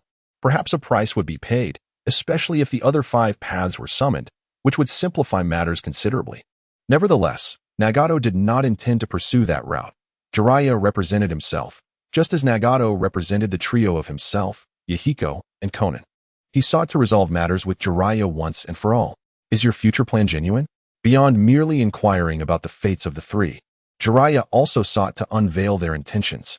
Indeed, only in this manner can the world achieve true peace. Nagato resolved to no longer conceal his ambitions. For the entire shinobi world was already aware of his plans. Secrecy had lost its significance. However, your peace is built upon the suffering of countless innocents. A peace I cannot endorse. Jiraiya's voice resonated with determination. He could not bear to witness their continued descent into darkness. Without experiencing pain, one cannot comprehend it. Only through suffering can the world grasp true pain and thereby usher in genuine peace. Pain's voice was resolute. Do you truly believe that peace can be attained through violence and terror? Jiraiya's voice echoed through the rain, tinged with a tremor, not of fear, but of profound disappointment and confusion. Pain's expression remained unyielding, his tone calm and detached. Sensei, you have taught us that the world of ninjas is ruthless. Only the strong can survive. What I am doing is merely applying the world's rules to their fullest extent. Jiraiya inhaled deeply, recognizing that the Pain before him was no longer the two boys who yearned for peace. His heart ached, yet he could not relent. He must thwart Pain and his twisted vision of peace. Drawing a breath, he sought words that might resonate with Nagato's spirit. Nagato or Yahiko? Do you remember our first meeting? You, Yahiko, and Conan, though life was hard, your smiles were so innocent, and your dreams so resolute. Pain's body trembled slightly, as if Jiraiya's words had struck a chord deep within. Yet, his gaze quickly cooled once more. Those are merely relics of the past. I am no longer the weak person I once was. In terms of both strength and spirit, I have transcended that powerless version of myself. Nagato, Yahiko, Conan. Your once cherished dream was to create a world devoid of war, a realm where ninjas and ordinary people could coexist in harmony. Yet now, you find yourselves perpetuating further conflict and suffering. Jiraiya's voice trembled with a hint of desperation, hoping that Pain would recall their shared aspirations. A flicker of anguish crossed Pain's eyes, but was swiftly replaced by cold indifference. Dreams? They are merely the fantasies of the weak. Only through this means can true change be achieved in this world. Then allow me to halt you. A resolute glimmer shone in Jiraiya's eyes. Teacher, do you truly believe you can stop me? Pain's voice dripped with mockery. Teacher, we are no longer as Navii as we once were. You cannot thwart me. Chapter 33, Devapath Pain vs. Jiraiya Toad Oil Fire Bullet. Jiraiya's aura surged dramatically as he inhaled deeply, then opened his mouth wide, unleashing a torrent of viscous chakra that surged forth with formidable force, aiming directly at Pain. In the face of such a fierce assault, Pain remained unfazed, his form flickering like a specter as he effortlessly evaded Jiraiya's onslaught. Yet, in the blink of an eye, Pain reappeared behind Jiraiya, and with a swift motion of his right arm, a black rod shot forth from his sleeve, hurtling towards Jiraiya with blinding speed. Despite facing away from Pain, Jiraiya's keen combat instincts kicked in. With a swift whoosh, a sharp kunai materialized in Jiraiya's hand, and he pivoted sharply, swinging the kunai to intercept Pain's black rod. In that instant, the kunai clashed violently with the black rod, producing a crisp, resonant sound, and sparks erupted in all directions. Teacher, surrender. You are no match for me. The clash between the kunai and the black rod intensified, each collision igniting brilliant sparks and producing thunderous impacts. However, Jiraiya gradually found himself at a disadvantage in this fierce battle, retreating step by step. Without entering Sage Mode, Jiraiya's speed and strength were clearly insufficient to contend with Pain, who possessed the Rinnegan. Despite his utmost efforts, he struggled to withstand Pain's rapid and lethal onslaught. In the next round of confrontation, Jiraiya suddenly unleashed astonishing power. He exerted force, swinging the kunai with such might that Pain was compelled to step back. Simultaneously, Jiraiya pushed off the ground with great force, launching himself into the air like an arrow released from a bow, executing a roll mid-air before landing safely at a distance from Pain. Without hesitation, Jiraiya bit into his finger, swiftly pressing the bleeding fingertip against the ground as he shouted, summoning technique. Instantly, a massive cloud of smoke erupted, filling the air. As the smoke cleared, an enormous toad, Gamabunta, materialized above Pain, descending towards him. Unfazed by the formidable presence of Gamabunta, Pain raised his right hand, uttering, "Universal Pull." In an instant, an unparalleled force of repulsion exploded from around Pain's body. This invisible shockwave surged forth like a tumultuous tide, radiating outward in all directions from Pain's center. Before Gamabunta's colossal form could fully land, it was ruthlessly propelled away by the terrifying force. The immense toad crashed into a nearby building, resulting in a thunderous roar as the structure collapsed, engulfed in a cloud of dust and debris. Fortunately, the residents of the surrounding buildings had long since evacuated during Pain's earlier battle with Kakashi, thus sparing them from harm. Having just performed the summoning technique, Jiraiya barely had time to catch his breath before adopting a defensive stance, preparing to confront the incoming universal pull. In an instant, he was swept away like a kite severed from its string, powerless against the overwhelming force, and collided violently with a nearby building. As he fell, the once sturdy structure crumbled under the impact, collapsing to the ground. Jiraiya, gritting his teeth against the pain, staggered to his feet amidst the wreckage. Blood trickled from the corner of his mouth, yet he paid no heed to wiping it away. Instead, he anxiously turned his gaze towards Gamabunta's position. Eyes filled with concern. "Gamabunta, are you all right?" "I'm fine." With a mighty roar, a powerful gust erupted, dispersing the surrounding smoke. Gamabunta's massive form emerged from the haze, standing atop the ruins of what was once a grand edifice. Though battered and scarred, with blood flowing from numerous wounds, Gamabunta stood resolute, his enormous eyes fixed intently on Pain. This is the leader of Akatsuki, the future slayer of the esteemed Jiraiya and the destroyer of Konoha. A cold sweat trickled down, mingling with the rain. Yet seeing Jiraiya, equally wounded, Gamabunta steeled himself against the fear that threatened to overwhelm him. Seeing that Gamabunta was unharmed, Jiraiya finally exhaled a sigh of relief. He then leapt onto Gamabunta's broad head, standing firm and resolute, despite the pain that caused his body to tremble. And every slight movement igniting a fresh wave of agony, his determination and belief remained unshaken. Raindrops fell upon his face, mingling with sweat and blood, trickling to his lips. Jiraiya licked the blood from his mouth, inhaled deeply, transforming all pain and fatigue into strength, his chakra coursing through him like a raging river. "Gamabunta, are you ready?" Jiraiya's voice, slightly hoarse yet resolute, echoed amidst the torrential rain. Indeed, with a low, powerful growl, Gamabunta's massive form trembled slightly, and his eyes sparkled with a captivating brilliance through the misty rainfall. Jiraiya's hands moved swiftly, forming seals with breathtaking speed. In an instant, he completed the hand signs and shouted, "Toad, oil fire bullet." Before his voice faded, a searing flame erupted from his mouth. Meanwhile, the colossal figure of Frosh the Toad opened its mouth wide, releasing a viscous, ink-like chakra that surged forth. This fiery force intertwined with the oily chakra, instantly transforming into a gargantuan fireball, resembling a blazing sun, hurtling towards Pain with tremendous velocity. The fireball raced through the torrential rain, leaving a dazzling trail of light in its wake. Shinra Tensei. In the face of this formidable assault, Pain's Rinnegan began to rotate slowly. With an impassive expression, he raised his right arm once more to invoke Shinra Tensei. In an instant, an invisible and overwhelming repulsive force erupted violently from Pain's position. This potent force, akin to a tidal wave, surged towards the fireball. The two collided with a thunderous crash, unleashing a cataclysmic roar. Amidst the deafening cacophony, the searing flames erupted like a vibrant display of fireworks, mingling with the splattering toad oil and saturating the vicinity. Yet, the breathtaking spectacle seemed to have no effect on Pain. He stood resolutely in place, utterly unmoved. Neither the violent shockwave nor the raging inferno could disturb him in the slightest. His dark robe billowed in the wind and rain, yet he appeared completely composed, devoid of even the slightest sign of disturbance. At this moment, Pain's enigmatic and profound Rinnegan rotated slowly, his cold, merciless gaze fixed upon Jiraiya, who stood atop the immense Frosh. His voice resonated with a chilling calmness, echoing from afar. "Give up, teacher." Chapter 34, Devapath Pain vs. Tsunade. Did you not anticipate such a vast disparity? Jiraiya's eyes widened in disbelief as he stared intently at Pain, his heart filled with incredulity and shock. Every attack he unleashed with all his might was effortlessly countered by Pain's Shinra Tensei. Each attempt ended in failure. In this dire confrontation, Jiraiya understood that without entering Sage Mode, his chances of victory were effectively zero. Yet, at this moment, he had no time to summon Fukasaku and Shima for aid in achieving Sage Mode. Faced with the overwhelming power of Pain, Jiraiya realized that relying solely on Frosh would be insufficient, even if he summoned additional toads.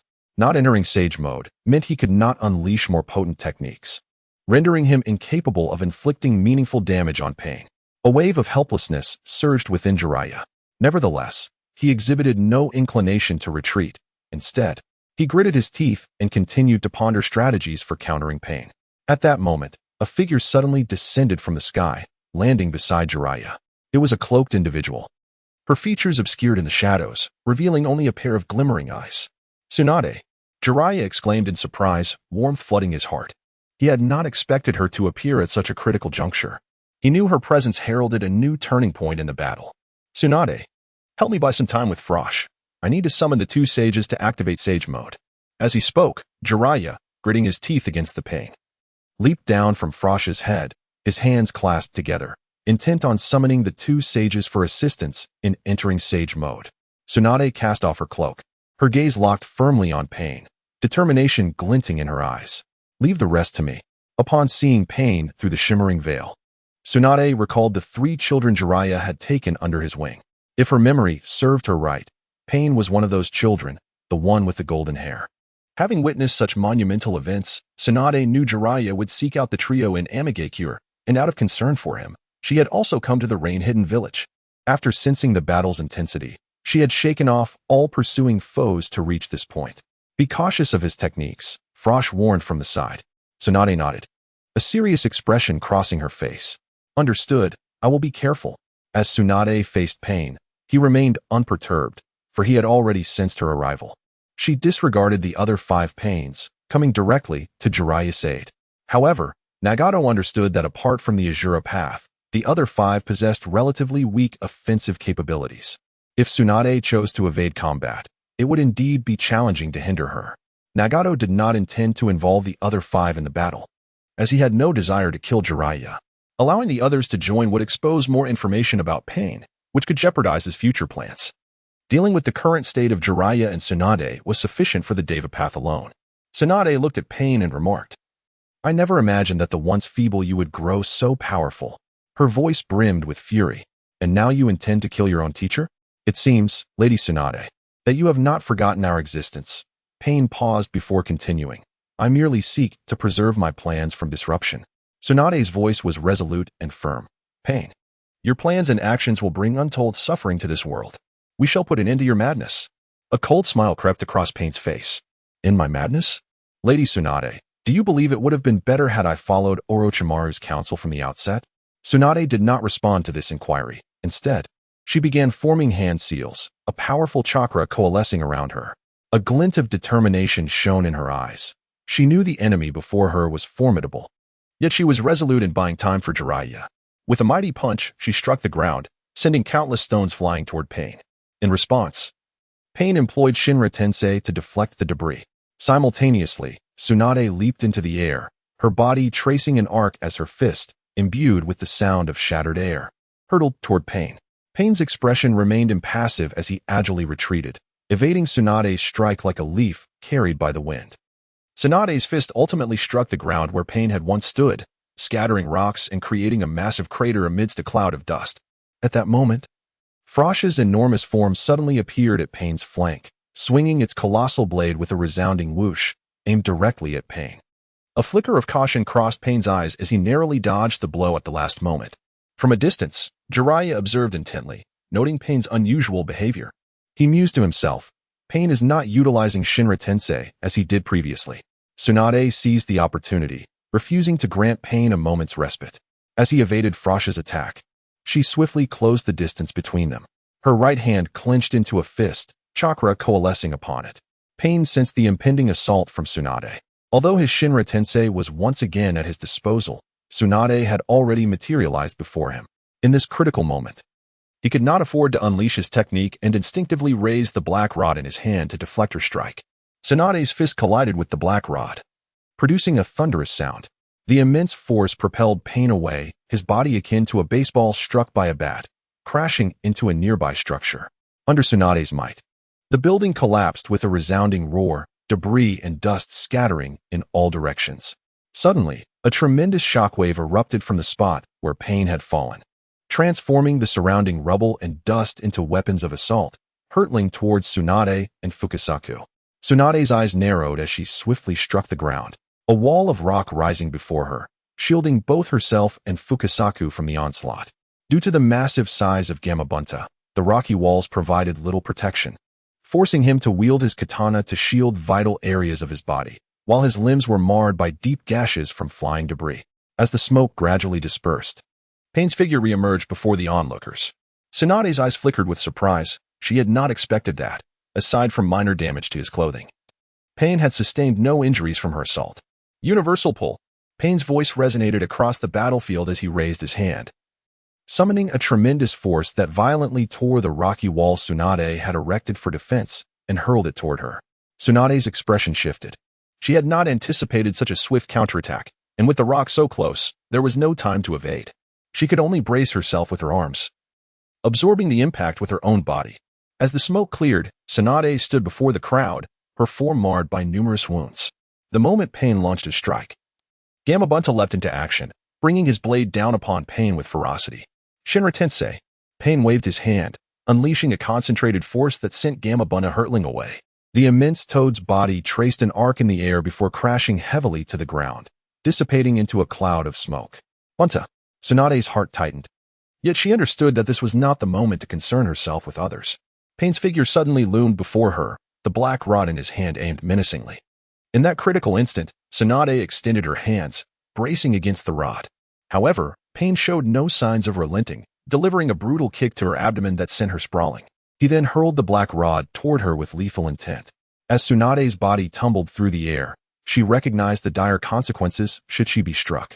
Adjusting her posture mid-flight, she prepared to confront the impending assault, while Pain's rod sped towards her like a bolt of black lightning. Chapter 35. The Escape Kimui. Just as the black rod was about to pierce Tsunade, the space surrounding it began to warp, engulfing the rod. Seizing the opportunity, Tsunade regained her composure and landed safely.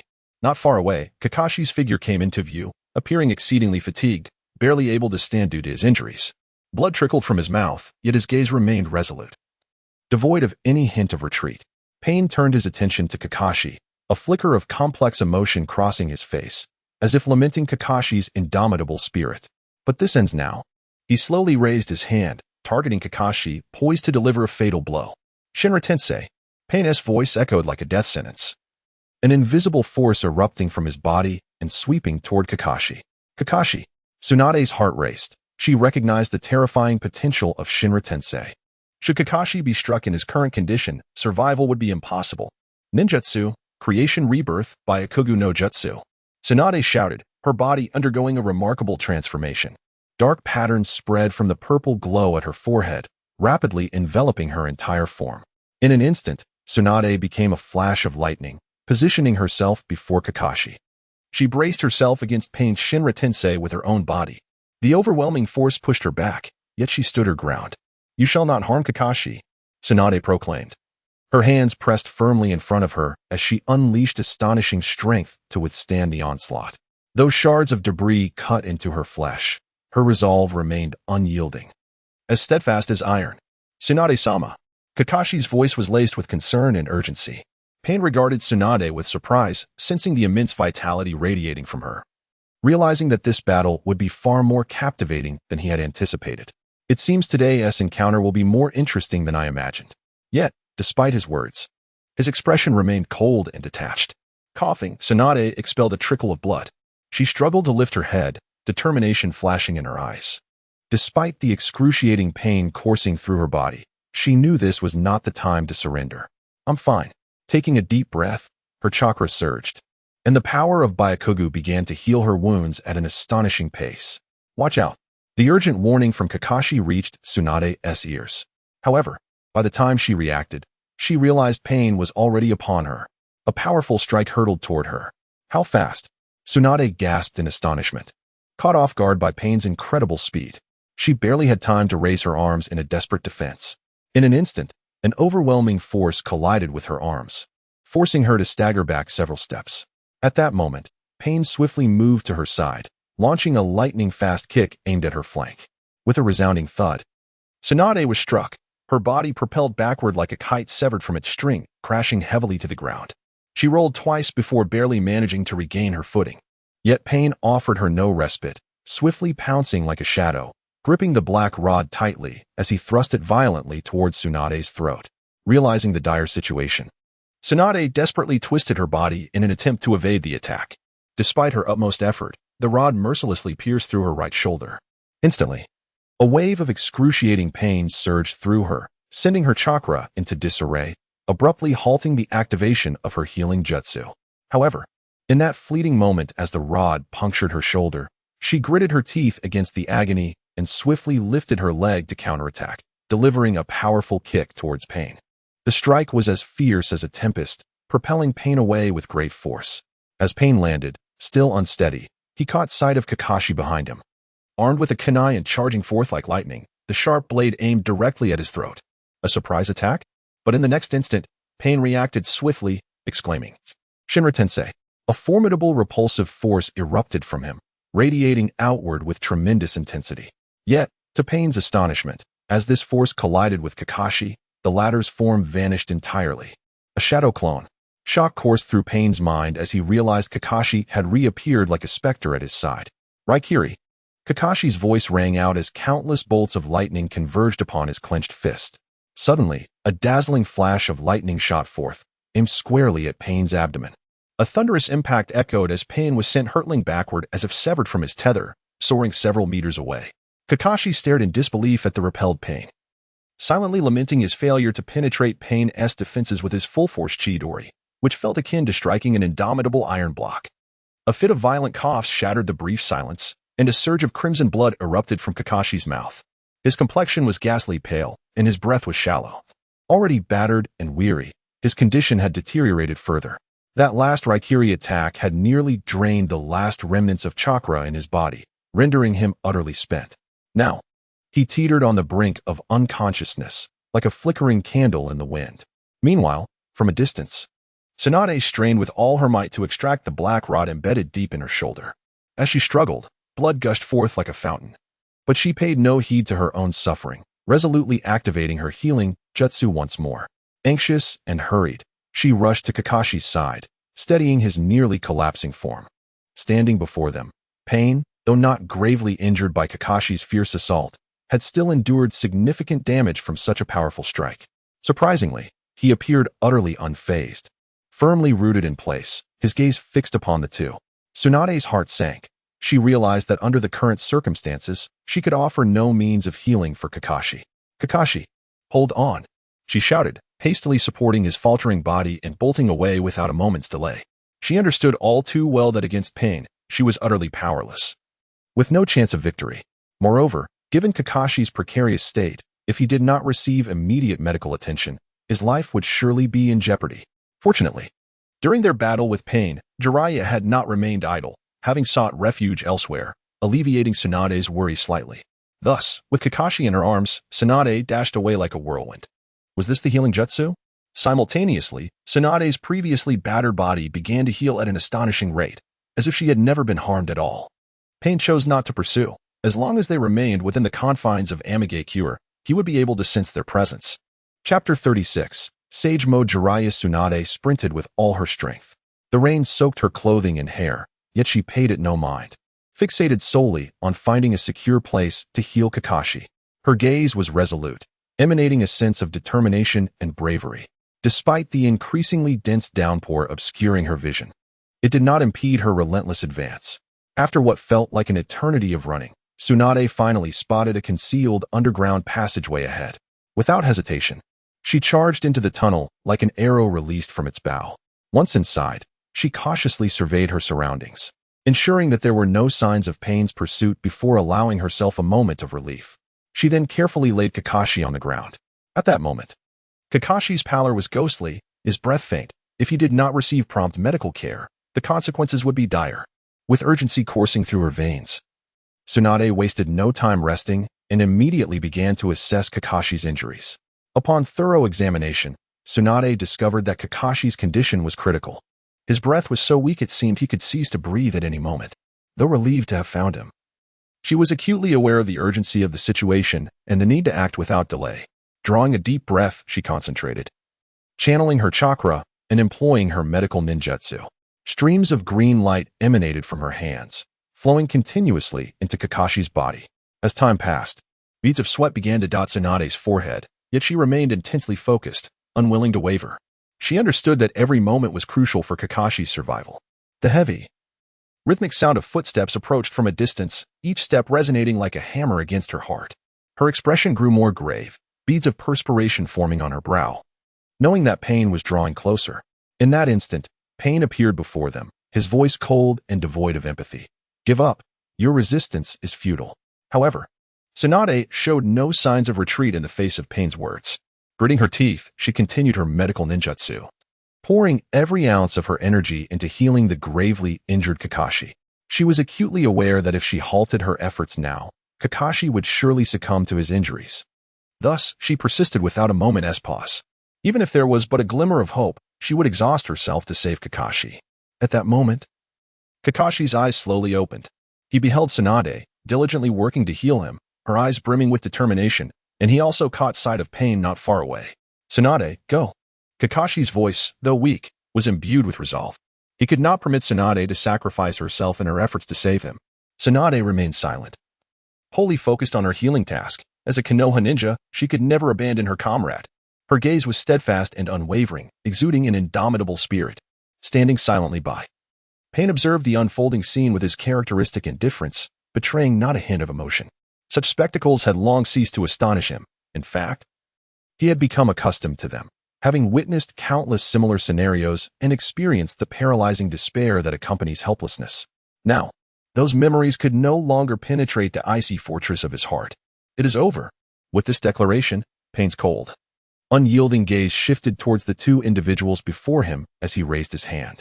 In that instant, a thunderous voice reverberated throughout the space. Super large Rasen Shuriken.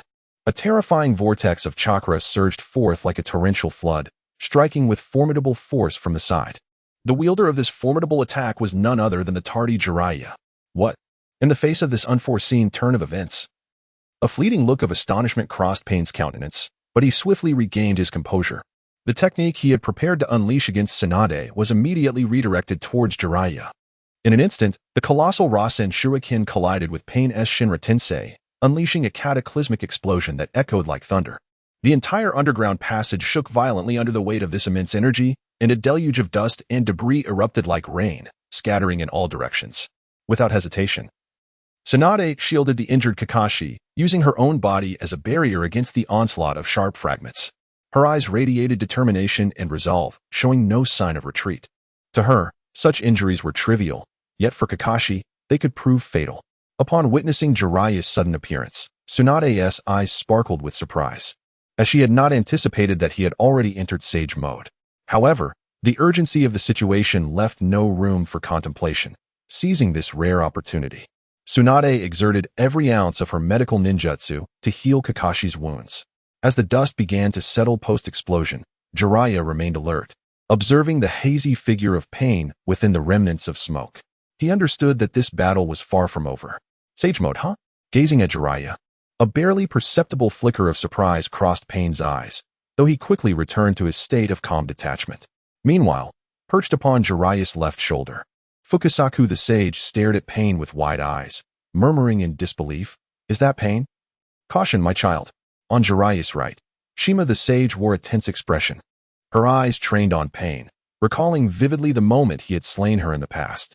Yet, despite having successfully activated Sage Mode, Jiraiya hesitated to launch an immediate assault.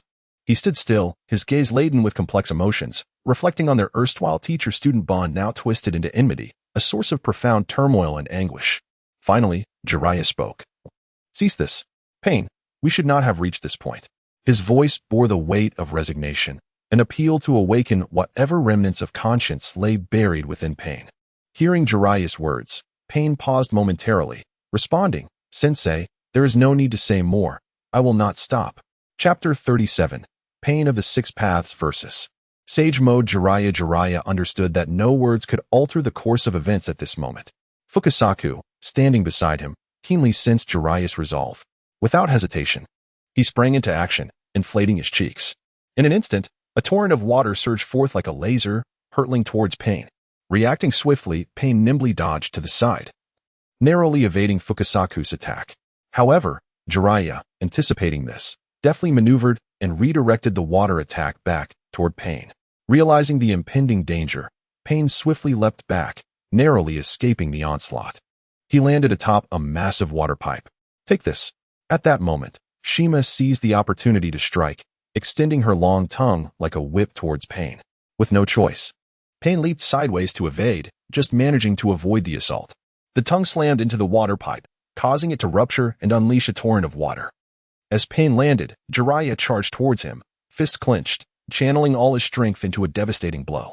Yet, Pain's reflexes were equally astonishing. He seized Jiraiya's incoming fist with remarkable speed. Pain twisted his grip, attempting to throw Jiraiya off balance. But Jiraiya would not yield easily. He executed a swift side kick aimed at Pain's calf. Pain, realizing he needed to escape, attempted to break free, but Jiraiya anticipated his move. Grasping Pain's clothing and pulling hard, Pain stumbled, crashing onto the water pipe. Seizing the moment, Jiraiya gathered his chakra into a Rasengan, preparing for a decisive strike. Just then, Pain unleashed Shinra Tensei, the immense force sending Jiraiya flying. "Are you all right, Jiraiya?" Fukasaku and Shima exclaimed in unison. Concern etched on their faces as they remained vigilant towards Pain above. Jiraiya slowly raised his hand, wiping away the blood trickling from his mouth. Fortunately, his keen insight and swift reflexes had allowed him to sense Pain's impending attack, enabling him to take a defensive stance just in time. Otherwise, his injuries would have been far worse. Refocusing on Pain, who had risen once more, Jiraiya's expression grew increasingly grave. The threat of Pain's Shinra Tensei rendered him powerless. Each time Pain employed Shinra Tensei, Jiraiya had to swiftly distance himself.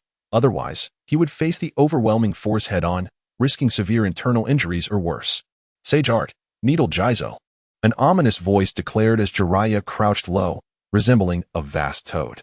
In an instant, his thick white hair transformed into millions of sharp silver needles, hurtling towards Pain like a torrential storm. Aware that Shinra Tensei had not yet cooled down, Pain wasted no time in evading the onslaught. Sprinting along the water pipe to escape Jiraiya's attack, Jiraiya adeptly adjusted his position, keeping the barrage of needles locked onto Pain. Despite Pain's best efforts to evade, several needles struck him accurately. However, such trivial assaults posed no real threat to Pain, failing to inflict any substantial harm. He suddenly accelerated, akin to a swift gale. And in the blink of an eye, he had evaded the terrifying range of Jiraiya's attack. Coming to a halt, Pain gazed intently at Jiraiya in the distance, his mind already grasping the other's intentions. Jiraiya aimed to extend the battlefield as far as possible to prevent Tsunade, Kakashi, and the others from being affected, while also thwarting any direct assaults from Pain. Pain watched Jiraiya, who was unhesitatingly charging towards him. Realizing that his Shinra Tensei was ready, Pain executed a swift somersault and leapt down from the pipe, almost simultaneously as his feet touched the ground. He resolutely hurled the black rod in his hand like an arrow towards the oncoming Jiraiya. Following this, he propelled himself towards Jiraiya with the same fervor. Jiraiya's eyes widened as he focused on the black rod hurtling towards him. Utilizing the speed granted by Sage Mode, he narrowly evaded the lethal projectile. However, before he could catch his breath, Pain was already upon him. At that moment, Jiraiya's gaze sharpened. He instantly realized Pain's intent. He must not allow Pain to close the distance. He pondered silently, understanding the catastrophic consequences of Pain unleashing Shinra Tensei in proximity to him. "Senjutsu, 5 right guards." A deep voice resonated as Jiraiya, Fukasaku's sage, and Shima's sage sprang into action simultaneously. They inhaled deeply. From Shima's mouth erupted a torrent of searing flames, while Jiraiya expelled copious amounts of toad oil. And Fukasaku conjured a fierce wind. The three ninjutsu intertwined in the air, merging to form a seething sea of oil that surged violently towards Pain. Pain executed a roll and returned to the pipe, narrowly avoiding being engulfed by the blazing sea of oil. Just then, to Pain's astonishment, a gigantic toad appeared midair. Following this, Jiraiya leapt from the toad's mouth, clutching an enormous Rasengan, which he hurled at Pain. Supermassive Rasengan, a formidable energy, akin to a whirlwind, surged towards Pain. Yet, facing Jiraiya's assault, Pain exhibited no fear. With a cold gaze, he uttered 4 words, "Shinra Tensei." In an instant, an invisible repulsive force erupted from Pain, colliding violently with the supermassive Rasengan. A thunderous noise resounded as the two forces clashed, unleashing a dazzling light and tumultuous winds. The next moment, Jiraiya appeared behind Pain, brandishing a sharp kunai as he lunged towards him. Enhanced by Sage Mode, Jiraiya's speed reached incomprehensible heights, and in the blink of an eye, the kunai approached Pain's back. Clearly unprepared for such astonishing speed, Pain found himself unable to react in time. With a dull thud, Jiraiya's kunai struck what felt like impenetrable rock. Failing to pierce Pain's form, Jiraiya was momentarily taken aback, a flicker of surprise crossing his mind. At that moment, Pain swiftly turned and delivered a precise kick to Jiraiya's abdomen, sending him sprawling several meters away. Jiraiya struggled to lift his head and look towards Pain, his expression heavy with concern. After a moment of silence, Jiraiya slowly spoke. "You are Nagato, aren't you?" Chapter 38. Nagato's resolve, gazing at Pain before him. Jiraiya fixed his eyes intently on the figure, as if attempting to peer through Pain's frigid facade to uncover the hidden truth. Finally, he inhaled deeply, his voice low yet resolute. "You are Nagato, aren't you?" At this moment, Jiraiya comprehended the reality. From their earlier clash, he noted Pain's rock-solid body and certain rigid movements, lacking the fluidity one would expect. He perceived Pain as akin to a puppet controlled by another. Simultaneously, Jiraiya understood that Nagato possessed the Rinnegan, while Pain had only employed Shinra Tensei and Basho Tenen throughout their battle. Rather than claiming that Yahiko had taken Nagato's Rinnegan for himself, it was more accurate to say that Nagato had transformed Yahiko's body into a puppet. Meeting Jiraiya's gaze, Nagato did not flinch. He regarded Jiraiya quietly, a flicker of complex emotion crossing his eyes. He knew he could no longer conceal the truth. Yet, the thought of taking Jiraiya's life weighed heavily on him. He understood that this conflict was not merely a battle between him and Konoha, nor between Amigakure and Konoha, but rather a confrontation between Nagato and Jiraiya. Jiraiya represented his own self, while he embodied Nagato. But he could never forget Yahiko's suffering. A resolute glint flashed in Nagato's eyes, and then he coughed up a mouthful of blood. "Nagato," Conan, standing nearby, exclaimed with concern, "do you truly intend to proceed this way?" Facing Conan's query, Nagato replied slowly, "This matter must reach a conclusion." Observing Nagato, Conan recognized the determination etched on his face and refrained from speaking further. Nagato concentrated all the power of the 6 paths of Pain onto the Deva path. At this moment, Jiraiya beheld Pain before him, his expression laden with unprecedented seriousness. He sensed the chakra within Pain surging to a terrifying height. "Indeed, this is the power capable of destroying Konoha," Jiraiya murmured to himself, fully aware that Nagato had made his choice. Now, Nagato had grown so powerful that Jiraiya could not contend with him, yet he was also unable to abandon him. Years ago, he had personally accepted Yahiko, Nagato, and Conan as his disciples. It was he who had ultimately forsaken them, had he continued to guide them. Perhaps they would not have arrived at this juncture. "Child of mine," Fukasaku Sage, perched on Jiraiya's shoulder, bore a grave expression. For Pain's power was now beyond their capability to withstand. "Is this the power of the Rinnegan?" Fukasaku's visage darkened further, his gaze fixed on Jiraiya, revealing profound concern. "Little Jiraiya," Fukasaku called softly, his voice trembling. Yet, Jiraiya stood resolutely, his eyes firm and unwavering. "You should leave. This is my fate," Jiraiya spoke slowly. "This matter does not concern you." However, Fukasaku Sage wished to say more, but upon meeting Jiraiya's steadfast gaze, he understood that Jiraiya had made up his mind. Further words would be futile. "Child of mine, let us depart," Fukasaku sighed deeply, turning to look at Shima's sage. Tears glistened in Shima's eyes, and though she wished to speak, she ultimately bowed her head in silence. "Very well, I suppose I should return to prepare dinner," the sage, Fukasaku, whispered softly, as if speaking to himself. Jiraiya, with his head bowed, despite the uncertainty in his tone, managed to smile and utter, "Do not worry. I will surely return in time for dinner."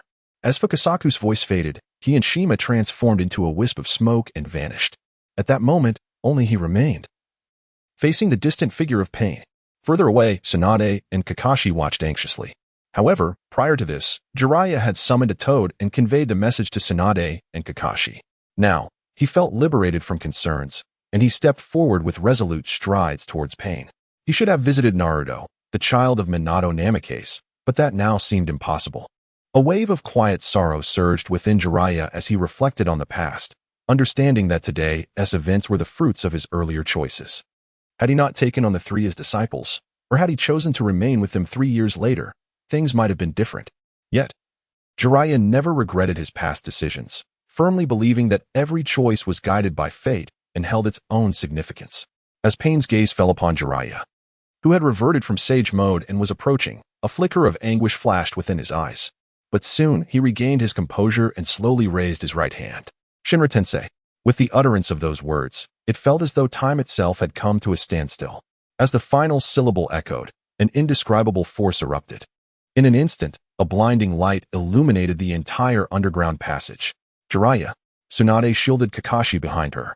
Her eyes widened in terror and concern as she shouted desperately towards Jiraiya. Summoning technique. With Tsunade's deep voice resonating, the next moment, the light engulfed her and Kakashi. Now, centered around Pain, a terrifying shockwave surged outward in all directions. Wherever it passed, everything was obliterated. The entire underground passage was filled and ravaged by this force. An earthquake! An earthquake! On the surface of the rain village. Houses began to tremble violently, the ground emitted deep rumblings, and panicked villagers screamed as they scattered in search of safety. Jiraiya firmly closed his eyes. Aware that there were still numerous tasks left undone, yet time had slipped away. He resigned himself to the moment, standing still as a blinding light enveloped him. Rest assured, Jiraiya shall not meet his demise here. Chapter 39. Nagato's choice. As the power of Shinra Tensei gradually waned, Tsunade struggled to extricate herself from the body of the slug.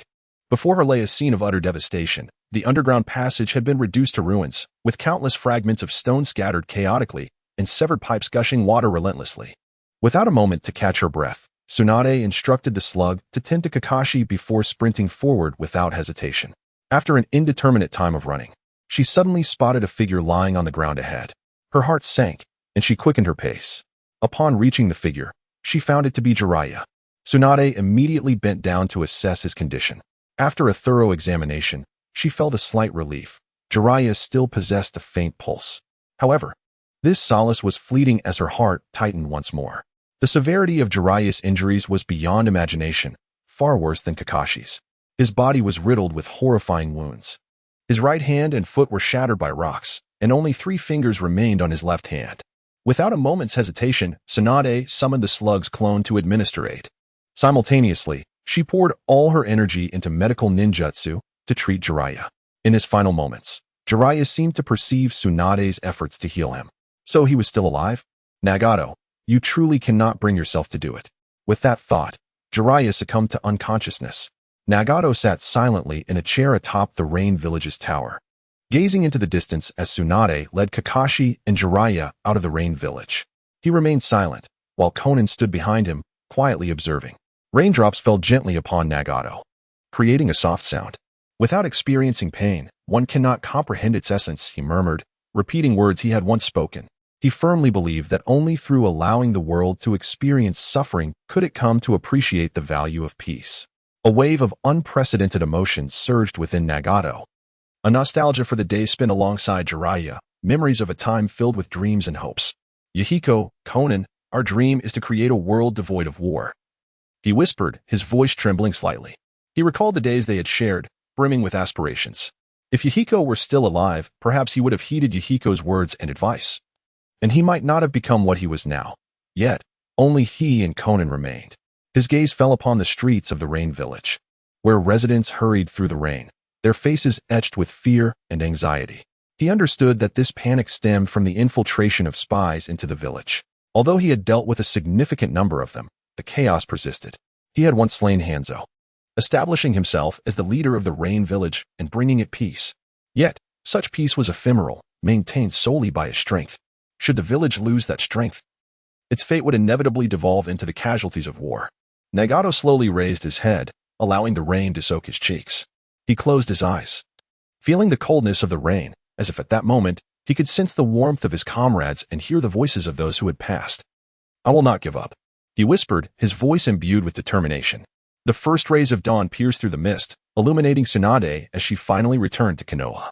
Her immediate concern was to rush the severely injured Jiraiya and Kakashi to the medical department, after which she was summoned to meet Hiruzen Sarutobi. You have returned alive. That is a relief, Hiruzen murmured. From Tsunade's account, he grasped the magnitude of pain's power, a force that he himself could not contend with. One that even the entirety of Konoha would struggle against. It was a power capable of annihilating all in an instant. Though he was unaware of why Jiraiya had survived or why Pain had chosen not to pursue Tsunade and Kakashi, it was already a blessing that they had returned alive. Hiruzen Sarutobi canceled all investigations into the rain village. He had no intention of sending anyone else there. Even Kakashi, despite being ambushed, had been defeated in an instant. And from Tsunade's words, it was evident that Pain had not revealed his full strength. It was clear that sending others would be tantamount to sending them to their deaths.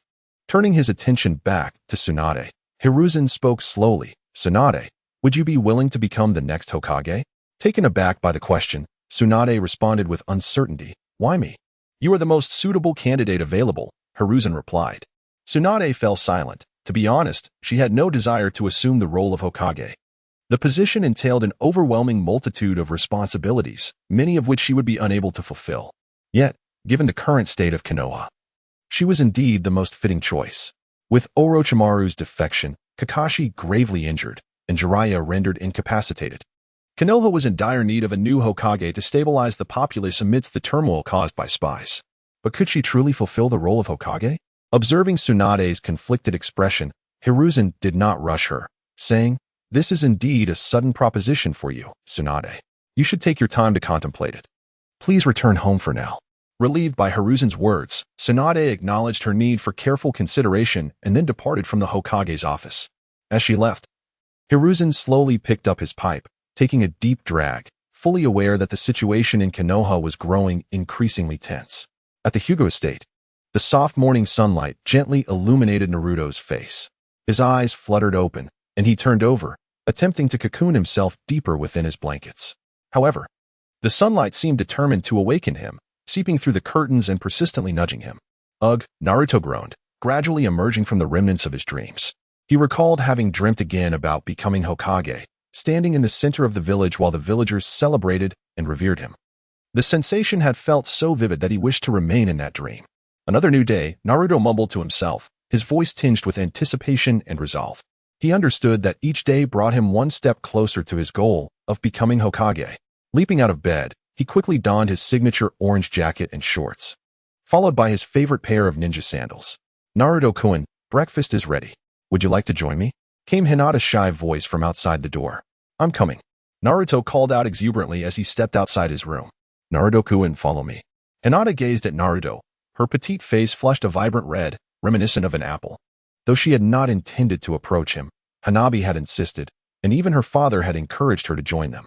After much effort, her father had finally shared breakfast with them, and she could not bear to dampen his spirits, so she bravely suppressed her shyness and approached. As they walked, Naruto engaged Hinata in light conversation, but she remained mostly in a state of rosy embarrassment, able to respond only minimally. Nevertheless, she informed Naruto that due to the presence of spies, the Ninja Academy was closed, thus relieving them of their academic duties.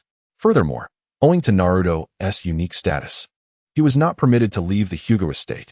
While Naruto felt a sense of joy at the prospect of not attending school, he was disheartened by the restriction of not being able to leave the estate. He felt as though his freedom had been stripped away. However, upon reflection, he realized that even confined within the Hyuga estate, the vast training grounds offered ample opportunity for him to hone his skills.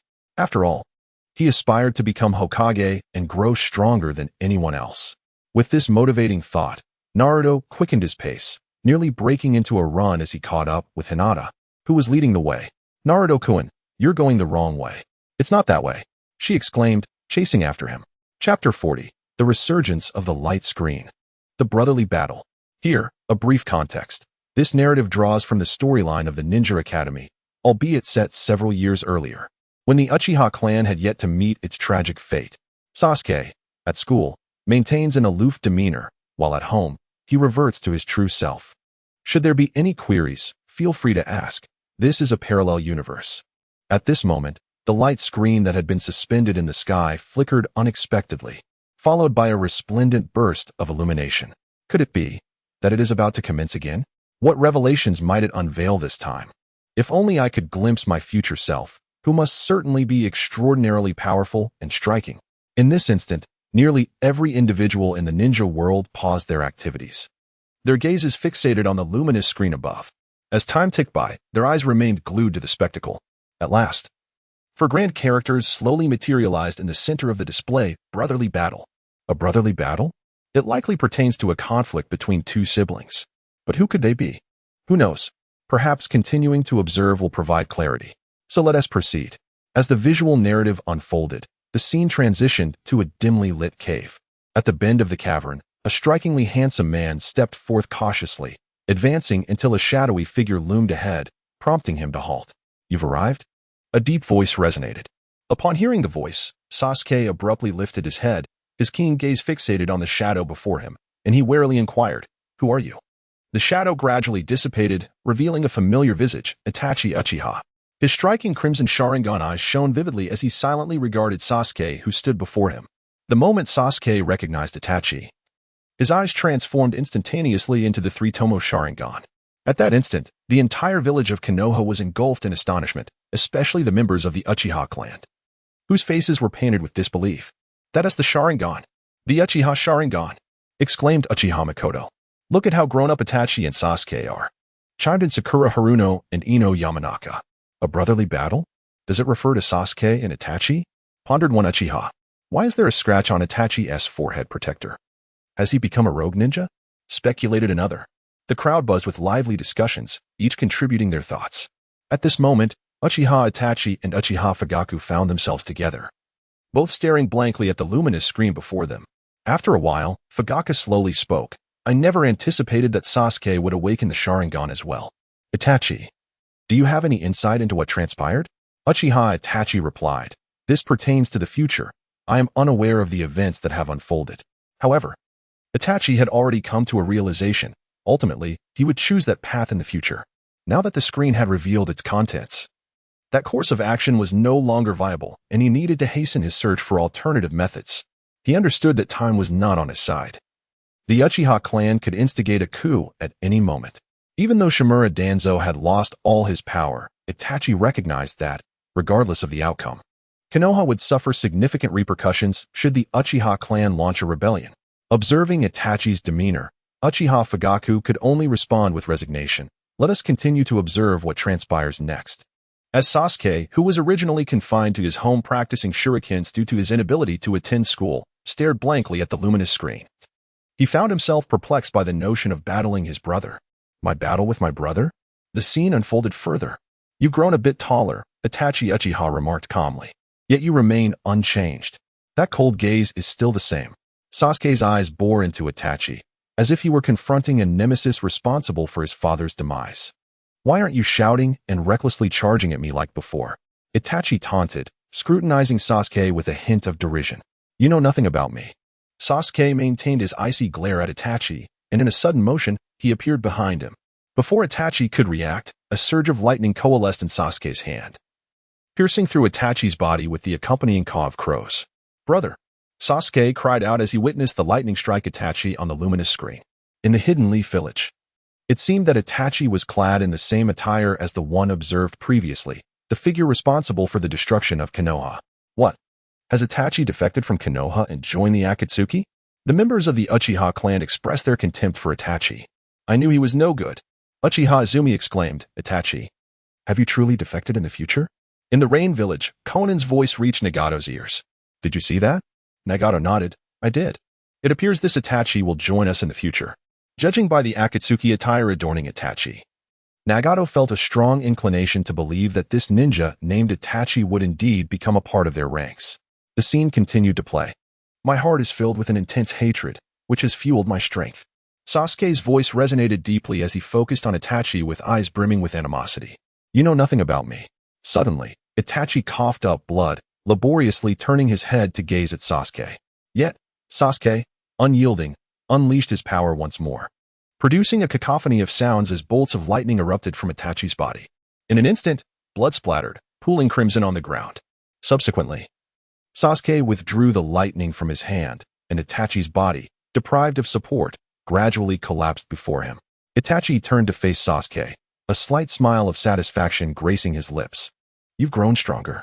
With that, his form transformed into a swarm of black crows, scattering into the air. Itachi's voice echoed in the atmosphere.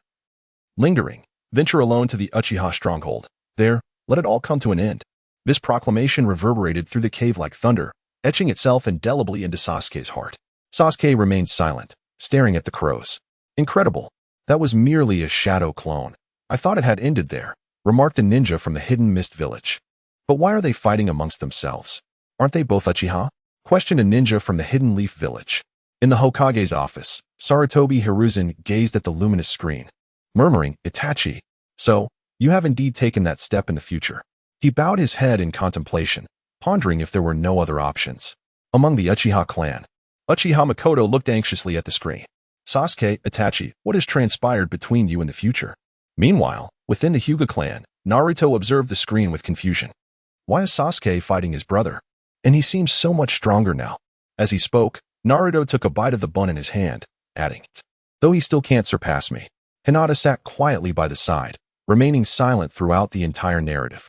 She had exchanged no more than 5 words with Sasuke, leaving her unfamiliar with him, and thus refraining from offering any judgment.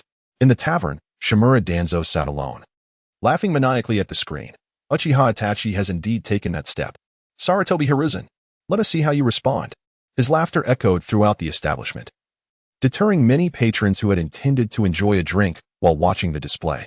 The tavern owner, observing Danzo's antics, felt a sense of helplessness. He could sense that Danzo had nearly lost his sanity. However, he dared not ask Danzo to leave. Despite Danzo's current lack of official standing, he had once held a position of considerable influence, and the owner lacked the courage to confront him. Chapter 41, Foolish Brother. Hate me. The scene on the screen continued to unfold, shifting to reveal Sasuke, his 3-tomo Sharingan activated, walking resolutely amid the dilapidated structures. His steps were measured yet imbued with determination. The imagery transitioned once more to Itachi, clad in the Akatsuki garb, eyes closed, seated upon a stone chair.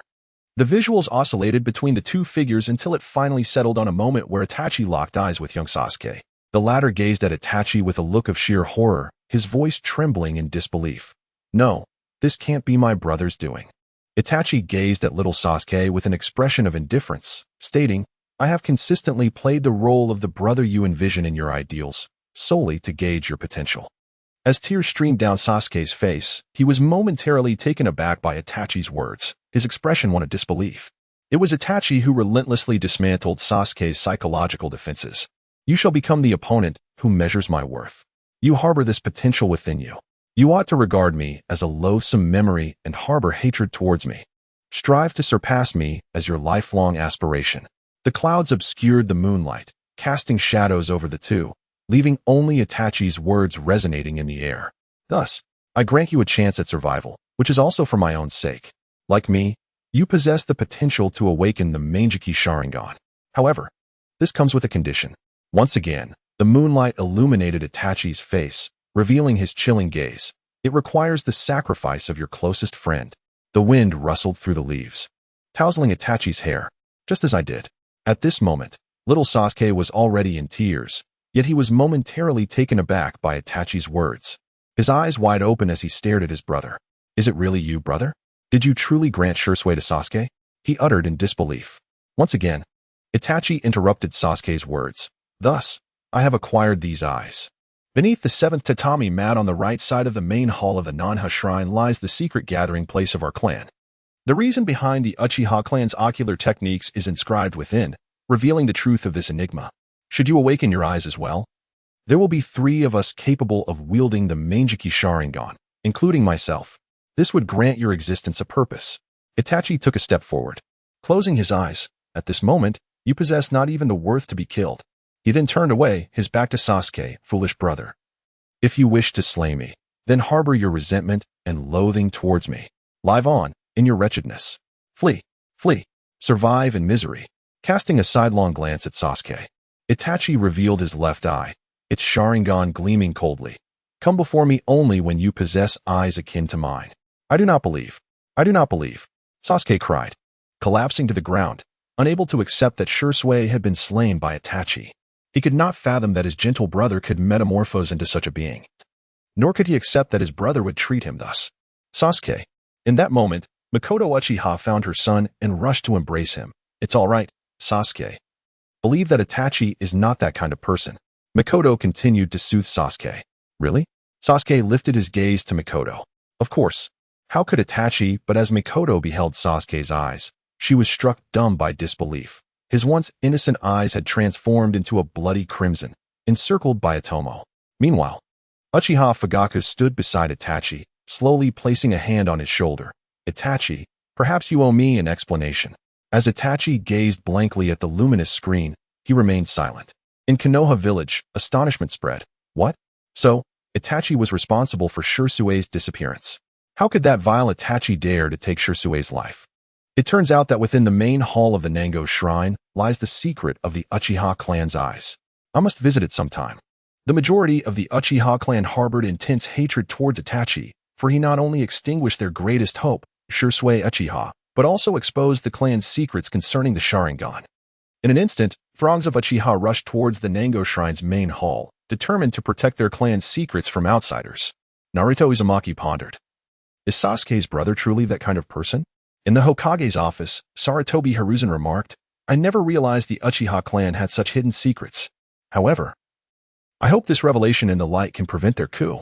The image of Itachi on the screen not only implied his role in Shirsue's death, but also portrayed him as a remorseless brother, potentially exacerbating the rift between him and the Uchiha clan, thus delaying their coup and providing more time to seek solutions. For the sake of Konoha, Itachi, you must bear this burden.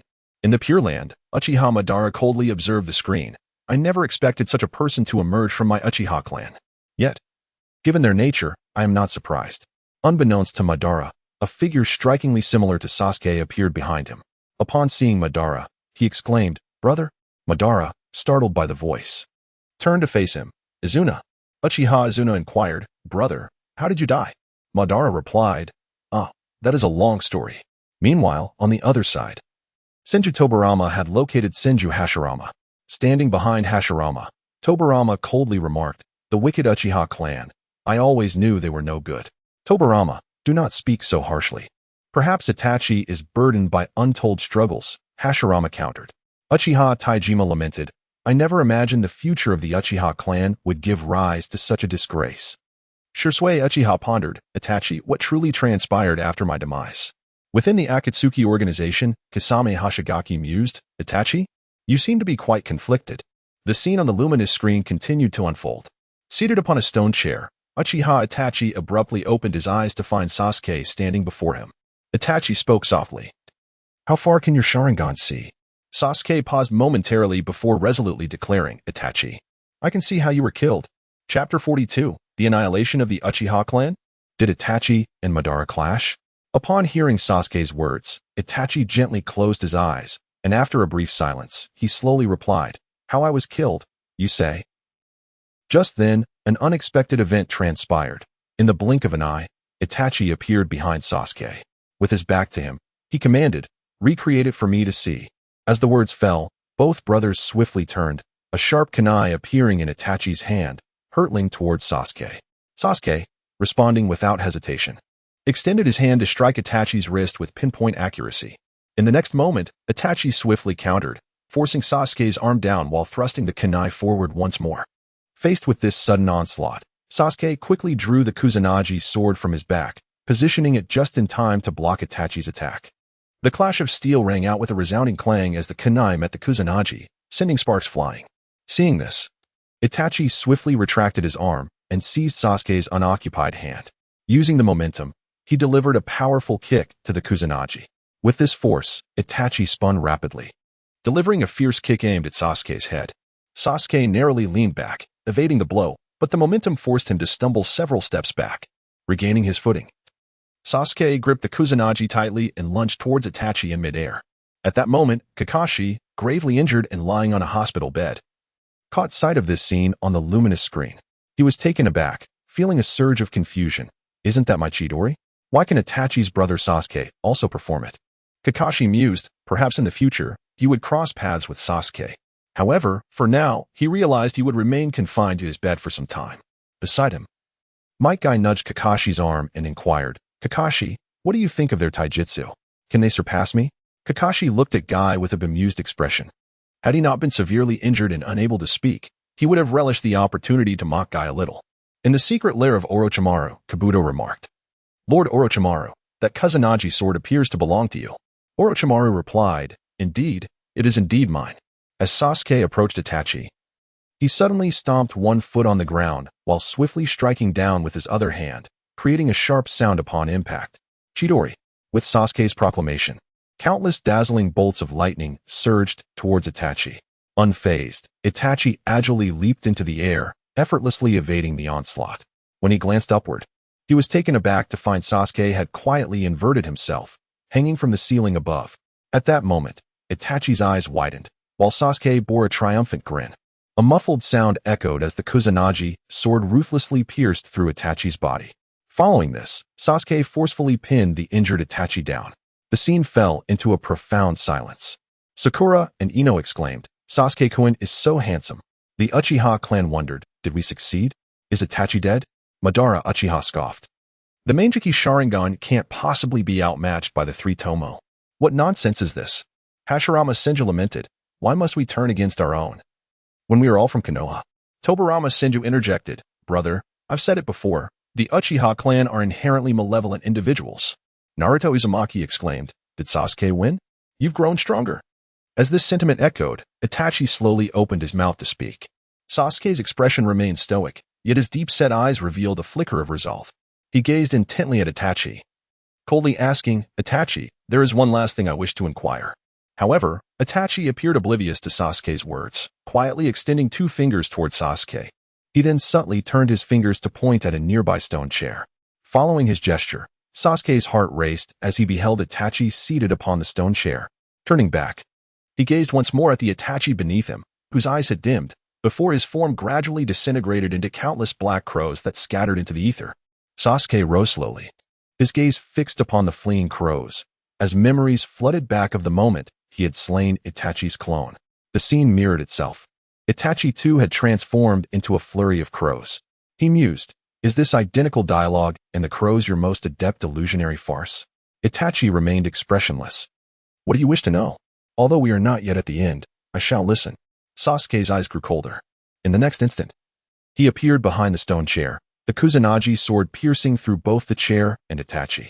Itachi coughed blood, while Sasuke transformed into a multitude of white snakes. Illusion? Itachi was momentarily taken aback.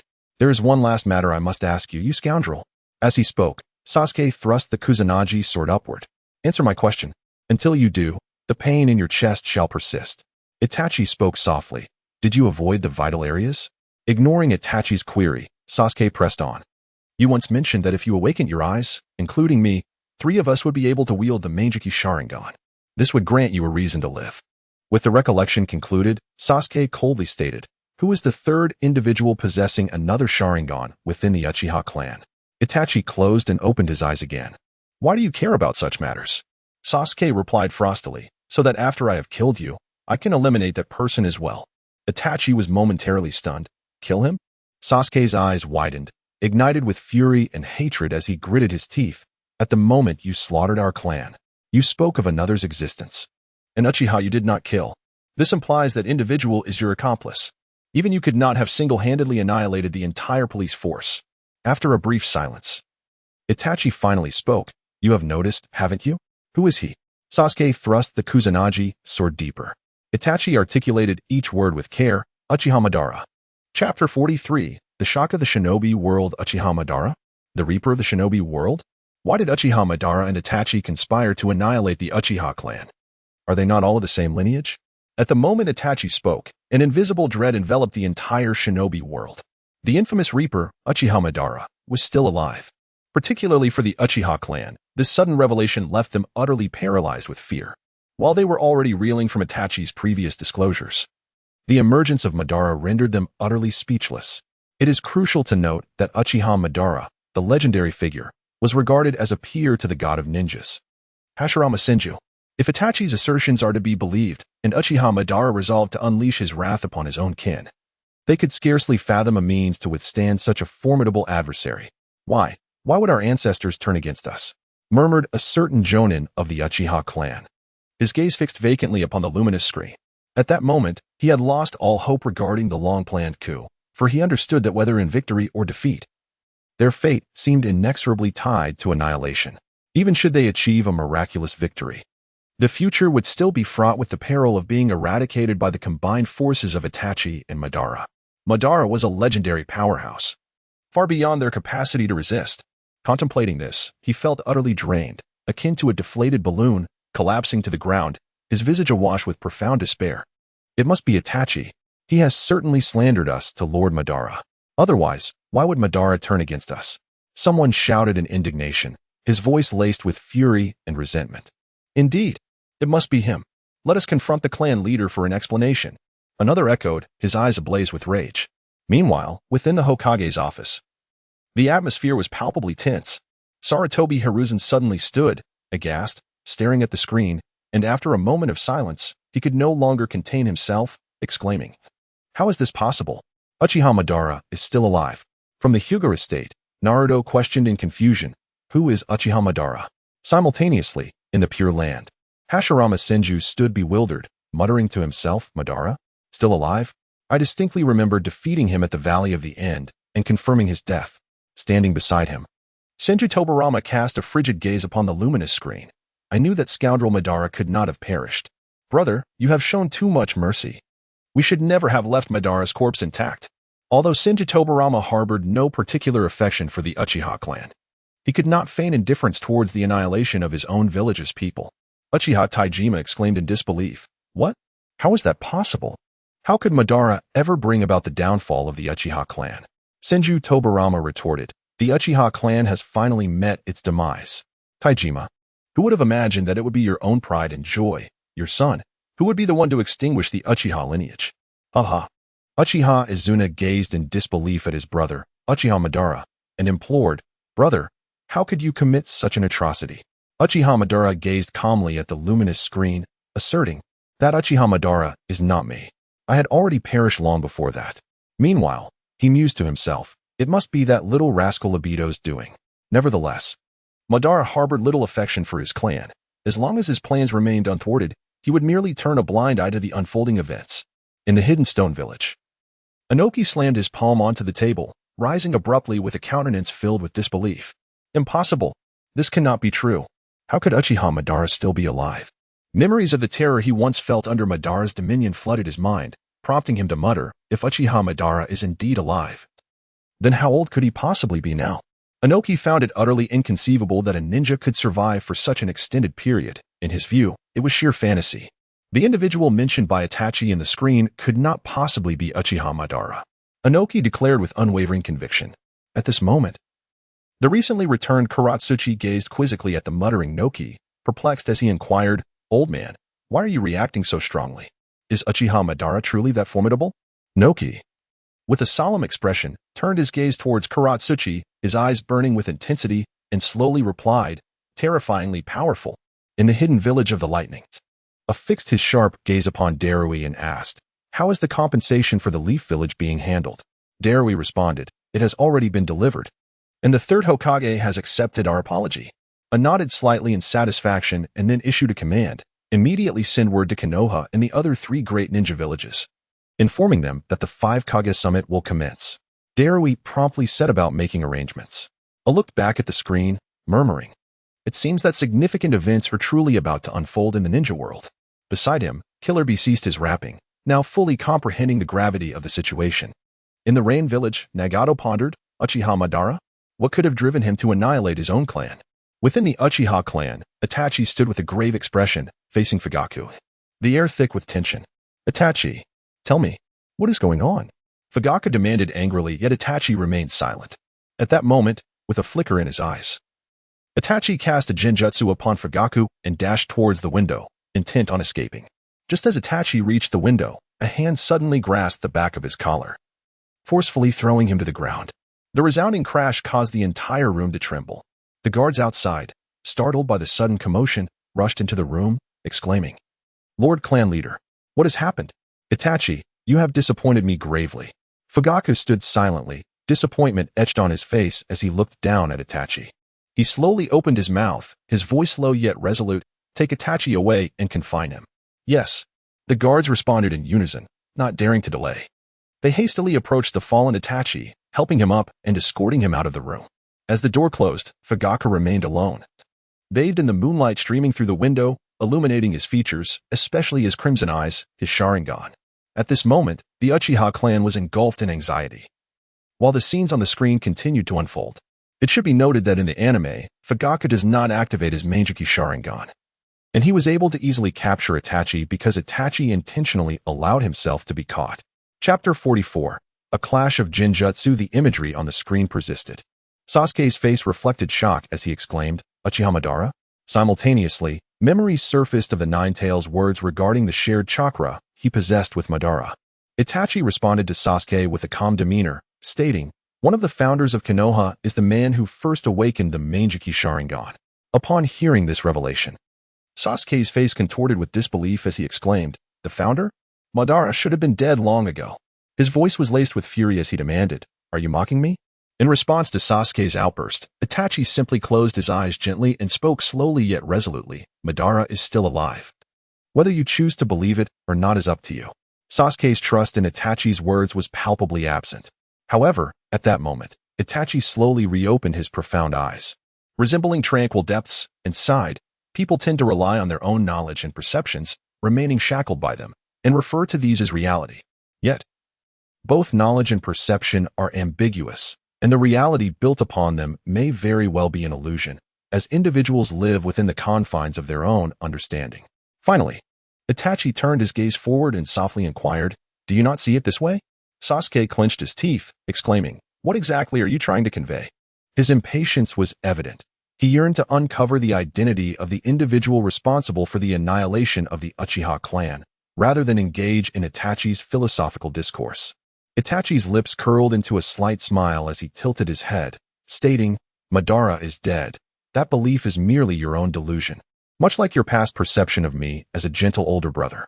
Uchiha Makoto held the unconscious Sasuke, overwhelmed by emotion, gazing at Itachi on the screen in confusion. "Itachi, how could you speak to Sasuke like that? You are his brother." Sasuke listened intently to each word spoken by Itachi, reminiscing about the joyous moments they once shared.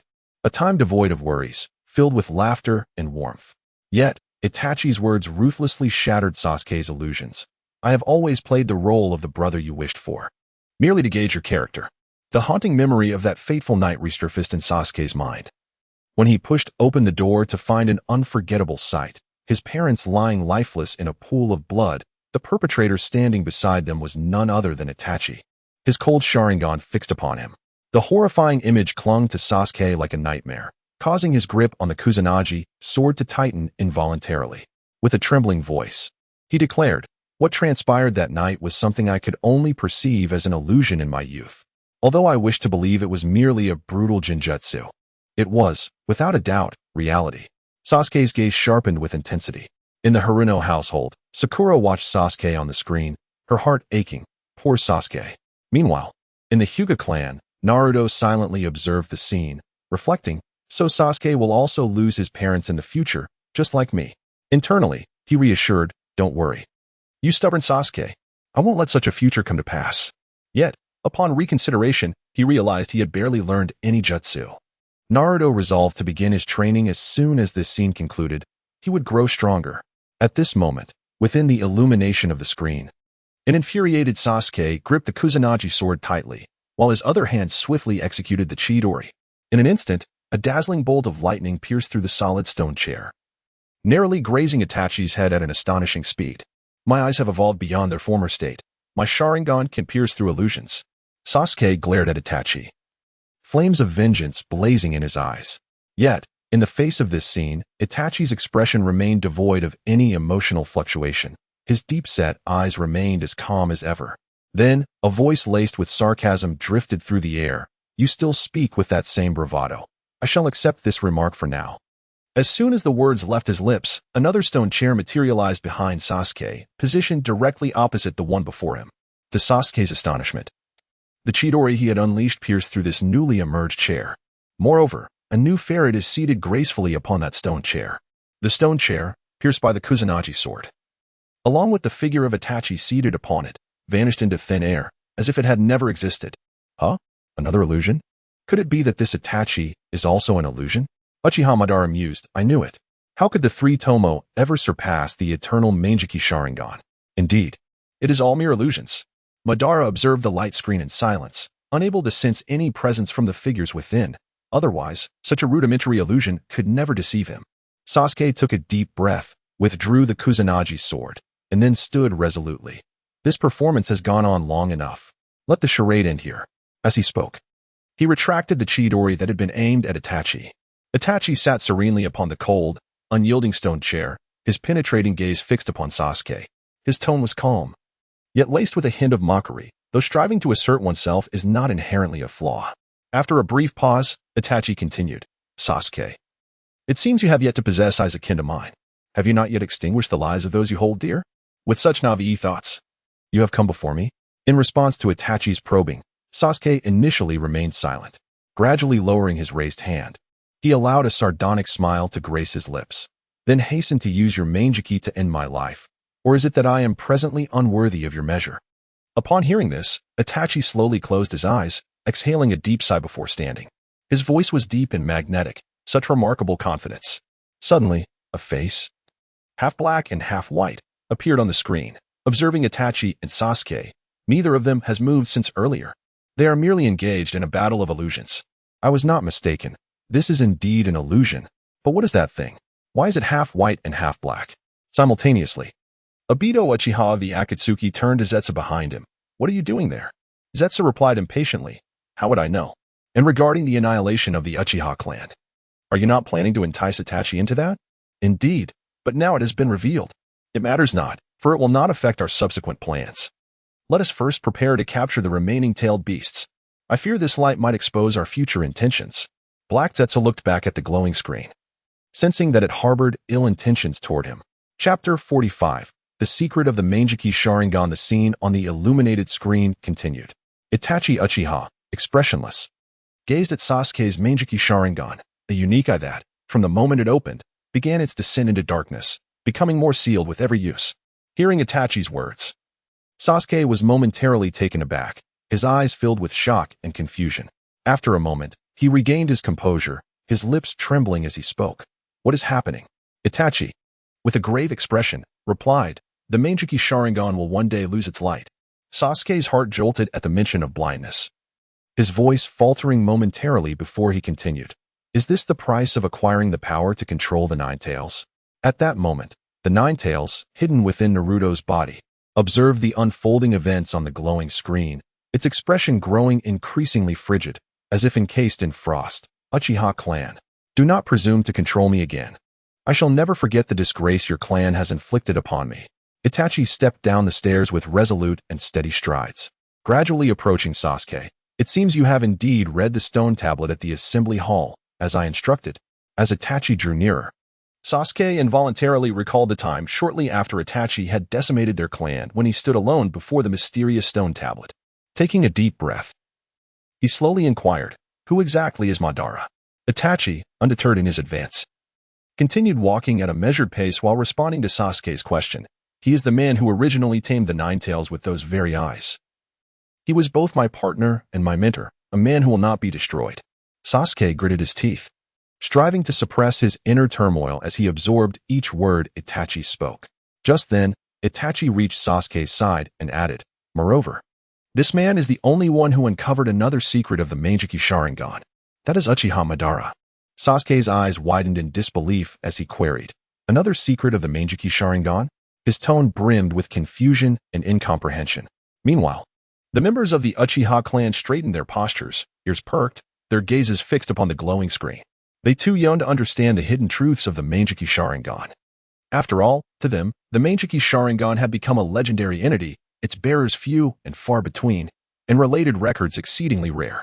Therefore, they were naturally eager to uncover the secrets it contained, for the Sharingan represented power for the Uchiha clan. Unbidden, Sasuke's gaze shifted to the wall behind Itachi, where a colossal character was inscribed, the power to tame the Nine Tails. Could there be more to it than this? Indeed, another secret was unveiled as these words lingered. A strand of hair gently brushing against Itachi's profound Sharingan. That was the most significant secret. Hearing this, Sasuke momentarily froze, his eyes fixated on Itachi as he urgently pressed, what is it? Just as the Shinobi world was still reeling, the scene abruptly shifted to Itachi's perspective. However, astonishingly, in Itachi's eyes, Sasuke's form became indistinct, engulfed in a shroud of mist. Itachi strained to discern Sasuke's familiar visage, yet Sasuke seemed unwilling to grant him such a chance. He suddenly raised his voice, demanding, what is it? Answer me. In the face of Sasuke's fervent inquiry, Itachi's expression remained remarkably tranquil. He parted his lips, slowly uttering, then let us recount a tale from the past. A story concerning the history of the Uchiha. Once, Madara had a brother, his younger sibling. Sasuke was momentarily taken aback, still processing the revelation when he found himself transported to a new location. Realizing this was Itachi's illusion, Sasuke chose not to shatter it, but instead followed the path laid before him. In this realm, he witnessed scenes of Madara training alongside Izuna, engaged in mutual combat. Meanwhile, Itachi's words echoed in his ears. Madara and his brother had competed to enhance their abilities since childhood. Both awakened their Sharingan, and unbeknownst to them, their names began to carry weight within the clan. Thus, they commenced their rivalry in pursuit of the evolution of their ocular prowess. In their quest for power, the brothers inflicted harm upon those they cherished, ultimately unlocking their Manjiki Sharingan. This was the tale of the Uchiha clan's inception upon acquiring such power. They led the Uchiha clan. The elder brother, Madara, became the leader, yet amidst his seemingly untroubled reign, something sinister transpired. As previously mentioned, this was a unique eye, and the more it was used, the more it became sealed, culminating in an abyss of darkness. This was the fate of the Manjiki Sharingan, its formidable ocular prowess. A price paid for power would ultimately extinguish itself, along with its radiance. In his desperation to reclaim his light, Madara exhausted all means, yet none bore fruit. After losing all hope, Madara, enchanted by the kaleidoscopic Sharingan, sought the light. Sasuke gently pushed open the door, and the scene that unfolded before him left him momentarily frozen. He beheld Madara ruthlessly reaching for Izuna's eye sockets, mercilessly extracting Izuna's eyes. Blood gushed forth like a fountain, splattering onto Sasuke's expressionless face. Yet, in that moment, Sasuke remained unresponsive, his eyes wide, staring blankly at the events transpiring before him. Meanwhile, Itachi's voice echoed in Sasuke's ears. He personally took his brother's eyes. Thus, Madara regained the light, and those eyes would never be lost again, an eternal kaleidoscopic Sharingan. Through the acquisition of a new host, his brother's eyes attained everlasting brilliance. Furthermore, they underwent a transformation, birthing a unique new ocular technique within those eyes. However, the exchange of eyes could only occur among clan members. It was not a method that anyone could utilize to gain new power. This was a historical fact derived from many sacrifices made thereafter. This was yet another secret of those eyes. In the Pure Land, Uchiha Taijima stared blankly at the light screen, unable to comprehend Madara's actions towards his brother. Senju Tobirama remarked, "Brother, it appears that Madara is an imposter." Senju Hashirama replied, "I see, but why would someone impersonate Madara? Forgive me, brother. I should not have doubted you," Uchiha Izuna said apologetically, glancing at the imposter Madara. "What nonsense is this?" Madara shook his head, indicating that it was of no consequence, while he once again fixed his gaze on the light screen. Although he understood that Itachi's words were false, part of him recognized a truth within them. Chapter 46, Uchiha Fugaku's Resolution. Itachi's Madness. The Shinobi world, truly deserving of the title of Ashura. Not only did he slay his own clansmen, but even his brother was not spared. Yet, it was unexpected that this Ashura still lived. What would be his next target after annihilating the Uchiha clan? What if he came to our village? Could Lord Raikage defeat him? How could he possibly prevail? It is said that Uchiha Madara could easily defeat the Nine Tails. How could Lord Raikage stand a chance against him? Over there, how dare you slander our Lord Raikage? Don't run. Especially among the Uchiha clan, fear gripped their hearts. After dispatching guards to keep a close watch on Itachi, Uchiha Fugaku urgently summoned all high-ranking members of the Uchiha clan for a meeting. The atmosphere in the conference room was tense and oppressive. Uchiha Fugaku's expression was as dark as the waters of a stormy sea. He slowly spoke, "Everyone, Itachi has now been imprisoned." After a brief pause, he continued in a somber tone, "The evidence against Itachi for the murder of Shursui is irrefutable. Yet the history of the Uchiha clan mentioned by Itachi within the light screen lacks any trace, rendering it impossible to ascertain its truth." However, Uchiha Fugaku pivoted sharply, emphatically asserting, "Yet, Uchiha Itachi's intention to ally with Uchiha Madara to eradicate our clan is a heinous crime. Nonetheless, this matter is an internal affair of the Uchiha clan and should be resolved by us alone." With that, he slammed his hand on the table, rose to his feet, surveyed the room, and declared, "I have decided to conduct relentless interrogations of Uchiha Itachi until he reveals information regarding Uchiha Madara." As the news spread, many Uchiha clansmen erupted with excitement, raising their arms in unison, chanting, "Long live the clan leader! Long live the clan leader!" After the meeting concluded, Uchiha Fugaku walked back slowly, burdened by a sense of loss. Suddenly, a small figure darted through the crowd and knelt before Uchiha Fugaku, crying out, "Great clan leader!" Uchiha Fugaku furrowed his brow in confusion and inquired, "Who are you?" Uchiha Izumi respectfully replied, "I am Uchiha Izumi, and I implore you, great clan leader, to grant me a chance. I long to see Uchiha Itachi." Her eyes brimmed with earnestness and hope. Uchiha Fugaku continued to frown. gazing intently at Uchiha Izumi before raising his eyes to the light screen above. At that moment, a heart-wrenching scene played out. Itachi lay exhausted at Sasuke's feet, while Sasuke, startled, slid down against a stone wall. A surge of indescribable pain welled up within Uchiha Fugaku. He spoke slowly, his voice heavy. "You may go."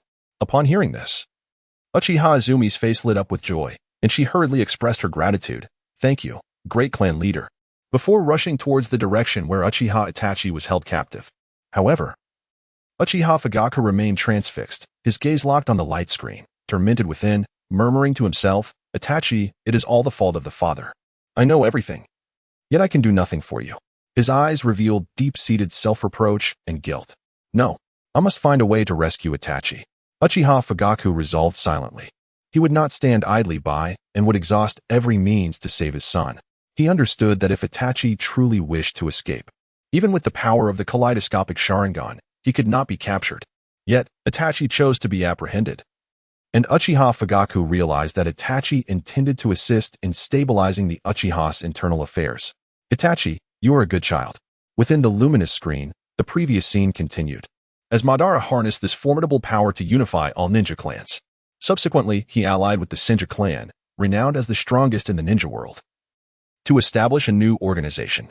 However, after that, a divergence in vision regarding the village's policies emerged between Madara and the Senju leader, who would later become the First Hokage, resulting in Madara's defeat in the power struggle. Yet even now, Madara's ocular prowess endures in this world. He has since formed the Akatsuki organization and concealed himself within it. 16 years ago, the attack of the Nine Tails on Konoha was orchestrated by none other than Madara. Fortunately, it was thwarted by the Fourth Hokage. Itachi's words stirred a tempest in the ninja realm. How could this be? Wasn't the Akatsuki the creation of that golden-haired boy who devastated Konoha? Could he truly be Uchiha Madara? This seems implausible. Why would Madara instigate the Nine Tails rampage? Was he not one of the founders of Konoha? In the Pure Land, Kushina Uzumaki, upon hearing of the Nine Tails rampage, hastily tied her hair up. So it was him. If it weren't for him, how could I have been separated from Naruto? That wretched Uchiha Madara. Senju Tobirama turned to his brother, Senju Hashirama. "Brother, it appears that much has transpired in the village since our demise." Hashirama nodded. "I hope our descendants can endure these tribulations." Meanwhile, at the side of Minato Namikaze, he revealed an uncharacteristic murderous intent upon hearing Uchiha Madara's name. Suddenly, a realization struck him. If the masked man who attacked Konoha that fateful night was indeed Uchiha Madara, he would have been unbeatable, possessing the legendary ability to effortlessly reshape the landscape. Could he not be Uchiha Madara after all? In that moment, Minato comprehended. If Madara were still alive, he would have aged considerably. Thus Minato concluded that the man was definitely not Uchiha Madara, merely a nefarious individual masquerading under Madara's name. Within the Akatsuki, Haiden remarked, "Wait a moment, I seem to recall that the Akatsuki was founded by our leader, so how has it become associated with Uchiha Madara?" Kakuzu interjected, "Why concern ourselves with such details? As long as we are compensated, it matters not." Kisame Hashigaki showed little interest in Uchiha Madara. His fascination lay with Itachi Uchiha, even referring to him as Mr. Itachi. "It seems to me that you are concealing something." Conan, alarmed, said to Nagato, "What should we do? It seems we've been exposed." Nagato replied, "The leader of the Akatsuki is Yahiko. If our cover is blown, let him assume the role of vice leader." Zetsu inquired, "Obito, what should we do?" Uchiha Obito retorted, "Let's observe how Nagato handles this." The luminous screen continued to unfold, revealing that Itachi had not finished speaking, as a faint smile appeared at the corner of his mouth. Presently, Madara resembled a cornered beast. The true pinnacle of the Uchiha clan was not that man. Itachi's voice crescendoed, his fist clenched tightly, and his tone grew increasingly frenzied. "To surpass that man, to truly approach the apex, shall be my destiny. At last, I can obtain the power that transcends Madara." Itachi's smile brimmed with madness as he exclaimed, "Sasuke, you are the new light in my life. You are my counterpart." Itachi raised his right hand, his gaze wild and frenzied, fixating on Sasuke before him. In an instant, a powerful and twisted chakra surged forth from Itachi's back, coalescing into a colossal visage, exuding boundless terror and malevolence. Subsequently, the red tendrils formed from chakra began to extend slowly towards Sasuke. Sasuke attempted to evade these tendrils, only to discover in horror that his body was completely immobilized, watching helplessly as the tendrils ensnared him. Meanwhile, Itachi's already frenzied expression became even more deranged, his voice echoing like that of a madman. The Uchiha clan once reveled in the gruesome tradition of slaughtering one another to awaken the Meijiki Sharingan, to attain eternal ocular power, even at the cost of fratricide. From the moment you were born into this clan, you were ensnared in this bloody fate. Come now, brother. I shall kill you, to liberate you from the shackles of our clan's destiny, and to seize true transformation with my own hands. Chapter 47. Has Sasuke aligned himself with Orochimaru? This manic laughter and voice is utterly deranged. I sense he has nearly lost his sanity. Kisame Hoshigaki observed, Mr. Itachi, it seems you harbor some unspeakable secret. The members of the Akatsuki responded, Kisame, perhaps you should consider what you are saying. In the Pure Land, Uchiha Shursui pondered, Itachi, what have you endured to become this way? The luminous screen continued. Remove the limitations and liberate yourself from your own constraints. In Recollections, Itachi's deep voice resonated like the tolling of a bell in Sasuke's ears. You are my one and only brother. I shall exist as the target you must surpass. Yet, the reality before him was Itachi's twisted, frenzied visage, accompanied by his hysterical roars. We are each other's counterparts. Memories flickered again, revealing Itachi's expressionless gaze upon Sasuke. His eyes so cold they sent chills down one's spine. You should view me as a loathsome memory to despise, and make surpassing me your lifelong aspiration.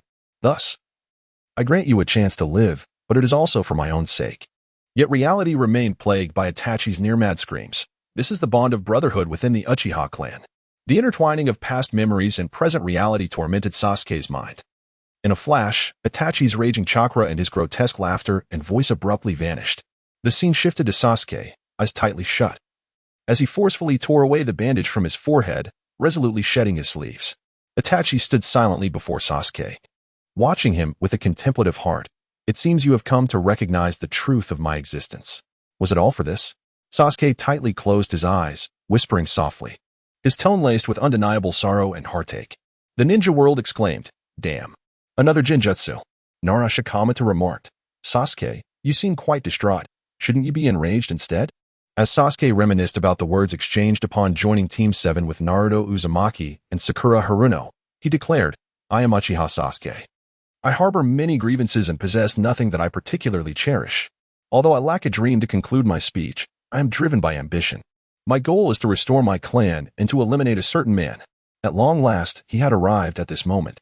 With a whispered incantation, Sasuke's tightly shut eyes gradually opened, revealing the three-tomo Sharingan that fixated intently on Itachi.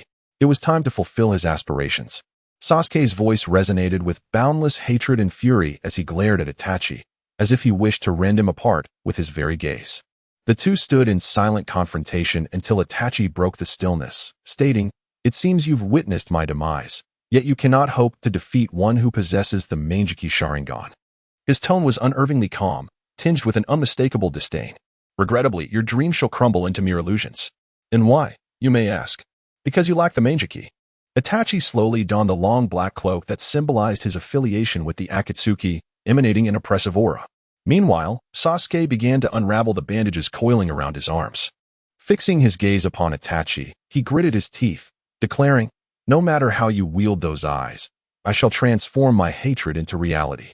He then added vehemently, As for your reality, it leads only to death. With that, a chilling intent to kill surged from him. In that instant, as his words hung in the air, countless shurikens appeared in the hands of both Itachi and Sasuke. Without hesitation, they hurled them at one another like a torrential downpour. With each fierce collision, a symphony of sharp, resonant metallic sounds erupted, accompanied by brilliant sparks that scattered like fireworks, creating a scene both dazzling and fraught with peril. In that fleeting moment, both combatants launched their assaults simultaneously. Sasuke swung his Kusanagi sword with ferocity, aiming directly at Itachi. Yet, in response to Sasuke's fierce onslaught, Itachi swiftly extended his hands, seizing Sasuke's arm with a vice-like grip. Thus, their movements once again fell into a stalemate, their eyes locking as they scrutinized each other through their Sharingan. At that moment, an unexpected event transpired. From behind Uchiha Itachi, a shadow clone suddenly emerged without warning, grasping 3 kunai tightly in its hands. Witnessing this, Uchiha Sasuke's eyes widened in disbelief. He managed to form a shadow clone amidst the battle. He muttered through clenched teeth, straining to free himself from Itachi's grip, but to no avail. At that instant, the clone behind Itachi swung its arm, launching 3 razor-sharp shurikens towards Sasuke at breakneck speed. In a life-or-death moment, an astonishing event unfolded. Sasuke's neck bulged suddenly, and a massive, pure white python burst forth. The serpent coiled around Sasuke, forming a sturdy shield that enveloped him entirely, deflecting the incoming kunai. Meanwhile, Uchiha Makoto gently laid the unconscious Sasuke onto a bed, tucking him under a warm blanket. However, upon inadvertently glancing at the astonishing scene displayed on the screen, she was left in shock, murmuring, "Sasuke has transformed into a snake."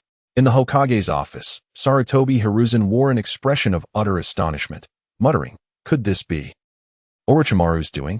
He had never anticipated that Sasuke would become intertwined with the traitor Orochimaru. In Orochimaru's lair, his eyes narrowed in surprise. But he quickly regained his composure, revealing a knowing smile. "How intriguing.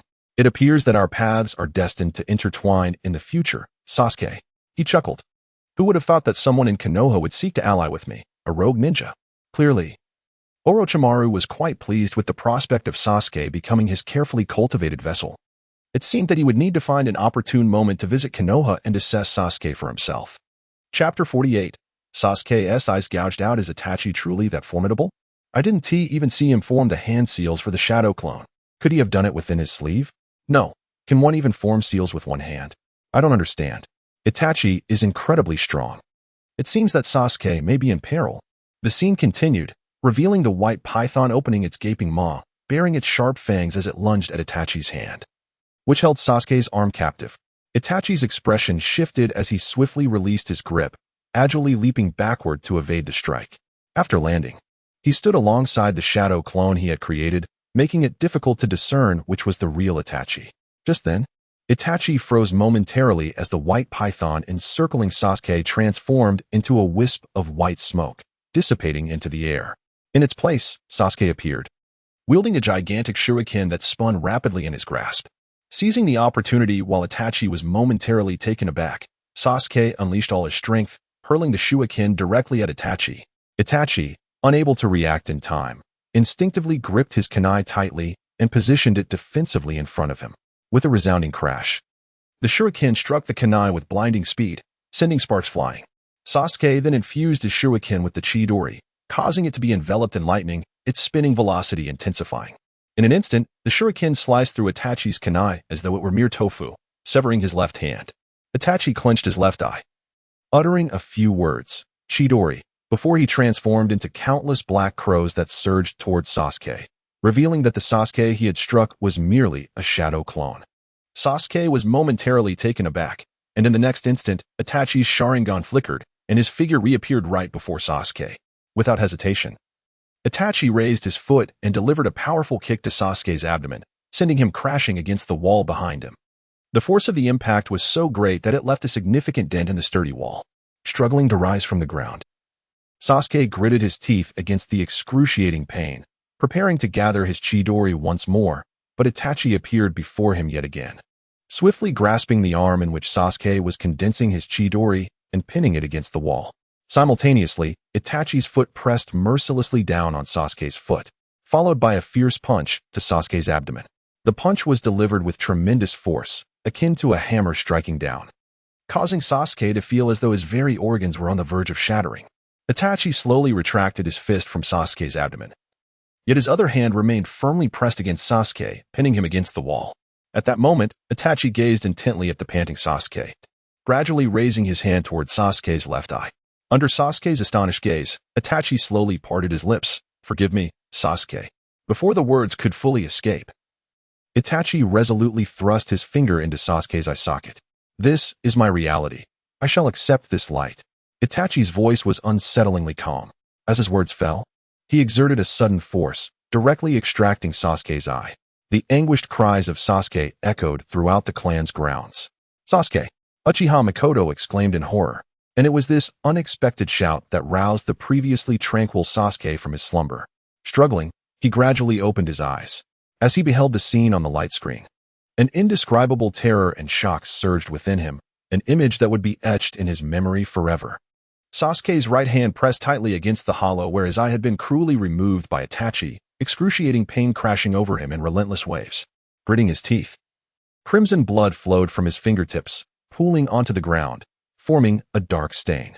Itachi lowered his head, his gaze cold and indifferent as he stared at Sasuke, who trembled uncontrollably from excruciating pain. He did not disguise his derision, saying, "Did I not tell you? Without the Manjiki Sharingan, you stand no chance against me. Who possesses these eyes?"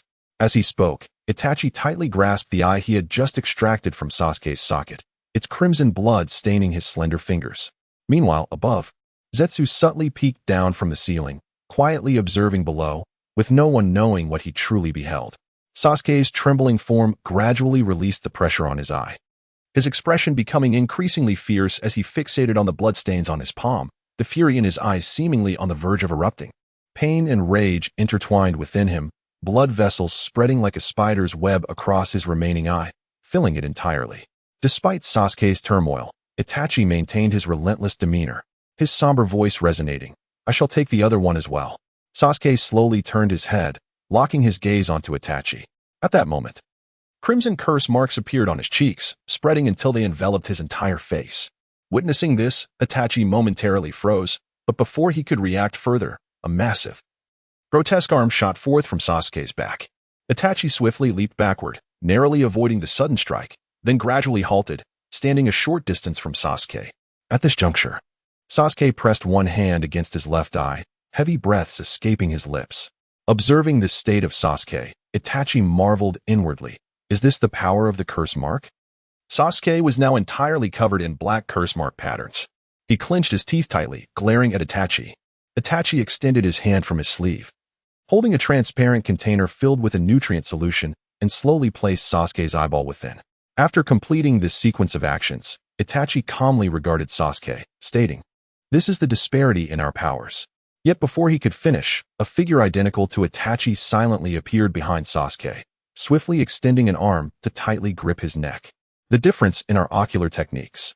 Itachi's shadow clone added from behind Sasuke, while the original Itachi steadily advanced towards Sasuke, step by deliberate step. Chapter 49. Is the eye back? Witnessing this scene, the onlookers from the ninja world were momentarily stunned. Itachi, when did he form that shadow clone? They had not even noticed. Such formidable combat experience. How many battles had he endured? In the Akatsuki organization, aside from Deidara, I am referencing the Akatsuki from Shippuden.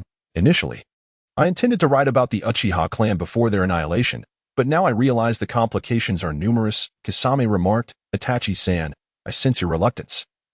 You indeed have unspoken burdens. Nearby, Hayden and Kakuzu exchanged bewildered glances at Kisame. Finally, Hayden could not contain himself and asked, Kisame, how did you deduce that Itachi has unspoken burdens? However, the words of the dry persimmon Kisame nearly shattered Hayden's worldview. I do not know. I merely sense it. Hayden responded, speechless. It seems you are more suited to the malevolent deity than I, much like that Uchiha Itachi. Suddenly, a glimmer of inspiration flickered in Hayden's eyes. Why not, Kisame? You should join me in venerating the dark god. However, the dry persimmon Zetsu doused him with a bucket of cold water. I refuse. In the Pure Land, Uchiha Taijima gazed at Itachi on the screen with a sense of gratification, nodding in acknowledgement. Truly, he is a worthy descendant of the Uchiha clan. His combat experience rivals even my own. Suddenly, he recalled something and shook his head vigorously. No, this scoundrel annihilated the Uchiha clan. He clenched his teeth tightly. His gaze filled with fury as he watched Itachi on the screen. This bastard.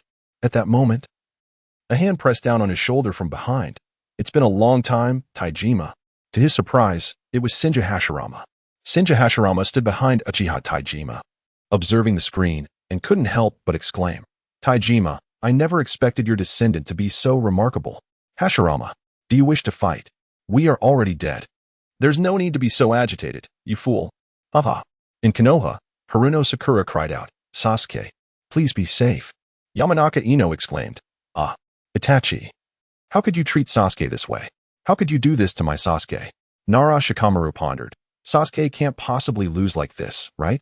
The Uchiha clan lamented. Ah? Uchiha Itachi is truly despicable. Sasuke is his own brother, and yet he could be so ruthless. It seems that in the future, The Uchiha clan may only consist of Uchiha Itachi and Uchiha Madara, those two scoundrels. At Sasuke's home, Uchiha Makoto held Sasuke tightly, comforting him. Sasuke, do not be afraid. This is merely a vision of the future.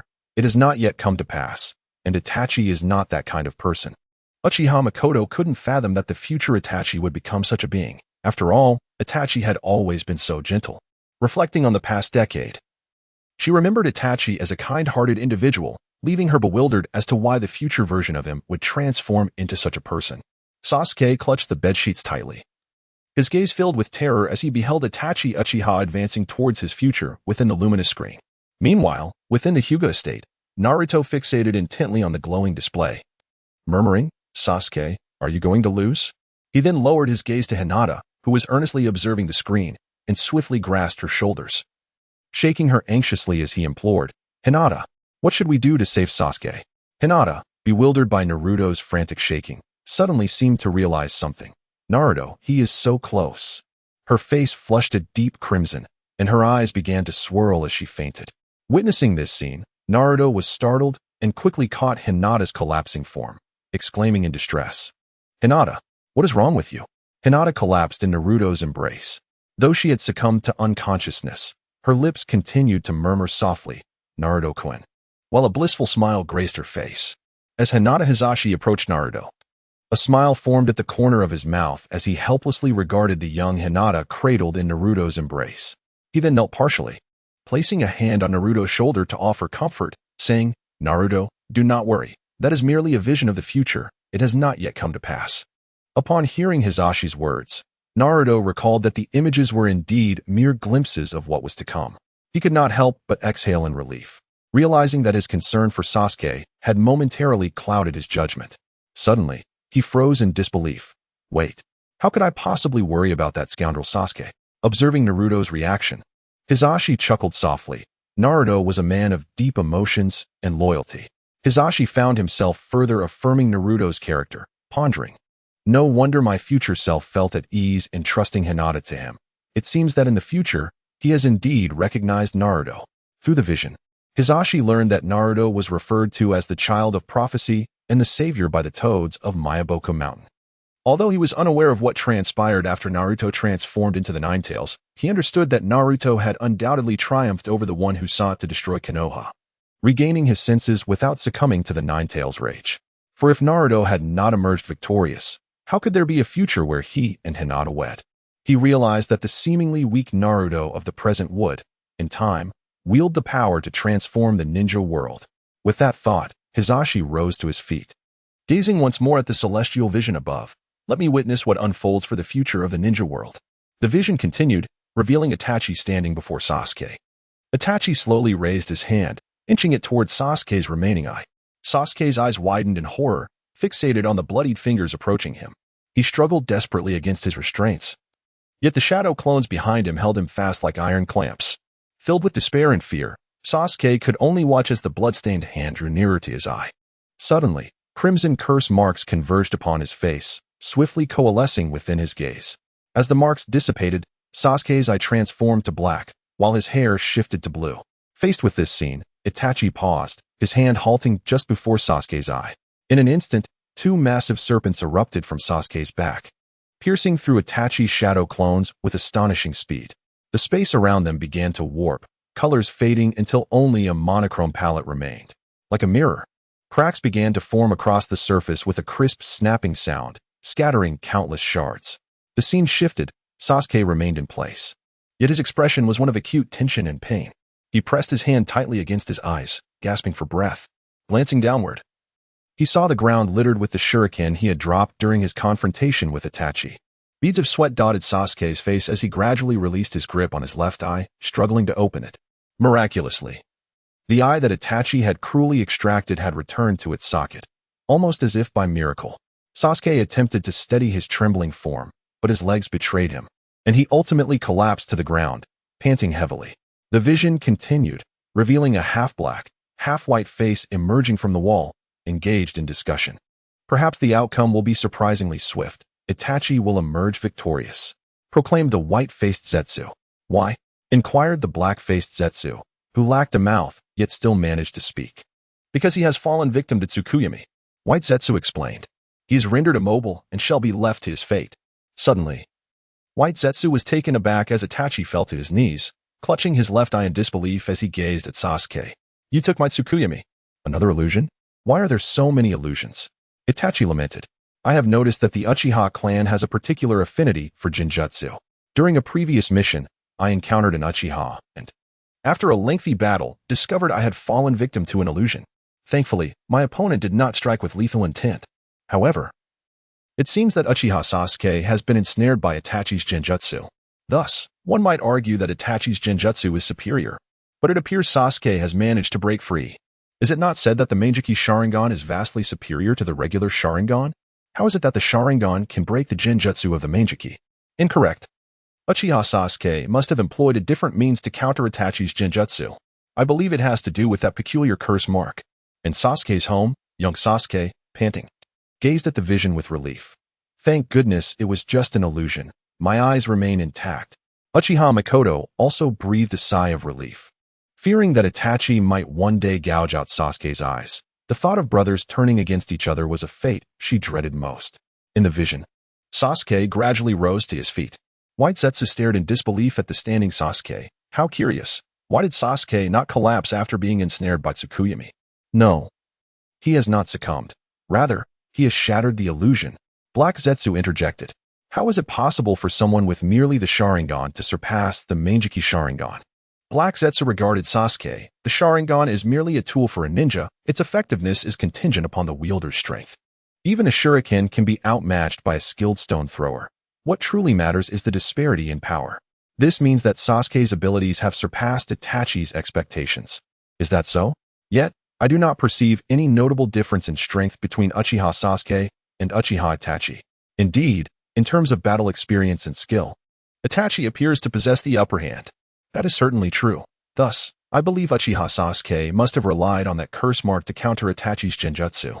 Why is there no curiosity regarding the half-black, half-white entity? It can produce two distinct voices and converse. Why concern ourselves with it? Should we not treat it as a commentator? It is quite helpful since I cannot comprehend the content of the vision. Indeed. And how intriguing it is that the black one praises Uchiha Sasuke's strength while the white one lauds Itachi's Meijiki Sharingan.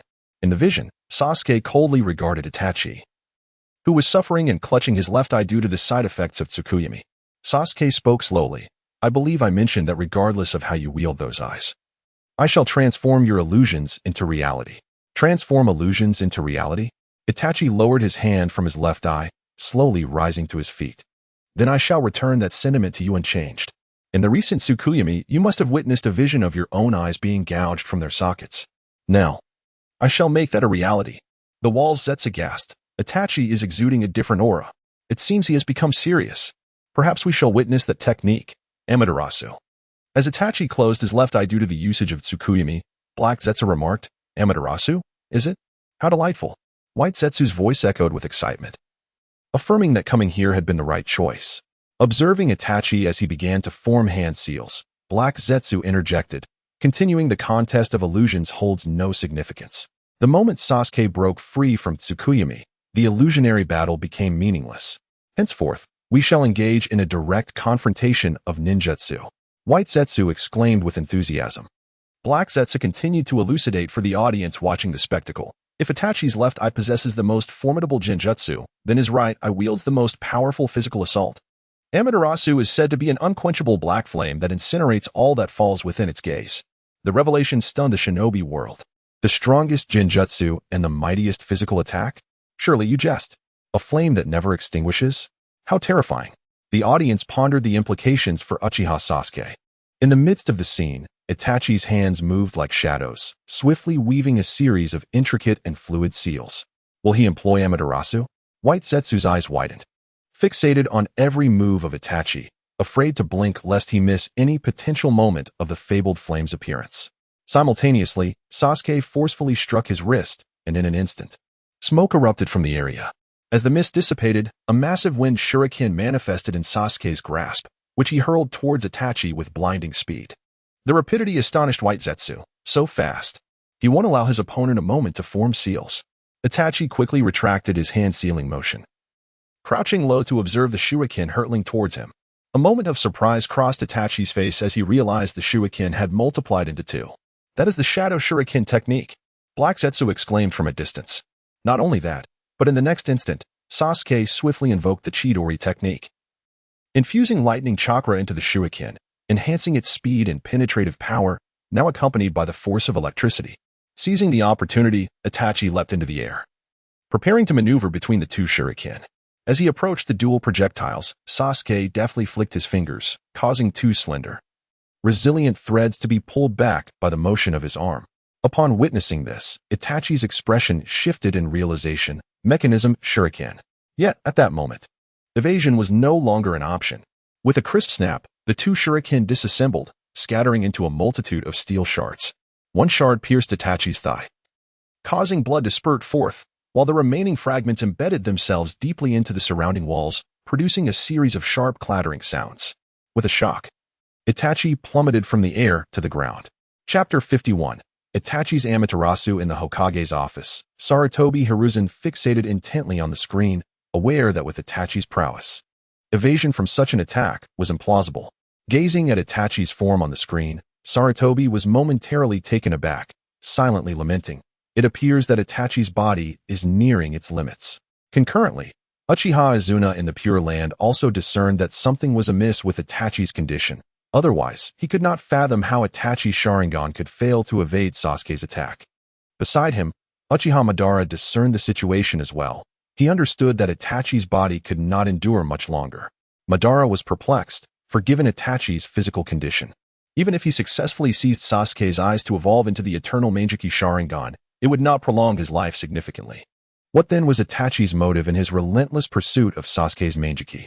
Madara comprehended that it could not solely be for the sake of transforming his Meijiki Sharingan into the eternal variant. But what could be the underlying reason? Within the light curtain, the scene continued. Upon witnessing Itachi collapse to the ground, Sasuke, drenched in sweat, allowed a faint smile to grace his lips as he murmured to himself, "The final shuriken has succeeded." A hint of scarcely perceptible pride permeated his words. Meanwhile, Itachi struggled to lift his body from the ground, enduring excruciating pain as he maintained a half-squatting posture to stabilize himself. Clenching his teeth, Itachi gripped the steel shard deeply embedded in his thigh and, with a sudden exertion, wrenched it free. Instantly, blood gushed forth like a fountain, splattering onto the ground. Not far away, Kage's gaze was fixed upon Itachi, her face etched with confusion and unease. "How peculiar," Black Zetsu murmured in astonishment. "What is it?" White Zetsu inquired, puzzled. "It's nothing. I just feel that Itachi shouldn't be able to evade that move," Black Zetsu replied, unable to articulate the peculiar sensation about Itachi.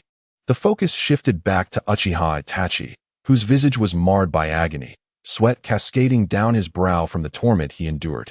He laboriously lifted his head to gaze at Sasuke, yet the figure before him appeared distorted and filled with illusions.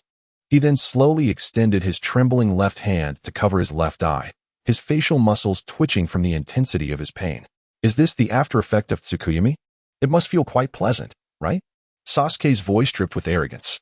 From the moment he unraveled Tsukuyomi, Sasuke had seized control of the battle's trajectory, rendering Itachi's movements increasingly sluggish. Perhaps Sasuke would emerge victorious in this duel, White Zetsu silently assessed. However, Black Zetsu merely murmured, "No, it is still too early to draw conclusions." Despite Itachi's evident suffering, nothing deterred Sasuke from launching further assaults. With astonishing speed, Sasuke formed hand seals, and then a torrent of flames erupted from his mouth. Fire style, great fireball technique. With his declaration, a colossal fireball surged toward Itachi. Just as Itachi steadied himself, he beheld the approaching inferno. In that fleeting moment, he could not mount a defense and was compelled to leap upward in a desperate attempt to evade the onslaught. Upon witnessing this scene, Sasuke immediately ceased the flow of chakra into the fireball. His right hand swiftly gathered chakra, and the Chidori manifested within his palm, propelling itself towards Itachi without hesitation. Itachi's pupils constricted sharply at the sight of Sasuke's assault. Without any hesitation, Sasuke raised his hand and struck at Itachi. With a thunderous roar, the sturdy ceiling was violently torn open, creating a gaping hole. Thick smoke billowed from the fissure, rapidly enveloping the surroundings. Amidst this haze, Itachi's figure surged forth like a bolt of lightning. As he soared through the air, his hands formed seals at an astonishing speed. Subsequently, Itachi expelled an even larger fireball from his mouth, hurtling towards the residual smoke, flames erupting fiercely. Itachi plummeted from the sky, landing heavily on the ground. Kneeling on one knee, his gaze revealing an unprecedented seriousness as he fixed his eyes intently ahead. As the smoke began to dissipate, to everyone's surprise, a colossal wing appeared. The wing gradually unfurled, revealing Sasuke crouching within it, successfully shielding himself from Itachi's assault. The extent of his injuries was still far from critical, Sasuke mused internally. Now, he stood several meters away from Itachi, both locked in a fierce stare, the atmosphere palpably tense. From a short distance, Zetsu emerged, secretly relieved, thinking, I almost got caught up in that. Suddenly, both Sasuke and Itachi simultaneously formed the seals for the Great Fireball technique, astonishingly completing the seals at the same moment. Fire style, Great Fireball technique, they exclaimed in unison. Two enormous fireballs soared toward each other with a fierce roar. When they collided, a blinding light and searing heat erupted, creating a powerful shockwave that swept through the area. Nearby, White Zetsu marveled. Sasuke is indeed overpowering his opponent. The battle escalated, flames clashing intensely in the air. Sasuke's fire techniques rising in potency, seemingly on the verge of subduing Itachi's flames. However, at that moment, a trickle of blood flowed from the corner of Itachi's right eye. Suddenly, Itachi opened his right eye wide. With a low utterance, Amaterasu, his gaze fixated on the flames before him. Instantly, from the searing red flames, an eerie black flame sprouted forth, as dark as ink. This black fire exuded a chilling aura of terror, causing Sasuke's eyes to widen in shock. An overwhelming sense of foreboding flooding his mind. It appeared. As White Zetsu gasped in astonishment, the tendril of black flame rapidly spread, devouring Sasuke's fire in the blink of an eye. Subsequently, this formidable black flame lunged toward Sasuke, just as the fire was about to engulf him, unexpectedly. Itachi closed his eyes. The massive black flames gradually vanished between the two. Cold sweat trickled down Sasuke's face as he cautiously regarded Itachi. The gathered ninjas were momentarily taken aback. Success had seemed imminent. Why did Uchiha Itachi suddenly halt? How foolish. Hadn't Itachi previously declared his intention to see Sasuke's eyes to attain eternal light? If Sasuke's eyes were to be incinerated by Amaterasu, would not all that Itachi had done be in vain? Indeed, was it not said that Amaterasu was an everlasting flame that would never extinguish? You have a point. Yet there is an unsettling feeling that lingers, though its source eludes me. Shall we continue watching to uncover the truth? Chapter 52. Curse seal formed. The screen continued to display the scene. Incredible. The flame devoured by the flames. Came the astonished voice of White Zetsu from not far away. The technique required merely to fix one's gaze upon the target meant for incineration. Upon focusing, the black flames would emerge from the point of vision. The black flames would not dissipate until they had completely consumed whatever they ensnared, even if the object was itself a flame. Black Zetsu provided insight into Amaterasu. Was Amaterasu truly that formidable? A mere touch could lead to annihilation. However, it appeared that Uchiha Itachi could voluntarily extinguish Amaterasu. So, why had he just paused as Amaterasu was about to make contact with Sasuke? Surely, he need not fear damaging Sasuke's Sharingan? As for the reason behind his hesitation, I cannot say. Might it be a shortage of chakra? The scene returned to Sasuke and Itachi, both silently observing one another. Suddenly, Sasuke sprang into action. His form whirled around Itachi at an astonishing speed, gradually closing the distance between them. It was as if Itachi's gaze was unwaveringly fixed upon Sasuke, shifting in tandem with each of his movements. Blood, a vivid crimson, trickled from his right eye, and in the next moment, he fiercely opened his eyes to reveal the mesmerizing pattern of the Meijiki Sharingan within. In that instant, a pitch-black flame, fierce and unyielding, suddenly surged forth behind Sasuke. Each time the obsidian fire threatened to engulf him, Sasuke managed to evade its grasp by the narrowest of margins. Wait, wasn't it said that Amaterasu manifests at the point of sight? Could it be that Sasuke's speed surpasses Itachi's line of vision? It is indeed perplexing. How curious this all feels. In the shimmering light of the screen, the searing black flames seemed to possess a consciousness of their own, relentlessly pursuing Sasuke. They lunged towards the trees below, and with a thunderous crash, those trees were instantaneously engulfed by the ravenous black fire, plunging the surroundings into a hellish sea of darkness. Itachi's right eye remained fixed intently on Sasuke, while the tumultuous black flames trailed closely behind him.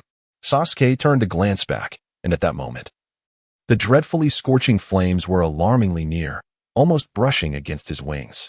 Before he could react further, The flames struck his wings with a ferocious impact. In the blink of an eye, the black fire erupted across his back, as if intent on reducing him to mere ashes. With chilling cries that echoed through the heavens, Sasuke felt as though all his strength had been drained, and he collapsed heavily to the ground. His once handsome and resolute visage now contorted in agony, his mouth emitting spine-chilling wails of despair.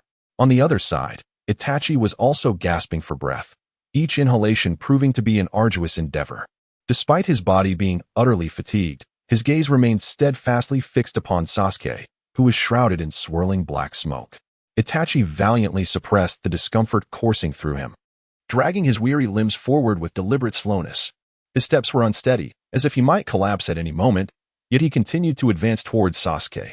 At last, Itachi reached Sasuke's side and gently crouched down.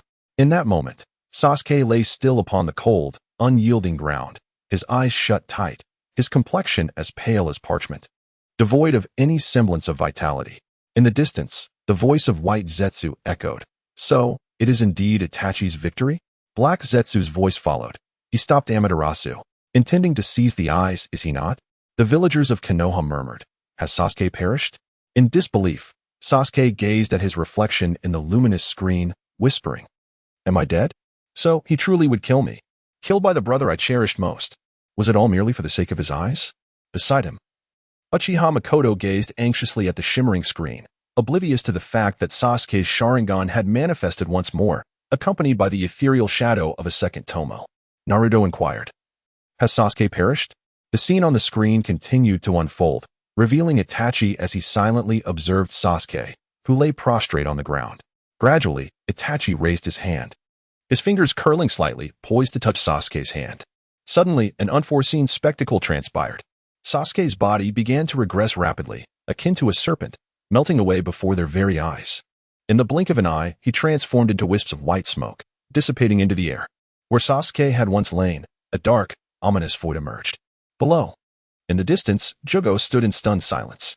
At this moment, Sasuke stood at the bottom of the black void, his entire being suffused with a strange liquid. Gazing upward towards Itachi's direction, the once handsome visage now bore an unmistakable smile. Memories flooded back to the instant when Sasuke had shielded Itachi with his wings. He was acutely aware that such a wound could never be fatal to Itachi. Thus, when Itachi's Amaterasu engulfed him, he pierced the floor with Chidori, evading the flames by using a substitution technique to descend below. "I have been awaiting this moment." Sasuke rejoiced inwardly, and before his thoughts could fully form, a cursed seal swiftly enveloped his entire being. As the seal spread, Sasuke's appearance underwent a dramatic transformation. Not only did his hair turn blue, but his body also morphed into black, altering his entire countenance. Naruto exclaimed, "I thought Sasuke was dead. Yet, he looks rather unappealing like this." Not just Naruto, but everyone in Konohagakure who knew Sasuke breathed a sigh of relief. Even Makoto Uchiha felt the same way. The captive Itachi gazed solemnly at the luminous screen, soon revealing a look of resignation. He understood that the future would unfold according to his design, and his fate was sealed in death. Observing the two guards outside, fixated on the screen, Itachi realized escape from this place was not an option.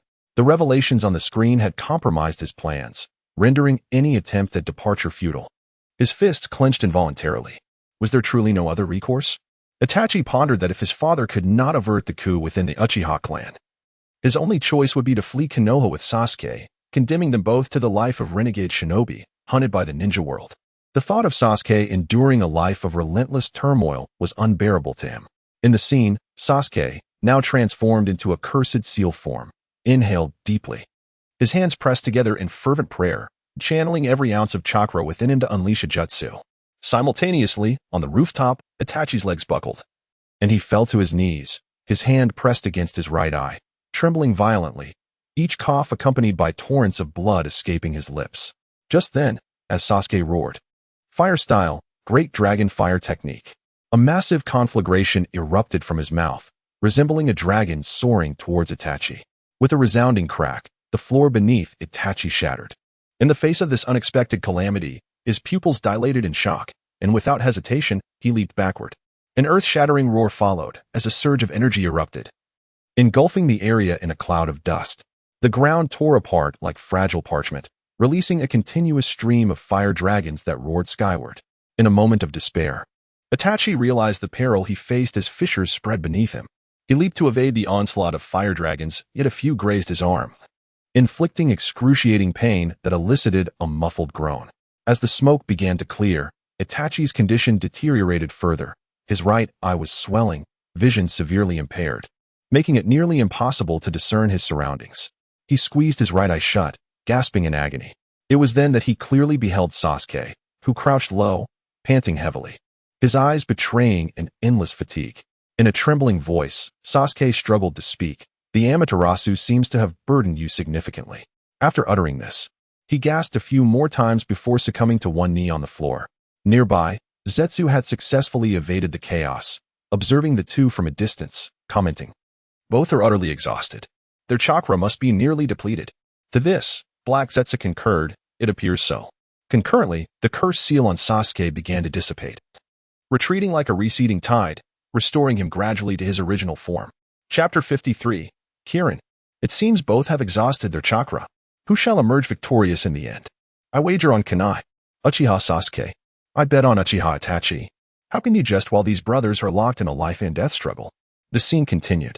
"This will likely be my final jutsu," Sasuke murmured, his head bowed slightly, a cold smile suddenly gracing his face. At that moment, Itachi, standing tall, forced himself to focus on Sasuke below, his voice low and devoid of warmth. "The Sharingan is an eye that perceives chakra. Do not feign strength. I know you have no chakra left." Sasuke slowly straightened, his gaze unwaveringly fixed on the Itachi above. The voice of Itachi continued to resonate. The substitution technique employed to evade Amaterasu, indeed, was exceedingly difficult to detect and remarkably intricate, yet it required a significant amount of chakra. At that moment, the voice of White Zetsu suddenly interjected. "Indeed, for Sasuke has sealed Orochimaru. So that is how it is," Black Zetsu echoed in agreement. Orochimaru, upon hearing this, was momentarily taken aback. The Leaf Village, Orochimaru? Isn't that the detestable rogue ninja? Sealed by Sasuke? How splendid. I never imagined Sasuke could actually seal Orochimaru. In the Hokage office, Sarutobi Hiruzen sighed, pondering to himself, to be sealed by Sasuke, by one of the Leaf's own, perhaps that is Orochimaru's fate. The scene within the light curtain unfolded further. Suddenly, the heavens erupted with thunder and lightning, and in rapid succession, dazzling bolts of lightning tore through the sky. Sasuke gazed calmly at Itachi above him, acknowledging the truth. "Indeed, I have depleted my chakra. All of it was consumed in that last fire technique." As Sasuke's words lingered in the air, the sound of raindrops began to fall, incessantly pattering down. However, at that moment, Sasuke's deep voice echoed once more. "Do you think I came here unprepared to kill you?" His tone was icy, laced with an unmistakable hint of pride, as if he were eager to flaunt something before Itachi. The torrential rain continued to pour, while the surrounding trees ignited in black flames, the fire raging fiercely without any sign of abating. Amidst the downpour, Sasuke's cold voice proclaimed, "It only takes an instant. This ninjutsu, like Amaterasu, cannot be evaded." He fixed his gaze upon Itachi, his eyes shimmering with unwavering determination. "Then, as you wish, I shall recreate the image of your demise." As lightning flashed, it seemed to affirm Sasuke's declaration. The perplexed voice of White Zetsu resounded once more. "What ninjutsu, akin to Amaterasu, is truly inescapable?" In response to Sasuke's taunting remarks, Itachi remained silent, suddenly widening his eyes towards the sky. There, the storm raged on, illuminating the entire expanse with its electric brilliance. In an instant, Black Zetsu's voice resonated. "Is that so? Was the recent fire technique intended for this purpose?" White Zetsu, bewildered, inquired, "What is happening?" Black Zetsu elucidated. "It means that the target of that fire technique was never Itachi from the very beginning." White Zetsu, growing impatient, pressed, "So, what exactly is going on?" Black Zetsu continued. "The fire technique was deliberately aimed at the sky, causing the atmosphere to rapidly heat up, thereby generating an updraft." An updraft? Cumulonimbus clouds. So, it was to create thunderclouds? What then?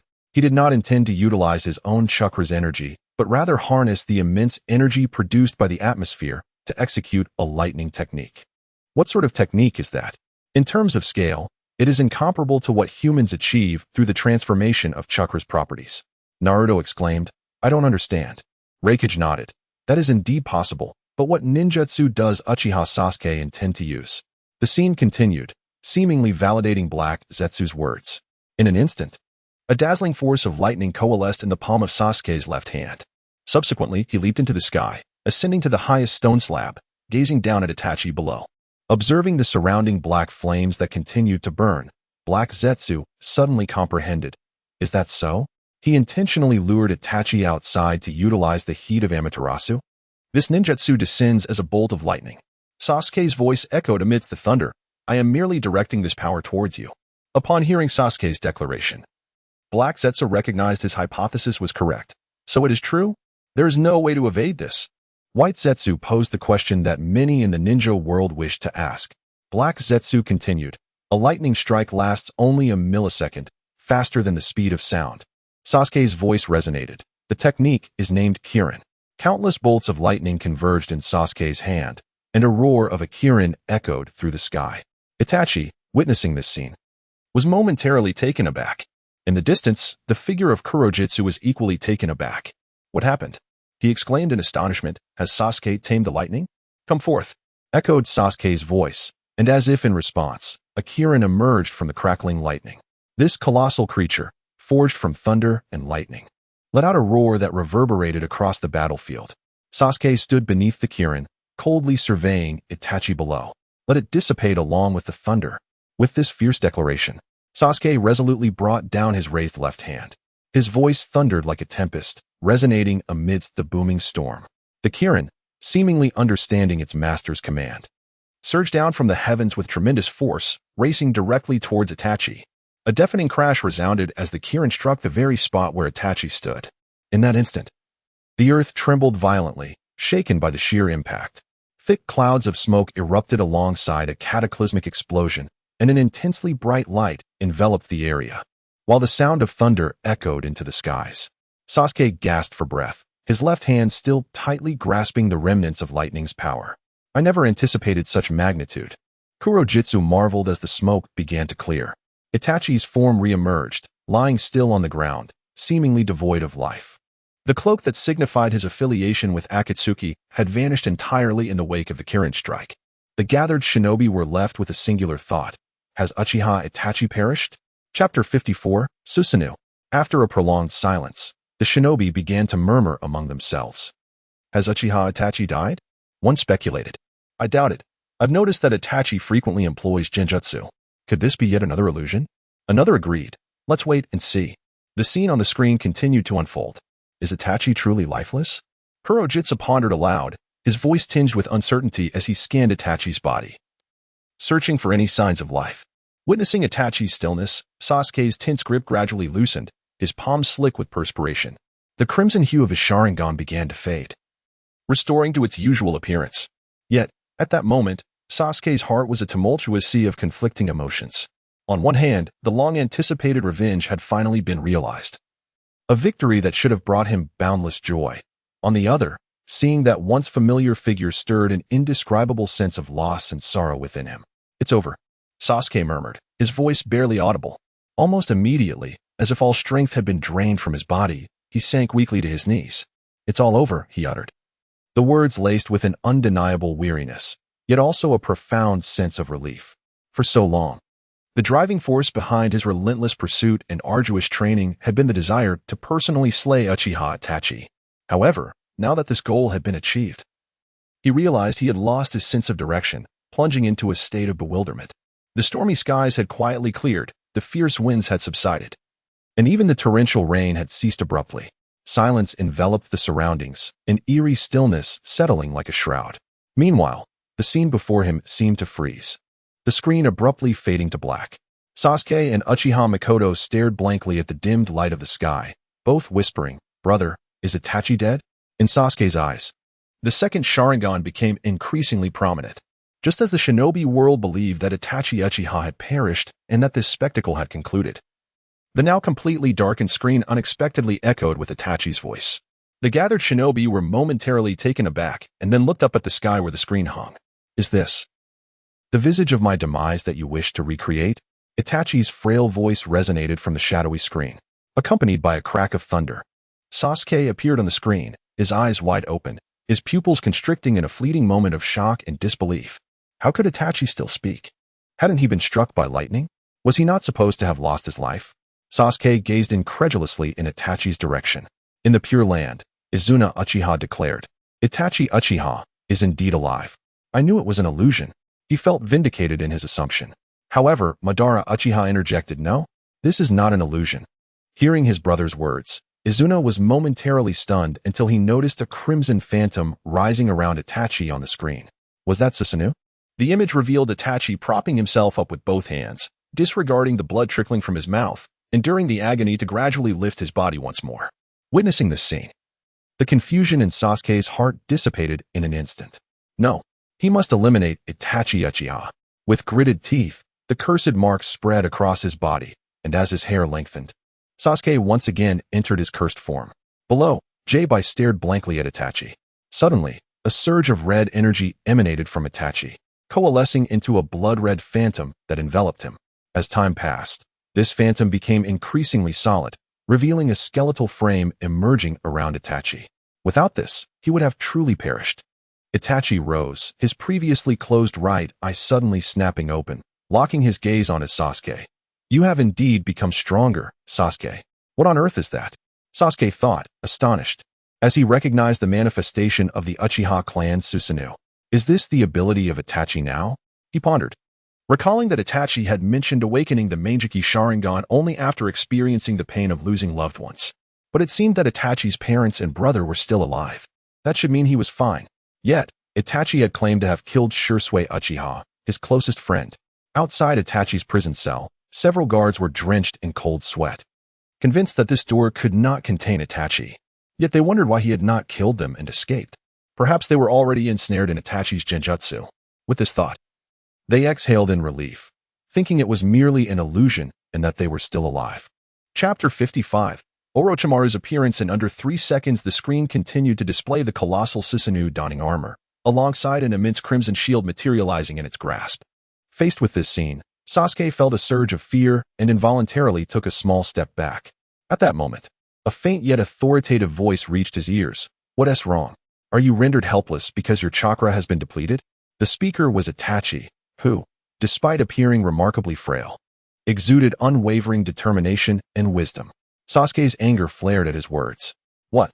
He shouted, but before he could finish, an excruciating pain surged through him, radiating throughout his entire being. Clenching his teeth, Sasuke endeavored to endure this sudden agony, but his body was wholly unresponsive. He squeezed his eyes shut, beads of cold sweat trickling down his forehead.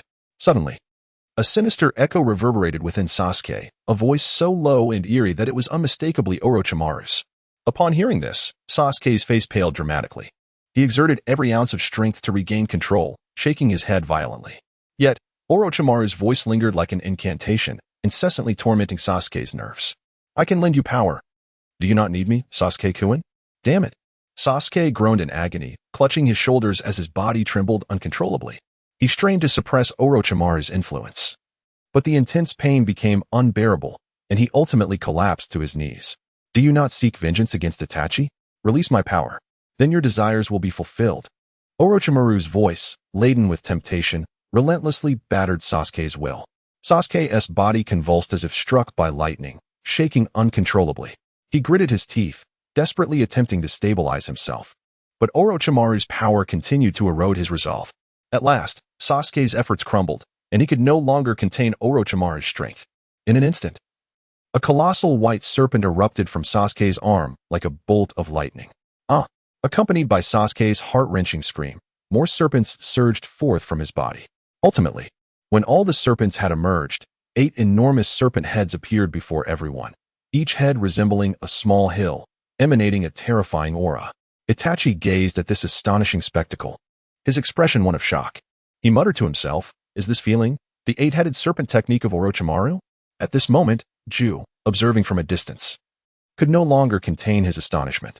He leaned forward, his eyes wide, gazing at the colossal creature, exclaiming in disbelief, what on earth is that? Meanwhile, Kuro observed. Sasuke's chakra is nearly depleted, and yet he is forcing himself to exert more power. Consequently, the chakra of the sealed Orochimaru has surged forth. How desperately does Sasuke wish to eliminate Itachi? Even without chakra, he continues to push himself. My goodness, has Orochimaru broken free from his seal? This vile rogue ninja is taking advantage of Sasuke's weakened state to launch a surprise attack. I must admit, Orochimaru's actions are rather commendable. If he did not break the seal while Uchiha Sasuke was vulnerable, when would he? How dare you speak in favor of that traitor? Beat him. Please. I didn't mean it like that. I was merely stating a fact. Don't hit me, Naruto exclaimed. I hope that despicable Sasuke is unharmed. Sakura pondered. Is Sasuke turning into a serpent? Meanwhile, the imprisoned Itachi gazed gravely at the eight-headed serpent on the screen, internally lamenting, Orochimaru has indeed seized Sasuke's body. I realized that in the future, Orochimaru will pose a threat to Sasuke. As Itachi resolutely advanced, Susanoo moved alongside him, resembling an immovable mountain, striding directly towards the eight-headed serpent. In response, the serpent met Susanoo with equal ferocity, and the distance between them diminished, just as they were nearly upon each other. The eight-headed serpent launched its assault. One of its enormous heads suddenly opened its gaping maw and lunged menacingly at Susanoo. In response to the sudden attack, a gigantic golden sword materialized in Susanoo's grasp. With a swift motion, Susanoo brought down the sword, cleanly severing the aggressive serpent's head. However, the eight-headed serpent did not relent. 3 more heads surged towards Susanoo. Faced with such fierce onslaught, Itachi commanded Susanoo to raise its shield, successfully deflecting this wave of strikes. Then, seizing the moment, Susanoo retaliated, wielding the tin-fist sword and swiftly decapitating the 3 serpent heads. Just as Susanoo severed the heads, 3 more heads closed in, tightly ensnaring Susanoo's massive form. Yet, Susanoo effortlessly extricated itself, once again brandishing its blade, effortlessly dispatching the 3 heads. Now, only 1 head of the 8-headed serpent remained. In that instant, a shocking scene unfolded as the remaining massive serpent head slowly opened its mouth. To everyone's astonishment, a slimy Orochimaru emerged from within. How disgusting. Indeed. It's utterly revolting. Meanwhile, Jiraiya lay in a comatose state, while Tsunade, sitting beside him, furrowed her brow as she observed the screen. Orochimaru remains as he always was. At that moment, under the protection of Susanoo, Itachi could not help but show a flicker of joy upon seeing Orochimaru's emergence. Finally, what was meant to appear has revealed itself. Orochimaru expelled a Kusanagi sword from his mouth, clutching it with a gaze filled with fervor and greed, exclaiming, "This is it. I have awaited this moment." He continued, "Thanks to you, Sasuke, the chakra you used to suppress me has dissipated.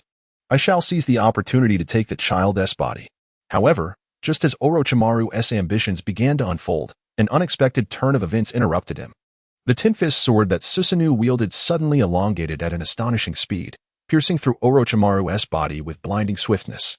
Ha ha ha ha ha! Despite being gravely injured, Orochimaru did not yield. Instead, he let out a sinister, eerie laugh, defiantly glaring at Itachi, taunting, "Do you really think such a feeble attack can defeat me?" Yet, in the next moment, something utterly unforeseen occurred. The once boisterous laughter of Orochimaru abruptly ceased, his eyes wide with shock, as he appeared as if paralyzed, his face frozen in disbelief. Itachi, with a serious expression, slowly spoke, "So, Sasuke, what will you do next?" At that moment, Orochimaru's expression was one of incredulity, his gaze fixed on Itachi. His voice trembling with shock. "Is that sword the tin-fist sword?" "Itachi, so, you've been concealing it all along?" Under the incredulous and questioning gaze of Orochimaru, his form was drawn into the massive gourd held by Susanoo, alongside the immense 8-headed serpent. "It is over, Sasuke." The wind tousled Itachi's hair as he steadfastly gazed ahead. Once the 8-headed serpent had vanished entirely, a shirtless Sasuke re-emerged onto the screen. The ninja world gasped. "No. Is that truly Orochimaru, one of the legendary Sannin of Konoha? Was he present for merely 3 seconds?" "I believe it was indeed 3 seconds. I think your viewpoint is misguided. It is not that Orochimaru is weak, but rather that Itachi is excessively strong." Then, if Sasuke fought with Itachi like that, doesn't that mean he is also quite formidable? Is it possible that Itachi did not activate Susanoo during their battle? But why wouldn't Itachi activate Susanoo if he fought Sasuke? Susanoo is Itachi's ultimate trump card. What if after defeating Sasuke, Orochimaru returns? Enough already. If you wish to find out, go challenge Uchiha Itachi and Orochimaru yourselves. We shall not. A cacophony of strong opinions ensued. Chapter 56, Forgive Me, Sasuke. This is the last time. With the disappearance of the 8-headed serpent, a small white snake suddenly leaped down from the sky, hurriedly burrowing into a hole upon landing. Itachi gasped for breath, coughing up blood, while Ju observed everything unfold. White Zetsu and Black Zetsu began their question and answer session once more. What just happened? Itachi's technique, the Susanoo, seems to bear a considerable burden. However, Sasuke can no longer use his Sharingan, and Orochimaru has been expelled. This must be Itachi's victory. Sasuke, equally breathless, stared at Itachi before him, acutely aware of the immense strain that Orochimaru's separation had imposed on him. In that case, your eyes are now mine. I shall take my time to claim them. Just then, a wave of intense discomfort surged through Itachi, painful groans escaping him as he clutched his mouth, violently expelling more blood and collapsing to his knees. What's wrong? White Zetsu exclaimed in shock. Black Zetsu was somewhat perplexed, remarking on the peculiar situation. As Itachi continued to cough up blood, the Susanoo enveloping him shed its armor and flesh, leaving only a skeletal frame. Seizing what he believed to be an opportunity, Sasuke abruptly drew a kunai embedded with an explosive tag from his waist pouch and hurled it towards Itachi. Upon striking the Susanoo, the explosive tag detonated, enveloping it in a thick cloud of smoke. As the smoke began to dissipate, the Susanoo, now wielding its shield once more, re-emerged before Sasuke, having regained its muscular form. Itachi rose to his feet, slowly and weakly approaching Sasuke with faltering steps. Sasuke's eyes widened in terror as he beheld his brother drawing nearer, instinctively retreating step by step. At that moment, fear consumed Sasuke entirely. Yet, Itachi showed no intention of halting his advance, swaying as he continued towards Sasuke, as if he might collapse at any moment. How infuriating! Sasuke hurled another kunai, this time adorned with multiple explosive tags. As the explosive talisman struck the shield of Susanoo, it inflicted not the slightest harm upon it. Itachi then paused, took a few breaths, and once more made his way towards Sasuke. Meanwhile, the observer continued to provide commentary. The ninjutsu known as Susanoo, with its shield capable of deflecting all assaults. Indeed, it is also one of the sacred artifacts, the Yata mirror, which can repel everything, along with the Totsuka blade. It is nothing short of invincible. Itachi swayed his body, drawing ever closer to Sasuke, while feebly extending his hand towards him. My eyes, my. Sasuke gritted his teeth, unsheathing the Kusanagi sword that hung at his back. With a leap, he firmly grasped the Kusanagi sword and plunged it towards Susanoo. The outcome was that Sasuke was directly flung away by the Yata mirror, and the Kusanagi sword was similarly cast aside into the distance. Sasuke fell to the ground, gradually propping himself up, only to behold Itachi, who had nearly closed the distance. Overwhelmed by terror, he hastily stood up and pressed himself against the wall. With no retreat left, Itachi slowly raised his hand towards Sasuke. In the face of Sasuke's terrified gaze and trembling legs, Itachi began to speak softly. Forgive me, Sasuke. This is the last time. A final smile graced Itachi's lips as he gently placed his hand upon Sasuke's forehead. His body gradually fell, and his blood-stained fingers traced a long crimson mark across Sasuke's fearful visage. As Itachi descended, the Susanoo behind him let out a roar before dissipating into the ether. The weasel's forehead collided forcefully with the wall behind Sasuke, and its body gradually collapsed to the ground, ultimately succumbing to the stillness of death. When the weasel finally breathed its last, the small snake that had escaped from its burrow emerged completely, only to begin its flight. However, waves of black flames rained down from the heavens, incinerating the little serpent entirely. In the distance, one could hardly believe the sight of Itachi lying on the ground and Sasuke in a state of panic, slowly uttering words of disbelief. Itachi had fallen. Could it be that he was truly dead? Above, dark clouds gathered ominously, unleashing a torrential downpour. The rain fell upon the black flames. Yet the flames showed no signs of being extinguished. Instead, they blazed even more fiercely. The voice of Black Zetsu echoed in the rain. Sasuke had triumphed. What happened? It seemed that Itachi's abilities should not have diminished to this extent, and his movements were not as agile as usual. Did you not mention that his demeanor was somewhat peculiar? Indeed, the attacks that should have been evaded were not, and he coughed up blood multiple times during the battle. Perhaps Itachi was already bearing some grave injuries. It must have been the consequence of overusing the Sharingan. No, that cannot be the sole explanation. In the end, Zetsu withdrew, leaving behind a bewildered Sasuke and the lifeless body of Itachi on the ground. Subsequently, Sasuke slowly closed his eyes and collapsed beside Itachi, allowing the rain to wash over their bodies, unresponsive thereafter. Surely, Uchiha Itachi has truly perished? And what of Uchiha Sasuke? Has he also succumbed? No. Uchiha Sasuke has merely lost consciousness. I find it difficult to comprehend why Uchiha Itachi, in his final moments, implored Sasuke for forgiveness, stating that this was the last time. Who knows? Could it be yet another illusion? It seems unlikely to be an illusion. This experience feels far more tangible than the previous ones. It indeed appears so. However, according to that half-black, half-white entity, Itachi had already sustained significant injuries prior to this confrontation. It is certainly perplexing. Did Uchiha Itachi risk everything merely to completely seal Orochimaru? What deep-seated enmity existed between Uchiha Itachi and Orochimaru? I sensed that Itachi feared Orochimaru would seize Sasuke's body, prompting him to choose to seal Orochimaru for good. In other words, did Uchiha Itachi act to save Uchiha Sasuke? How could that be? Did you not witness the fierce struggle between the two? Just look at Sasuke's Kirin. It was aimed directly at Itachi's life. It does seem to be the case. However, observe Sasuke's bewildered expression. He has avenged the entire Uchiha clan. So why does he display such a countenance? Are you truly so naive? That is Sasuke's elder brother. How could one slay their own brother and remain unaffected? Yet, while Uchiha Itachi is indeed Sasuke's brother, he is simultaneously the one responsible for the deaths of Sasuke's parents. If it were me, I would never be so composed. Well, since the brotherly battle has concluded, does this mean the curtain has fallen? I still wish to see what Sasuke will do next. I too am curious. Having exacted revenge, will he lose his motivation and succumb to despair? Who can say? Such matters belong to the future. For now, let us focus on our own paths.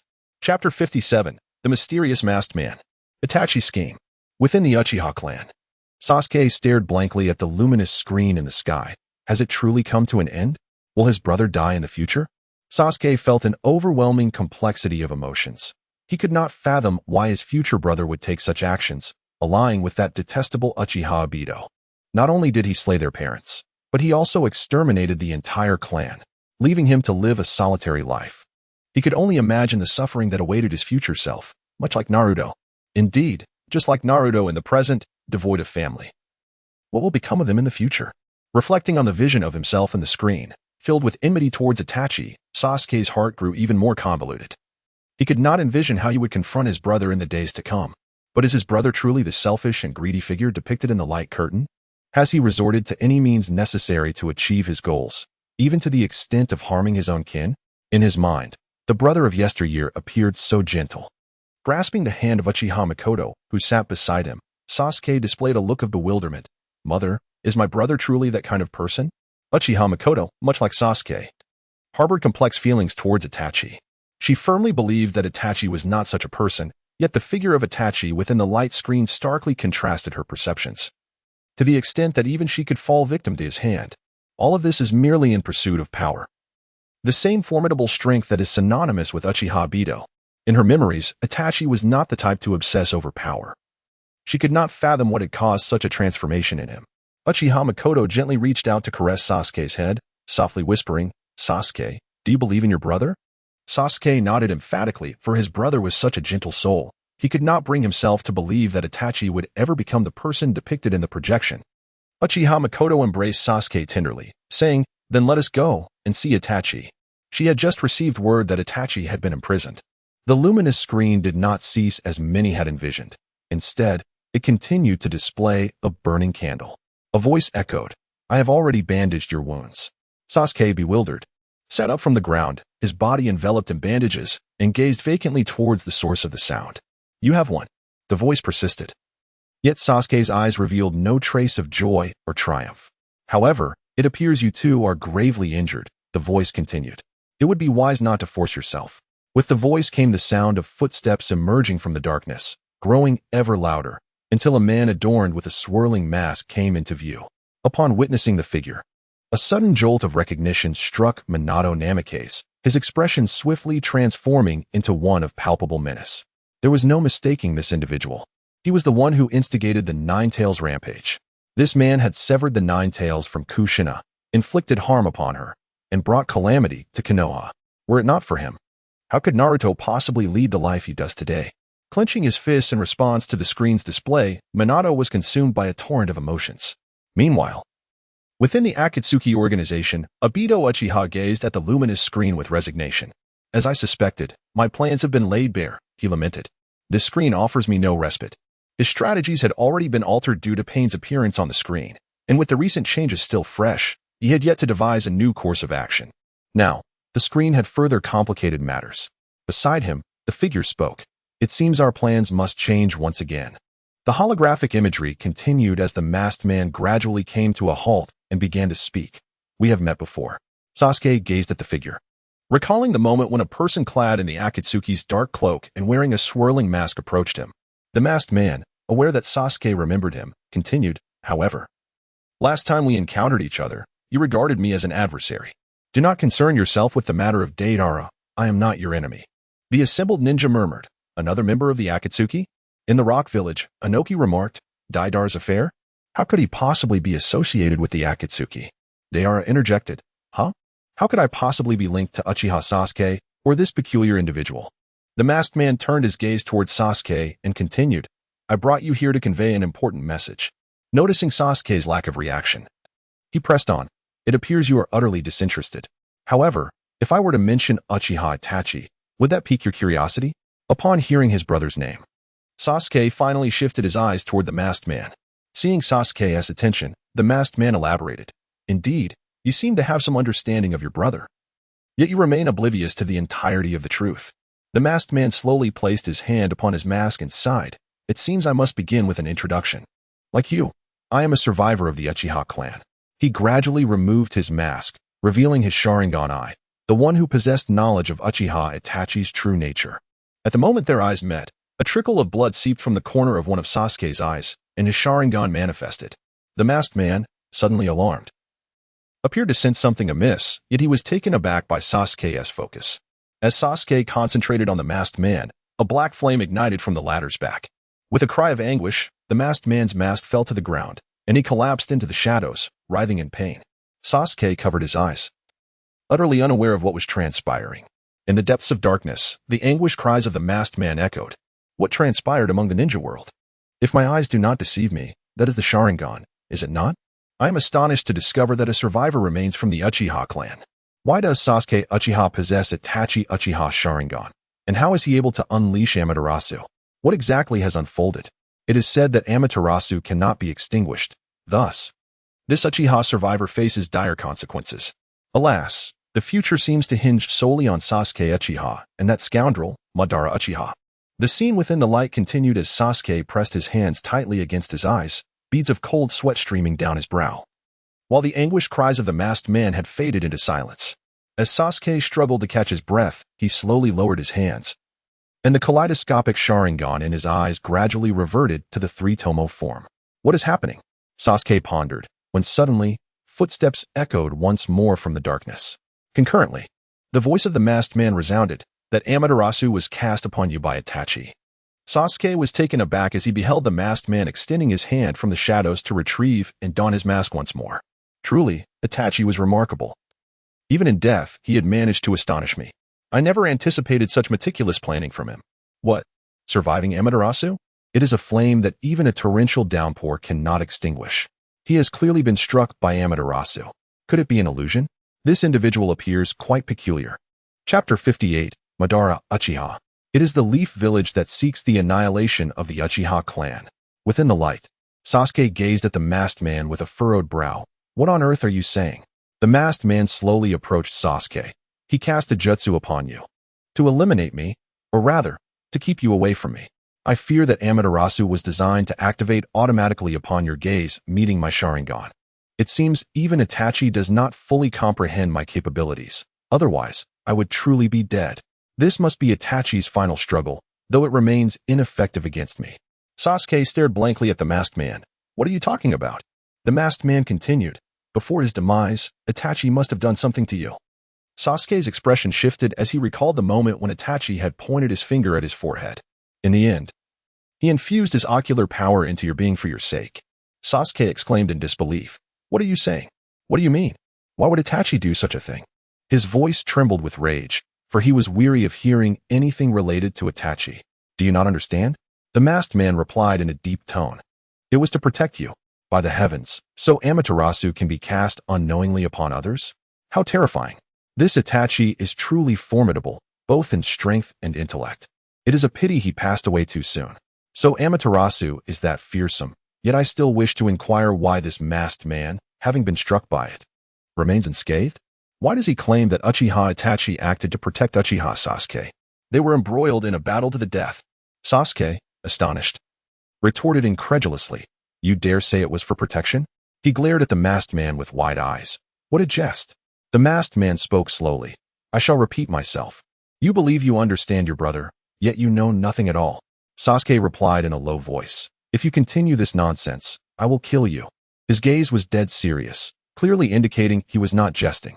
The masked man showed no sign of fear. "I am well acquainted with Itachi's affairs." Sasuke shouted in fury, "Enough! It matters not. Just disappear from my sight." Sasuke gripped the bed sheet tightly, urging him to vanish. The masked man spoke slowly. "It seems that ordinary means will not suffice to persuade you.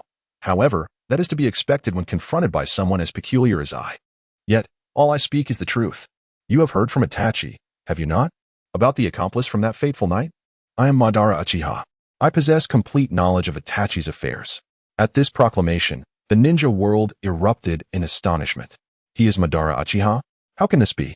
At such an age? How could he possibly appear in this manner? In the Pure Land, Hashirama Senju remarked, "Tobirama, you were correct. That individual is certainly not Madara." Izuna Uchiha exclaimed, "This scoundrel is impersonating my brother and deceiving all." Madara contemplated. "Indeed, it must be that fool Obito." Taijima Uchiha declared, "This scoundrel is absolutely not my son, Madara. How could Madara engage in such acts?" In a Wagakure, Inoki stated, "This man is certainly not Madara Uchiha." The light continued to illuminate as Sasuke, gripping the bed sheet, shouted at Madara Uchiha, also known as Obito, "Enough. Such matters are of little importance now. Vanish from my presence." However, Obito continued, "No, you must listen to me. You have an obligation to hear this. This is the path of survival for your elder brother, Itachi Uchiha, who sacrificed everything for the world of ninjas, for Konoha, and especially for you. Do you understand why Itachi placed Tsukuyomi in your eyes? It was because he wanted to prevent any meeting between you and me at all costs. Once you hear me out, you will grasp the truth. Only 4 individuals know the reality: Danzo, the third Hokage, Minato, and Koharu, and the third Hokage has already passed away." "What? The third Hokage is dead? How could that be? Who killed him?" In the Hokage office, Sarutobi Hiruzen gazed at the light screen in silence, confirming his suspicions. The image of Sasuke mirrored that of Naruto from years past, indicating that he had indeed perished before the invasion by pain. At the Hyuga estate, Naruto stared blankly at the light screen, his expression laden with complexity. "In the Pure Land, so the monkey is dead too? But why can't we find him here?" asked Hashirama. "Since the monkey has died, who is the 4th Hokage?" responded Tobirama. The light screen continued to reveal that only those 3 old men were privy to the truth, and they would never disclose such a fact. The truth about Itachi would remain shrouded in darkness, and so would his hopes. Obito stepped closer to Sasuke. "But I know the truth about Itachi, as I mentioned earlier. However, Itachi died without realizing this fact. He was cautious, clearly not trusting me. He feared that I might uncover the truth, which is why he attempted to silence me with Tsukuyomi. He anticipated that, in order to reveal the truth to you, I would inevitably expose my Sharingan."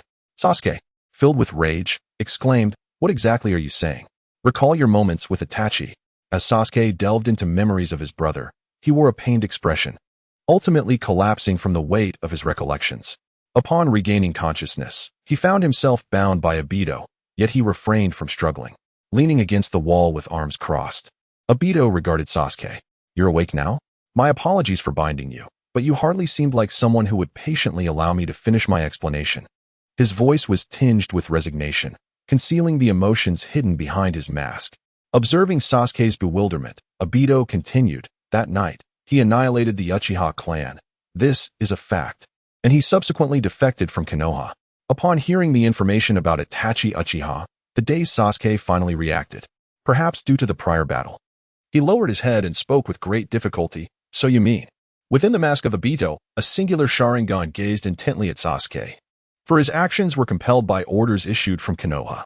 Obito's declaration once again stirred tumultuous waves throughout the shinobi world. What? The Uchiha clan was marked for extermination by Konoha? Both Sasuke and Mikoto, poised to visit Itachi, were momentarily taken aback, as was the entirety of the Uchiha clan. What? Konoha intended to annihilate them? Itachi, can you elucidate why you chose this path? Before the barred door of Itachi's prison cell, Izumi Uchiha looked upon him with incredulity etched in her eyes. Gazing at Izumi's expression, Itachi bowed his head, uncertain how to convey his thoughts to her. At that moment, an image flickered across the screen. Both were momentarily stunned, with Izumi staring blankly at the display, murmuring, "So it was Konoha that sought to eliminate us?" Itachi gazed solemnly at the luminous screen, realizing that everything would soon be unveiled, whether it pertained to the Uchiha clan or the affairs of Konoha. It seemed the entire Shinobi world would come to know the truth. The scene on the screen continued, and upon hearing this revelation, Sasuke lifted his head in disbelief to look at Uchiha Obito. Uchiha Obito narrowed his eyes and continued, "This is the gateway to the truth about Itachi." Sasuke's trembling gaze fixed upon Uchiha Obito, as a bead of sweat trickled down from the corner of his mouth. A voice, quivering with rage, exclaimed, "To think you would call it a mission." Uchiha Obito responded nonchalantly, indeed. Perched atop a box, he continued, to delve deeper into Itachi's story. "It is imperative that I disclose the untold realities of the era's inception. Itachi became a sacrificial pawn. The age-old entanglements of fate culminated in his sacrifice." Chapter 59. The double agent Itachi within the luminous screen. The dialogue between Sasuke and Obito persisted. Sasuke trembled as he uttered, "Sacrifice." Aware of Sasuke's disbelief, Obito asserted, "Precisely. From the very inception of Konoha, a monumental issue has loomed large, dictating Itachi's destiny." Bowing his head slowly, Obito continued, "Though this tale may be somewhat lengthy, what I am about to reveal is the unvarnished truth." Sasuke fixed his gaze upon Obito, declaring, "What grounds do you have to earn my trust? I find it impossible to believe you."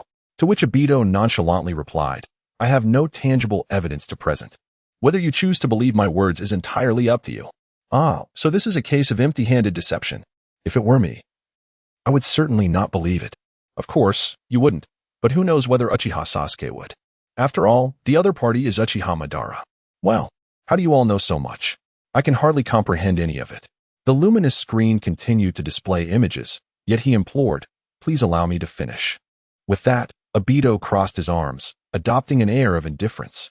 Sasuke fixed his gaze intently on Obito, and at last, he spoke slowly, "All right, go ahead." Subsequently, Obito began to recount the history of the Senju clan and the Uchiha clan to Sasuke. Sasuke listened in silence to what Obito had to say. Yet he exhibited little reaction, displaying a lack of interest in the history of Konoha. It was only when Obito began to recount the events of modern history that Sasuke felt a flicker of curiosity. The incident involving the Ninetales attack 16 years prior had cast unfounded suspicion upon the Uchiha clan, perhaps hinting at a coup d'etat for power.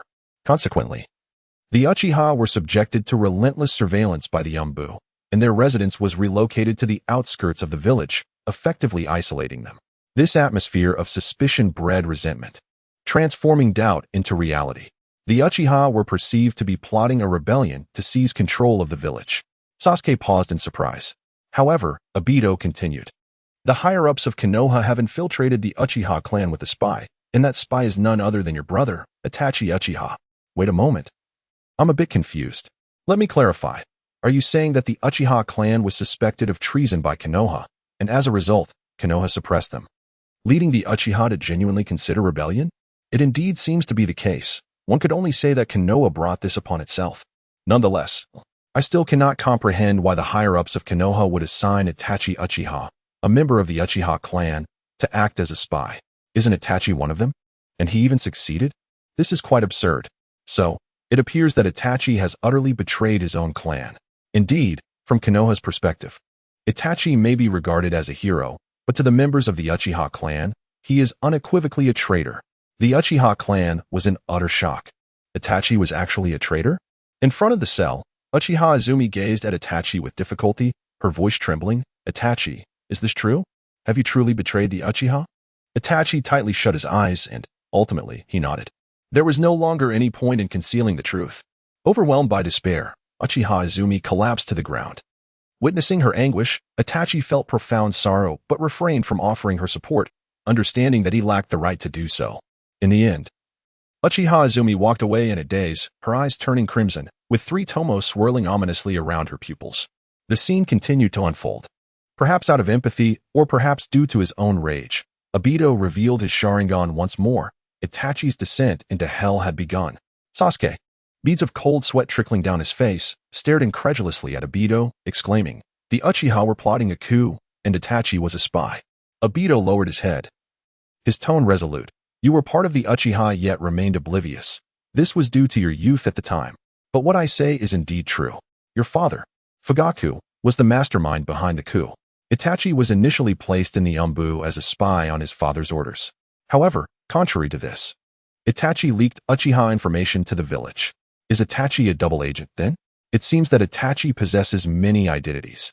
So, ultimately, Itachi sided with Konoha, correct? Yes. Itachi ultimately aligned himself with Konoha. Meanwhile, the Uchiha clan leader, Fugaku, became the greatest fool of all. Within the Uchiha clan, shouts of betrayal echoed. What a wretched being. Itachi Uchiha is truly despicable. How infuriating. I demand an explanation from Itachi. I advise against it. You cannot possibly defeat Itachi. Then I shall seek an explanation from the clan leader. This is not the clan leader's fault. He was unaware of Itachi's betrayal. The leader was only contemplating our interests. Then I shall inform the village. That should suffice. Go ahead, but the village may annihilate us. Whether you can return is uncertain. How infuriating. Is there truly nothing we can do about Itachi Uchiha? Well, you could strive to surpass Itachi, couldn't you? Uchiha Fugaku gazed blankly at the luminous screen. Having once harbored doubts about Itachi's betrayal, only to discover the unsettling truth. If Itachi had indeed forsaken the Uchiha clan, why had he allowed himself to be captured? Had he foreseen this very scenario? Was what they had captured merely a shadow clone? Fugaku's eyes remained fixated on the screen, as if he sought to extract an answer from its depths. The voice of Obito resonated through the display, elucidating the concept of a double agent, a burden of incalculable weight. One that transcends mortal comprehension. Why? Sasuke suddenly interjected, his gaze filled with disbelief as he looked at Obito. Why did Itachi betray the Uchiha? Unperturbed by Sasuke's interruption, Obito continued in a calm tone. You, who have not experienced war, may find it difficult to comprehend. Sasuke was momentarily taken aback but chose to remain silent, opting to listen further. During the Third Great Ninja War, at the tender age of 4, Itachi bore witness to the deaths of countless souls. He encountered the horrors of war while still a child. War is indeed a hellish realm. This psychological trauma shaped him into a man averse to conflict, one who cherished peace above all. He became a ninja who prioritized the stability of his village and dedicated himself to the pursuit of tranquility. Unbound by the shackles of his clan, he found himself exploited by the village's upper echelons, who entrusted him with a top-secret mission, a mission that demanded an eye for an eye, necessitating the use of his Sharingan to confront the Uchiha clan. Indeed, the task assigned to him was the annihilation of his entire clan. Chapter 60. The Truth of Itachi. So it was Konoha that manipulated Itachi. He was a pawn. Yet Konoha's actions were even more reprehensible. Thus, it appears that the Uchiha clan stands as the sole victims in this tragic narrative. How pitiful the Uchiha are. They may have anticipated their demise in a failed coup, yet never imagined they would fall at the hands of their own kin. In the Pure Land, Uchiha Izuna clenched his fists, his heart ablaze with fury. Curse Konoha! How dare they treat our clan in such a manner? He lamented, brother. You should not have allied with the Senju clan to establish Konoha after my death. Simultaneously, he expressed his dismay. I never imagined our descendants would be so feeble. Brought to ruin by a counterfeit brother and a mere Uchiha Itachi who eradicated our entire lineage. Uchiha Madara gazed intently at the luminous screen and spoke softly, Izuna. It matters not. All of this shall soon come to an end. Obito, hasten to resurrect me. This world, rife with war and deceit, requires my salvation. I shall bestow everlasting peace upon the ninja realm through my Moon Eye plan. Uchiha Taijima lamented. So it was all the machinations of Konoha. Why did Madara ally with that detestable Senju clan to establish Konoha in the first place? Now, we, the Uchiha clan, suffer within its confines. He blamed himself for departing this world too soon. Had he not, matters would not have escalated to this dire state. Uchiha Taijima believed that the scenes displayed on the screen were reflective of the current events within the ninja world. He observed Uchiha Sasuke, the sole remaining beacon of normalcy among their clan, and hoped fervently that Sasuke would restore the Uchiha legacy. The imagery continued to unfold as Sasuke tightly shut his eyes and slowly bowed his head. He struggled to accept Obito's revelations and was reluctant to believe them. If what Obito claimed were indeed true, Then for what purpose had he undertaken all his previous endeavors? Yet, Obito's voice persisted. The emotions he experienced at that time were beyond the comprehension of ordinary individuals. Itachi faced a terrifying decision under normal circumstances. It would be inconceivable to strike against one's own kin. However, should the Uchiha clan provoke a civil war, both Konoha and the Land of Fire would tremble with turmoil. And foreign nations would undoubtedly seize the opportunity to attack. This could potentially ignite the flames of the Fourth Great Ninja War. The self-serving notions of the Uchiha clan would drag innocent lives, unrelated to the world of Shinobi, into the fray, resulting in countless deaths. Obito gazed at Sasuke, posing a profound question. If you were Itachi, what would you do? Sasuke remained silent, bowing his head, ensnared in the anguish of memories and arduous contemplation. Noticing Sasuke's silence, Obito turned his gaze to the cave's ceiling and continued. Thus, Itachi made his decision. He chose to personally draw the curtain on the history of the Uchiha clan. His betrayal was not born of hatred for the Uchiha, but rather a consequence of lack of choice, stemming from the discrimination and discord that had existed since the village's inception. Itachi's self-sacrifice, his solitary burden of responsibility, could not be condemned by anyone. Uchiha clan, how absurd. Does this imply our deaths were in vain? We merely seek to declare our injustice. Indeed, are we to remain perpetually oppressed? The moment we resist, could it become the spark for the Fourth Great Ninja War? It is clearly Konoha's fault. Had it not been for Konoha's enduring suspicion and oppression, would we have resorted to a coup? Uchiha Fugaku clenched his fists tightly. His resentment was not directed towards Itachi, but rather against the injustice of Konoha. He had contemplated becoming the historical villain, solely for the sake of securing justice for the Uchiha clan. He acutely understood that the Uchiha clan was utterly incapable of confronting Konoha. Setting aside Itachi's betrayal, the death of Sasuke had already dealt a heavy blow to the Uchiha. Should they attempt a coup at this juncture, the existence of the barrier would undoubtedly mean that Konoha's higher-ups would be on alert. Their insurrection might merely stir a ripple, only to fade into the annals of Konoha's history. Contemplating this, he clenched his fist tightly before reluctantly releasing it, fully aware that lurking in the shadows was Uchiha Madara, eyeing them with a predatory gaze. Though the current strength of Madara remained unknown, history depicted him as a formidable force. Suddenly, a member of the Umbu materialized beside Uchiha Fugaku, who noticed him instantly. His expression vanished, replaced by a cold demeanor as he spoke. Speak. What brings you to me? The Umbu member replied. Lord Hokage requests your presence. If possible, he hopes you can bring your eldest son, Uchiha Itachi, along. Without a moment's hesitation, Uchiha Fugaku responded. My son is unwell and unable to attend. I shall go alone. Please lead the way. The scene continued to unfold before them. Observing the silent Sasuke, Obito resumed. In truth, I too was waiting for an opportunity for war, for I harbored enmity against both the Senju and Konoha, as well as the Uchiha. However, Itachi was the only one able to perceive my scrutiny. When Itachi approached me, he proposed a condition. He would assist me in avenging the Uchiha clan. But he insisted that we must not harm the village. He expressed his willingness to aid in the slaughter of his own kin. While the third Hokage was still seeking alternative methods, attempting to negotiate with the Uchiha for reconciliation. Unfortunately, time was of the essence, and he ultimately failed, leading to that fateful night. It was a mission, bearing the infamy of a traitor, an executioner of his own clan. All of it was merely a task. Itachi successfully executed this mission, with the exception of one small failure. He could not bring himself to harm his younger brother. A flash of lightning surged through Sasuke's body, causing his eyes to widen in disbelief. However, Obito did not intend to cease. His deepest concern was you. Yet, he could not reveal the truth to you, so he could only speak in such a manner. Sasuke once again recalled the words Itachi had spoken to him that night. Sasuke remained silent, while Obito continued to speak. He hoped to strengthen you through the goal of avenging him, and he wished for you to always regard the Uchiha clan as a noble family of Konoha. He implored the Hokage to ensure that you never learned the truth. When he left the village, he had already resolved to perish in a duel with you. This was the truth of Itachi. Chapter 61. Sasuke awakens the Mangekyou Sharingan. Is Sasuke intent on destroying Konoha? The scene continued to unfold. This is a deception. It cannot be true. Sasuke's voice quivered with disbelief. This is clearly a fabrication. You have concocted this. Sasuke gazed incredulously at Obito. There were several instances when he nearly took my life. Unflinchingly, Obito replied, had Itachi been serious, you would indeed have perished long ago. There is no doubt about it. Sasuke's pupils trembled. In his attempt to kill me, he even unleashed the techniques of the Manjiki Sharingan.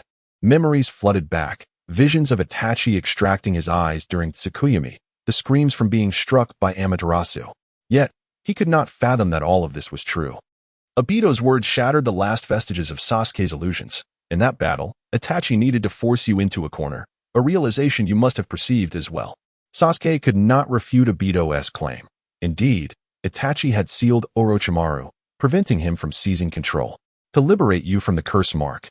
Itachi orchestrated this battle to allow you to attain the Manjiki Sharingan through the death of someone dear to you. All of this was arranged for you. The drama of attempting to take your eyes was meticulously crafted until the very end. Observing Sasuke's silence, Obito concluded that perhaps Sasuke had come to an understanding. It seemed you grasped it. Sasuke turned to Obito, attempting a final rebuttal. You lie. It was Madara who instigated the attack on the village. Itachi claimed this was your doing. You framed the Uchiha clan. In a display of manipulation, Obito remained unfazed, calmly responding, "This is the lie Itachi told." He feared that I would reveal the truth to you. This was his tactic to eradicate that possibility. To ensure you did not believe me while also ensnaring you in Amaterasu. Sasuke roared in protest. How could I believe such a thing?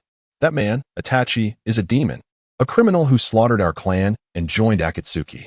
Facing Sasuke's frantic outburst, Obito continued, Itachi's intention in joining Akatsuki was to monitor them and simultaneously warn the higher-ups of Konoha. Silence. You're deceiving me. Sasuke screamed hysterically, struggling with all his might, as if every fiber of his being surged with the desire to confront Obito fiercely. However, in response to Sasuke's vehement reaction, Obito merely uttered a calm assertion. The evidence lies in the fact that you are still alive. These words pierced Sasuke's innermost defenses like a razor-sharp blade, leaving him momentarily frozen in time. His previously agitated form became rigid, his eyes widened, and his thoughts dissolved into emptiness. The fury that had surged within him moments ago was extinguished as if doused by a bucket of ice water, vanishing without a trace. Seeing this, Obito's lips curled into a faint, almost imperceptible smile behind his mask. He slowly extended his hand and loosened the ropes binding Sasuke. Yet, at that moment, Sasuke had entirely lost his capacity for action, resembling a lifeless marionette, slumped against the cold wall, his gaze vacant and unresponsive. In Konoha, Sakura Haruno exclaimed, Sasuke, what has happened to you? Shikamaru Nara remarked, Sasuke cannot accept this as reality, for he personally killed his brother. Ino Yamanaka expressed her hope that Sasuke would be alright. Naruto called out, Sasuke. Among the Uchiha clan, one questioned, are you telling me that Itachi slaughtered us all solely for his younger brother? I have heard of the righteousness of sacrificing kin, but never of kin sacrificing righteousness. I care not what the truth of Itachi is. Itachi Uchiha is the perpetrator against the Uchiha clan, having slain all but Sasuke. To the world of Shinobi and Konoha, he may be a hero. But to the Uchiha clan, he shall forever remain a villain. Are you not being overly dramatic? This is merely a vision of the future. It has not yet come to pass. The speaker was promptly reprimanded by the Uchiha members. You fool. He would have killed you too. The only reason he has not placed a blade at your throat is that he has chosen not to. At the Uchiha household, Makoto Uchiha gazed in disbelief into Sasuke's eyes, which now clearly displayed the two tomo of the Sharingan. Sasuke, with an expressionless countenance, spoke, Mother, I wish to see my brother. The scene continued to unfold before them.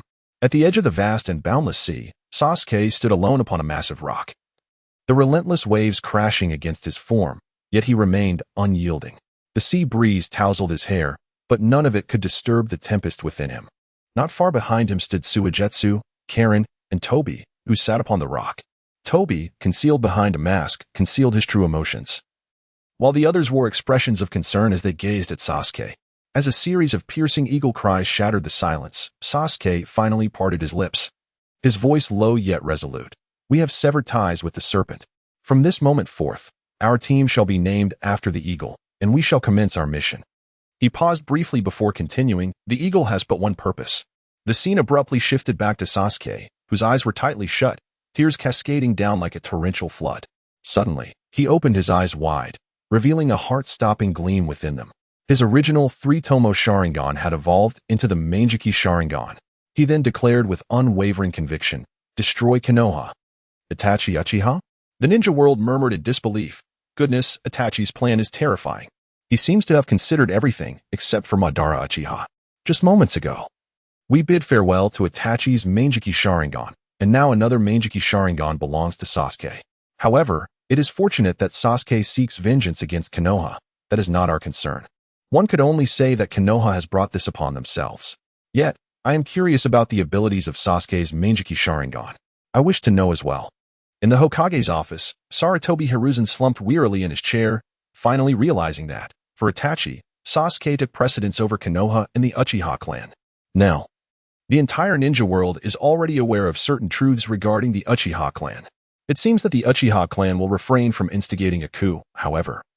Their lack of high-ranking members may lead to a loss of influence among the masses. If he fails to make a notable impression, he will undoubtedly be the subject of gossip.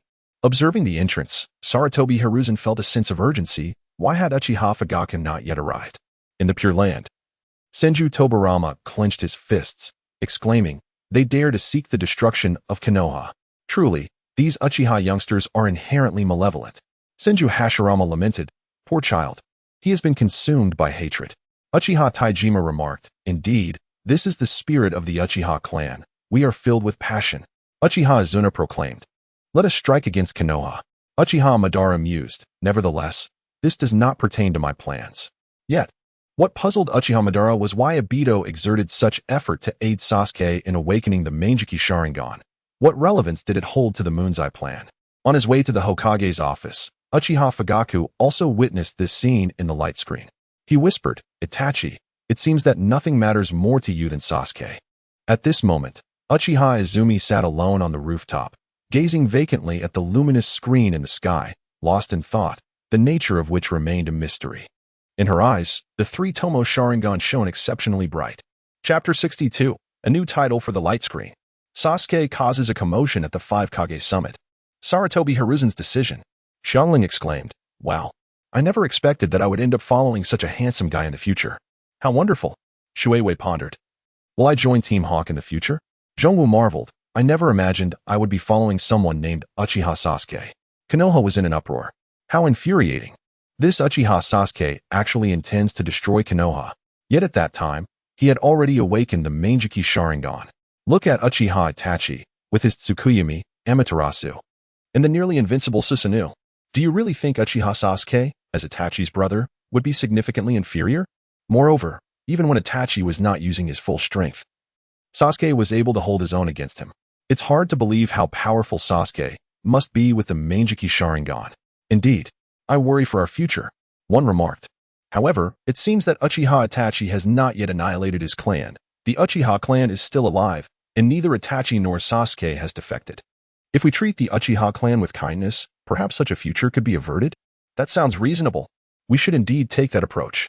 Suddenly, a commanding voice boomed, abruptly silencing the surrounding chatter. As everyone turned in astonishment towards the source of the voice, they beheld Shimura Danzo, his expression as dark as a stormy sea, gripping his cane firmly and walking towards the crowd with a slightly unsteady yet resolute gait. Each step he took seemed to bear a heavy weight, instilling fear in those present. As he walked, he muttered, "The Uchiha clan is malevolent, greedy. Do you naively believe that if we extend kindness to them, they will be grateful?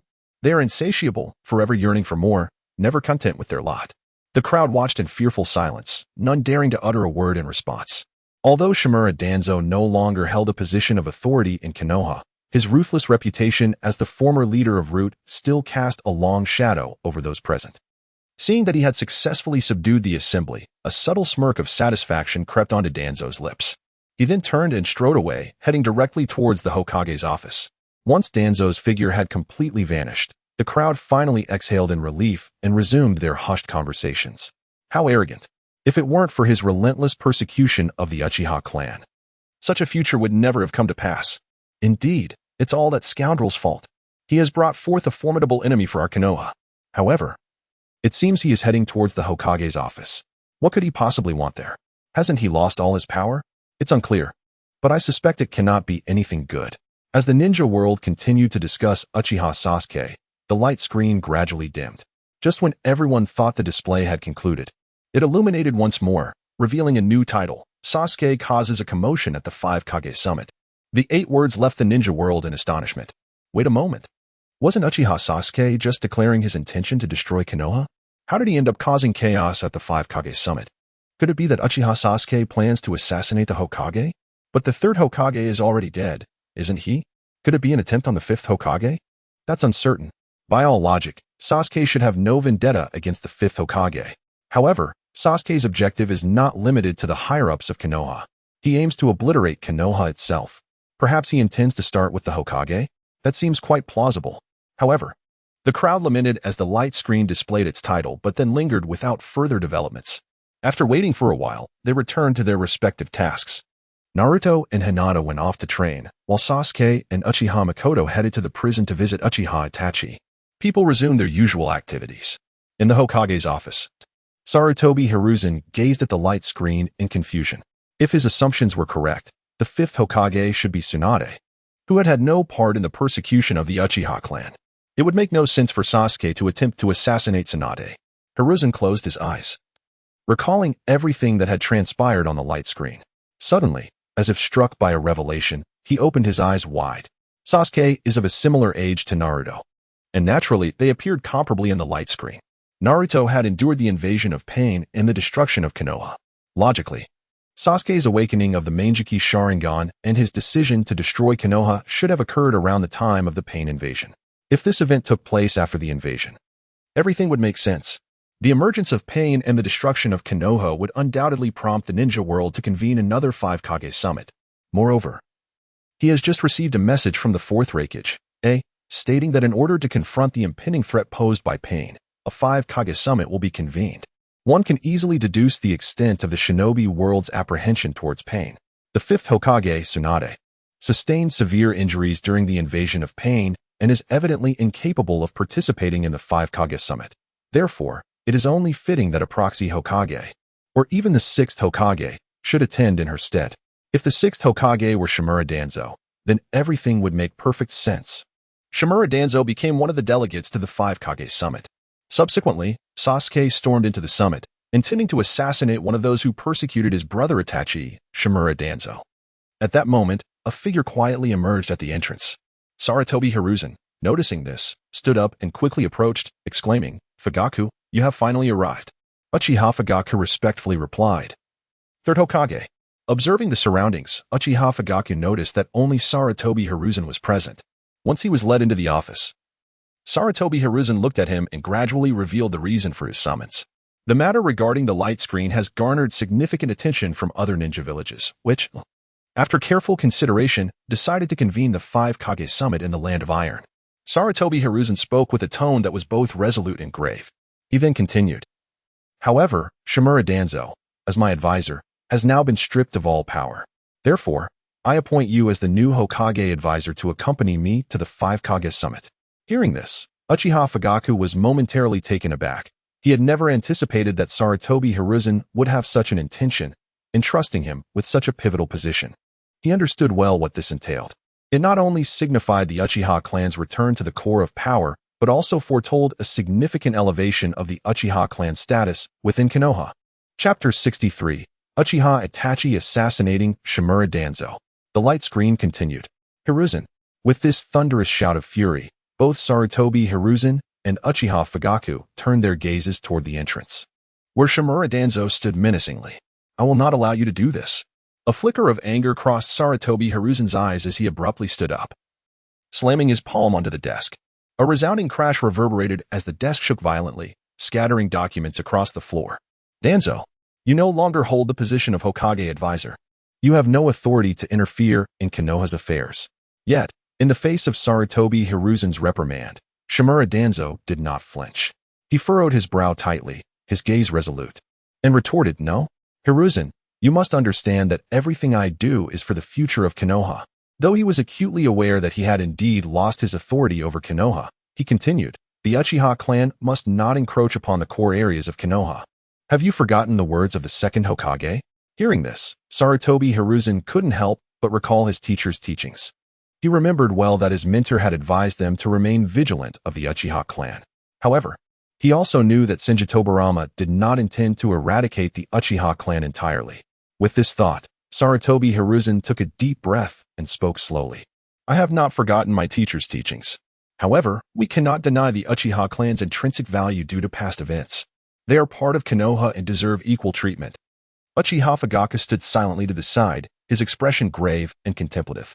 He understood that Sarutobi Hiruzen's words were directed at him. Ever since the second Hokage, Senju Tobirama, ascended to the position, the Uchiha clan's circumstances had only worsened. Initially, the Uchiha clan lost the possibility of becoming Hokage, and gradually, the number of Uchiha members in Konoha's upper echelons dwindled until not a single one remained. Now, the entire Uchiha clan had been relegated to the outskirts of the village. It was worth noting that the Uchiha was a prominent clan, yet they were treated in such a manner. Uchiha Fugaku recognized that Sarutobi Hiruzen's appointment of him as Hokage advisor was merely an attempt to placate the Uchiha clan's discontent. After all, the events depicted on the light screen had made the reality abundantly clear. At this moment, the Uchiha clan had become a marginalized group in Konoha. And Sarutobi Hiruzen's decision to bring him along to the Five Kage summit was likely just to prevent any disturbances from the Uchiha clan. In truth, if he had the choice to select a Uchiha to serve as Hokage advisor, he would undoubtedly choose Uchiha Itachi. Compared to Uchiha Itachi, he knew he lacked both his strength and decisiveness. Yet, he also understood that the light screen had portrayed Itachi's actions in such a way that he had effectively become a criminal in the eyes of the Uchiha clan. At present, the entire Uchiha clan regarded Itachi with disdain. The intense debate between Sarutobi Hiruzen and Shimura Danzo was nearing its conclusion. But the outcome was rather unexpected for Uchiha Fugaku. Initially, Sarutobi Hiruzen held a clear stance, firmly believing in the Uchiha clan's unique value. However, as time passed, this perspective subtly shifted. Gradually, Sarutobi Hiruzen began to perceive the Uchiha clan as merely an ordinary group, incapable of fulfilling the role of Hokage advisor. Nonetheless, he still insisted on appointing Uchiha Fugaku as Hokage advisor. Yet, unexpectedly, Sarutobi Hiruzen suddenly started to align with Shimura Danzo's arguments. He began to view the Uchiha clan as greedy individuals, and it seemed that even Sarutobi Hiruzen himself was unaware of the transformation occurring within his own heart. Danzo, perhaps you are indeed correct. I have not considered this thoroughly. Sarutobi Hiruzen's tone gradually lowered, and unbeknownst to him, he began to harbor animosity toward the Uchiha clan. What is happening? Uchiha Fugaku was taken aback, yet he had no desire to refute. Hokage-sama, Danzo-sama's words do hold merit. I believe I am indeed unfit for the position of Hokage advisor. Observing Uchiha Fugaku's demeanor, a barely perceptible cold smile appeared on Shimura Danzo's face, the corners of his mouth subtly curling upwards. If this situation continued to develop, he would have the opportunity to reclaim the position of Hokage advisor, using his former subordinates from root to reclaim his chance at becoming Hokage. With this thought, Shimura Danzo felt a surge of secret delight. However, at that moment, a deep and chilling voice suddenly resonated from behind Shimura Danzo. A good idea, but unfortunately you have no opportunity left. Before the words had fully escaped, a sharp kunai swiftly pierced through Shimura Danzo's body. In an instant, blood gushed forth, pooling on the ground in a shocking crimson stain. Shimura Danzo, caught off guard by this sudden attack, wore an expression of disbelief and despair. Itachi. At this moment, Shimura Danzo attempted to turn and retaliate against Itachi, but the kunai embedded deep in his heart rendered him utterly immobile. Ultimately, Shimura Danzo could do nothing but succumb to his rage and resentment as he slowly fell, his body crashing heavily onto the cold ground. As the sound of Shimura Danzo's fall echoed in the room, Itachi appeared before Uchiha Fugaku and Sarutobi Hiruzen. Uchiha Fugaku and Sarutobi Hiruzen stared in astonishment at the suddenly appearing Itachi, and after a brief moment of shock, they both realized a startling truth. Just moments ago, their consciousness had been manipulated by Shimura Danzo. Itachi, how dare you kill Danzo? Having been the first to recover from the shock, Uchiha Fugaku roared in fury, his voice alerting the guards stationed outside the door. In an instant, numerous guards surged into the room, encircling Uchiha Itachi. At some point, Uchiha Itachi had extracted the eyes of Shimura Danzo. He gazed at Uchiha Fugaku, a complex glimmer in his eyes, and spoke in a low, somewhat apologetic tone. I am sorry, father. As his words hung in the air, Uchiha Itachi's form gradually transformed into a swarm of pitch-black crows. The guards surged forth, in pursuit of Uchiha Itachi's trail. Within the confines of the office, Uchiha Fugaku stood silently to the side, his gaze cold and unwavering as he scrutinized the scene before him. In stark contrast, Sarutobi Hiruzen bore a myriad of complex emotions. his eyes fixated upon the lifeless form of Shimura Danzo sprawled on the ground. As he beheld this comrade, who had fought alongside him for many years, an indescribable surge of emotion welled up within Sarutobi Hiruzen's heart. Had it not been for Danzo's recent alteration of his own consciousness, he might have recognized Itachi's presence. Danzo, it is not that I am unwilling to come to your aid. Perhaps this is simply your fate, Sarutobi Hiruzen murmured to himself. At this moment, the scene in the sky began to shift. Chapter 64, Danzo Shimura. The shock of the ninja world. Danzo Shimura was carried to the medical room in hopes of possible rescue, while Hiruzen Sarutobi instructed Fugaku Uchiha to prepare for their departure to the Land of Iron the following day. Although Sarutobi had stripped Danzo of all his positions, he was not oblivious to the fact that Danzo had nurtured many loyal subordinates within the root. As a longtime brother, he had never contemplated killing Danzo. As long as Danzo chose not to incite further chaos, living out his twilight years would pose no threat. Simultaneously, he had not anticipated that Itachi Uchiha's decision would be to eliminate Danzo and become a rogue ninja, especially during Danzo's attempt to manipulate their consciousness, launching a lethal ambush. Had it not been for Danzo's attempt to alter his awareness, how could he have failed to detect Itachi's infiltration? Was this all part of Itachi's elaborate scheme? Or had Danzo underestimated him? He should have realized that the Uchiha clan alone could not contain Itachi. His escape would indeed have been effortless. Ultimately, it was Danzo's insatiable greed that led to his downfall. When the Uchiha clan's plans were exposed by the screen, they were placed under the watchful eyes of the entire ninja world. The Uchiha clan had no opportunity to instigate a coup, unless they were prepared to perish alongside Konoha. As a founding family of Konoha, even if their power was significantly diminished, they would at most face exile, with their lives remaining secure. For Itachi, the one thing he could not prevent was the Uchiha clan's coup, akin to how Shursui Uchiha intended to use Kodo Amatsukami to thwart it. Now, Itachi had no reason to fear anything, while Danzo remained defenseless against him, leading to his demise. In the end, this was entirely Danzo's own doing. After bidding farewell to his dearest friend, Sarutobi turned his gaze back to the screen. Now, Sasuke Uchiha had appeared on the screen. Compared to before, he exhibited no trace of complex emotions, his face radiating determination, a fierce resolve for vengeance against Konoha. Sasuke had transformed into a vengeful avenger, filled with hatred. He and Team Taka had evaded countless guards to infiltrate the capital of the Land of Iron. The screen continued to display a grand U-shaped table at the center, where Gaara, Meichirumi, Danzo Shimura, and Inoki were seated, their gazes fixed ahead, as the five placed their respective hats representing their status as Kage upon the table. The atmosphere grew solemn and grave. These hats symbolized their authority as the leaders of the 5 great ninja villages. At this moment, Mifune spoke slowly. In response to the Raikage's call, the 5 Kage have gathered here. I am Mifune, the overseer of this meeting, and I hereby declare the 5 Kage summit officially commenced. His voice was deep and resonant, echoing throughout the screen. With this proclamation, the entire ninja world was left in shock. Is this truly the 5 Kage? The 5 strongest individuals in the entire ninja world? Can Sasuke Uchiha truly prevail against them? I doubt it. These 5 are undoubtedly the most formidable figures in the current ninja realm.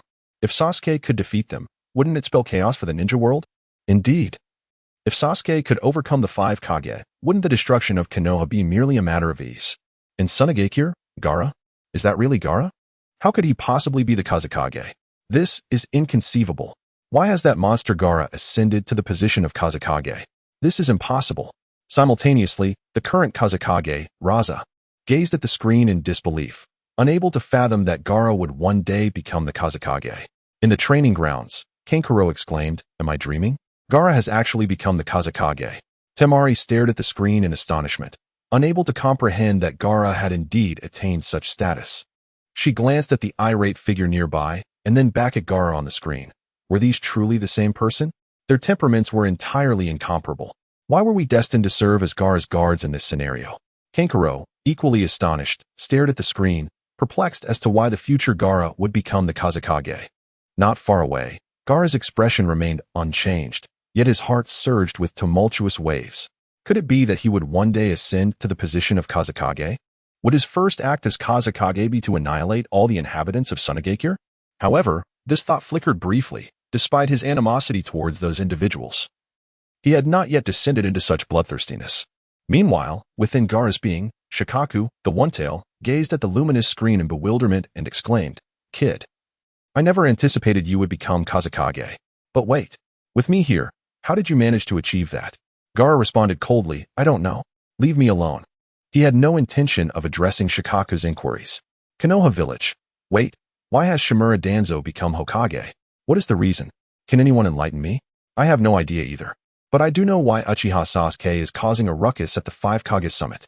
His goal is to kill Shimura Danzo, to avenge Uchiha Itachi. Oh no. Oh no. What is wrong with you? Why are you running so fast? Are you in a rush to reincarnate? Uchiha Itachi has assassinated Shimura Danzo and defected. Oh. Another defector. Wait, what did you say? Uchiha Itachi has killed Shimura Danzo and defected.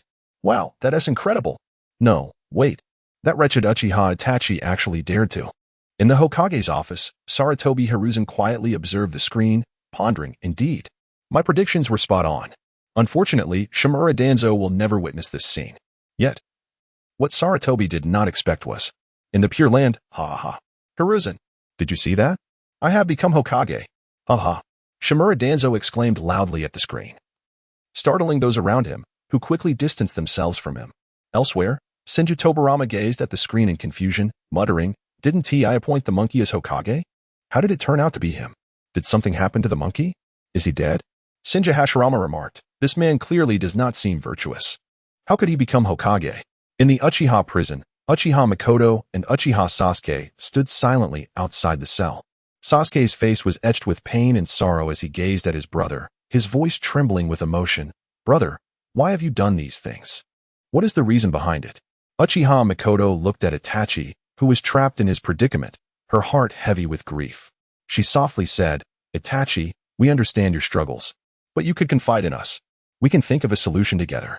However, no matter how Sasuke and Mikoto pleaded, Itachi remained silently seated, his eyes closed, not uttering a word. Just then, hurried footsteps approached, followed by the panicked shouts of the guards. This is bad. Uchiha Itachi has killed Lord Shimura Danzo and has defected. The sudden news struck Sasuke and Mikoto like a bolt from the blue, leaving them momentarily frozen in disbelief. They stared wide-eyed at Itachi in the cell. After a long silence, Itachi slowly opened his eyes, revealing profound guilt within them. He parted his lips slightly and in a low, hoarse voice, said, Sasuke, mother. I'm sorry. As his words fell, Itachi's form transformed into a flock of black crows, flapping their wings and dispersing in all directions, leaving Sasuke and Mikoto standing in stunned silence, unable to comprehend the situation. Chapter 65. The villain Shimura Danzo. Uchiha Sasuke betrayed by White Zetsu. The screen continued. Yet to the audience's disappointment, it deliberately maintained a distant view, preventing them from hearing the discussions at the Five Kage summit and leaving them unaware of the unfolding events.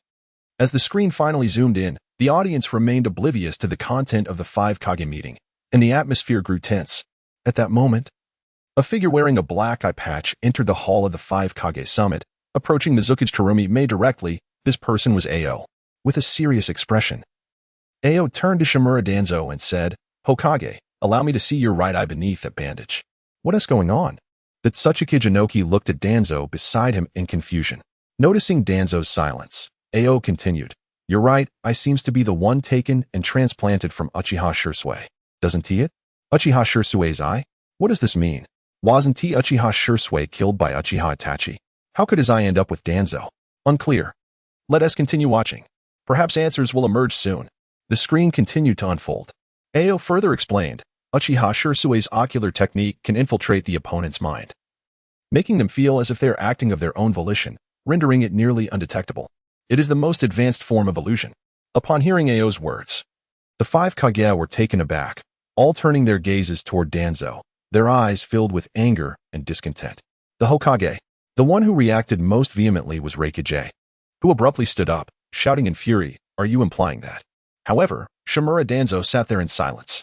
The highest level of Genjutsu? Does that imply that Uchiha Shursui's illusions surpass even those of Uchiha Itachi? According to the explanation provided by the figure on the screen, it certainly appears to be the case. Yet, how could Uchiha Shursui have been slain by Uchiha Itachi? It is perplexing. All I know is that Konoha is about to suffer a tremendous embarrassment. Although I am unaware of his actions, he audaciously dared to engage in covert maneuvers during the Five Kage summit. Now that he has been discovered, Konoha's reputation has been tarnished. In the Hokage's office, Sarutobi Hiruzen slowly absorbed the news relayed from the medical department. Danzo's right eye beneath the bandage had inexplicably vanished. Sarutobi Hiruzen sighed, his voice laden with disappointment. Danzo, I never imagined that after your ascension to Hokage, you would still resort to such underhanded tactics at the Five Kage summit. You have brought shame upon Konoha. In the Pure Land, Danzo. Observing Shimura Danzo in the light screen, Uchiha Shursui clenched his fists, astonished that Danzo would dare to manipulate events during the Five Kage summit using his own eyes. Shinji Tobarama has covered his eyes, utterly ashamed to face anyone. Uchiha Madara remarked, I never anticipated that the Hokage behind Shinji Tobarama would be so feeble. Contemplating this, Uchiha Madara couldn't help but chuckle. As Uchiha Azuna observed his elder brother Uchiha Madara laughing so joyfully, though he was uncertain of the reason behind Madara's mirth, he found himself mirroring that laughter. In the Land of Iron, Mifune clenched his fists in fury. Shimura Danzo, I never imagined that you, a despicable wretch, would dare to treat me this way. Although he was not well acquainted with Danzo prior to this moment, he resolved to become familiar with him henceforth. His only hope was that in the future, he would not utter any words influenced by Danzo, for such a lapse would be unforgivable. He fervently wished to avoid any encounter with Danzo, fearing he might lose control. However, Mifune was unaware that he would indeed never meet Danzo again, for Danzo had already met his demise. The scene continued to unfold as Q spoke. My right eye is also a trophy acquired from battles against the Hyuga clan, although I, like you, lack the standing to condemn others. Yet, you cannot deceive me, for I have unraveled the illusion cast upon the Fourth Mizukage with this very eye. An illusion cast upon the Fourth Mizukage? What does this mean? Inquired Terumi Mei. Is this a trophy obtained from our Hyuga clan? And is it perhaps an eye? How outrageous. Raikage slammed the table, directing a furious gaze at Danzo, his eyes brimming with anger and dissatisfaction. Just then, a white figure, ensconced in wooden thorns, abruptly emerged from the center of the round table, catching everyone off guard and instantly heightening the tension in the room. Hello, exclaimed White Zetsu in a teasing tone, his voice echoing throughout the conference room. In an instant, the guards of the Five Kage stood resolutely before their leaders, weapons drawn, their vigilance directed at White Zetsu. Wait, isn't this the fellow who provided commentary during the battle between Uchiha Sasuke and Uchiha Itachi? Someone pondered. No, that can't be right. The last one was half black and half white. This one is entirely white and lacks half a face, regardless of his identity. The fact that he could appear at the Five Kage summit indicated that he was no ordinary adversary. On the side of the Akatsuki, White Zetsu excitedly exclaimed to Obito and Black Zetsu, Wow, I've stumbled into the Five Kage summit. How splendid. Wait, what am I even doing here? Obito and Black Zetsu exchanged exasperated glances at the sudden appearance of White Zetsu. How are we supposed to know? Raikage glared at White Zetsu, his voice laced with anger. One after another, what is the meaning of all this? Danzo slowly interjected, Is it the Akatsuki? His eyes flickered with caution. On the sidelines, Anoki concurred, his expression grave as he grappled with the unexpected situation. Yet, White Zetsu remained oblivious to the reactions of those around him, continuing to shout with enthusiasm. Uchiha Sasuke has invaded. Where could he be hiding? What did you say? Raikage's response was immediate and furious upon hearing Sasuke's name. His eyes widened in outrage as he bellowed. The others looked on in shock, expressions of astonishment etched on their faces. Is it true that Uchiha Sasuke's invasion has been discovered? Ha ha ha, it seems this white figure has exposed him. But is he with us or with Sasuke? No. Are you truly comprehending this? Did Danzo not mention the Akatsuki? This means he is one of them. Another member of the Akatsuki. How infuriating. Why is the Akatsuki everywhere? They appear in every video. Chapter 66, The Wrathful Raikage? The Discovered Sasuke. Where is Uchiha Sasuke? Raikage bellowed, extending his right hand to grasp White Zetsu by the throat, demanding, Answer me at once. I can't help it. Let me give you a hint. White Zetsu stammered, clearly struggling under A's grip. Yet, A had no intention of allowing White Zetsu to finish his sentence. With a fierce squeeze, he snapped White Zetsu's neck. Turning to his golden-haired guard, he commanded with unwavering authority, Ki, commence. Yes. Upon receiving the command, Ki immediately began forming hand seals, focusing intently on sensing Sasuke's location. At this moment, Terumi Mei, observing the scene, voiced her discontent. Surely, there was no need to kill him. If we captured him for interrogation, we might glean some intelligence regarding the Akatsuki. She furrowed her brow, seemingly perplexed by Raikage A's actions. Standing on the opposite side, Gaara responded with a calm demeanor. The members of Akatsuki are not ones to easily confess. They are indeed a tough bunch. In the midst of the hidden mist village, a voice echoed, "Ah, I'm about to perish." The array of shinobi, although uncertain of the Kage's truthfulness, found merit in the Mizuki's words. The white figure had been effortlessly subdued by the Raikage, suggesting a lack of strength that could indeed facilitate interrogation. Yes, I share that sentiment. The Raikage appears exceedingly irritable. Has he always been this way? In the land of lightning, the Raikage exhibited his might, dispatching foes with remarkable swiftness. Our Raikage is undoubtedly the strongest among the 5 Kages. Meanwhile, in the hidden mist village, Terumi may furrowed her brow. What an irascible man. CHJR, I order you to promptly locate Uchiha Sasuke, commanded Mifune. The leader of the area, feeling the weight of the enemy's invasion upon his shoulders, his pride bruised by the need for intruders to inform them of their presence. Raikage. It seems that Kishi has discovered something, a sharp-eyed shinobi exclaimed, abruptly halting his actions. Raikage A turned to the lone eye of the hidden mist. You. Keep a watchful eye on the Hokage.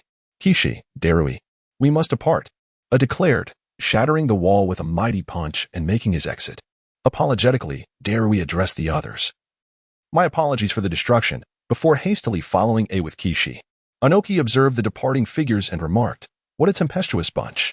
What shall we do about Uchiha Sasuke's discovery? Can he survive? I fear not.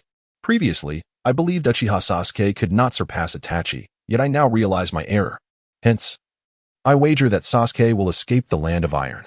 Come. A wager of spicy strips that Sasuke will perish in the land of iron. Count me in.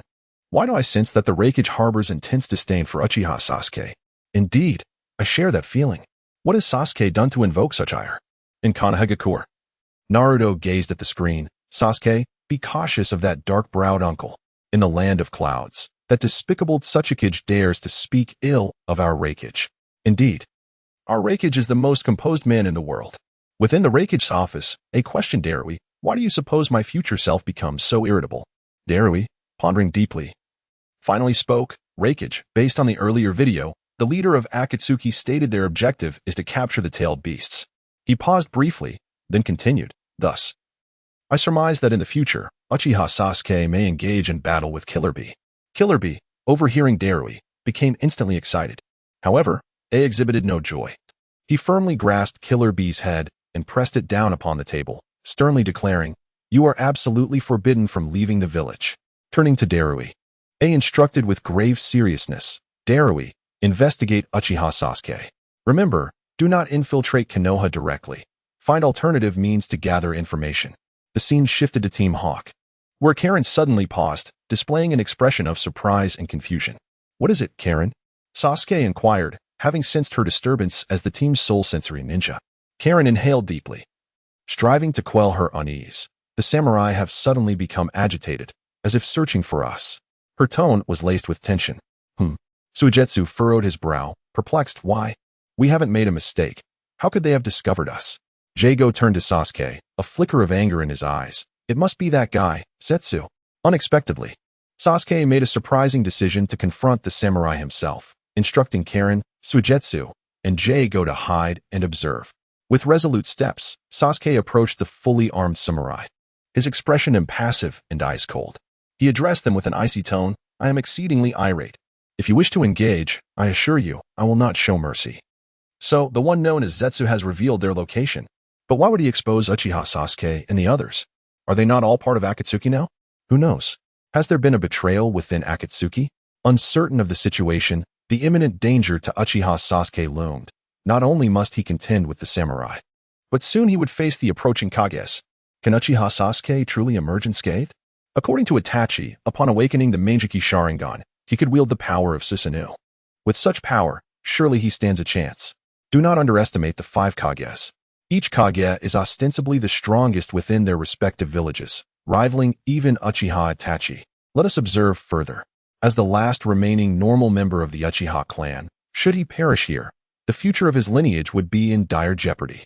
Simultaneously, the majority of Konohagakure's populace watched the unfolding events with growing concern. Chapter 67. The initial clash. We share the same sentiment. With a resounding roar, dozens of fully armed samurai charged toward Sasuke, wielding chakra-infused longswords. At this moment, Sasuke had already activated his Sharingan, calmly gripping the Itachi, effortlessly wielding the weapon in his hand. With each swing of his blade, a warrior fell, screaming in agony. Not far away, Hyuga, Suigetsu, and Jugo observed the battle in silence. As a sensory-type ninja, Hyuga distinctly sensed the malevolent chakra radiating from Sasuke. Just then, 3 warriors simultaneously unleashed their skills, brandishing their chakra swords and launching 3 fierce waves of chakra energy towards Sasuke. However, at that critical moment, Jugo, in his cursed form, suddenly teleported in front of Sasuke, using his body to shield him from the attack. Something ominous approached with great ferocity. Simultaneously, Hyuga felt a powerful aura from behind, instigating a sense of dread within her. She attempted to convey this information to Sasuke, but it was too late. At that instant, the rocks above began to collapse, massive boulders plummeting towards Jugo and Sasuke. The members of Team Hawk gazed upward, their expressions grave, while Jugo and Sasuke reacted swiftly, leaping to evade the descending debris. As the rocks struck the ground, a cloud of dust and smoke enveloped the area. Who could it be? Sasuke and Jugo's gazes were sharp as blades, fixating on the heart of the smoke. They keenly detected 3 unfamiliar, yet formidable chakra signatures within, one of which was particularly overwhelming and instilled fear. Little brats, today, you shall witness the embodiment of wrathful terror. With a deafening roar, the dust began to dissipate, revealing a towering figure radiating with lightning-infused energy. It was the Raikage, A, in his lightning release mode. Flanked by Kira and Darui, A abruptly cast aside his cloak, exposing muscles forged like steel, emanating an aura of sheer power. His entire being crackled with lightning, his chakra surging, exuding an unparalleled pressure. Here it comes. The Raikage faces off against Sasuke. It seems that something significant is about to unfold. In the hidden cloud village, the Raikage's imposing presence signaled danger for the young Uchiha Sasuke. How could the mere Uchiha Sasuke possibly prevail against our esteemed Raikage? In the Land of Iron, however, Mikawa was more concerned about the fallen warriors of his nation, slaughtered by Uchiha Sasuke. His eyes widened in horror as he beheld the multitude of corpses on the ground. A piercing pain lanced through his heart as if countless daggers were stabbing at it. These were the warriors of his nation, now powerless and lying dead at the hands of a single individual. What was worse, this brutal spectacle was being broadcast live across the globe. The world watched as their warriors were effortlessly slain by Uchiha Sasuke, offering no semblance of resistance. This was an egregious affront and provocation to the Land of Iron. Mikawa seethed with rage, yearning to charge in and confront Uchiha Sasuke in a fight to the death. Meanwhile, in the Hidden Leaf Village, Naruto Uzumaki furrowed his brow, intently fixated on the screen, an indescribable unease swelling within him. For reasons unknown, he felt that the Sasuke depicted on the screen had transformed entirely, exuding a sinister, dark aura. Previously infatuated, Haruno Sakura and Yamanaka Ino now gazed at the shimmering light screen, their faces betraying a palpable fear. They could scarcely fathom that the future Sasuke would transform into such a bloodthirsty and ruthless figure. Nara Shikamaru was contemplating that the death of Uchiha Itachi, along with the truth revealed by Uchiha Obito, had profoundly transformed Uchiha Sasuke. Uchiha Itachi, who had long departed from Konoha, gazed intently at the luminous screen, his expression complex. He had never anticipated that Uchiha Madara revealing his truth to Sasuke would instigate such monumental changes. Had it not been for Madara disclosing part of the truth to Sasuke, events would have unfolded according to his meticulously devised plan.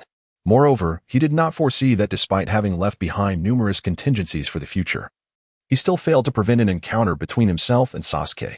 The screen continued to display Sasuke, who coldly regarded the 3 figures of Raikage before him, his Sharingan revealing an icy demeanor. Without uttering a word, Sasuke brandished his lightning-enshrouded sword and charged directly at the Raikage trio. Sasuke, don't rush in alone, shouted Yugo, anxious from behind, but his words fell on deaf ears. Sasuke seemed oblivious to his pleas, leaping forward to strike at Raikage. Faced with Sasuke's fierce onslaught, he made no move, standing resolutely as an immovable mountain. His eyes conveyed disdain and confidence, as if utterly unconcerned by Sasuke's assault. Meanwhile, Darui swiftly formed hand seals. Upon completing the water release, water barrier technique, he unleashed a powerful torrent of water that swiftly coalesced into a robust shield, obstructing Sasuke's path. However, contrary to Darui's expectations, Sasuke did not get repelled. Instead, he pressed forward, intent on attacking them. Realizing that Sasuke was not an easy adversary, Darui wasted no time in forming additional seals. Lightning release, electromagnetic wave. He bellowed as a surge of dazzling lightning erupted from him, sweeping across the water's expanse like a raging torrent. Sasuke suddenly experienced excruciating pain, prompting him to evade and retreat from the terrifying lightning strike. He hastily returned to Yugo's side to avoid further harm, while remnants of lightning and water intertwined remained on the ground where he had just stood. Could Uchiha Sasuke truly be unable to contend with even Darui? How could he possibly defeat Raikage, the strongest of Kyumobikure? Indeed, Sasuke had awakened the Manjiki Sharingan. Why was he not employing Jinjutsu? His brother Itachi's Jinjutsu was of such high caliber. Was it conceivable that they were already ensnared in a Jinjutsu? The scene shifted back to Sasuke, with Yugo fixating intently on the trio before them, his muscles taut and ready for battle. He conveyed critical intelligence to Sasuke. They are Jonin from Kyumobikure, and the giant amongst them is the Raikage. They will not allow us to pass easily. The two sides faced each other, the atmosphere thick with tension. Suddenly, Raikage's side launched an offensive. I will obstruct your movements, H declared, his voice echoing in the air as he swiftly formed seals. Lightning release, lightning pillar. With his exclamation, a brilliant light burst forth from behind H. Was it an illusion? The intense brightness compelled Sasuke and Yugo to shut their eyes, aware that it was a ploy by the enemy. In that moment, Raikage appeared before Sasuke like a bolt of lightning, his fist descending with tremendous force.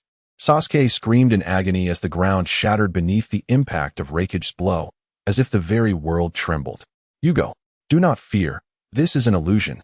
Sasuke's calm voice pierced through, prompting Yugo to awaken, realizing that the surroundings were unchanged, as if nothing had transpired. So it was an illusion? No wonder he was Itachi's brother. Sasuke unraveled Raikage's Jinjutsu with ease. Indeed, the Manjiki Sharingan is formidable, possessing various abilities and a particular prowess against illusions. It is hard to fathom how potent the eternal Manjiki Sharingan must be. How unfortunate that such a powerful I was only awakened by that madman who annihilated his own clan. The scene continued, revealing H, who wore a slight smirk, his voice laced with scorn and provocation. His gaze was fixed on Sasuke, seemingly mocking him. In an instant, Darui and Raikage materialized before Sasuke like phantoms, their speed nearly imperceptible. Just as the situation became dire, Yugo reacted swiftly, blocking Darui's attack. Simultaneously, a figure resembling lightning appeared before Raikage, wielding a large sword to intercept the attack. This individual was Suigetsu. However, in the next heartbeat, Suigetsu's sword shattered against Raikage's overwhelming strength. What? Suigetsu exclaimed. Disbelief etched across his face as he retreated. Raikage's fist struck the ground, causing tremors that scattered smoke, obscuring everyone's vision. Sasuke and his companions narrowly avoided the onslaught, their figures retreating until they found refuge in the haze. From a distance, Xiongling sighed in relief at the sight. We are saved. Well done, Suigetsu. Sasuke rose slowly, his cold gaze fixed on the Raikage trio, his tone laced with impatience. You truly are meddling. His words were directed at Suigetsu and Yugo.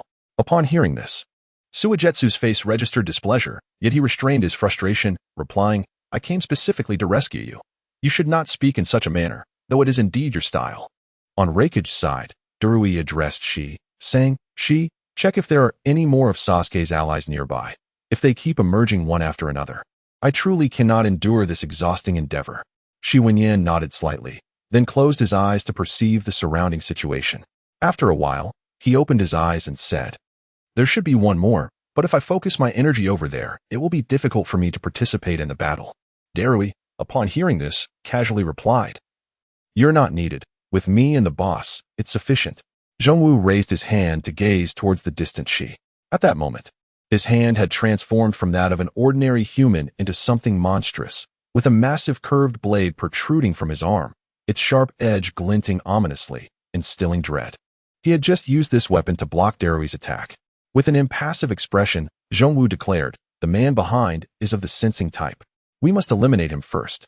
Leave it to me. As soon as his words fell, a tremendous force erupted from his body, and a curse mark similar to the one Sasuke had manifested during his battle with Itachi appeared on his face, rapidly spreading across his entire form. In the next instant, he entirely transformed into a humanoid monster, his muscles bulging, veins protruding, his original attire shredded. A harsh laughter erupted from Zhongwu, reminiscent of a demon's roar, sending chills down spines. His eyes gleamed with a frenzied light, exuding boundless killing intent, and fury. Watch as I slaughter you all. The current Zhongwu had completely abandoned his previous calm demeanor, now radiating a wild aura, as if intent on annihilating everything before him. How terrifying. It felt as if he had become an entirely different person. Is this the same transformation that Uchiha Sasuke exhibited? However, it appears that his curse-marked transformation is more complete. I wonder what his true power is like. Darui, sweating profusely, observed the frenzied Zhongwu and remarked, "This guy's personality has undergone a complete transformation, even more so than his appearance." Yet, Darui's perspiration was not born from fear. In truth, he felt no trepidation whatsoever. His sweating stemmed entirely from a sense of embarrassment regarding Zhongwu. In the distance, she witnessed this scene and urgently called out, "Concentrate. This guy's chakra is astonishing." Starting with that guy, Zhongwu let out a mad cackle that echoed across the battlefield. He laughed maniacally as he gazed at the distant Raikage, Darui, and she, his eyes glinting with cruelty. At this moment, Zhongwu seemed to have morphed into a feral beast, poised to launch an attack against them. Chapter 69, Terrifying Illusions. Humph. The Raikage regarded the fully cursed Zhongwu with disdain, showing little concern for his state. Don't get too carried away. With that, the Raikage propelled himself forward, his powerful legs creating a deep crater in the ground. In the blink of an eye, he appeared before Zhongwu, his fist enveloped in lightning chakra, hurtling towards Zhongwu's face with thunderous force. Boom. Accompanied by a tremendous crash, the two collided like cannonballs, the overwhelming impact sending Zhongwu crashing into the wall, raising a cloud of dust. As the dust began to settle, the two reappeared in the sight of the onlookers. Zhongwu struggled to raise his cursed arm, barely managing to block the Raikage's formidable strike. At this moment, in the distance, she was intently observing the fierce battle. Suddenly, he felt a chilling presence creeping up from behind. Seizing the opportunity while everyone was captivated by Lei Ying and Chongwu, Shui Yu silently teleported to Shi's rear. Success! A wave of triumph surged within Shui Yu as he brandished the half-broken decapitating blade, striking downward towards Shi with lethal intent. Just as the critical moment approached, Darui unexpectedly appeared behind Shi, swiftly raising his own sword to deftly intercept Shui Yu's deadly blow, thus saving Shi. With a resounding clash, the two blades collided mid-air, producing a sharp, ringing sound accompanied by a shower of sparks. The two adversaries exchanged a fleeting glance, their eyes brimming with hostility and vigilance. They then descended simultaneously, landing firmly on the ground while maintaining their standoff with blades poised. Taking advantage of this opportunity, she hurriedly sidestepped and swiftly made his way to a relatively secure position to reassess the battlefield. Shui Wei gazed at the druid before him and remarked, "Your blade is quite impressive." His voice carried a hint of admiration, yet his expression remained impassive, showing no signs of relaxation. Darui responded, "Even if your blade breaks, I shall not yield this to you." Upon reaching a safe distance, she turned to observe the confrontation between Lei Ying and Chongwu. He witnessed Lei Ying's fist pierce through Chongwu's arm, striking him squarely in the abdomen.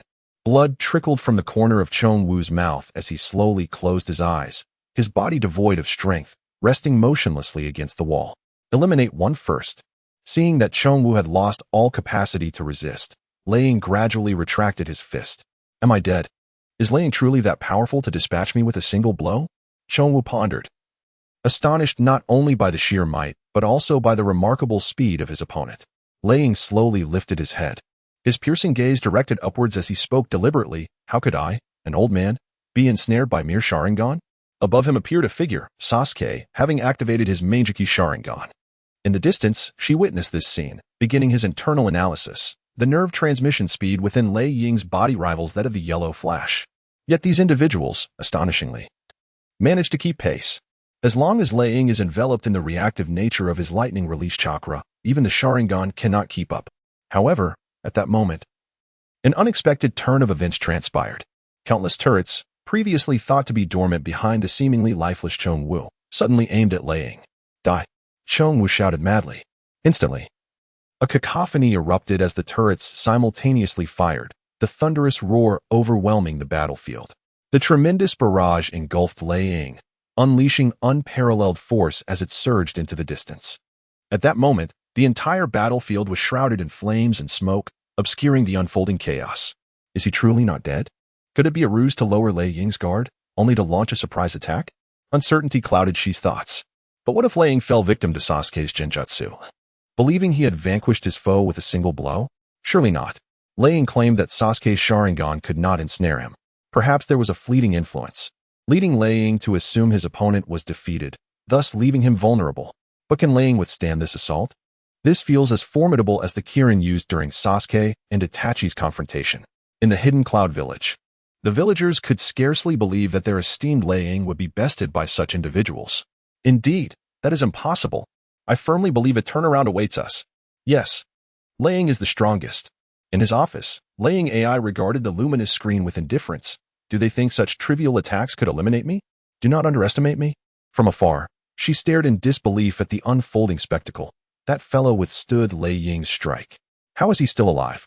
Suddenly, she was gripped by a chilling sensation, prompting him to instinctively look up, where he perceived a shadow. The shadow's eyes glimmered with brilliant light. It was the Sharingan. Upon closer inspection, the shadow bore a striking resemblance to Sasuke. In an instant, the shadow transformed into a colossal giant, towering over Shi like a mountain. The giant extended its hand, effortlessly grasping Shi's body as though he were a mere chick. Is this Genjutsu? She stammered in terror. These individuals, they have skillfully provided cover for their companion. How could I be so foolish? Despite recognizing his entrapment in Genjutsu, she found himself utterly powerless to resist, watching helplessly as the chakra enveloped him like a relentless tide. His body became immobile, and in reality, Shi's gaze became vacant as he slowly collapsed to the ground. Has she fallen into Genjutsu? Indeed, when compared to the Manjiki Sharingan, his own Genjutsu appears significantly inferior. Sasuke dispatched him with ease. Since witnessing Itachi's Genjutsu, I have resolved to remain vigilant whenever encountering members of the Uchiha clan, lest I fall victim to their illusions. Alas, why did the screen materialize before the Uchiha clan's massacre? Had it manifested afterward? Perhaps my family would not have to confront such a formidable lineage. In the Hidden Cloud Village, she clenched his fists in frustration, vowing to hone his Genjutsu skills to avoid the embarrassment that awaited his future self on the screen. Chapter 70, Sasuke's Susanoo. As the scene shifted, a maniacal Chonwu reappeared on the screen, laughing wildly. Blood oozed from the gaping wounds on his chest and arms, clearly inflicted by Lei Ying. Yet he seemed unfazed by his injuries. The blood stained his body, but his eyes sparkled with madness and excitement. I have slain him. Finally, I have done it. Chonwu's expression morphed into a grotesque visage, his eyes gleaming with a frenzied light, his voice resonating with a twisted pleasure.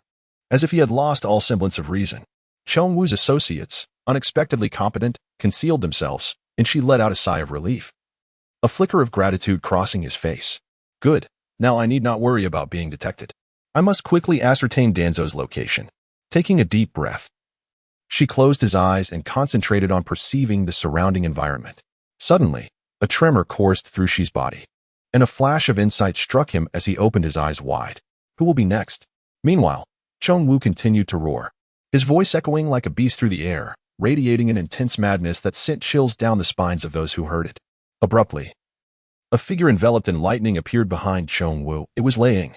With a powerful elbow strike, he collided with Chonwu like a cannonball.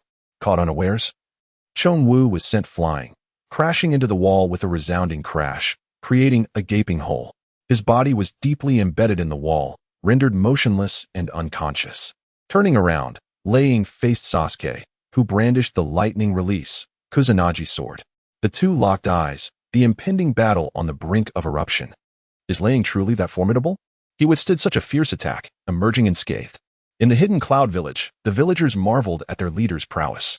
Indeed, he is remarkable. Such attacks cannot harm our Lei Ying. If only I possessed half of his strength. Next, the confrontation between Sasuke and Lei Ying was set to commence, allowing the Uchiha youth to experience the true might of their esteemed leader. Meanwhile, the leaders of the other four great ninja villages observed the luminous screen with grave expressions. They had not anticipated Lei Ying's defense to be so formidable, while they believed they could withstand Chonwu's strike. They dared not claim they could absorb it directly without sustaining injury. The luminous screen continued to display the fierce battle as Sasuke, clutching the lightning release, Kusanagi sword, moved with extraordinary speed, swiftly appearing behind the Raikage and striking downwards. The Kusanagi collided against the Raikage armor with a resounding bang, reminiscent of metal clashing. Before being deflected to the ground, Sasuke quickly retreated to the side, forming hand seals and rapidly gathering Chidori, charging towards the Raikage. Unyielding, The Raikage retaliated with a powerful strike. Chidori, heavy flow. As Sasuke launched his attack, the Raikage delivered a mighty elbow strike towards him. However, Sasuke, with his smaller stature, adeptly slipped beneath the Raikage's arm, evading the assault with finesse. Simultaneously, he directed his Chidori towards the Raikage's chest. It appeared he had landed a hit. Yet the outcome astonished all. Although Sasuke's strike pierced the Raikage's armor, shockingly, it could not advance further, as if obstructed by an invisible force. The Raikage's defense exceeded Sasuke's expectations. With hands like iron pincers, the Raikage firmly grasped Sasuke's shoulders, his gaze icy as he remarked, a thrust attack enhanced by lightning release. Akin to Kakashi Hitachi's technique. I never imagined you could touch me, clad in Raikage armor. Truly remarkable. It became evident that Sasuke's Chidori was indeed Kakashi Hitachi's ninjutsu. What was their relationship? One could only speculate, perhaps a master and disciple. As the Raikage's words fell, he abruptly hoisted Sasuke into the air and slammed him down towards the ground. Lightning release, exploding thunder. With a roar, the Raikage unleashed his power, sending Sasuke crashing to the ground like a cannonball. The impact reverberated violently, creating an earth-shattering noise. The ground trembled, shattering into fragments as terrifying lightning surged outward, illuminating the surroundings with brilliant arcs. Is it truly that fearsome? Can Sasuke still be alive? I believe he might be. Really? Can a human withstand such an assault? Hasn't Sasuke already awakened the Manjiki Sharingan? He should be able to activate Susanoo unless he is foolish enough not to. What if he forgets to activate it? As the smoke cleared, an unexpected event unfolded. A miniature purple skeletal form erupted from Sasuke, rapidly expanding to create a transparent shield that enveloped him, preventing his body from colliding directly with the ground. This sudden transformation left everyone astonished. Is this Sasuke's Susanoo? But why is it so small? Indeed. In comparison to Itachi's Susanoo, Sasuke's appears considerably diminished. What else could be expected? Sasuke has only recently awakened the Manjiki Sharingan. Having it at all is commendable. Its size matters little if it offers protection. While it may seem weaker than Itachi's Susanoo, it nonetheless could withstand the Raikage's fierce onslaught. It seems I've watched too many videos. Now I'm even able to comment on it. How embarrassing. Although Sasuke's Susanoo successfully defended against the Raikage's powerful attack, fine cracks began to appear on its surface, suggesting it was on the verge of shattering. At that moment, the skeletal structure of Susanoo began to extend gradually. Observing this, the Raikage roared in fury, unleashing a punch imbued with unparalleled strength, propelling Sasuke and his Susanoo away. Sasuke quickly adjusted his stance, steadying himself. Then, he abruptly opened his eyes, revealing his unique Manjiki Sharingan. Is that the Manjiki Sharingan? The Raikage remarked darkly, his expression grim. Chapter 71. The abilities of Sasuke's Manjiki. Hey, are you alright? Darui rushed to Sai's side after concluding his battle, worry and urgency etched on his face. Darui, have you resolved your side? Despite being immobilized by Sasuke's Jinjutsu, Sai remained conscious enough to speak. Yes, it's taken care of. Darui supported Sai, allowing his arm to rest on his shoulder, then glanced at Sasuke ahead, astonishment flickering in his eyes. He asked the first to survive that lightning release, exploding thunder. And that skeletal form, what on earth is it? Sai responded slowly. I failed in the Jinjutsu confrontation earlier. I attempted to move my hand, but found it incredibly difficult. My body is still unresponsive. Such talent truly appears only occasionally. Meanwhile, a swarm of Iron Country warriors emerged, encircling Sasuke and the Raikage, their expressions serious and alert. On the other side, Suigetsu found himself pinned against the wall by Darui's lightning-infused blade, unable to move. My resistance to lightning release is still too weak. My entire body is numb, completely unable to liquefy. Hidden nearby, Karen sensed the shift, her eyes wide with alarm. The Raikage's chakra has grown immensely. It's already at the level of a tailed beast. The warriors of the Iron Country had finally arrived. How would Sasuke Uchiha respond? I can't believe the Raikage's chakra has reached tailed beast levels. This is truly terrifying. It seems Sasuke Uchiha is trapped with no escape. His teammates have lost their combat abilities, leaving only one sensing ninja hiding in the back, unable to stir any waves. However, Sasuke's teammates were remarkably fortunate. Despite being struck against the wall by Darui, they remained alive. Yet, what did he mean by being unable to liquefy? Could he truly liquefy his body? Come on. Little brat. With a furious shout, the Raikage unleashed an even more formidable surge of chakra, a power so overwhelming it sent chills down one's spine. Simultaneously, Sasuke's gaze remained locked on the Raikage, his eyes gleaming with resolve and determination. In the next moment, blood began to trickle from the corner of his eye, cascading down his cheek. Amaterasu. Goodness. It's Amaterasu. Sasuke Uchiha can use Itachi Uchiha as Amaterasu. After all, they are brothers. Isn't it natural they would share such abilities? Amaterasu is an eternal flame that never extinguishes. Can the Raikage withstand it? Not necessarily. He could simply evade it. But Amaterasu originates from the line of sight. How could one escape? Is a person's speed truly faster than their own eyes? Itachi Uchiha mused. I never imagined Sasuke would awaken the same eyes as mine in the future. He gazed intently at the luminous screen above, continuously circling around Konoha. He feared that Orochimaru, upon seeing the light, might infiltrate Konoha to find Sasuke. As he had now become a rogue ninja, unable to return to Konoha, he resolved to guard the village himself, permitting no threat to Sasuke's safety to enter.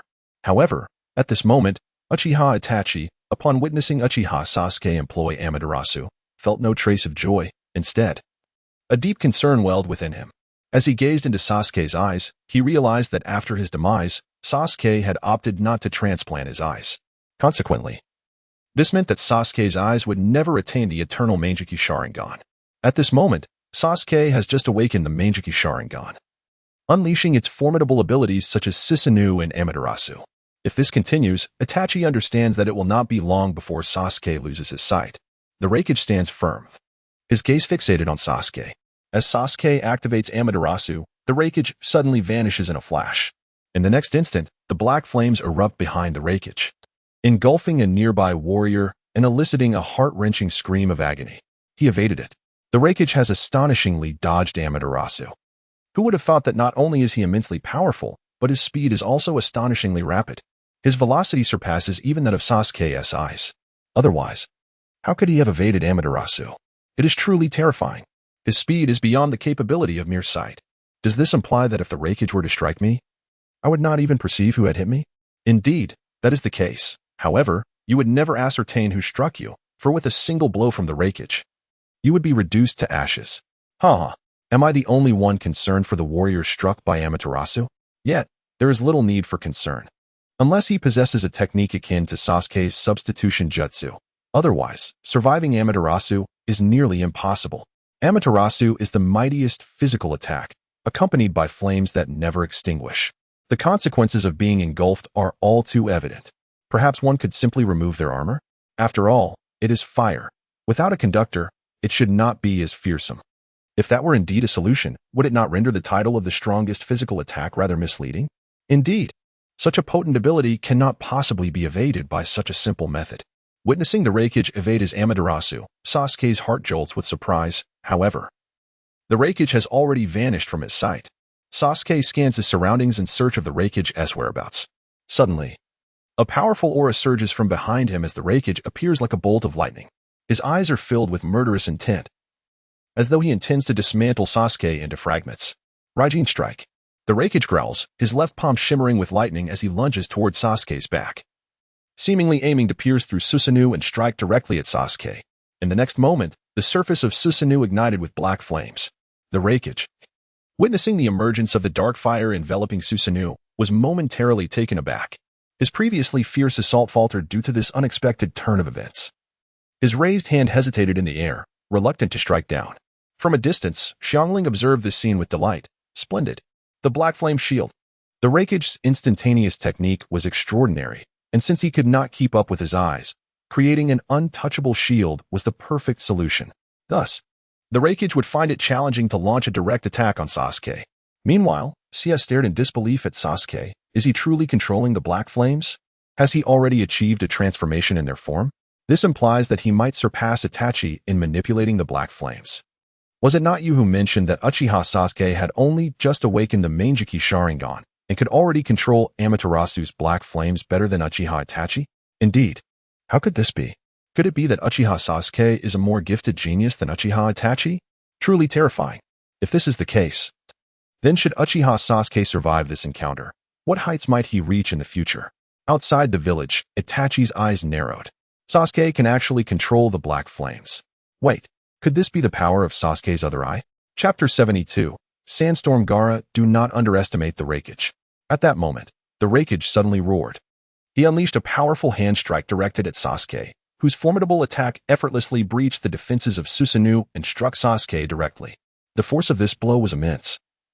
Sasuke could not withstand it and was sent flying, crashing heavily to the ground, spitting out a mouthful of fresh blood. On the other side, Darui and Kido were left in utter astonishment. Lord Raikage, could it be that he is being coerced into sacrificing his left arm for this? What deep-seated animosity exists between Raikage and Uchiha Sasuke? Is he truly willing to confront the Black Flames just to eliminate Uchiha Sasuke? What heinous acts has Uchiha Sasuke committed to provoke such a response from Raikage? The sheer extent of Raikage's resolve is astonishing. Furthermore, his ability to pierce through Susanoo is nothing short of terrifying. I find myself pondering whether, had Raikage wielded weapons like Darui and the others, the situation might have been different. Perhaps Raikage's combat style is predicated on the use of his fists, which is indeed a pity. In the Hidden Cloud Village, it seems that Uchiha Sasuke is likely to target Killer Bee in the near future. After fulfilling his orders, Darui returned once more to Raikage AI, his tone laden with gravity.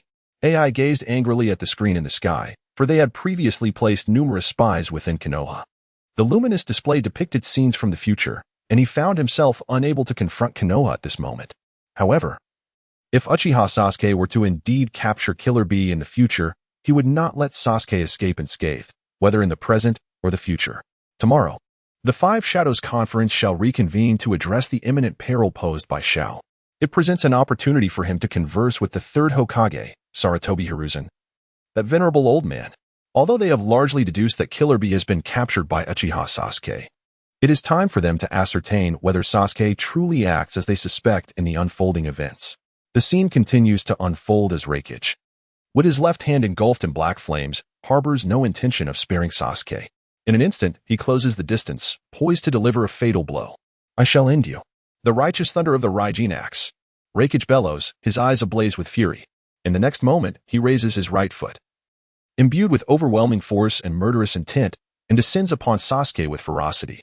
In response to Raikage's relentless assault, Sasuke activates the powers of his Manjiki Sharingan once more. In an instant, black flames coalesce before his Susanoo, forming a shield of fire in an attempt to counteract Raikage's strike. However, as Raikage's attack descends with unyielding force, Sasuke's eyes widen in shock. He could never have anticipated that Raikage would be so reckless, willing to sacrifice his own right leg in a desperate bid to eliminate him. At this critical juncture, a sudden surge of sand rushed forth, swiftly interposing itself between Raikage and Sasuke. This sand not only thwarted Raikage's attempt to eliminate Sasuke, but also prevented Sasuke's black flames from reaching Raikage. Amid the astonished expressions of Raikage and Sasuke, the figure of Gaara emerged gradually from the swirling sandstorm.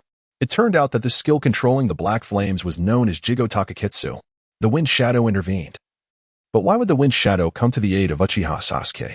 No, I believe it is not merely the Wind Shadow saving Uchiha Sasuke.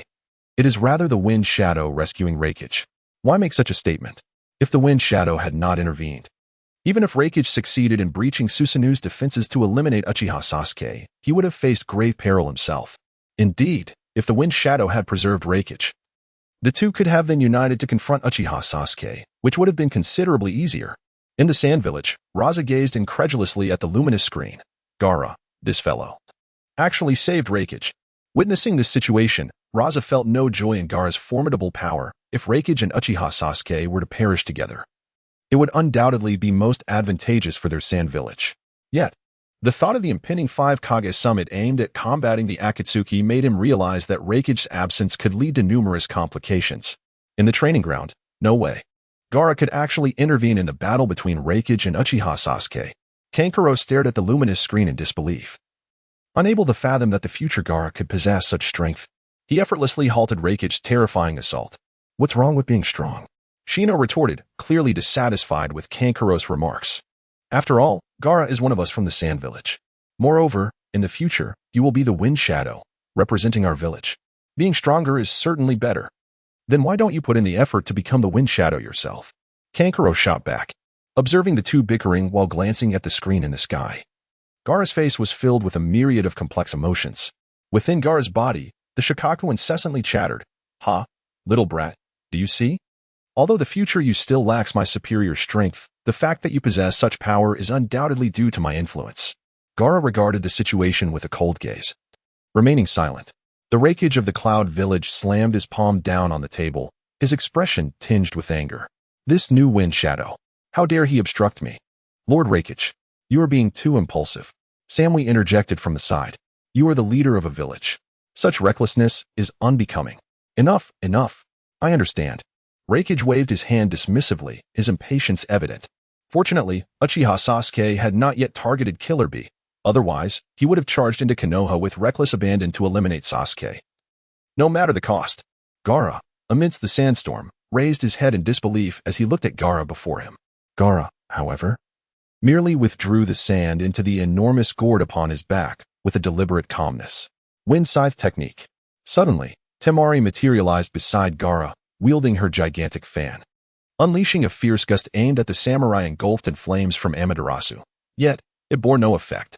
In the next instant, Kankuro appeared, deftly manipulating the strings of his puppets to strip the armor from the samurai, thus preventing a grim fate of being incinerated alive by Amaterasu.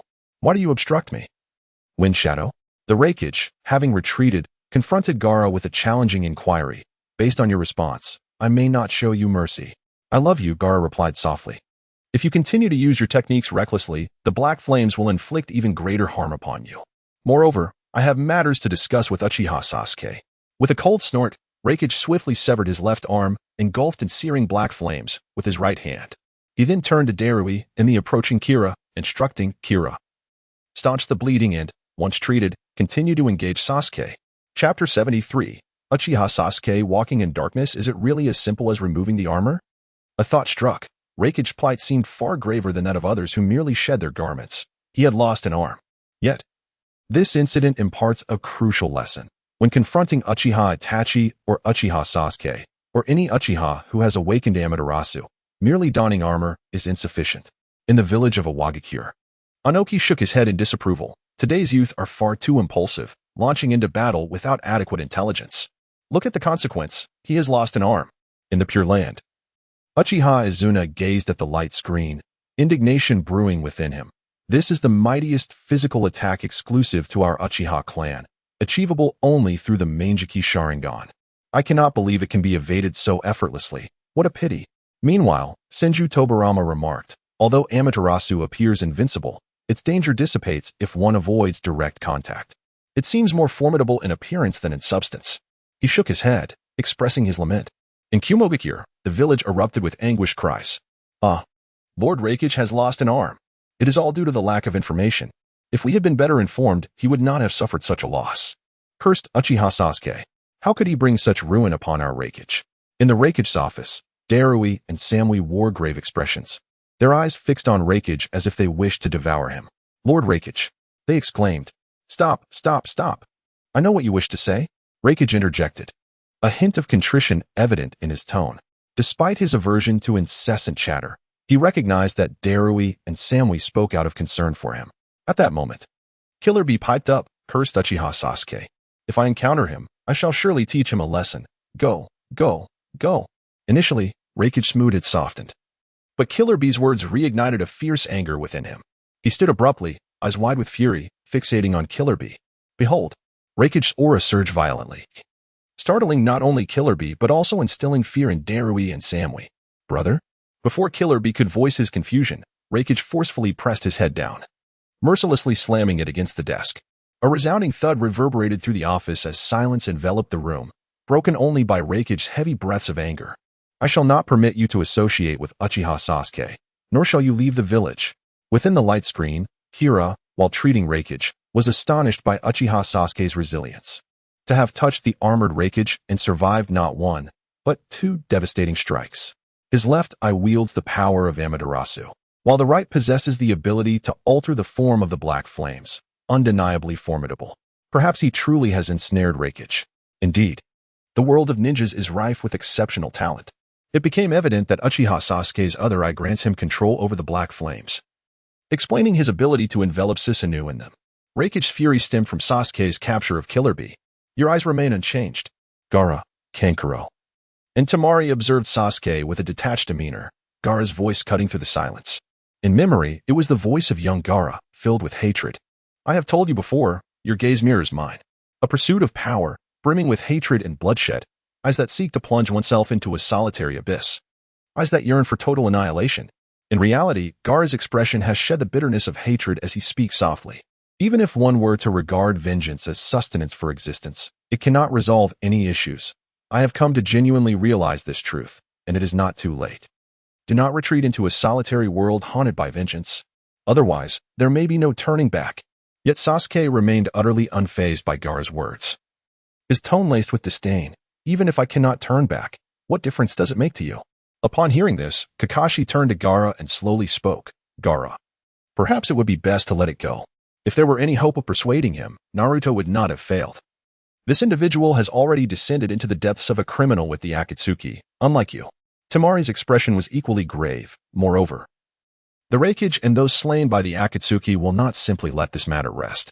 Since he attacked the Five Kage summit, he has become an international fugitive. Regardless of the circumstances, he has no future ahead of him.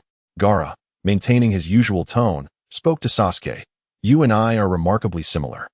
We have both traversed the shadows of this world. Thus, even the faintest glimmer of light should be able to penetrate our vision, regardless of the past or present.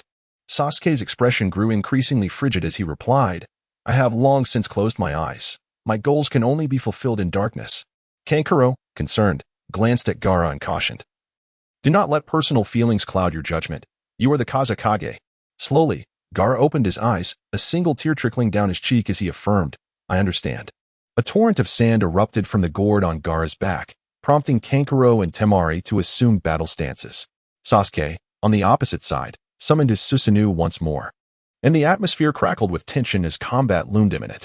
Indeed, it was time to engage. This new Kazekage had no need for idle chatter with Uchiha Sasuke, a rogue who had joined the Akatsuki with the intent to disrupt the Five Kage summit.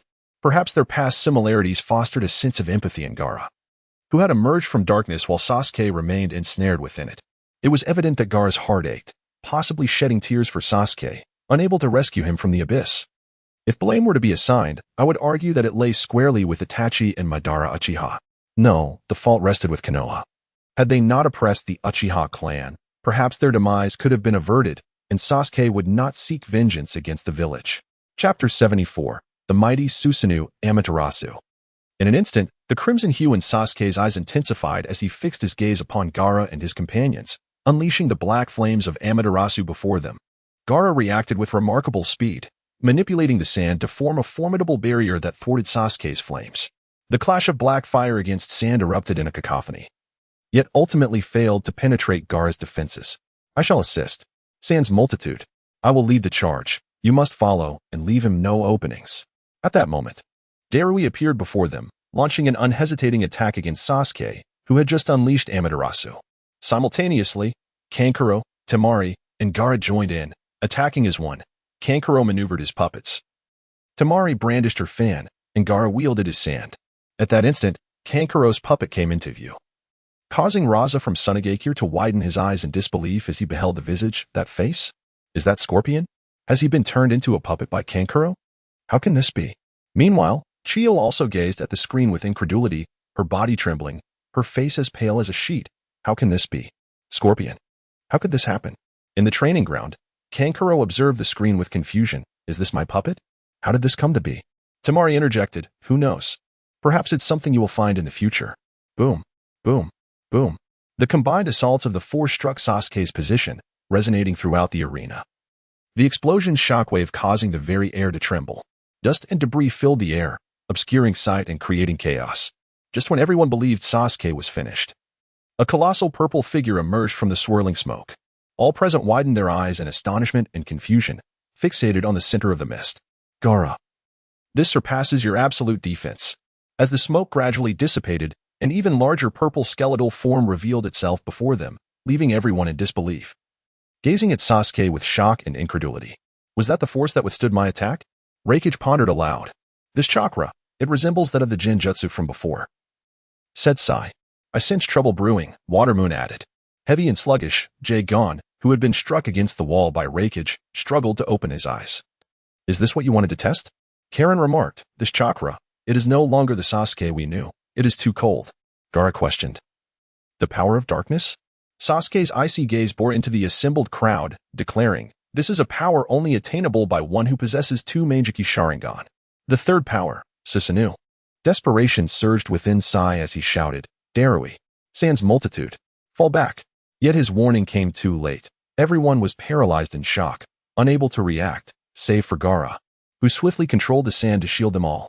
A cruel smile crept across Sasuke's lips as the colossal Susanoo wielded its immense sword, striking down with unparalleled force upon the gathered assembly. In an instant, the blade's energy surged forth like a torrent, sweeping across the battlefield, obliterating everything in its path, leaving destruction in its wake. The once smooth ground lay in ruins, transformed into a desolate wasteland. Is this the extent of our involvement? Jagon, Watermoon, and Karen muttered in unison. Is this truly the Susanoo of Uchiha Sasuke? It is terrifying. However, compared to Itachi's Susanoo, it seems somewhat lacking. It appeared Sasuke had yet to master its full potential. If this newly awakened Susanoo could contend with two Kage, just how formidable was Itachi? It seemed evident now that Madara's assertions held truth. Everything was indeed part of Itachi's grand design. Regrettably, Sasuke had succumbed entirely to darkness, forsaking even the safety of his allies. Yet, that individual named Jagon remained unscathed, demonstrating an astonishing resilience. In Konoha, Sasuke stared incredulously at the screen, murmuring, Is this the power I may attain in the future? Memories of his defector brother, Itachi, flooded his mind, and as his eyes glimmered with the Meijiki Sharingan, he resolutely declared, Brother, no matter your intentions, I shall find you. In the Hokage's office, Sarutobi Hiruzen watched Sasuke activate his Susanoo on the screen, exhaling slowly. The Uchiha clan is indeed complex. He discerned the vengeful, icy gaze in Sasuke's eyes. At Hyuga's residence, Naruto exclaimed, I never anticipated that the future Sasuke could wield such immense power. But Sasuke, you wretched fool, how can you disregard the safety of your comrades in the Pure Land? Senju Tobirama lamented, Brother, this Uchiha has been consumed by hatred. If this continues, he shall become the second Madara Uchiha. Upon hearing Tobirama's words, Senju Hashirama remained silent. His brow furrowed as he continued to observe the screen. Uchiha Izuna declared, Indeed, this is the legacy of our Uchiha clan.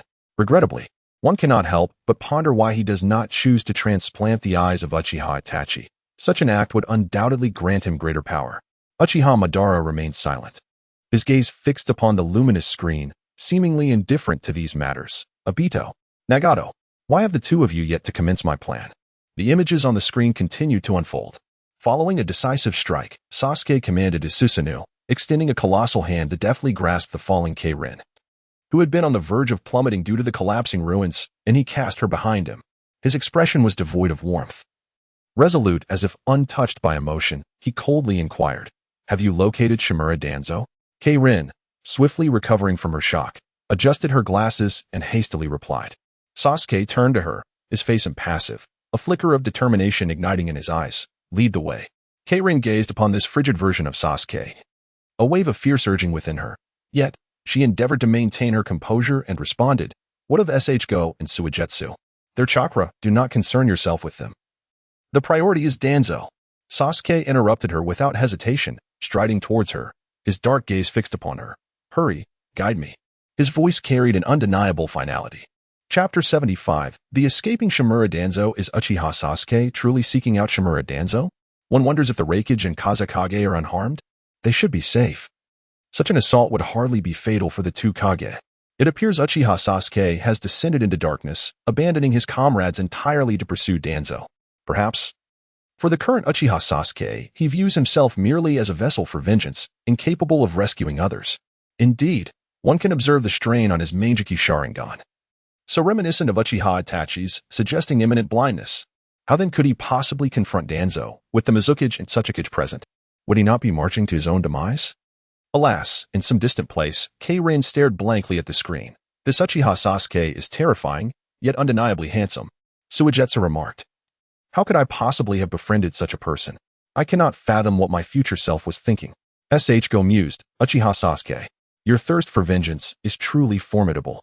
He gazed at his own hands, murmuring, unlike me, who lacks even the capacity for revenge. In the hidden cloud village, one mused, is Uchiha Sasuke attempting to flee? How infuriating. He has already cost Lord Raikage an arm, and now he dares to escape. The loathsome Uchiha Sasuke. Were it not for Lord Raikage's injuries, he would never have had the audacity to flee. Outside of Konoha, Uchiha Itachi observed the screen, a tumult of emotion swelling within him. He had never anticipated that the future Sasuke would go to such lengths for revenge, to slay his comrades, to forsake everything in pursuit of vengeance. These were indeed the sentiments he intended to convey to Sasuke after executing his plan to annihilate the Uchiha clan, though he could not express them now. However, he could not have foreseen that Sasuke would transform into this, with Konoha as his target for revenge. Itachi pondered whether his future self would feel regret upon witnessing Sasuke's transformation. Perhaps he has already grasped the answer. The scene shifted to the Five Kage summit, where the atmosphere was palpably tense, each face etched with solemnity, silence enveloping the gathering. Finally, Aoyama spoke. They have arrived. Just then, a sudden gust of wind swept through, and the flags representing the various nations hanging behind the Kage were severed, drifting slowly to the ground. The assembly's gaze shot upward, revealing Uchiha Sasuke, his Manjiki Sharingan activated. Brandishing the Kusanagi sword, suspended upside down from the ceiling, his cold stare fixated on Shimura Danzo below. Danzo, sensing Sasuke's presence, slowly opened the eye unbound by bandages. Locking eyes with Sasuke, a confrontation was imminent. Could Uchiha Sasuke truly eliminate Shimura Danzo? The onlookers were eager to wager on the outcome. I bet he can. I bet he cannot. In the next instant, a shadow leapt forth like lightning, revealing it to be Mitsuba, wielding his katana, swiftly advancing towards Sasuke. Mitsuba, consumed by rage, yearned to dismember Sasuke, seeking to avenge the disgrace inflicted upon the land of iron by his invasion. Yet, in the face of Mitsuba's fierce assault, Sasuke remained unperturbed, enveloping his Kusanagi sword in lightning, positioning it defensively to block Mitsuba's strike. Quite capable. At that moment, their gazes met, Mitsuba gritting his teeth. Concurrently, a figure burst forth from the assembly, and Keirin's voice called out, Sasuke, Danzo has escaped. Upon hearing this, Sasuke's heart raced, and he decisively repelled Mitsuba, sending him crashing to the ground. Sasuke then landed before Keirin, his expression cold and resolute. Keirin, come. Without hesitation, they dashed in the direction where Danzo had fled. However, as they took their first few steps, a powerful force surged from behind. A torrent of molten lava erupted towards them like a volcanic explosion. Sasuke, quick to react, nimbly sidestepped to evade the attack. The molten lava cascaded directly onto the walls, solidifying instantaneously into hard stone, completely sealing the exit. Sasuke turned his head, his gaze icy as it fixated on the source of the attack, his eyes shimmering with fury and determination, as if he intended to rend his adversaries into pieces. At that moment, a familiar silhouette gradually emerged, Kisame Hoshigaki. She sat poised in her seat, a hint of smugness curving her lips. Beside her, Jur adjusted his glasses and proclaimed with pride, Behold, the bloodline limit of the Mizukage, the lava release technique. Kisame gently wiped the remnants of lava from her mouth and spoke slowly, to treat the fourth Mizukage as a mere plaything and to recklessly trample upon the mist Akatsuki. Indeed, he is quite a remarkable man, this Uchiha clan. Her voice resonated with a deep, magnetic timbre, laced with both provocation and authority. Shimura Danzo has fled without a fight. This time, I emerge victorious. Now, where's my reward? Not so fast. What if Sasuke Uchiha employs Susanoo to create an escape route and pursues us? Let us observe for the moment. What kind of technique is this Mizukage wielding? It resembles neither water release, earth release, nor fire release. Did not the blue-haired individual just explain? This is the Mizukage's bloodline limit, the lava release technique. I have never heard of it, but it appears formidable. Can it breach Uchiha Sasuke's Susanoo? In the Mizukage's office, Terumi Mei nodded in delight, her expression one of pride as she gazed at the glowing screen. Now, let the ninja world witness the might of our Mizukage of the mist. Sasuke's frigid gaze pierced through Terumi Mei, his voice as sharp as ice breaking. Do not interfere. Yet, Terumi Mei was undeterred by his glare. Instead, she rose gracefully, her eyes sparkling with a mix of admiration and regret, and spoke softly. Though you are indeed a fine man, it is a pity. Allow me to bestow upon you a kiss as molten as lava. A kiss? Sasuke showed no reaction to Terumi Mei's words, but beside him, Kage could no longer maintain her composure. Her eyes widened in shock, followed by a surge of anger, the earlier fear having vanished without a trace. She shouted at Terumi Mei, You wretched woman, who do you think you are? Clearly an old hag, resorting to seduction. The ninja world collectively gasped.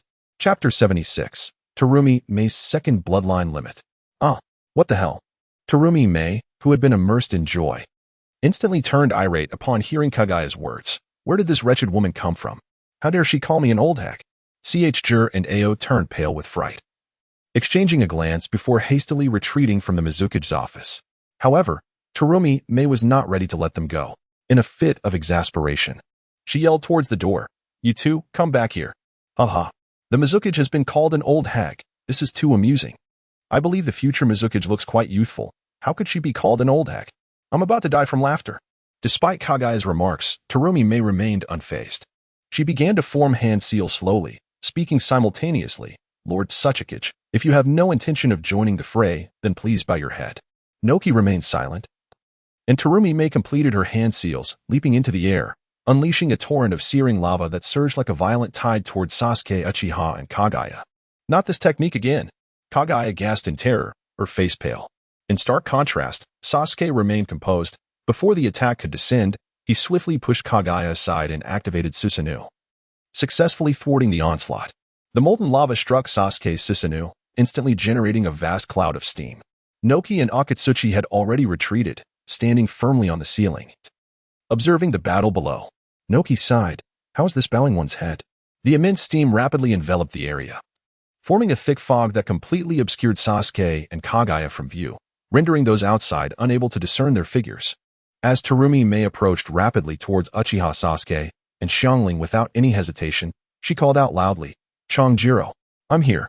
Chongjiro immediately snapped back to attention, closely following Terumi Mei as he launched an attack on Uchiha Sasuke. Hiramiki unleash. Chongjiro raised his great sword high above his head and swung it fiercely, unleashing a tremendous wave of water that surged directly towards Uchiha Sasuke. This formidable torrent collided violently with Sasuke's Susanoo, generating immense force that compelled him to retreat involuntarily, pressing his body tightly against the wall, unable to move further back. Subsequently, the wall could no longer withstand the overwhelming pressure and shattered instantaneously. Uchiha Sasuke was then thrown against the corridor wall, producing a resounding thud. The impact left a deep crater in the wall, with cracks spreading across the surrounding structure. Wow, I never realized the future meat was so powerful. In the Mizuki's office, Chongjiro gazed at the screen, his eyes sparkling with astonishment. Behind him stood Mei. Jur, do not speak to me. It felt as though every cell in his body was ablaze. Is this the peril of Susanoo? Uchiha Sasuke lay on the ground in agony, blood continuously spilling from his mouth. Prolonged use of Susanoo was indeed detrimental, even before he could summon its complete form. His body was already succumbing to unbearable pain. His current state was not a result of Jur's attack, but rather from the excessive strain of Susanoo, surpassing the limits of what his body could withstand. What torment had Itachi endured? Sasuke had no time to ponder this as he suddenly raised his gaze forward. Now, it was just the two of us. Mei had sealed off the path ahead without him realizing. The passage beside you is blocked by my previous assault. This place is now a chamber. You have no escape. Her voice was cold and resolute. After speaking, Mei began to weave hand seals again, her demeanor exuding confidence as she proclaimed, I can wield fire, water, and earth, thus possessing two bloodline limits. Will release, skilled mist technique. As she concluded, a torrent of white vapor erupted from her mouth. This vapor swiftly enveloped the surroundings, forming a dense fog. In an instant, the enclosed space was filled with steam, which surged toward Uchiha Sasuke. The steam flowed as if it possessed a life of its own, swiftly engulfing him. It spiraled and coiled, creating a colossal vortex that ensnared Sasuke within. Is the Mizuki truly that formidable? Possessing two bloodline limits. Indeed, it was overwhelming, especially as Uchiha Sasuke had to endure the agony brought on by prolonged use of Susanoo. It appeared that his fate was grim. The side effects of Susanoo were more severe than anticipated, leaving me hesitant to employ it even if I possessed a pair of Sharingan. However, Susanoo is undeniably stylish. Its offensive and defensive capabilities are terrifying, capable of withstanding all attacks except for the Raikage S. Yes, it is far superior to Earth Release. But did Sasuke not mention the complete form of Susanoo? Is it the one previously used by Itachi? Uncertain, they recalled that Itachi's version seemed to have 3 stages: skeletal, flesh, and armored, with the armored form having instantly vanquished Orochimaru's 8-headed serpent, making it plausible that it was indeed the complete form. It's dissolving.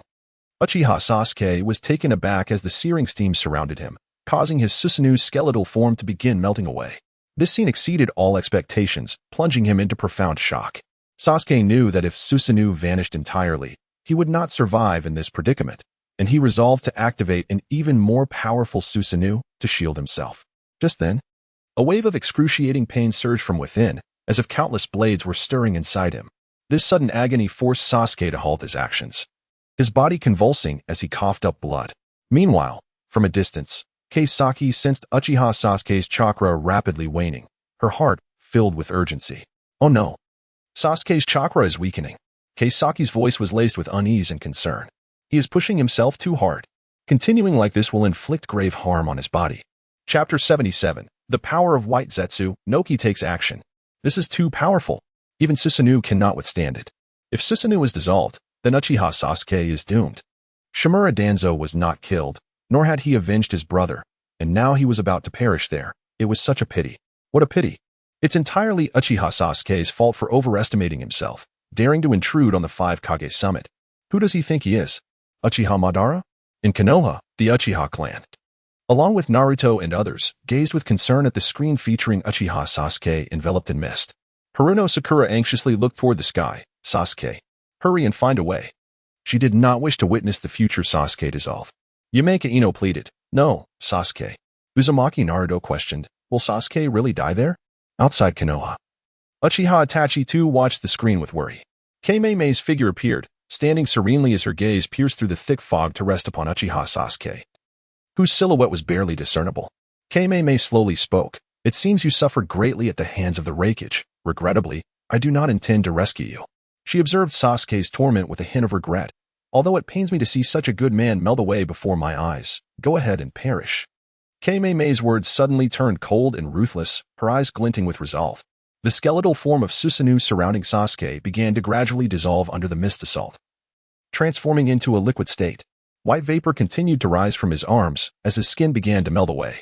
At this critical juncture, an unusual wave suddenly emanated from Terumi Mei, followed by a surge of white spores erupting from her body.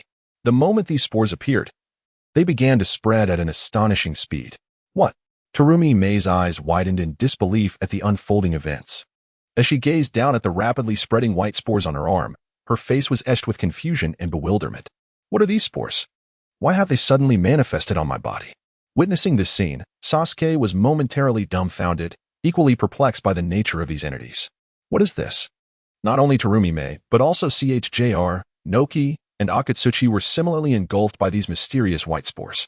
CHJR stared in horror at his body surrounded by the spores, utterly at a loss. Strangely, however, the figure beside CHJR, Kurenai, remained unaffected.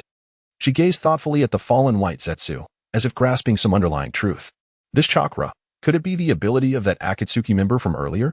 Meanwhile, Terumi Mei's form was nearly engulfed entirely by the white spores. As the spores continued to swell, the figure of white Zetsu gradually came into view. What is this? That white creature from before. Is he human or something else? Was he not crushed to death by the Raikage? How could he possibly be here?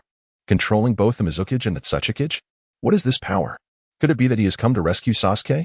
He too is a member of Akatsuki, and Uchiha Sasuke is also associated with them.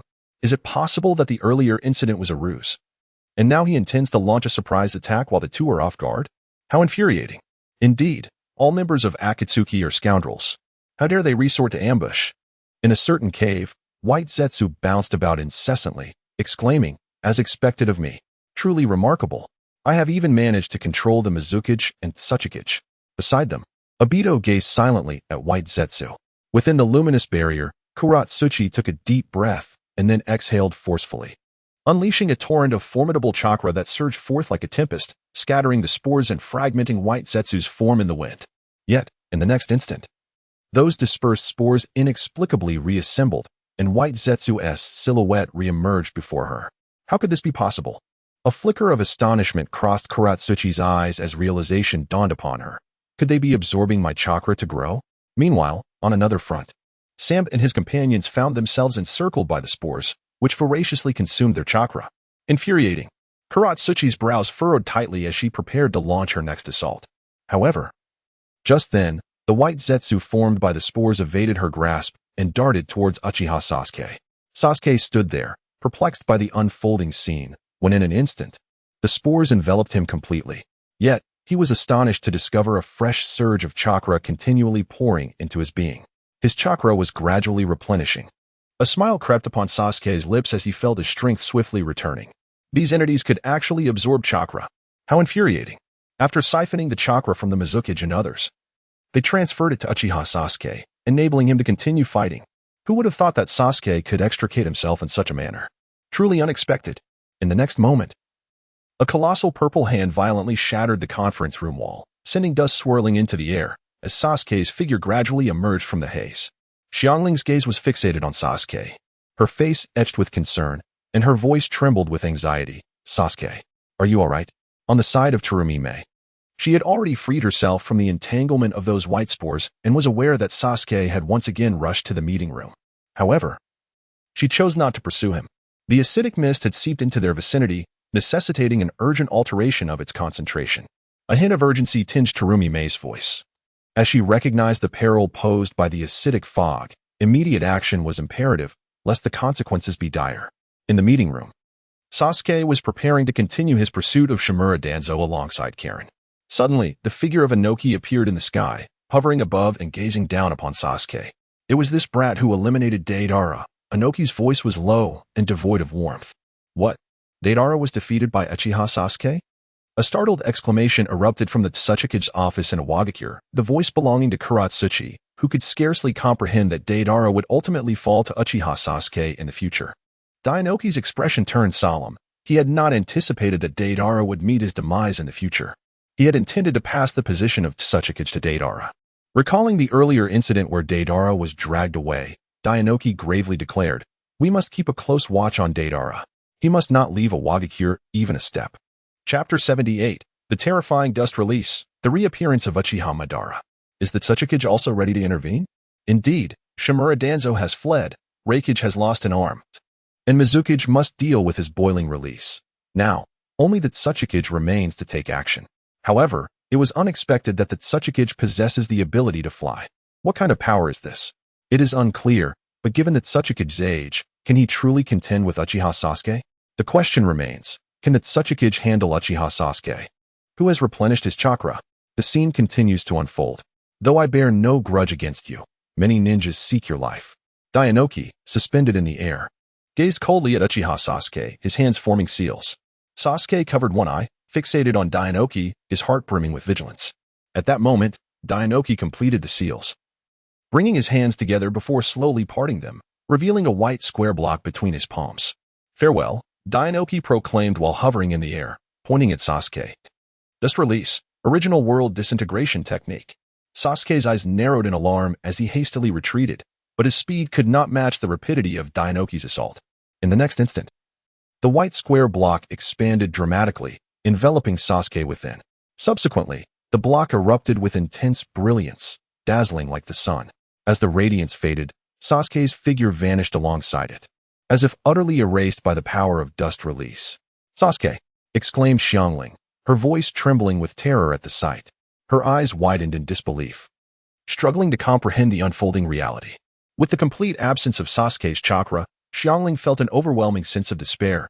Her complexion turned pale, and her gaze was filled with hopelessness. She murmured to herself, "Sasuke's chakra has disappeared. How could this be?" Her voice dwindled, as if all hope had slipped away. The reality of Sasuke's disappearance before her eyes inflicted upon her profound anguish and desolation. However, her words reached Dainoki's ears. He slowly turned his head, gazing at Xiangling with a cold indifference, a glimmer of icy light flickering in his eyes as he uttered, "You shall be next." In the real world, Xiangling was momentarily stunned by the scene, an overwhelming wave of fear engulfing her, causing her to collapse onto the ground. Yet, she quickly regained her composure, realizing that the image within the light curtain was merely a vision of the future. With this thought, she exhaled in relief. Her mind then wandered back to the vanishing figure of Uchiha Sasuke. Despite his striking handsomeness, being associated with him was perilously dangerous. Moreover, he was truly ruthless. It was utterly heartbreaking to witness how he abandoned those two who had once aided him so selflessly. Xiangling silently resolved, "If I ever encounter him again, I must keep my distance." Within the ninja world, astonishment spread among the crowd.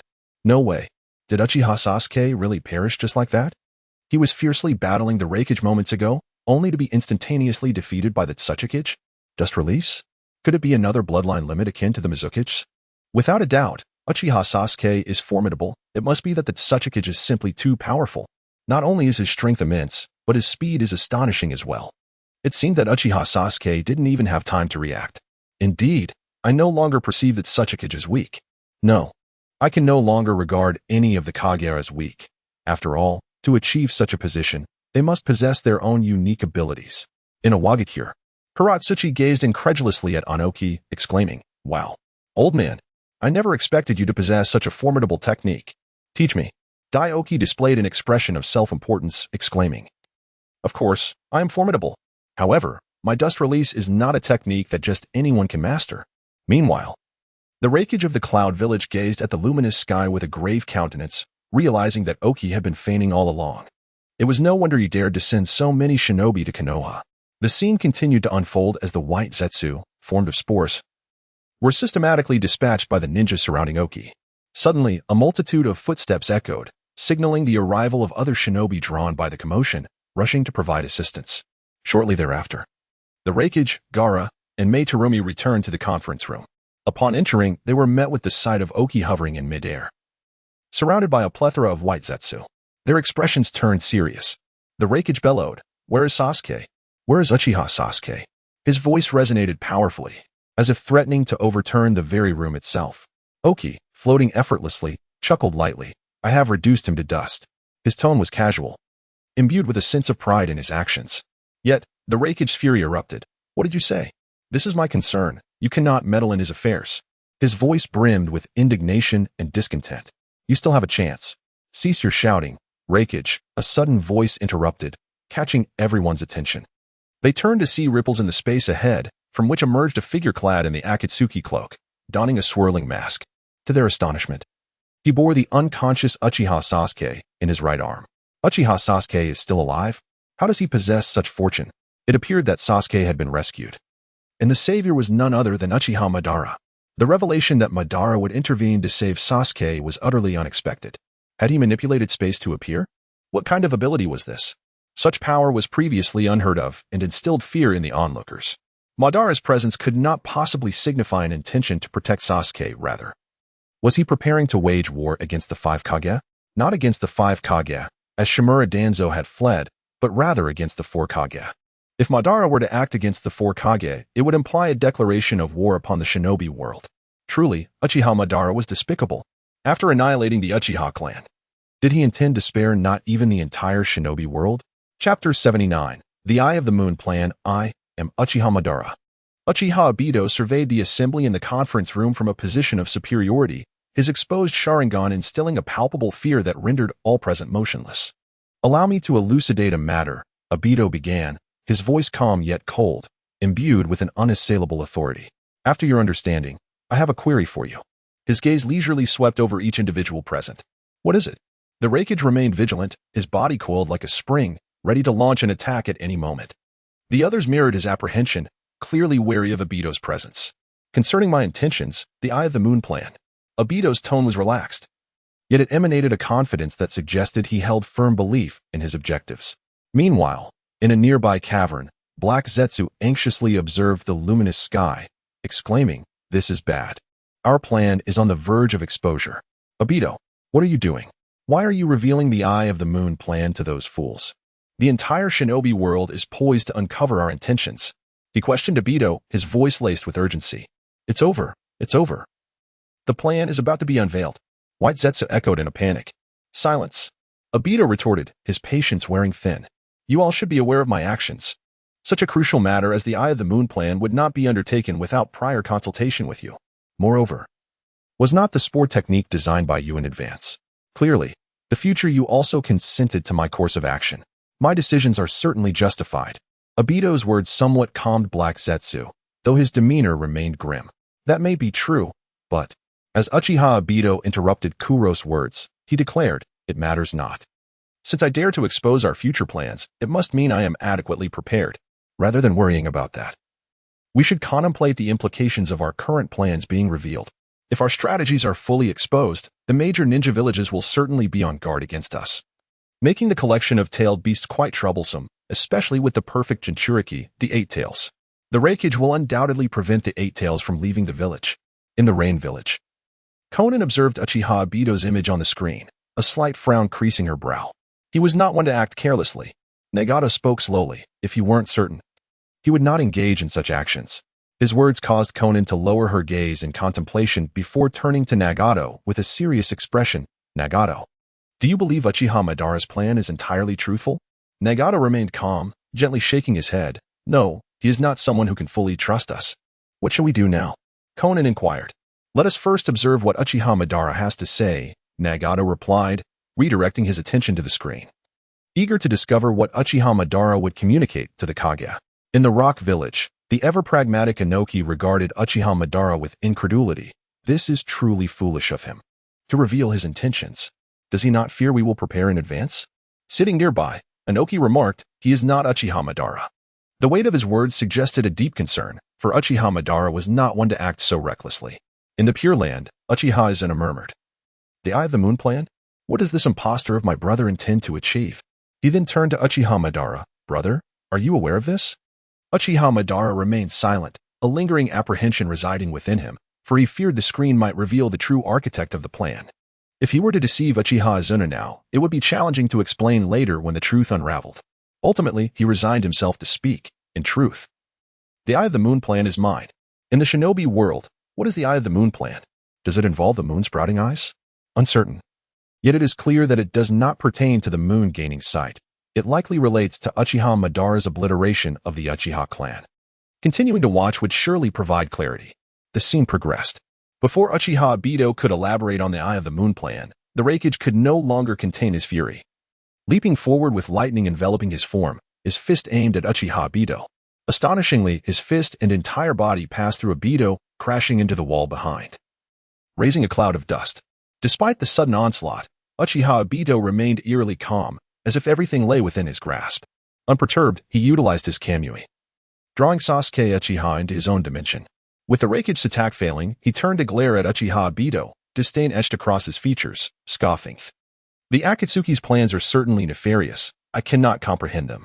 Below, Sarada, witnessing Sasuke being absorbed by Ibito, was filled with anxiety, her face marred by worry. Did the Raikage just pass through Uchiha Madara? What power is this? Sasuke has been drawn in. Surely, he cannot be harmed? If Uchiha Madara intended to kill him, he would not have saved him from the Tsuchikage's assault beforehand. Such terrifying abilities, how shall the four Kage contend with Uchiha Madara? In Konoha, panic ensued. Sasuke has been consumed. Naruto exclaimed, observing the scene of Sasuke's absorption into Uchiha Ibito's dimension, his anxiety palpable. The screen continued to display the unfolding events. Release Sasuke, the Raikage demanded, veins bulging on his forehead as he glared fiercely at Uchiha Ibito. You must first hear my words. Whether I will relinquish Sasuke depends on your responses. Uchiha Ibito replied coolly, turning to meet the Raikage's gaze, concealing his true expression behind his mask. Calm yourself, Raikage. At that moment, Inoki appeared beside him. Let us hear what he has to say before we decide. Concurrently, Uchiha Ibito vanished, reappearing behind Sarada. Quickly, treat Sasuke. His voice was icy, devoid of any emotional fluctuation. And without hesitation, he unleashed his Kamui, drawing Sarada into his dimension. Chapter 80, The Ten Tails. Are you now interested in listening, everyone? Uchiha Ibito exclaimed as he leapt to a higher vantage point, once more surveying all below him. Gaara fixed his gaze intently on Uchiha Ibito, demanding, why do you wish to recruit Sasuke as your subordinate? Uchiha Ibito replied calmly, it is quite rare to possess the Manjiki Sharingan capable of manifesting Susanoo. I wish to preserve a pair of pristine eyes. I want him to hone his ocular prowess through actual combat with the five Kage. It was I who brought Sasuke here. Unfazed by the gazes of the onlookers, Uchiha Ibito continued. I have also contemplated utilizing him to diminish the strength of the five Kage, holding you as hostages. Pausing for a moment, he resumed, however. Achieving that is still somewhat unrealistic. Hostages? What is the purpose of that? Terumi May inquired, perplexed. To facilitate the execution of the Moon Eye plan that I previously mentioned. Ibito replied. On the other hand, Noki hovered in mid-air, cautiously observing Ibito. The fact that Uchiha Madara is still alive truly astonishes me. Yet, why would someone of your stature resort to such convoluted methods? With your strength, any plan could be executed with ease. Ibito gently stated. I sustained severe injuries while battling the first Hokage, Hashirama Senju. I currently lack power. In other words, I am but a mere shell. In the land of Earth. This man is undoubtedly not Uchiha Madara. Noki asserted, his gaze fixated on the image of Obito. I encountered Uchiha Madara in my youth. He would not fail to recognize me.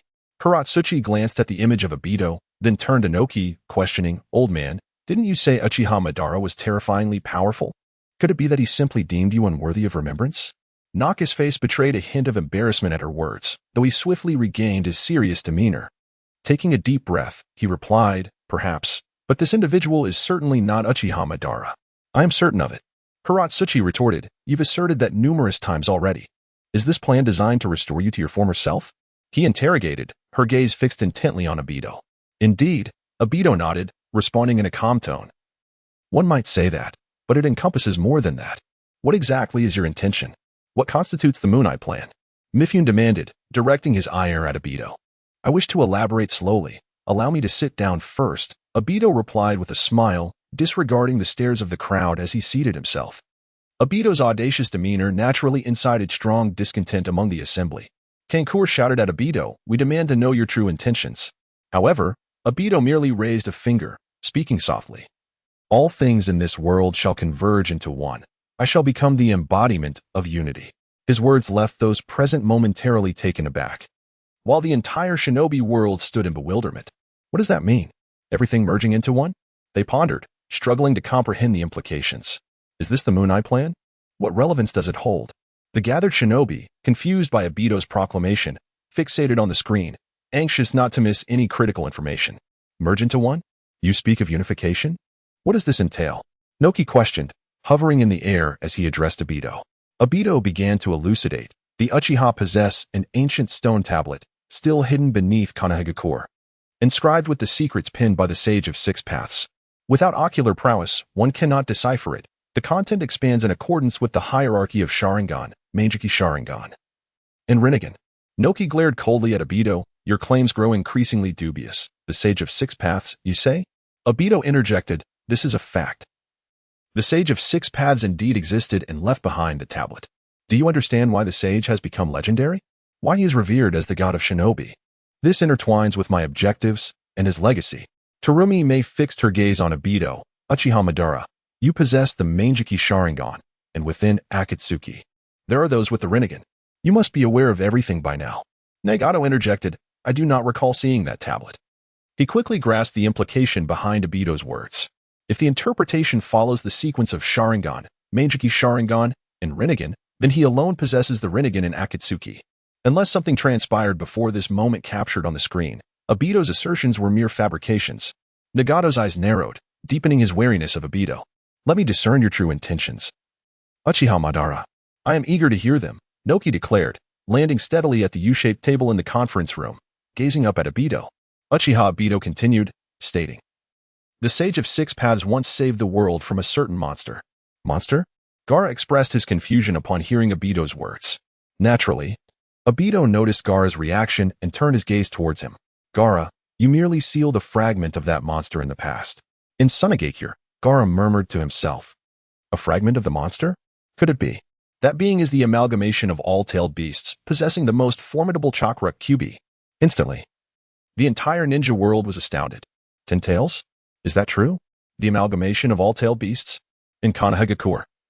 Nearly everyone was engulfed in the terror stemming from the incident with the Nine Tails. The villagers stared at the light screen in disbelief.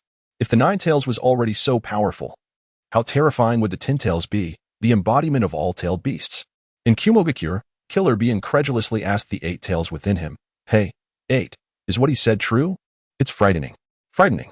The 8 tails responded with equal perplexity. I'm not entirely sure, but I did spend some time alongside the Sage of Six Paths. Wow. So the Sage of Six Paths truly existed. Terrifying. Terrifying. Chapter 81. Infinite Tsukuyomi. Obito's words left the 4 Kage momentarily stunned. They exchanged glances, their faces reflecting disbelief.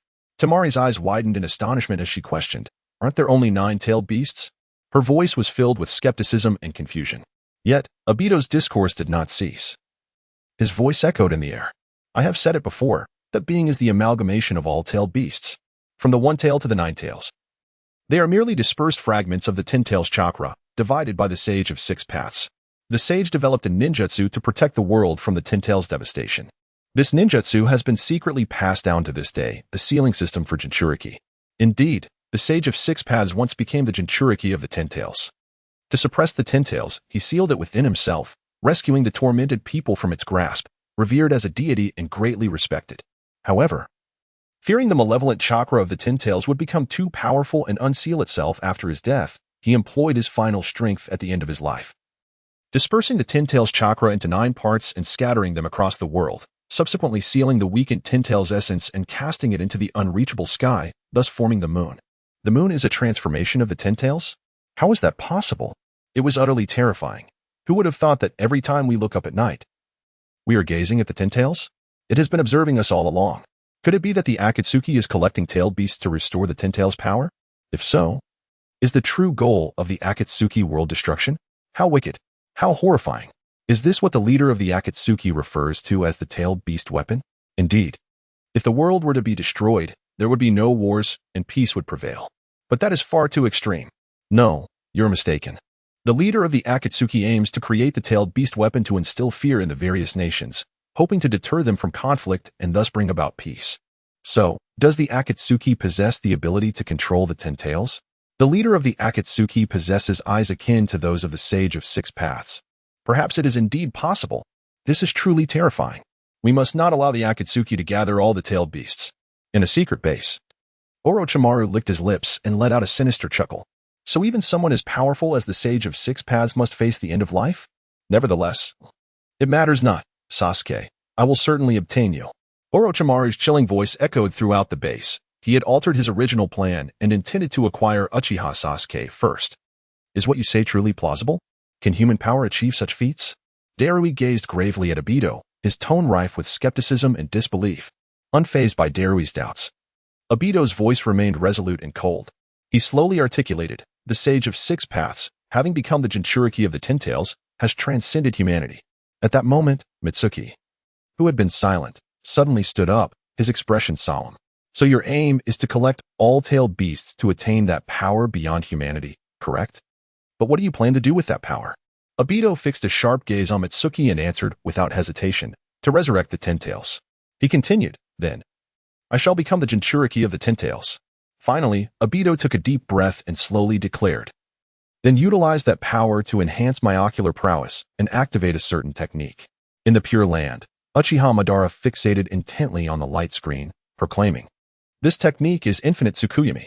Upon hearing Madara's words, Uchiha Izuna fell into silence. After a while, he cautiously inquired, brother, is this truly feasible? Madara's face radiated certainty. This is what the Sage of Six Paths proclaimed. This is the only method to bring true peace to the world. However, Uchiha Izuna hesitated. Observing his elder brother's expression filled with conviction, unsure of what to say.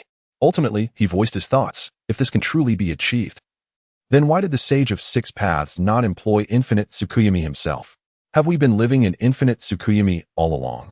Madara paused, taken aback by Izuna's words, but quickly regained his composure. The present world cannot possibly be infinite Tsukuyami, and the Sage of Six Paths' strength and intentions are beyond our comprehension. Izuna, I can no longer turn back. This plan must be realized by me. Observing his brother's expression, Uchiha Izuna understood that his words held no weight. Madara had left behind numerous schemes in the ninja world, and he himself had long since become a dead man, having no business meddling in the affairs of the living. Yet, brother, what you say is indeed true. Perhaps only in such a manner can true peace be brought to the ninja world. However, Uchiha Izuna paused momentarily before resolutely stating, if possible, brother, I too wish to be revived. I wish to witness the world you envision. Once Nagata revives me, I will find a way to bring you back, Izuna, Madara assured, his voice and expression brimming with confidence and conviction. A certain technique? What technique? What are your intentions? Inoki scrutinized Obito above with a serious demeanor. Obito gradually replied, the grand illusion cast by my eyes projected onto the moon, infinite Tsukuyami. I shall impose this illusion upon all beings existing on the land of rain. I aim to control everyone in this illusion, unifying the world as one. A world devoid of barriers, devoid of conflict. The world shall become one with me. Everything shall be unified. This is my moon I plan. How can this be possible? Does Uchiha Obito even comprehend what he is saying? It seems utterly implausible. To cast illusions upon every individual in the world, how could that ever be achieved? Is this some sort of jest? If everyone were to fall under such an illusion, what would become of our world? Indeed, if aliens were to invade at this moment, would we not be doomed? I find your reasoning even more ludicrous. How could extraterrestrials possibly exist in this world? Throughout history, there has been no record of their existence. Thus it is inconceivable that they could be real. Chapter 82, Declaration of War. The Fourth Shinobi World War. It is you who are being absurd, is it not? You speak as though you have witnessed the 10 tales in history, yet you do not even know its origins. How can you assert the existence of aliens beyond our world? This may indeed hold some truth, but ultimately it is Uchiha Obito's fault. Should he succeed in initiating the infinite Tsukuyomi, our world would be doomed. Yes, we must not allow Uchiha Obito to succeed. Defeat Uchiha Obito, defeat the Akatsuki. Defeat Uchiha Obito, defeat the Akatsuki. In an instant, voices from countless individuals around the world erupted, some filled with fear, others with despair, many in disbelief, but predominantly, shouts of defiance against Uchiha Obito and the Akatsuki resounded. As Obito unveiled the Moon Eye plan, the conference room fell into a profound silence. However, this stillness was short-lived, soon shattered by Rakich's furious roar. Do not jest. How could we ever entrust the world to someone like you? The leaders of other nations echoed Rakich's sentiments, their faces etched with anger and skepticism. Gaara declared, peace and illusion is mere deception. Achieving it in the real world is what truly matters. Tsunade added, such an illusion is utterly meaningless. There is no hope, no dream, only evasion. Inoki remarked, unifying the world, you say? It sounds eerily similar to what Shimura Danzo once proposed. Your notion of unification merely suggests subjugating the world to your will. Upon hearing the retorts from the 5 Kages, Uchiha Obito merely smiled faintly and replied coolly, what can you 5 Kages accomplish? You understand my intentions well. You all realize that hope is a mere illusion. He continued, fixing his gaze firmly on Rakich, hand over the 8 tails and 9 tails. Assist me in fulfilling my plan, or war shall ensue. Obito's words left Rakich momentarily taken aback. You speak of war? Did you not fail to capture the 8 tails, allowing it to escape? Uchiha Obito's arrogance knew no bounds. He dared to demand the cooperation of the Kages. No, the 4 Kages, showing utter disdain for their authority. It is indeed infuriating. Where does he place us? Yet, Obito only mentioned the 8 tails and 9 tails. Could it be that the 1 through 7 tails have already fallen into the hands of the Akatsuki? Is the Akatsuki truly that formidable? The leader of the Akatsuki is said to possess the power to annihilate Konoha. What might the other members be capable of? It is terrifying to contemplate the strength of the Akatsuki. Wait, did he mention surrendering the 9 tails? That means Naruto Uzumaki has not yet been captured by the Akatsuki. Has he? Indeed, it seems that, as indicated in the previous vision, the 9 tails must have driven the Akatsuki leader away in a fit of rage. In Kumogakure, Samui felt a sense of relief upon hearing Uchiha Obito's words in the vision. Thankfully, Lord Killer Bee is unharmed. Indeed, Darui concurred, his expression noticeably more relaxed. However, when his gaze shifted to Killer Bee, a profound sympathy crossed his face. It appears that Lord Killer Bee has indeed gone out for a bit of fun. At this moment, Kurabi remained blissfully unaware of the impending crisis that loomed over him. He continued to rap exuberantly, declaring, yo. How could the mere Uchiha Sasuke ever be a match for me, the great Kurabi? His confident verses echoed through the room. Suddenly, the Raikage sprang into action. Leaping from the sofa and delivering a powerful punch aimed directly at Kurabi, exclaiming, you rascal. Off gallivanting, are we? With that, a resounding crash reverberated as Kurabi was struck by the Raikage's fist, crashing through the office wall and soaring outside. Hinata from Konoha, who had been watching the scene with a grave expression, relaxed instantly, glancing at Naruto and thinking to herself, thank goodness, Naruto hasn't been captured. Meanwhile, in the illuminated screen, Uchiha Obito continued to assert, he is the most perfect ninja as a Jinchuriki, only your brother can achieve this. Raikage A's eyes widened in astonishment. That scoundrel has actually taken the opportunity to escape the village for a leisurely jaunt. He shall not escape my wrath. Prepare to feel the sting of my iron claws. Gaara's expression turned grave as he declared, I will never entrust Naruto Uzumaki to you. Raikage's gaze shifted to Obito Uchiha, his countenance once more igniting with fury. I will never surrender my brother. Though I currently lack power, Obito Uchiha replied with resignation. I possess the strength of the tailed beasts I have gathered thus far. Your chances of victory are non-existent. I shall not abandon hope. Gaara's words resonated with unwavering determination. Very well, Obito Uchiha said slowly, in that case, I hereby formally declare war upon you for the 4th Great Ninja War. Until we meet again on the battlefield. With that, Obito Uchiha rose to his feet, and as the fabric of space warped, he gradually vanished before their eyes. The Fourth Great Ninja War. Obito's proclamation sent shockwaves not only throughout the ninja world, but also reverberated in the Pure Land. Shinja Tobirama, his expression grave, turned to Shinja Hashirama. This Uchiha intends to impersonate Uchiha Madara to instigate the Fourth Great Ninja War. Moreover, brother, I had no idea that the ninja world had escalated to this point. Shinja Hashirama's expression mirrored Tobirama's concern. He had not anticipated such a transformation in the current state of the ninja world. Uchiha Izuna glared furiously at Uchiha Madara beside him. Brother, he dares to initiate the Fourth Great Ninja War in your name. Yet, Uchiha Madara remained unfazed. Izuna, it matters not. It is merely a minor deviation. Once I am revived, everything will return to its rightful course. In the ninja world, Uchiha Madara intends to unleash the power of the tailed beasts, from one tail to 7 tails. To ignite the Fourth Great Ninja War? Truly despicable. The title of the Shura of the ninja world is certainly well-deserved. He is utterly contemptible. In Konoha. Within the Hokage's office, Sarutobi Hiruzen gazed gravely at the glowing screen. The Fourth Great Ninja War is on the horizon. While Sarutobi Hiruzen understood that the timeline projected on the screen pertained to the coming years, he also recognized that the Akatsuki had similarly witnessed the revelation. He knew they would not adhere to the timeline depicted in the screen for their own schemes. Sarutobi Hiruzen realized that war could erupt at any moment. Chapter 83. The Death of Shimura Danzo. I am not particularly inclined to write about Sasuke versus Danzo, but I feel it necessary to include it. I will dedicate 4 or 5 chapters to this, and then proceed directly to Sasuke and Itachi confronting Kabuto. The reality arc seems less appealing to the audience, so I shall place it towards the end. The scene on the glowing screen shifted, and bold letters materialized. Sasuke versus Danzo. As the scene unfolded, Uchiha Sasuke reappeared within the luminous screen, confronting Shimura Danzo. Meanwhile, Uchiha Obito sat nearby, observing the two. Had Uchiha Sasuke and Shimura Danzo finally crossed paths? Although the specifics of their encounter remained shrouded in mystery, it seemed that Uchiha Madara had no intention of intervening. Given Madara's demeanor, it appeared he believed this conflict, rooted in the animosity between Sasuke and the Leaf Village, was one that Sasuke must resolve on his own. Danzo, upon seeing himself alongside Sasuke in the glowing display, was momentarily taken aback before erupting into laughter. Uchiha Madara, to think you would underestimate me so greatly. Allow me to eliminate this Uchiha brat first, and then I shall turn my attention to you.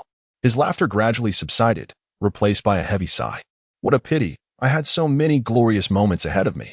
Yet, due to a moment of carelessness, I fell victim to that Uchiha Itachi.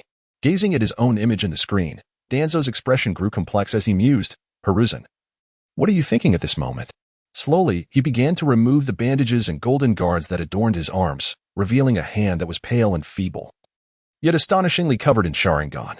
At that instant, all present were struck dumb, incredulously staring at Danzo within the screen. What was this? Why were their eyes covering Danzo's hand? Good heavens! If I am not mistaken, those must be Sharingan. Why does Danzo possess so many, and how can they be embedded in his arm? In Konoha. Hiruzen Sarutobi stood in disbelief, gazing at Danzo in the screen.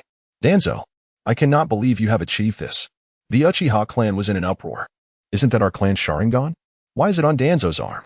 Did he extract them during the massacre of our clan by Uchiha Madara and Itachi? How despicable! How dare he do such a thing? If only this scoundrel were not already dead. Yet, relief washed over them knowing that Uchiha Itachi had already slain Danzo.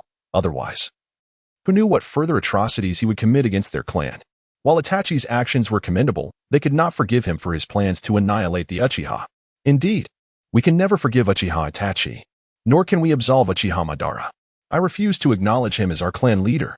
On the other side, Uchiha Fugaku clenched his fists, gritting his teeth in fury. Danzo, my hatred for you has reached its zenith. Were it not for your relentless oppression of the Uchiha clan, such calamities would not have unfolded. Itachi would not have had to resort to such measures.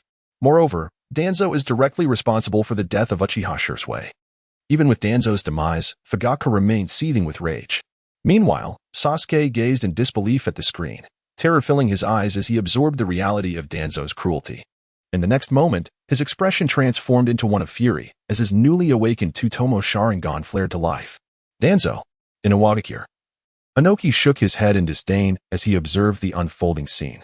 How far the Leaf Village has fallen. allowing a man like Danzo to become Hokage and even participate in the Five Kage summit. Perhaps the Leaf's people are unaware of the depths of his actions. Karatsuchi, disgusted, remarked, Danzo is utterly loathsome. In Kumogakure, Raikage brought back Killer Bee from outside, also witnessing the scene above.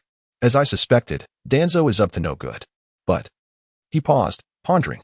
I did not expect the Leaf Village to let such a man become Hokage, especially with the Ninetales still at large.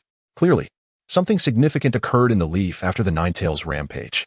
In Kirigakure, Mei Terumi expressed her distaste. That old man is truly revolting. As the display continued, Sasuke, equally shocked by Danzo's revealed arm, prepared himself as Danzo swiftly formed hand seals, launching a punch towards Sasuke.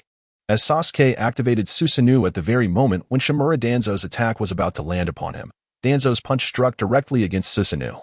Aware of the futility of his assault on Sasuke's Susanoo, Danzo retreated, intending to escape the range of Sasuke's counterattack. In the next instant, Sasuke's Susanoo unfurled magnificently, a colossal purple hand seizing Danzo's body. As Susanoo extended further, muscle gradually began to form over its skeletal structure. Then, with a surge of strength, Sasuke clenched his palm into a fist, causing the massive hand of Susanoo to tighten around Danzo. A torrent of blood erupted from Susanoo's grip. In an instant, Danzo was crushed into mere fragments by Susanoo's might. The onlookers in the ninja world were astonished. Wait, did Shimura Danzo just die? Haha. He was obliterated by Uchiha Sasuke in an instant. Truly pathetic. It was so swift. Despite possessing so many Sharingan, he couldn't withstand even a single blow. However, it appeared that Sasuke's Susanoo had indeed evolved. Previously, during the Five Kage summit, he could barely activate its skeletal form, yet now it had developed muscles. It wouldn't be long before he donned armor akin to Uchiha Itachi's, one could surmise. Moreover, judging by Danzo's appearance, it seemed he had just departed from the summit not long ago. Who would have anticipated Sasuke's prodigious talent? Indeed, Uchiha Sasuke is a true genius. If he does not become a rogue ninja from Konoha in the future, he will undoubtedly emerge as a formidable force against Uchiha Obito in the Pure Land. Uchiha Obito observed with narrowed eyes as Sasuke effortlessly commanded Susanoo to crush Danzo. It won't be that simple, he proclaimed coldly. Chapter 84. The Death of Shimura Danzo 2. Now, let us engage in a battle of eyes. Suddenly, a chilling voice resonated from behind Sasuke, causing him to widen his eyes in disbelief.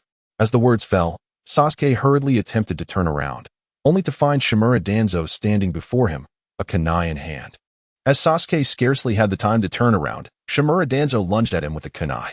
The kunai fiercely struck Sasuke's Susanoo, producing a sharp sound as it shattered into two pieces. Witnessing this scene, Danzo could not help but exclaim, indeed, Susanoo is the perfect defense for preserving one's life. Yet, before Danzo could finish his sentence, the colossal fist of Susanoo descended upon him, reducing him once more to mere fragments. A profound silence enveloped the ninja world. Ha! This is absurd. Danzo has come to amuse us, has he? To attempt to pierce Susanoo with a kunai? Ha! I can hardly contain my laughter. Previously, Sasuke had employed the Kusanagi sword against Susanoo, and now Danzo had the audacity to use a kunai. How did you know that Sasuke's sword was called Kusanagi? Never mind that. Are they now comparing the hardness of the Kusanagi sword to that of the kunai? Surely the Kusanagi is superior, for it did not break, whereas the kunai did. Enough of this. I cannot continue, for I might burst into laughter. Danzo is truly a figure of comedy.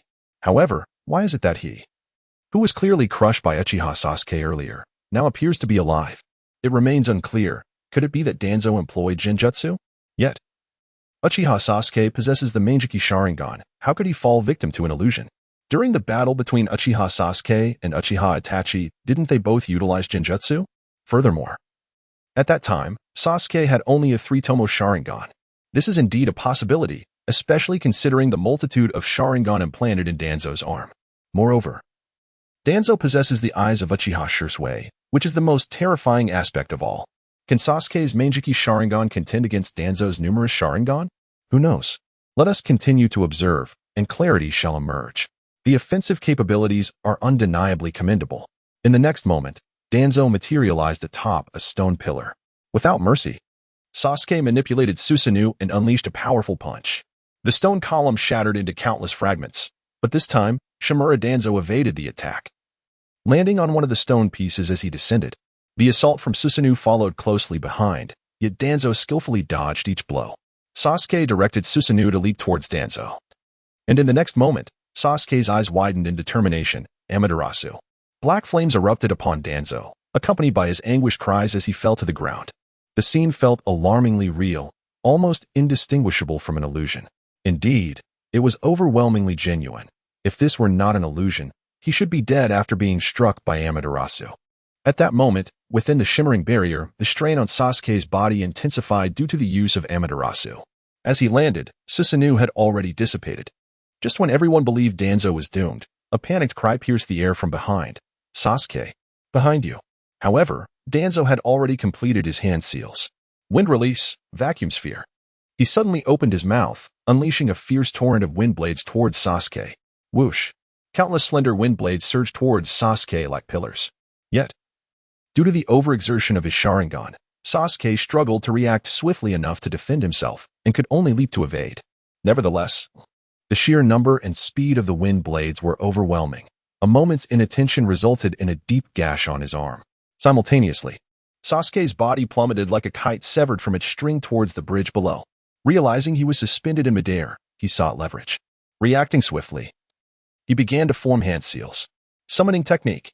As he uttered the words, a massive eagle materialized beneath him, its wings unfurling to securely catch his falling form. Standing atop the eagle's back, Sasuke locked eyes with Danzo, both gazes brimming with lethal intent. Danzo, fixated on Sasuke's Sharingan, spoke slowly. Amaterasu. It has been a long time since I last saw it. From Xiangling's perspective, she observed the Sharingan embedded in Shimura Danzo's arm gradually closing. She was taken aback by the revelation that Shimura Danzo possessed such a capability. Yet, the question lingered, why had the Sharingan on his arm shut? Could it be another form of illusion conjured by Danzo? If so, what purpose did it serve? Was it merely to distract their attention? The enigma was perplexing, so utterly realistic. It was impossible to discern as mere illusion. Amidst the shimmering curtain, Sasuke soared upon a colossal eagle, charging directly towards Shimura Danzo. With unwavering composure, Shimura Danzo formed another seal. Wind release, vacuum wave. He exclaimed, unleashing a flurry of wind-shaped sword energies that swiftly sliced through numerous stones, hurtling towards Sasuke. Sasuke's reflexes were equally sharp. He leapt into the air, springing off the great eagle, evading all of Danzo's assaults. Drawing the Kusanagi sword, he aimed a decisive strike at Danzo. Shimura Danzo swiftly evaded Sasuke's assault, vanishing into the obscurity of smoke. As Sasuke remained vigilant of his surroundings, a wind-shaped shuriken suddenly hurtled toward him. Reacting quickly, Sasuke bent backward to avoid the shuriken, executing several rolls before regaining his stance. Behind him, a massive boulder was sliced cleanly in two. Turning towards the origin of the shuriken, Sasuke beheld Shimura Danzo perched upon the stone, already conjuring two wind-shaped shurikens in his hands. In the next moment, Danzo hurled the shurikens sequentially at Sasuke. Utilizing the Kusanagi sword, Sasuke intercepted the first shuriken, deflecting the second one away, and with a forceful motion, he sent the first shuriken flying back toward Danzo. Danzo countered with an attack, sending the first shuriken soaring skyward, cleaving through the stones above. As boulders began to rain down upon him, Danzo was compelled to dodge, and at that moment, Sasuke charged towards him, wielding the Kusanagi sword. Chapter 85. The Death of Shimura Danzo. 3. In a sudden burst of speed, Danzo grasped Sasuke's neck in a fleeting instant. However, at that moment, a great eagle descended from the skies, dropping the shuriken previously deflected by Sasuke. The shuriken plummeted rapidly, severing Danzo's grip on Sasuke. Seizing the opportunity, Sasuke struck with his sword, cleaving through Danzo's body.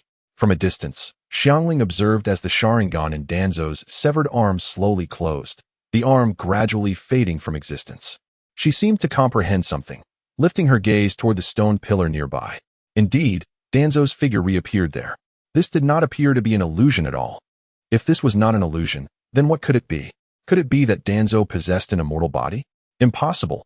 Even the formidable sage of the Six Paths, Hashirama Senju, could not escape death, let alone the mere Shimura Danzo. Furthermore, it seemed that each time Danzo met his demise, one of the Sharingan in his arm would close, raising the question of whether this was not a ploy to lower the guard of Uchiha Sasuke and his companions, but rather something related to Danzo's immortality.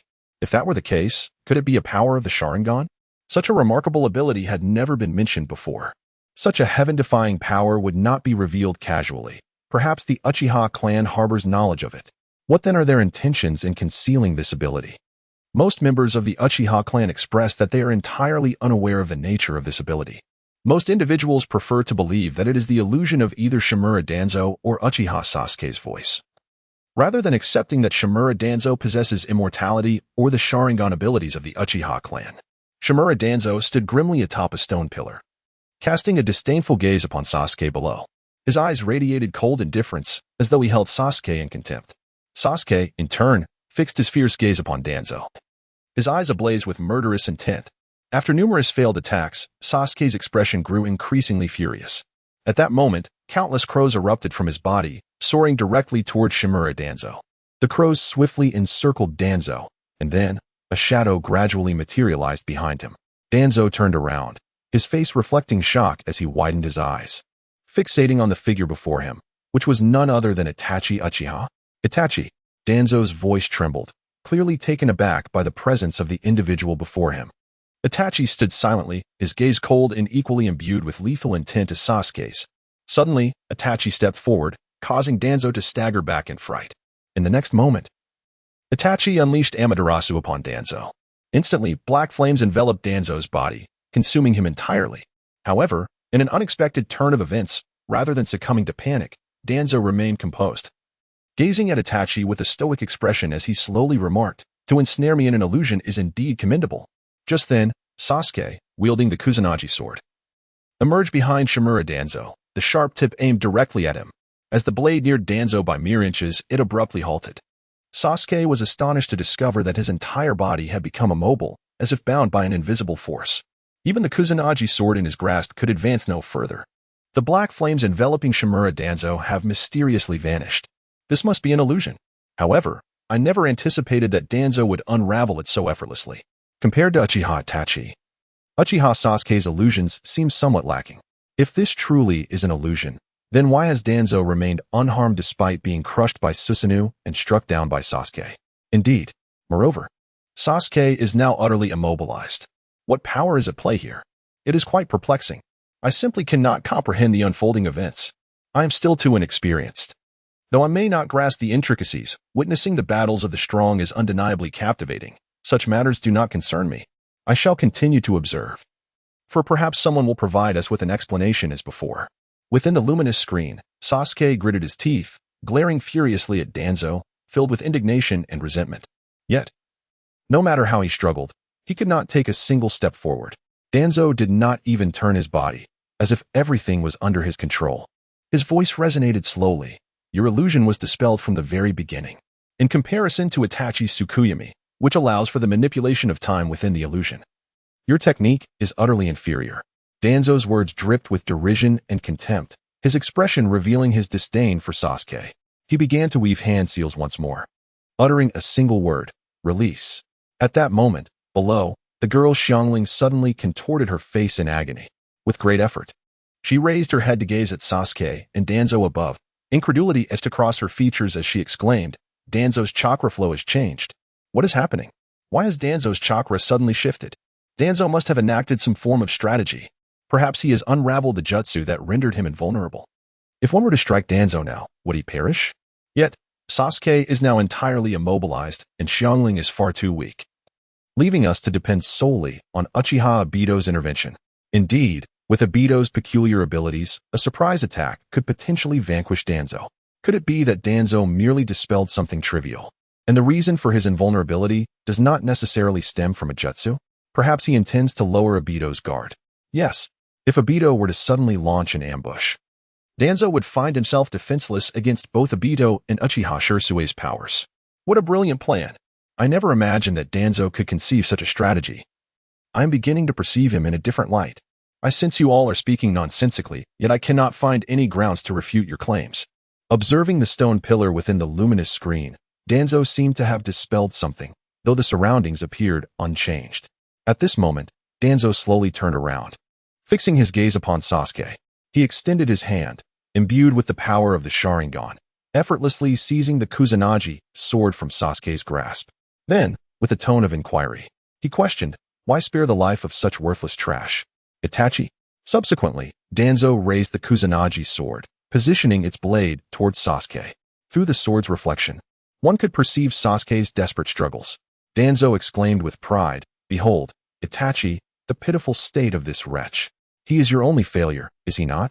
Finally, Danzo slowly lifted the Kusanagi sword, bringing it down methodically towards Sasuke. Chapter 86. The Death of Shimura Danzo. 4. He is striking. He is finally attacking. That scoundrel Danzo is indeed making his move. That Val Danzo truly is a villain. The question remains, will Uchiha Obito intervene? As the light curtain illuminated the scene. Just as the grass cleaver was about to strike Sasuke, a desperate shout from Karen echoed, accompanied by a sudden spatial fluctuation before Obito Uchiha. Uchiha Madara. He has made his move. Indeed, this scoundrel Madara intends to exploit Sasuke once more.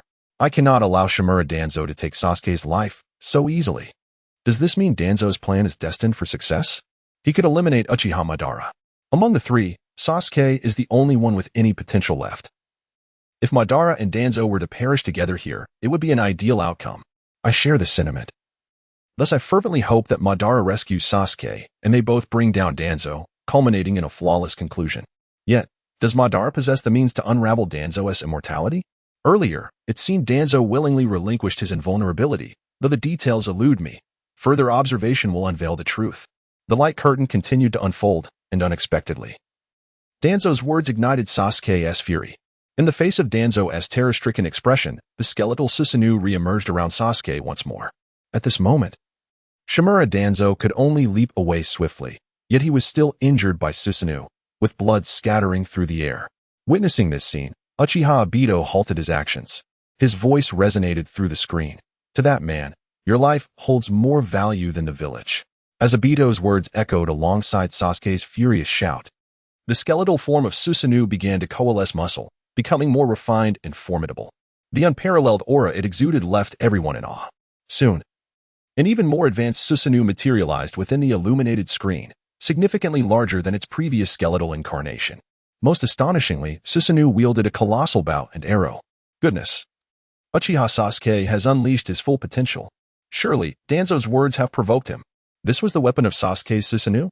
Previously, Itachi's Susanoo was equipped with the Totsuka blade and the Yata mirror. What name does Sasuke's weapon bear? Well, I retract my earlier statement. Shimura Danzo truly is foolish to provoke Uchiha Sasuke unnecessarily. Why not strike directly, thus ensnaring Uchiha Madara? It is a pity that Madara was not deceived. Yet it seems Sasuke has grown even stronger. Can he defeat Danzo this time? Do you think that Sasuke's reckless use of the Sharingan will lead to blindness? I recall that during his battle with Itachi, he had already lost one eye. Outside of Konoha, Itachi watched Sasuke in the light screen, anxiety etched on his face. He rarely employed his Sharingan and did not foresee that Sasuke would wield it so recklessly in the future. Why, Sasuke, do you not choose to transplant my eyes? Itachi murmured to himself, gazing at the screen. Within the illuminated display, Danzo stared in shock at the Susanoo before him, perplexed by its sudden transformation. Hovering in midair, he immediately employed wind release to gently descend to the bridge's surface. At this moment, Sasuke had already directed the bow of Susanoo towards him. In the next instant, a colossal arrow surged forth. Timing my landing perfectly, I found myself unable to form hand seals in time. The first thing Shimura Danzo intended to do upon landing was to execute the seals, but Sasuke's assault was already perilously close. Realizing there was no time left, he had no choice but to cancel the hand seals.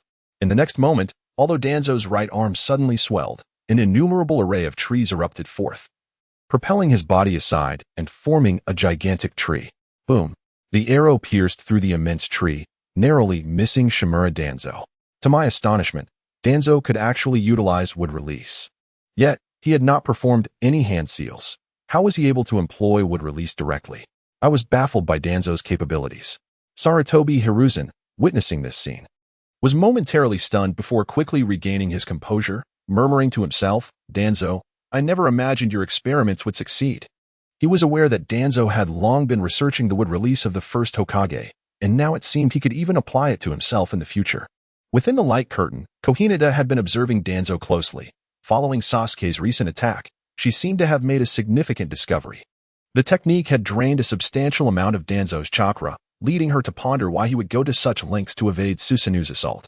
Based on the technique he had just employed, he should possess some form of immortality. Had he invoked his own technique at that moment? Suddenly, Hinata recalled when Danzo had released something earlier, and she was struck by realization. No, he would die. Had he not evaded, he would have perished. Hence, he had expended such a vast amount of chakra. With this understanding, Hinata immediately shouted towards Sasuke, Sasuke, that is Danzo's true form. That guy has just undone his invincible technique. You can kill him now. Upon hearing this, Sasuke once again commanded Susanoo to unleash another arrow at Shimura Danzo. Did he sense something? But it was too late. Once again formed a seal. The arrow struck the position of, creating a billowing cloud of smoke. Unfortunately, and his companions realized this too late. This was a trap set by to lure in, and now he had regained his immortal form. It seemed that the situation was dire for and his allies. How infuriating. This ability is truly insufferable, and it appears that the chakra consumption is minimal. Allowing one to rely on it ceaselessly. Is there truly no way to eradicate completely? Chapter 87. The death of 5, after unleashing his attack, appeared utterly exhausted, panting heavily. Yet he dared not relax even for a moment, keeping a vigilant gaze fixed on the location obscured by smoke. As the haze gradually dissipated, pierced by the arrow shot from, materialized before everyone. Astonishingly, despite his body being impaled by the enormous arrow, there was not a trace of panic on his face. Slowly, his pierced form began to vanish, revealing a completely unharmed and intact once more. Exclaimed in distress, "How is this possible? How has the flow of chakra changed again? Damn!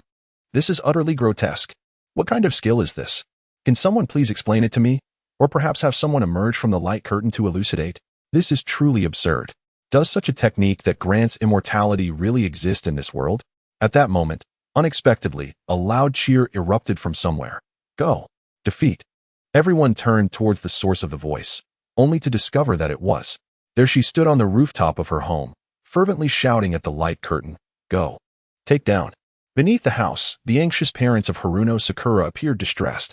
"Sakura, come down quickly. It's too dangerous up there." Haruno May spoke with concern.